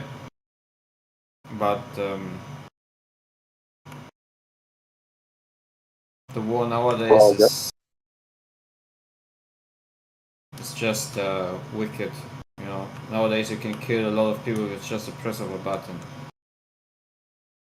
Well, the reality is on the ground, according to if we were to believe generals and colonels, that is, apparently they've destroyed so far 3 armies. First army was 125,000 strong, trained by the West with Western equipment. The Russians destroyed that completely, gone. Then they made another army, I think 100,000 strong, gone. A third army, wiped out. So the estimation is 350,000 Ukrainian soldiers dead, with up to 600,000 wounded. They're just killing them. The kill ratio, by the way, is 7-1. Wow. 7 dead Ukrainians to 1 dead Russian in the war. It's a complete slaughter. And the Russians could do this forever. Well, Sooner here's or the later, thing. there'll be no Ukrainians left. I disagree with you. The Russians can't do this forever because what they're doing right now is they're using kid gloves. So they're taking it easy on the Ukrainians because they're not trying to destroy civilian targets. So the way that they're fighting this war right now, they're actually holding back. So they can't actually do this forever, but they can step it up and do that forever. I agree with you there. Yeah. They are holding back. That don't think this is a war. This is not a war. Yeah, you're absolutely right, bro. Yeah. This is like Stalingrad. For some reason, they decided to defend the city. So what the Russians did, they just dug in, and they're just waiting for them. They're literally sending the sheep to the wolves. They're outgunned, outmaneuvered, out. They have air superiority, everything, and they're just slaughtering them. Yeah, now's not a good time to be a Ukrainian. It's even a worse time to be a feminist in Ukraine. Where are all the feminists in Ukraine? Because I remember they used to be feminists there, demanding like equal rights, and it seems like, there's no like American women wanting to go fight in Ukraine because they want to be equal with the men there. Kind of weird. Yeah. Well, I was gonna say we have an ex-military guy, but he just left.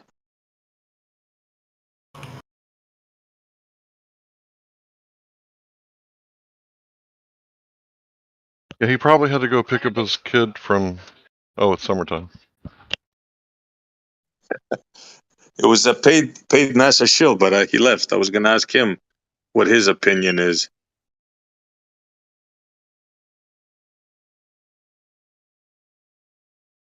Or any military guy. I mean, there's a lot of military guys around here.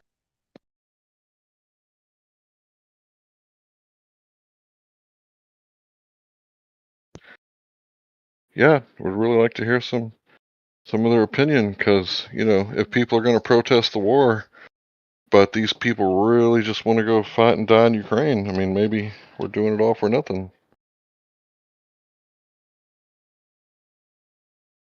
Like, I ain't gonna go there. I ain't gonna be like recruited. My ass is safe, as they say, right? But it's a lot of young people that are dying right now, and it's because we're sending them money and weapons.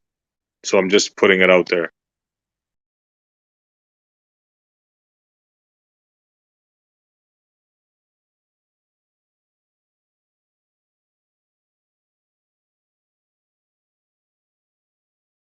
Yeah, I mean, Imagine go ahead.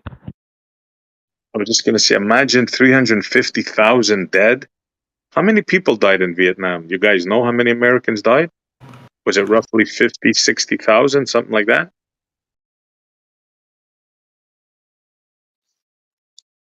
I don't remember. It was about No. 52,000. Yeah, that's what I remember. Okay. Now imagine how many times that? 6 times that. Imagine all the commotion, all the wounded, all the coffins you were seeing coming back. Now imagine Ukraine. Imagine 600,000 wounded. Most of them will never go back to battle. And imagine like 350,000 coffins. It's like horror. It's like a disaster. It's like a slaughter, like World War II proportion slaughter, or World War One. Yeah, Is there going to be any good men left in Ukraine? there isn't any now. They're all gone. All the professional soldiers are gone. You hear talk about F-16 pilot. What F-16? They don't have any pilots. If you send them the F-16 planes right now, it's going to be at least 2 years before they have any pilot that'll be able to stand any salt with a Russian pilot. I mean, it's just crazy talk, man.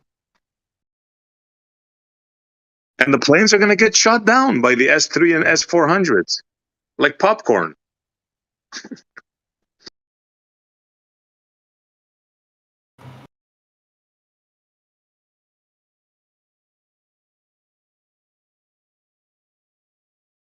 I mean, maybe, you know, people want to go fight and die for bankers. I don't know. If they want to, would we be wrong to say, hey, you probably shouldn't go throw your life away for the benefit of the bankers and the elite that want to cull the herd? I don't know. Maybe it's their choice. Oh wait, they're forcing those men to go do that, aren't they? In Ukraine. Mm-hmm. Oh, And keep in mind, that's weird. yeah, and keep in mind, if this goes down and NATO gets involved, guess which country is going to be sending the most soldiers? That's right, the Americans. So if you have any loved ones in the army, you better be listening right now. And Oh, they'll listening definitely good. draft. They're trying to depopulate. They want to use the draft. So I mean, it's They. literally the hierarchy enslaving you. Yeah, no, I just like specifically who they are. The globalists, like, you know, the IMF bankers, the UN, the European Union, the governments of the world, the one world. Do we have any what is it called? Evidence of this?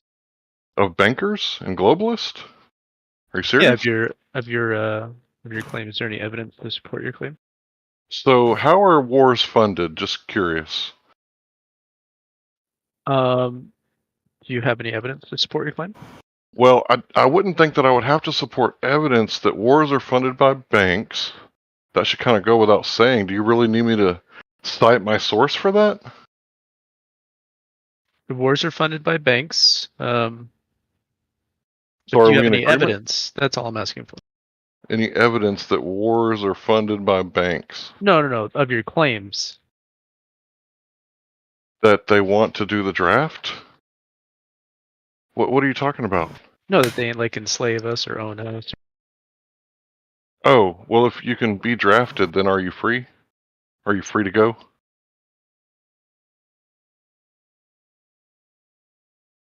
That's kind of one of those other things that kind of goes without saying. If you're drafted, then you're not free to go.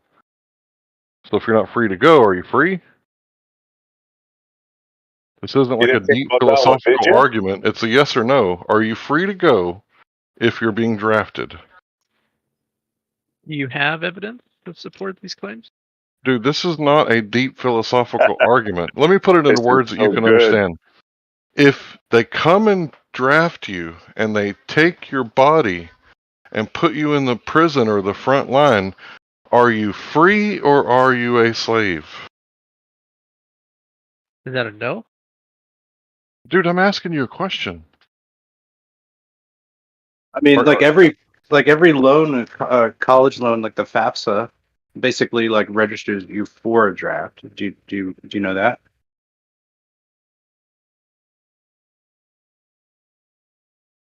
That'd be a no, I guess. I'm still waiting for evidence. Why don't you go away then? I don't know.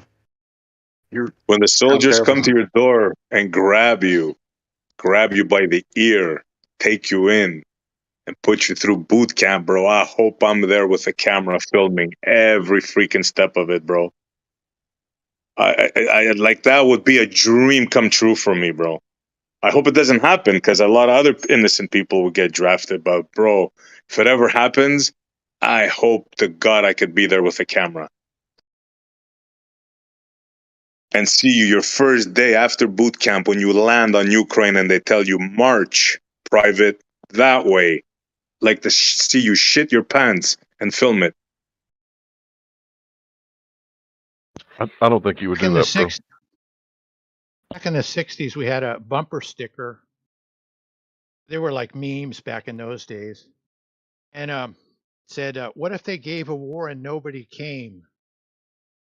So, you know, I understand that if soldiers show up at your door and want you to either go in the army or go to jail, you have a choice to go to jail. And many people did in the 60s when the Vietnam War was going. There were a lot of people that were conscientious objectors and they went to prison rather than go to war. So, I mean, really, there would be no wars if the modern, the regular guy refused to go. I mean, if we all just said, well, we're not going to go fight your war, put us in jail, kill us, whatever you want to do, we're not going to go fight these wars anymore. So really, I know that, it's being all orchestrated by, the people in charge and it's all for money. If people refuse to go fight, there wouldn't be any war. Both sides. I mean, you could always say, well, some country's going to come in and take you over if you're not willing to fight the rights. But I mean, if everybody just said, I mean, the whole world just said, no, we're not going to go fight your wars anymore, there wouldn't be any wars. Yeah, bro. I wish I can sign up to your Shangri-La, but we all know it doesn't work that way, right? But yeah, I agree with you. Yeah, I mean, you could call it a Shangri-La, but I mean, if they came to my door, I wouldn't go. When I in the 60s, I was of draft age. I was in the lottery. I was number 70, and they ended the draft like, a couple days before they were going to choose my number. I was either going to run to Canada. I also had already started to put together a file of a conscientious objector file, and I was going to use that because they would have a court case. They would have like a military court case to see if you qualified to be a conscientious objector or not. So I realize that most people aren't going to do that, but it is the people that fight the wars, and there wouldn't be any war if we wouldn't fight. I agree, and you're old enough to have witnessed that, so you know more than most what I'm talking about. Yeah, I hear you, bro. If everybody was like you, there'd be no war. Yeah. Even in the Second World War, there were a lot of conscientious objectors. Jehovah's Witnesses wouldn't go. Or people in Germany and Austria that wouldn't go. And over there, they beheaded all the conscientious objectors. Pretty gnarly.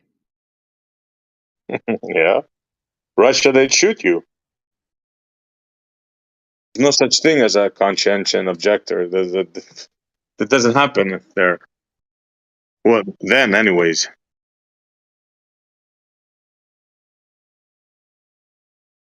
During World War II, they had soldiers that their task was to kill the soldiers that were running away, that were not fighting. And the other ones that were advancing were tasked to pick up the guns because they didn't have enough guns. So they'd send you marching and they'd tell you, you don't have a gun now? Wait until somebody dies in front of you and pick up that gun. And they had guys behind them tasked to shoot the ones because they deemed them worthless, useless. If you didn't have guts, you weren't worthy of being a Russian. They would just shoot you.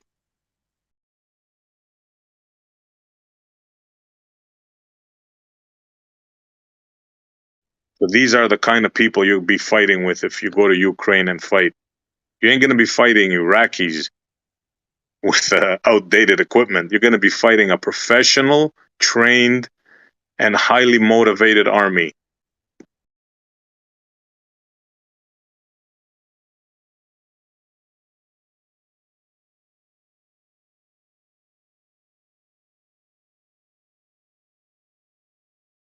Yeah, I want to stop this. I want to end this. That's why I'm talking like this, It's crazy what's going on there.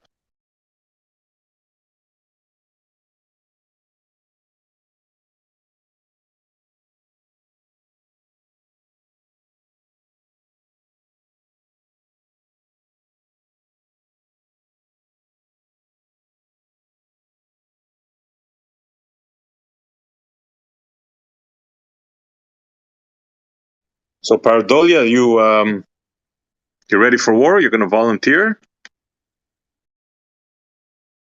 No.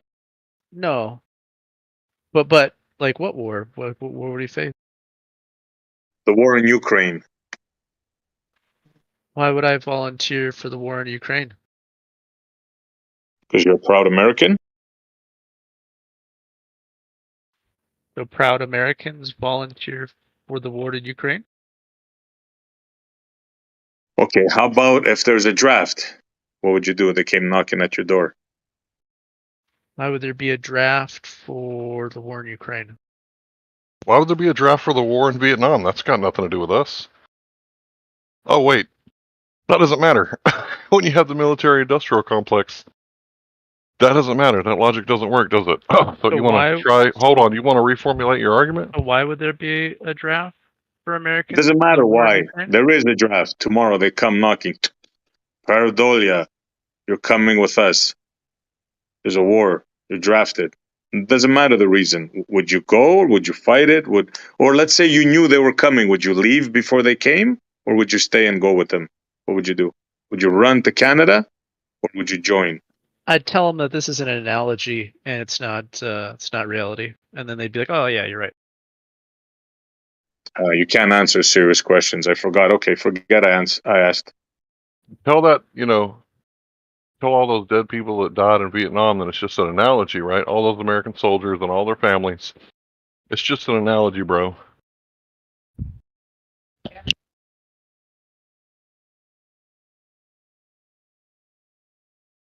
You can't even take a position on that, bro. Like anti-war.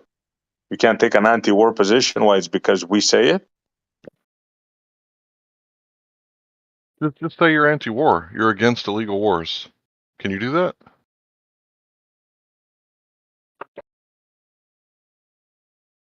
Are you a Satanist and you just desire human sacrifice? How come you can't say you're against war? You just say it. I'm against unprovoked wars. What do Satanists have to do with war? Let's hear this. He doesn't answer the question. He asks another question. But he understands that he can be drafted if, the government decides that that's what they're going to do. Oh, yeah. I hope you do understand that. What are Satanist positions on war? You see? I don't know. What are yours? I think that was a metaphor that he used there, or hyperbole. So he tried to just understand why, or use an example, maybe a bit exaggerated or whatever the English term is, to talk about how you might prefer war. Because it is kind of like a sacrifice, right? Like human beings killing each other for no reason.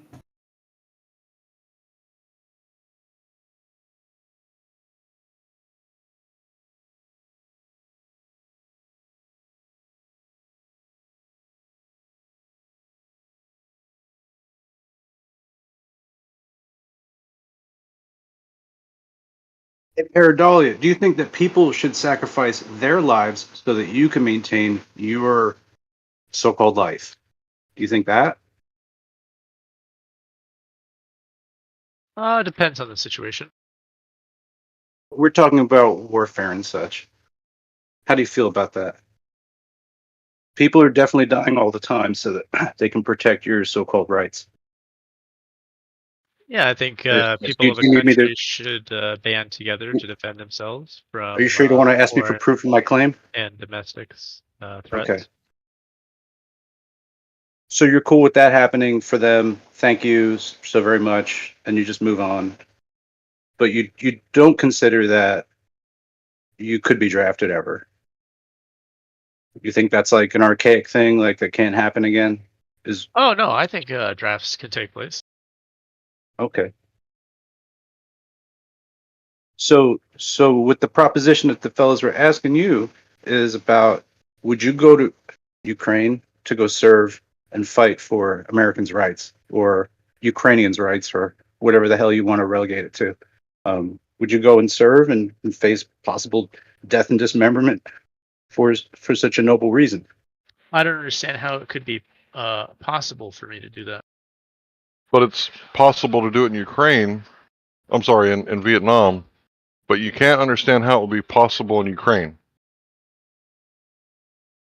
Are you serious?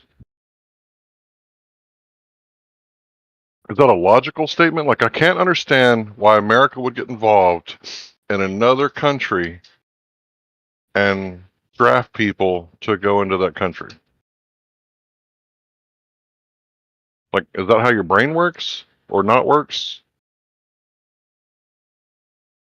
Because, if we're wrong, right, and the draft didn't happen in Vietnam War, and Americans were forced to go fight and die, to capture a hill and then let it go again after all those people died?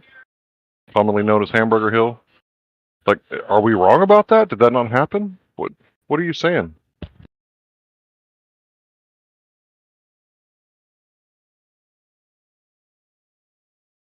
Paradolly is probably too young to know many like people who served in Vietnam or whatever, or you know what that situation.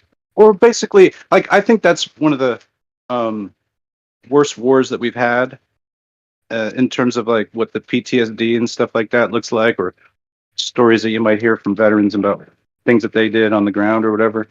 You know, these things take a, I don't know, fucking war sucks. I don't know why he wouldn't just say that. You know, well, it's it's a money making operation. You know, most of the time that's why it's why it happens. There's some money to be made, or that somebody wants to take somebody else's money away. I don't know, isn't it? That's the story, right? Well, let's ask him. Paradolia, is it wrong to kill people?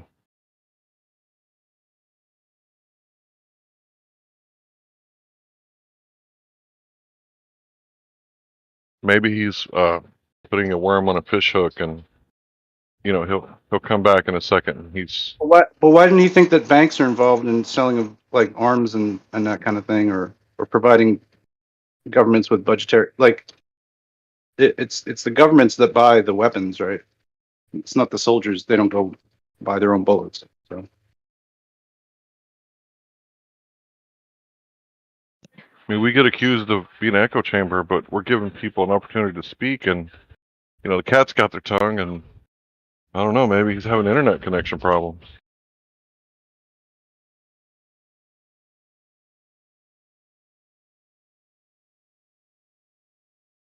Harry, pictures of Harry.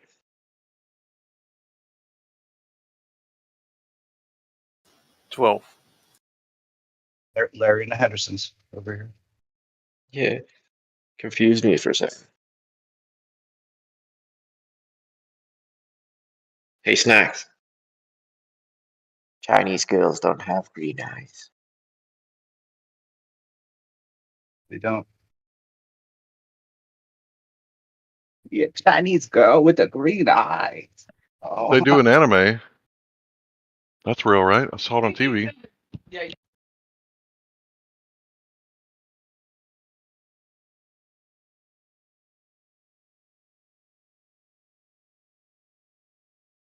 Did Paradolia pay his electric bill, or did his internet get cut off? I'm assuming, you know, that he wants to answer that question.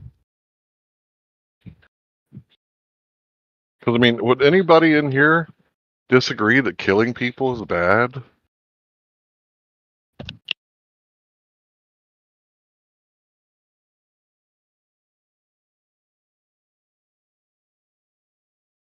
Proof.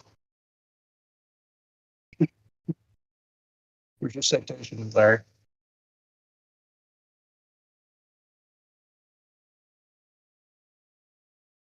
Do I need to cite my source that killing people is bad?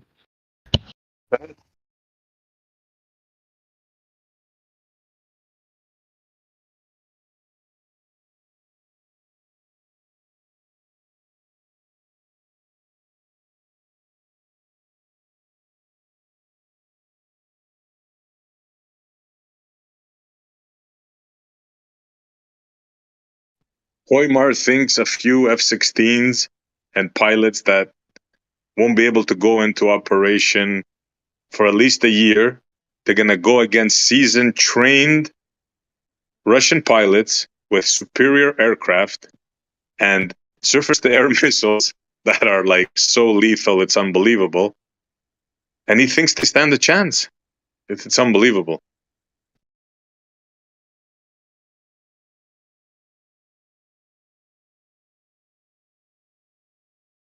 Hoymar, YouTube Colonel McGregor, and have a listen. And in that thread, you'll get other generals talking, and maybe you'll get a clue of what you're talking about. Are there any Globers in here that are willing to say that murdering people with the authority of the government giving you consent is still murder. Are there any Globers in here that are willing to say that it's wrong to kill people, even if the government says it's okay? I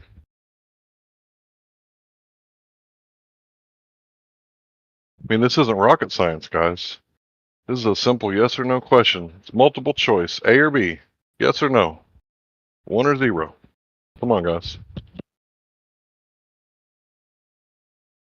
He just asked me why are the Ukrainians losing men in a war? He just asked me that question.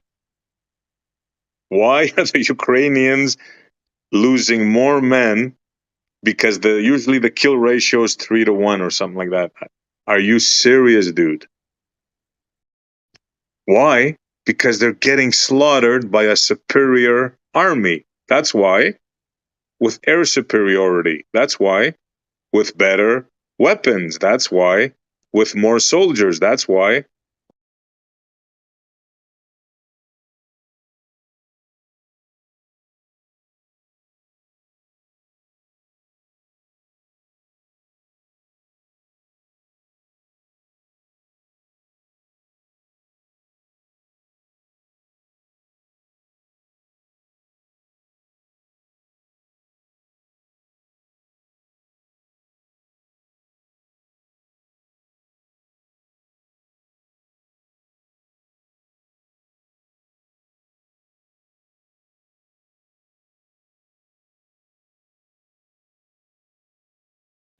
Man, if only, like, Globers had the ability to come speak in here without getting banned and muted and oh wait, they do. Shit, that's another server where they do, not here. So what's the Globers' excuse?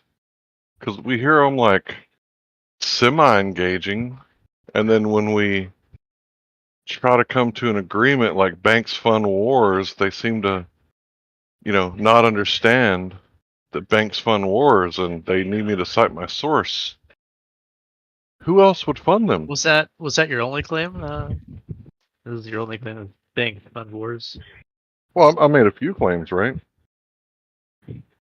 So what part do I need to back up specifically that you don't understand? Who's who owns us? Who owns you? Yeah. I guess the government, right?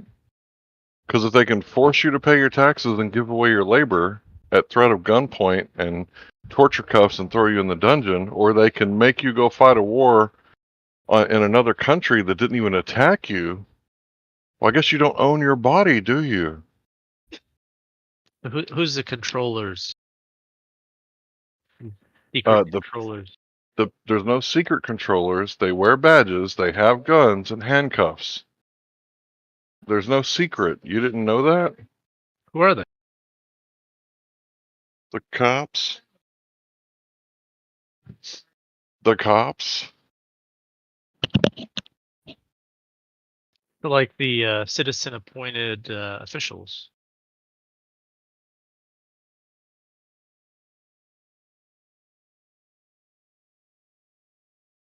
Hold on, I got company. My mom's here.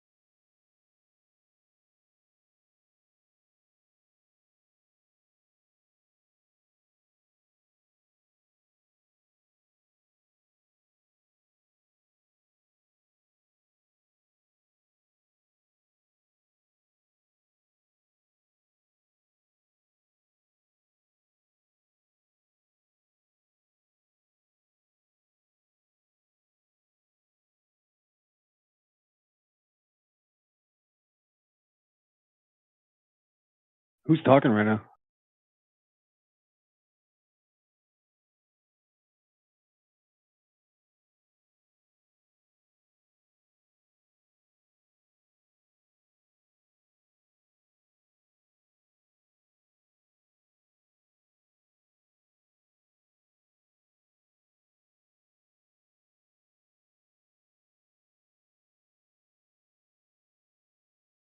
It's funny how you bring them stuff like this Colonel McGregor, right? And they just throw him under the bus. Oh, he's Putin's lapdog. Well, how about all the other generals and all the other professionals that I heard speak? That's just one example. And by the way, that guy was he served under Trump as a military advisor. That guy that you just threw under the bus, yeah, he's one of Trump's boys.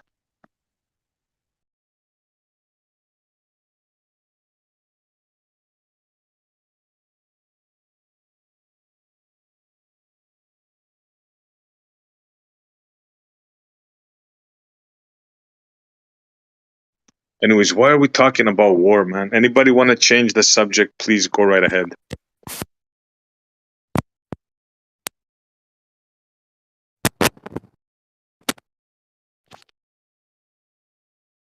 What's up, SE? You hear this, Mike?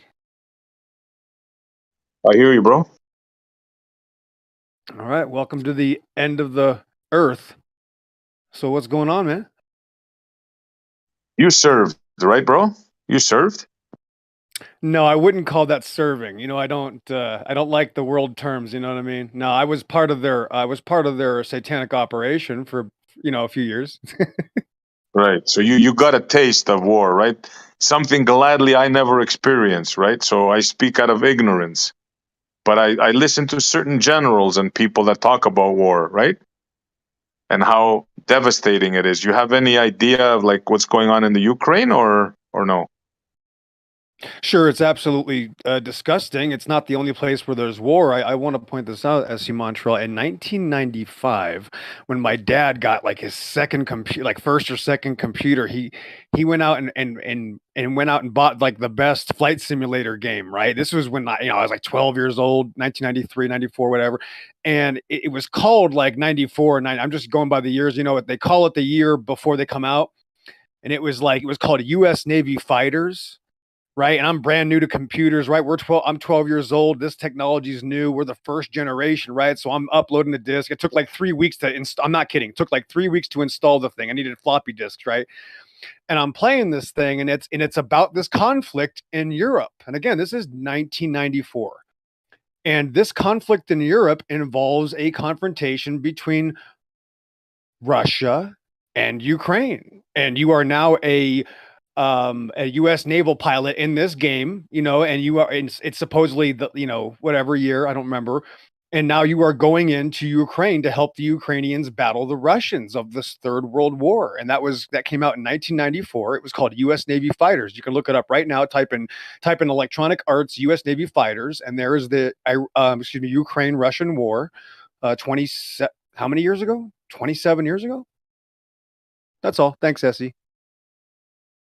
Yeah, I hear you, bro. Yeah, this stuff. If you're insinuating that this stuff has been in the planning, hey, I agree with you because there's absolutely the Western generals and the people that in the Pentagon, they absolutely know that Russia ain't gonna give up Crimea, and they knew how they were treating their people, and they knew they weren't gonna let that go in NATO without a fight. So yeah, this is all instigated by the West, 100%.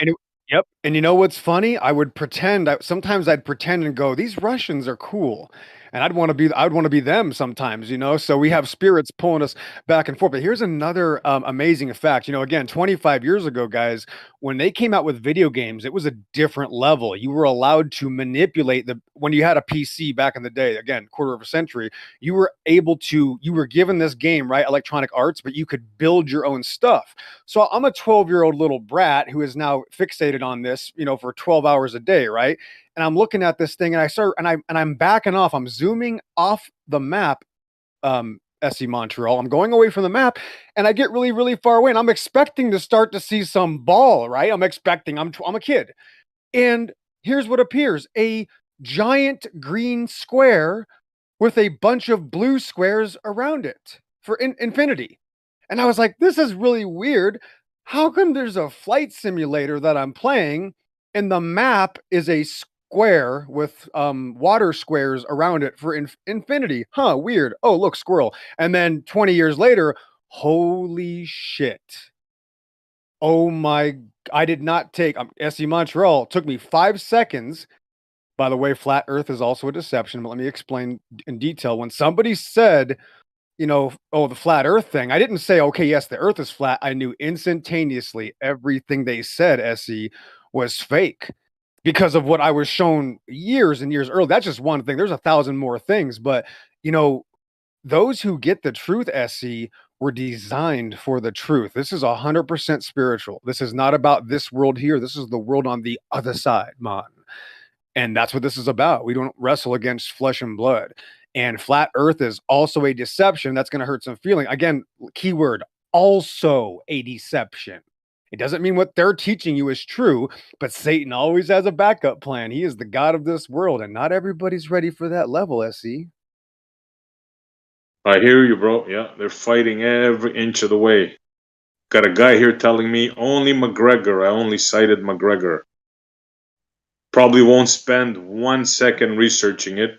Just gonna believe what CNN tells him, that the Ukrainians are courageous. They're winning this. All they need is a little bit more money and just a few more bombs. You keep on believing that, bro. I know I cannot convince you otherwise.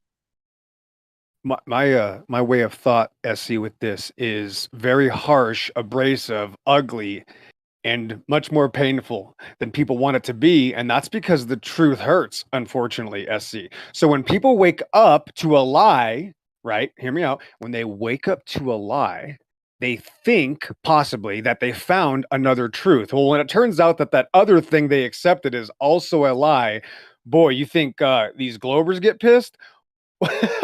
It's nothing compared to a flat earther that says, oh yeah, I have the truth now. The earth's flat. Sorry, buddy. You're now a Republican fighting Democrats. You used to be a Democrat. Now you're helping the entire bird carry its lie. So it's the same lie, same deception. Flat earthers are actually helping Globers. They've been giving Globers a platform to spew their lies for 8-9 years now. And the flat earthers still don't have any answers because all the answers, I know, unfortunately for the secular world, are in the Bible. So the team that said we don't need the Bible still has no truth. And I'll put my life on that. Thanks. So it's not planar. It's not a globe. What are we on then? What's the truth? It's called Earth. That's it. Earth. Anybody adding to that is not in the truth. It's just dry land coming out of the water. Earth. It's not an object. And it's only a one little tiny part of creation. So, you know, it's like if I have a bedroom, right? And in the middle of it, I have a little marble, which is a terrible, terrible demonstration. I'm already failing at this. And I say, yeah, I live on a marble. That's not true. There's a bedroom. There's a whole bedroom there, not just a marble. This is called creation. We live on Earth because it's the part of creation we live on. It separates us from the Mayim below. And obviously the firmament separates us from the Mayim above. But it's just Earth. It's a little part of creation. That's all. Yeah, you said a lot of words. You really didn't say anything with any substance, though. It was all just meaningless fluff. I mean, you had. That's why. Can we ask? Okay. Can you please not interrupt? Yo. You're Don't just interrupt. insulting me. No, you're just insulting me. You've broken the server rules. You broke the server rules. You just didn't say insulted me. anything That was easy. with any substance. That's not breaking the server rules. And pointed out that shit you said just now had no substance to it. There's earth land coming out of the water. Okay, great. We're talking about what shape this forms, what geometrical properties it has. You're just a caveman. Earth comes out of water.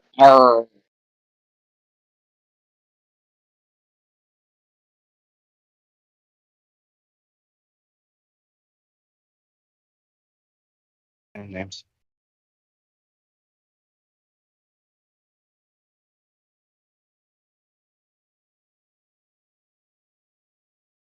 We're trying to actually figure out the truth. What are some geometrical properties to the land, maybe the water, something.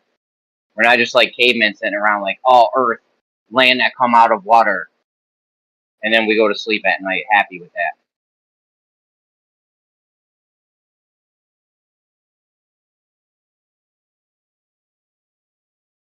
Also, he goes like, Satan is the ruler of this world, dude. And it says that too. Sometimes it says that. He big ups Satan a lot. Find that weird.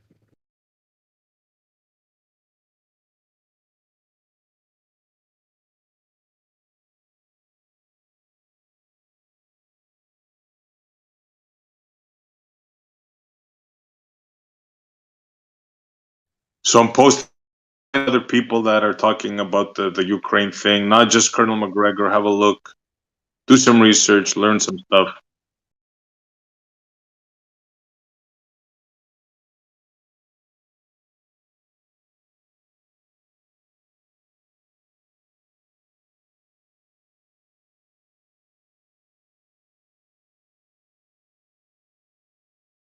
How long more do y'all think they're gonna play out that narrative, the Ukraine-Russia narrative?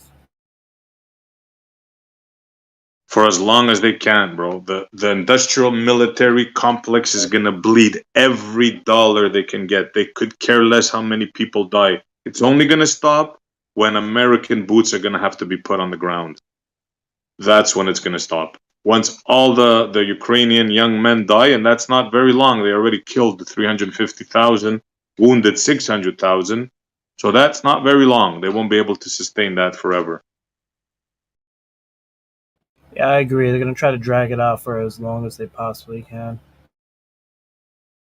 Yep, every last blood-stained dollar, they want it.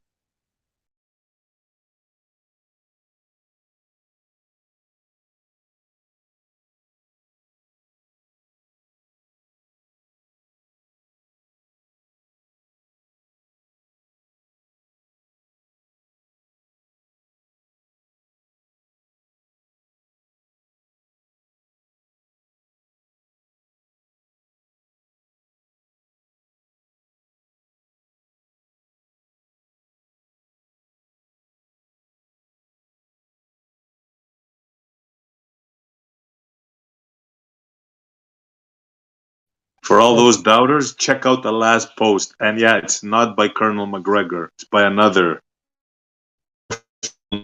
soldier. And just imagine that. You're paying for this. Your Yep. children are going to be paying for this. Your children's children are going to be paying for this. That's fucking insane. Apparently, Biden didn't give much money to the wildfires, or not wildfires, but the fires that happened in Hawaii, and he didn't give them much money, and it was fucked up. Yeah, but the Ukraine is important. They're going through $100 million a day of missiles. Yeah, it's insane. Wow, that link, I don't want to look at that. That makes me sick. Holy shit. Holy shit, 100 million per day. And that's just one certain, yeah.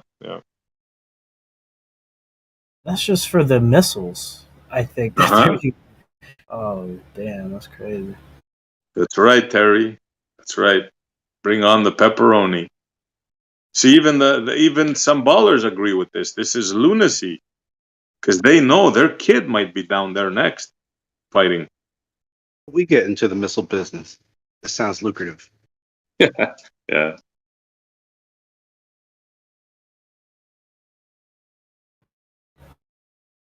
that's insane. So for all those guys that say I just talk about one colonel, that's because he's my favorite colonel. But there's many other ones. Many other ones. Oh, truth. Hell yeah.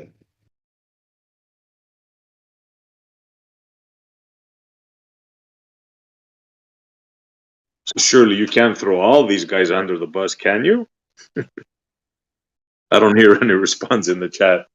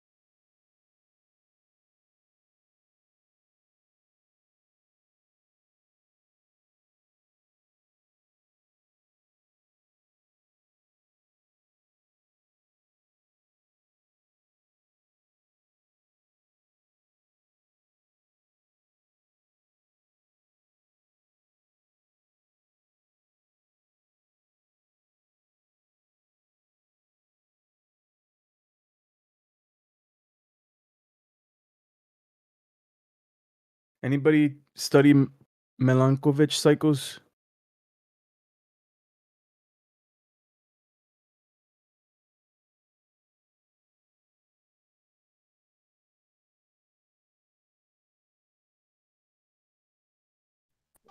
Tell us about them.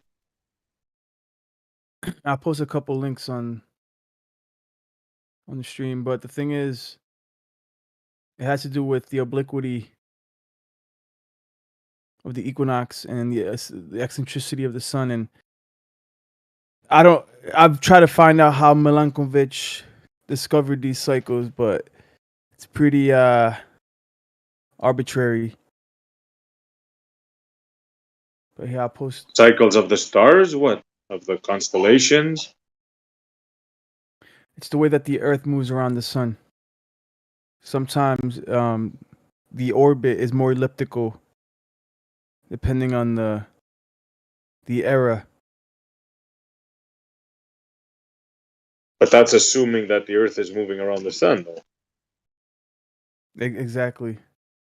But there's some interesting things about this, because apparently the orbit of the Earth shifts over time from being more circular to being more oblique. And it can affect the seasons, it can affect the tropics, the distance of the tropics. This is also where you get into the different wobbles. And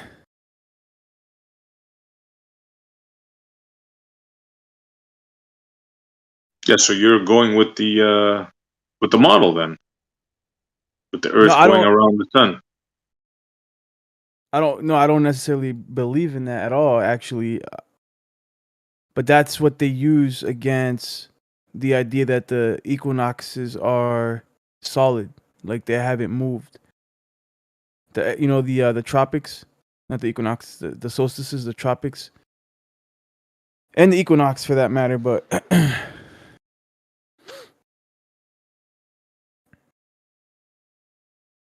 I haven't really put much thought in this stuff, to be honest with you, because I figure there's no way to know. So that would be me assuming that we're going around the sun, and to me we ain't moving. So, well, see, this is the thing, because it all comes down to time and how does time work on Earth, and how do these luminaries affect time and the counting of time. And if the Earth is fixed, immovable, stationary, has never moved, right? And everything else is moving besides the Earth, then we have to consider that when we make our calculations, right? But Lion, let me ask you right quick. Let me interject for a quick second. You, as a believer in the celestial bodies and the fact that the celestial bodies run a circuit as per Enoch, you still believe in the construct of time? Yeah, I completely believe in time. Actually, the scriptures are clear that there is such a thing as sacred time that's universally kept by the angels in heaven and by Israel in ancient times. Regardless of the movements of our local luminaries. The luminaries were only put in place for our benefit so that we could keep track of the cycles. But these cycles are consistent throughout the universe, and the time is constant. And it's not just a human construct. Thank you for sharing, man. In my opinion, yeah, it's not just because I've heard that said a lot. Oh, time doesn't exist. It's an illusion. It's just a human construct. But that's contrary to what we see in the scriptures.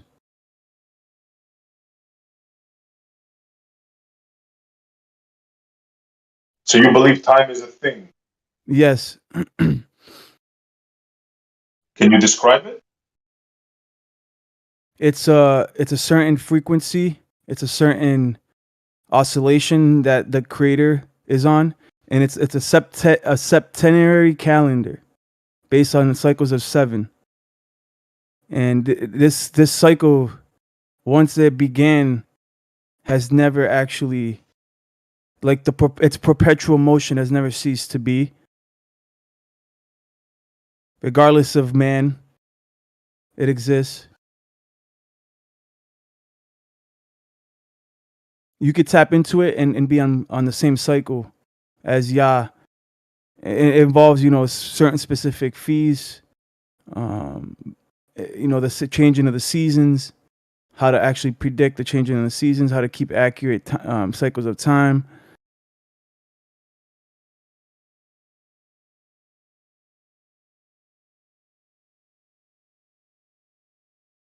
Was that an explanation? Was that an attempt to explain what time is? Yeah, time is just it's a factor. Without time, you wouldn't have consciousness, you wouldn't have life, you wouldn't have anything. Time is what makes everything possible. Time is Yah, right? Yah is time, like he is existence. Yod He. Right, so time itself is part of the equation, but what is time? That's a very philosophical question. I can't answer exactly what time is, but it does exist. So it's a belief. Yeah, it's a belief. Okay, fair enough. It's a mental archetype.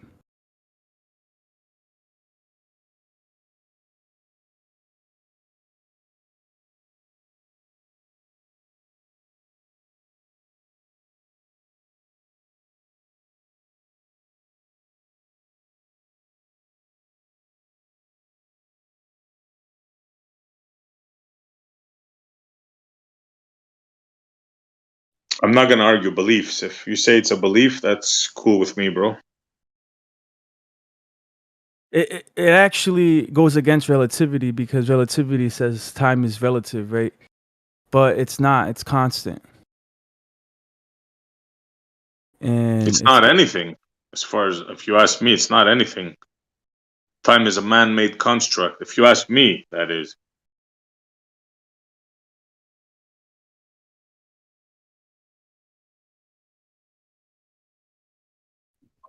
But going back to the Earth being fixed and stationary, if the Earth was fixed and stationary since the beginning of time, right?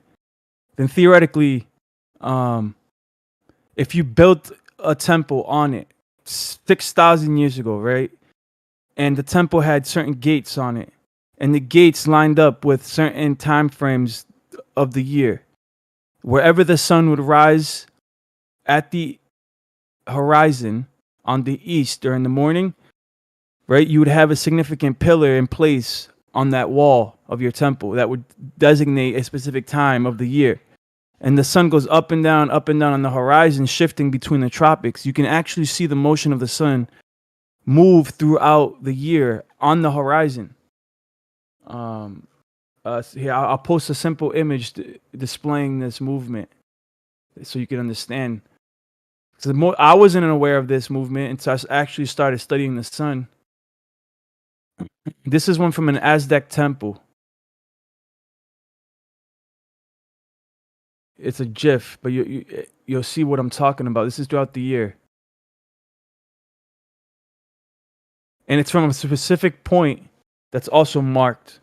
You stand from a specific distance, and the sun moves between the tropics throughout the year, just like this, right? Lion, it's a GIF. GIF is peanut butter. GIF. All right. Thanks, bro. Keep you accountable. So here's my thing. Let me try this for you. Let me try this on for size. I believe that time is an extrapolated measurement of the sun's movement.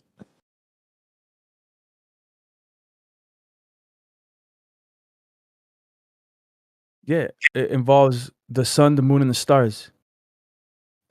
Definitely. But you don't need the sun, the moon, and the stars to keep track of it.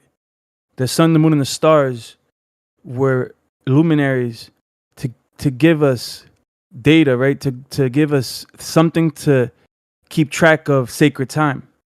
But Yah and his angels don't need the sun and the moon to keep track of the sacred time. Oh, hell no. You feel me? But and do you feel me when I say an extrapolated measurement? Yeah, it's definitely extrapolated by following the luminaries, but you technically don't need the luminaries. You could actually predict it ahead of time. Yep. Through mathematical calculations, right?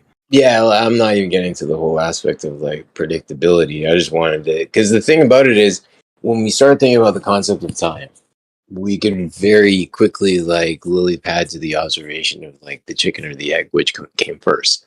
So it's like, did the construct of time come first, or did the movement of the celestial bodies come first? And from written record, my understanding, and I say this obviously respectfully, is that the movement of the celestial bodies were introduced on the fourth day. And then I quickly counter to that is to say that why wouldn't the watchmaker want to keep track of how many times the hands go around the clock, right? So the sun goes around X amount of times, the moon goes around X amount of times, 28 days, 31 days, all these different things. And then you have like the man who's on the plane who knows what, I mean, at some point in time figured out that the sun, was coming back around. From a standpoint of extrapolation, you then identify, okay, well, the sun, it goes around and it takes X amount of time. And that's where the measurement of the sun going around the racetrack becomes the extrapolation measurement for man. I think I'm good there. I hope that makes sense. Yeah, it does. It's just that the time that we're following existed before Yah even appointed the sun and the moon for time, because the sun and the moon happened to be on point with that specific sacred time that already existed before the sun and the moon. I mean, according to the Book of Jubilees, this is something that Yah kept. He kept the Sabbath in heaven before it was ever given to Adam. Yeah, which makes a lot of sense. I mean, that's kind of the idea. And let's talk about the creation itself, and then we can talk about the actual the circumference that the sun and the moon would travel, depending on its tropic allocation and the equator dimension. Right? So the creator would know, okay, well, following, say, the model that I understand, the sun and the moon are 51 kilometers in diameter, and that those celestial bodies will take X amount of time to traverse, whatever the dimension is, or sorry, the circumference is, the measurement of the circle.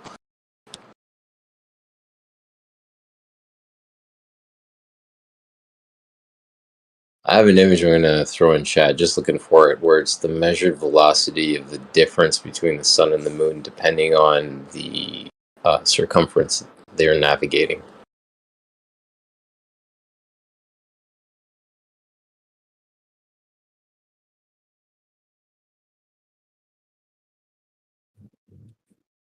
Almost there, almost there.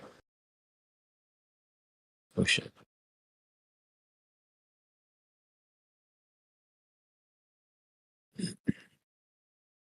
There it is. Boom.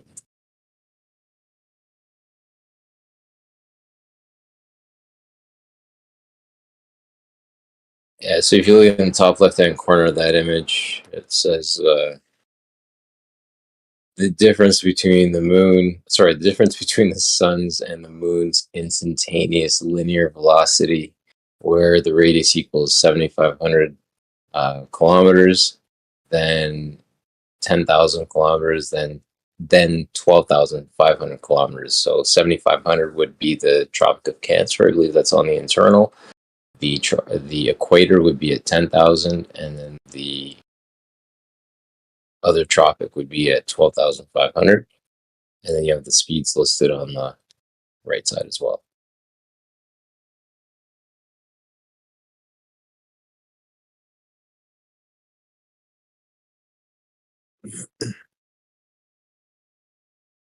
Yeah, so I don't know if Vibe of Cosmos still believe this, but Vibe of Cosmos, which I'm sure that this is where this image is from, they believe that diameter that you see there, that circumference of the current known world, that circumference of the relatively local geocentric position of the Earth, right? That right there isn't the actual geographic center of existence. That the real geographic center would be more towards the left of the moon right there, right? In that image. So like the actual middle of existence is way on the other side towards the Antarctic region. And that over time, over a 26,000 year cycle, that this current circle of the known world processes around the unknown world. But that's not true at all. That's why I don't really follow vibe. I mean, I watch some of their stuff, but it's not, you're not going to get the entire truth according to the scriptures, at least. Yeah, well, see, that's just it. I don't know. The age of man is the 7,000 year cycle that we're in now that follows scripture. And this is just from my understanding. And I fully hear what you're saying from the standpoint of like what could be the potentials for the other places that are. The crazy thing is when I check out this image, the potential of this planar or this plane, sorry, not planar, but for this place to have actually two symmetrical poles with the equators literally just touching and the outer circles intersecting, it literally makes a toroidal pattern. If you were to flip that onto its elevation view. So dude, I have no idea. I have no clue. But all I keep saying is like I find a little bit more information. I'm like, hey, this kind of fits, this kind of works. So let me add this on. But it's definitely an interesting thing just to think about, or sorry, not think about, but observe.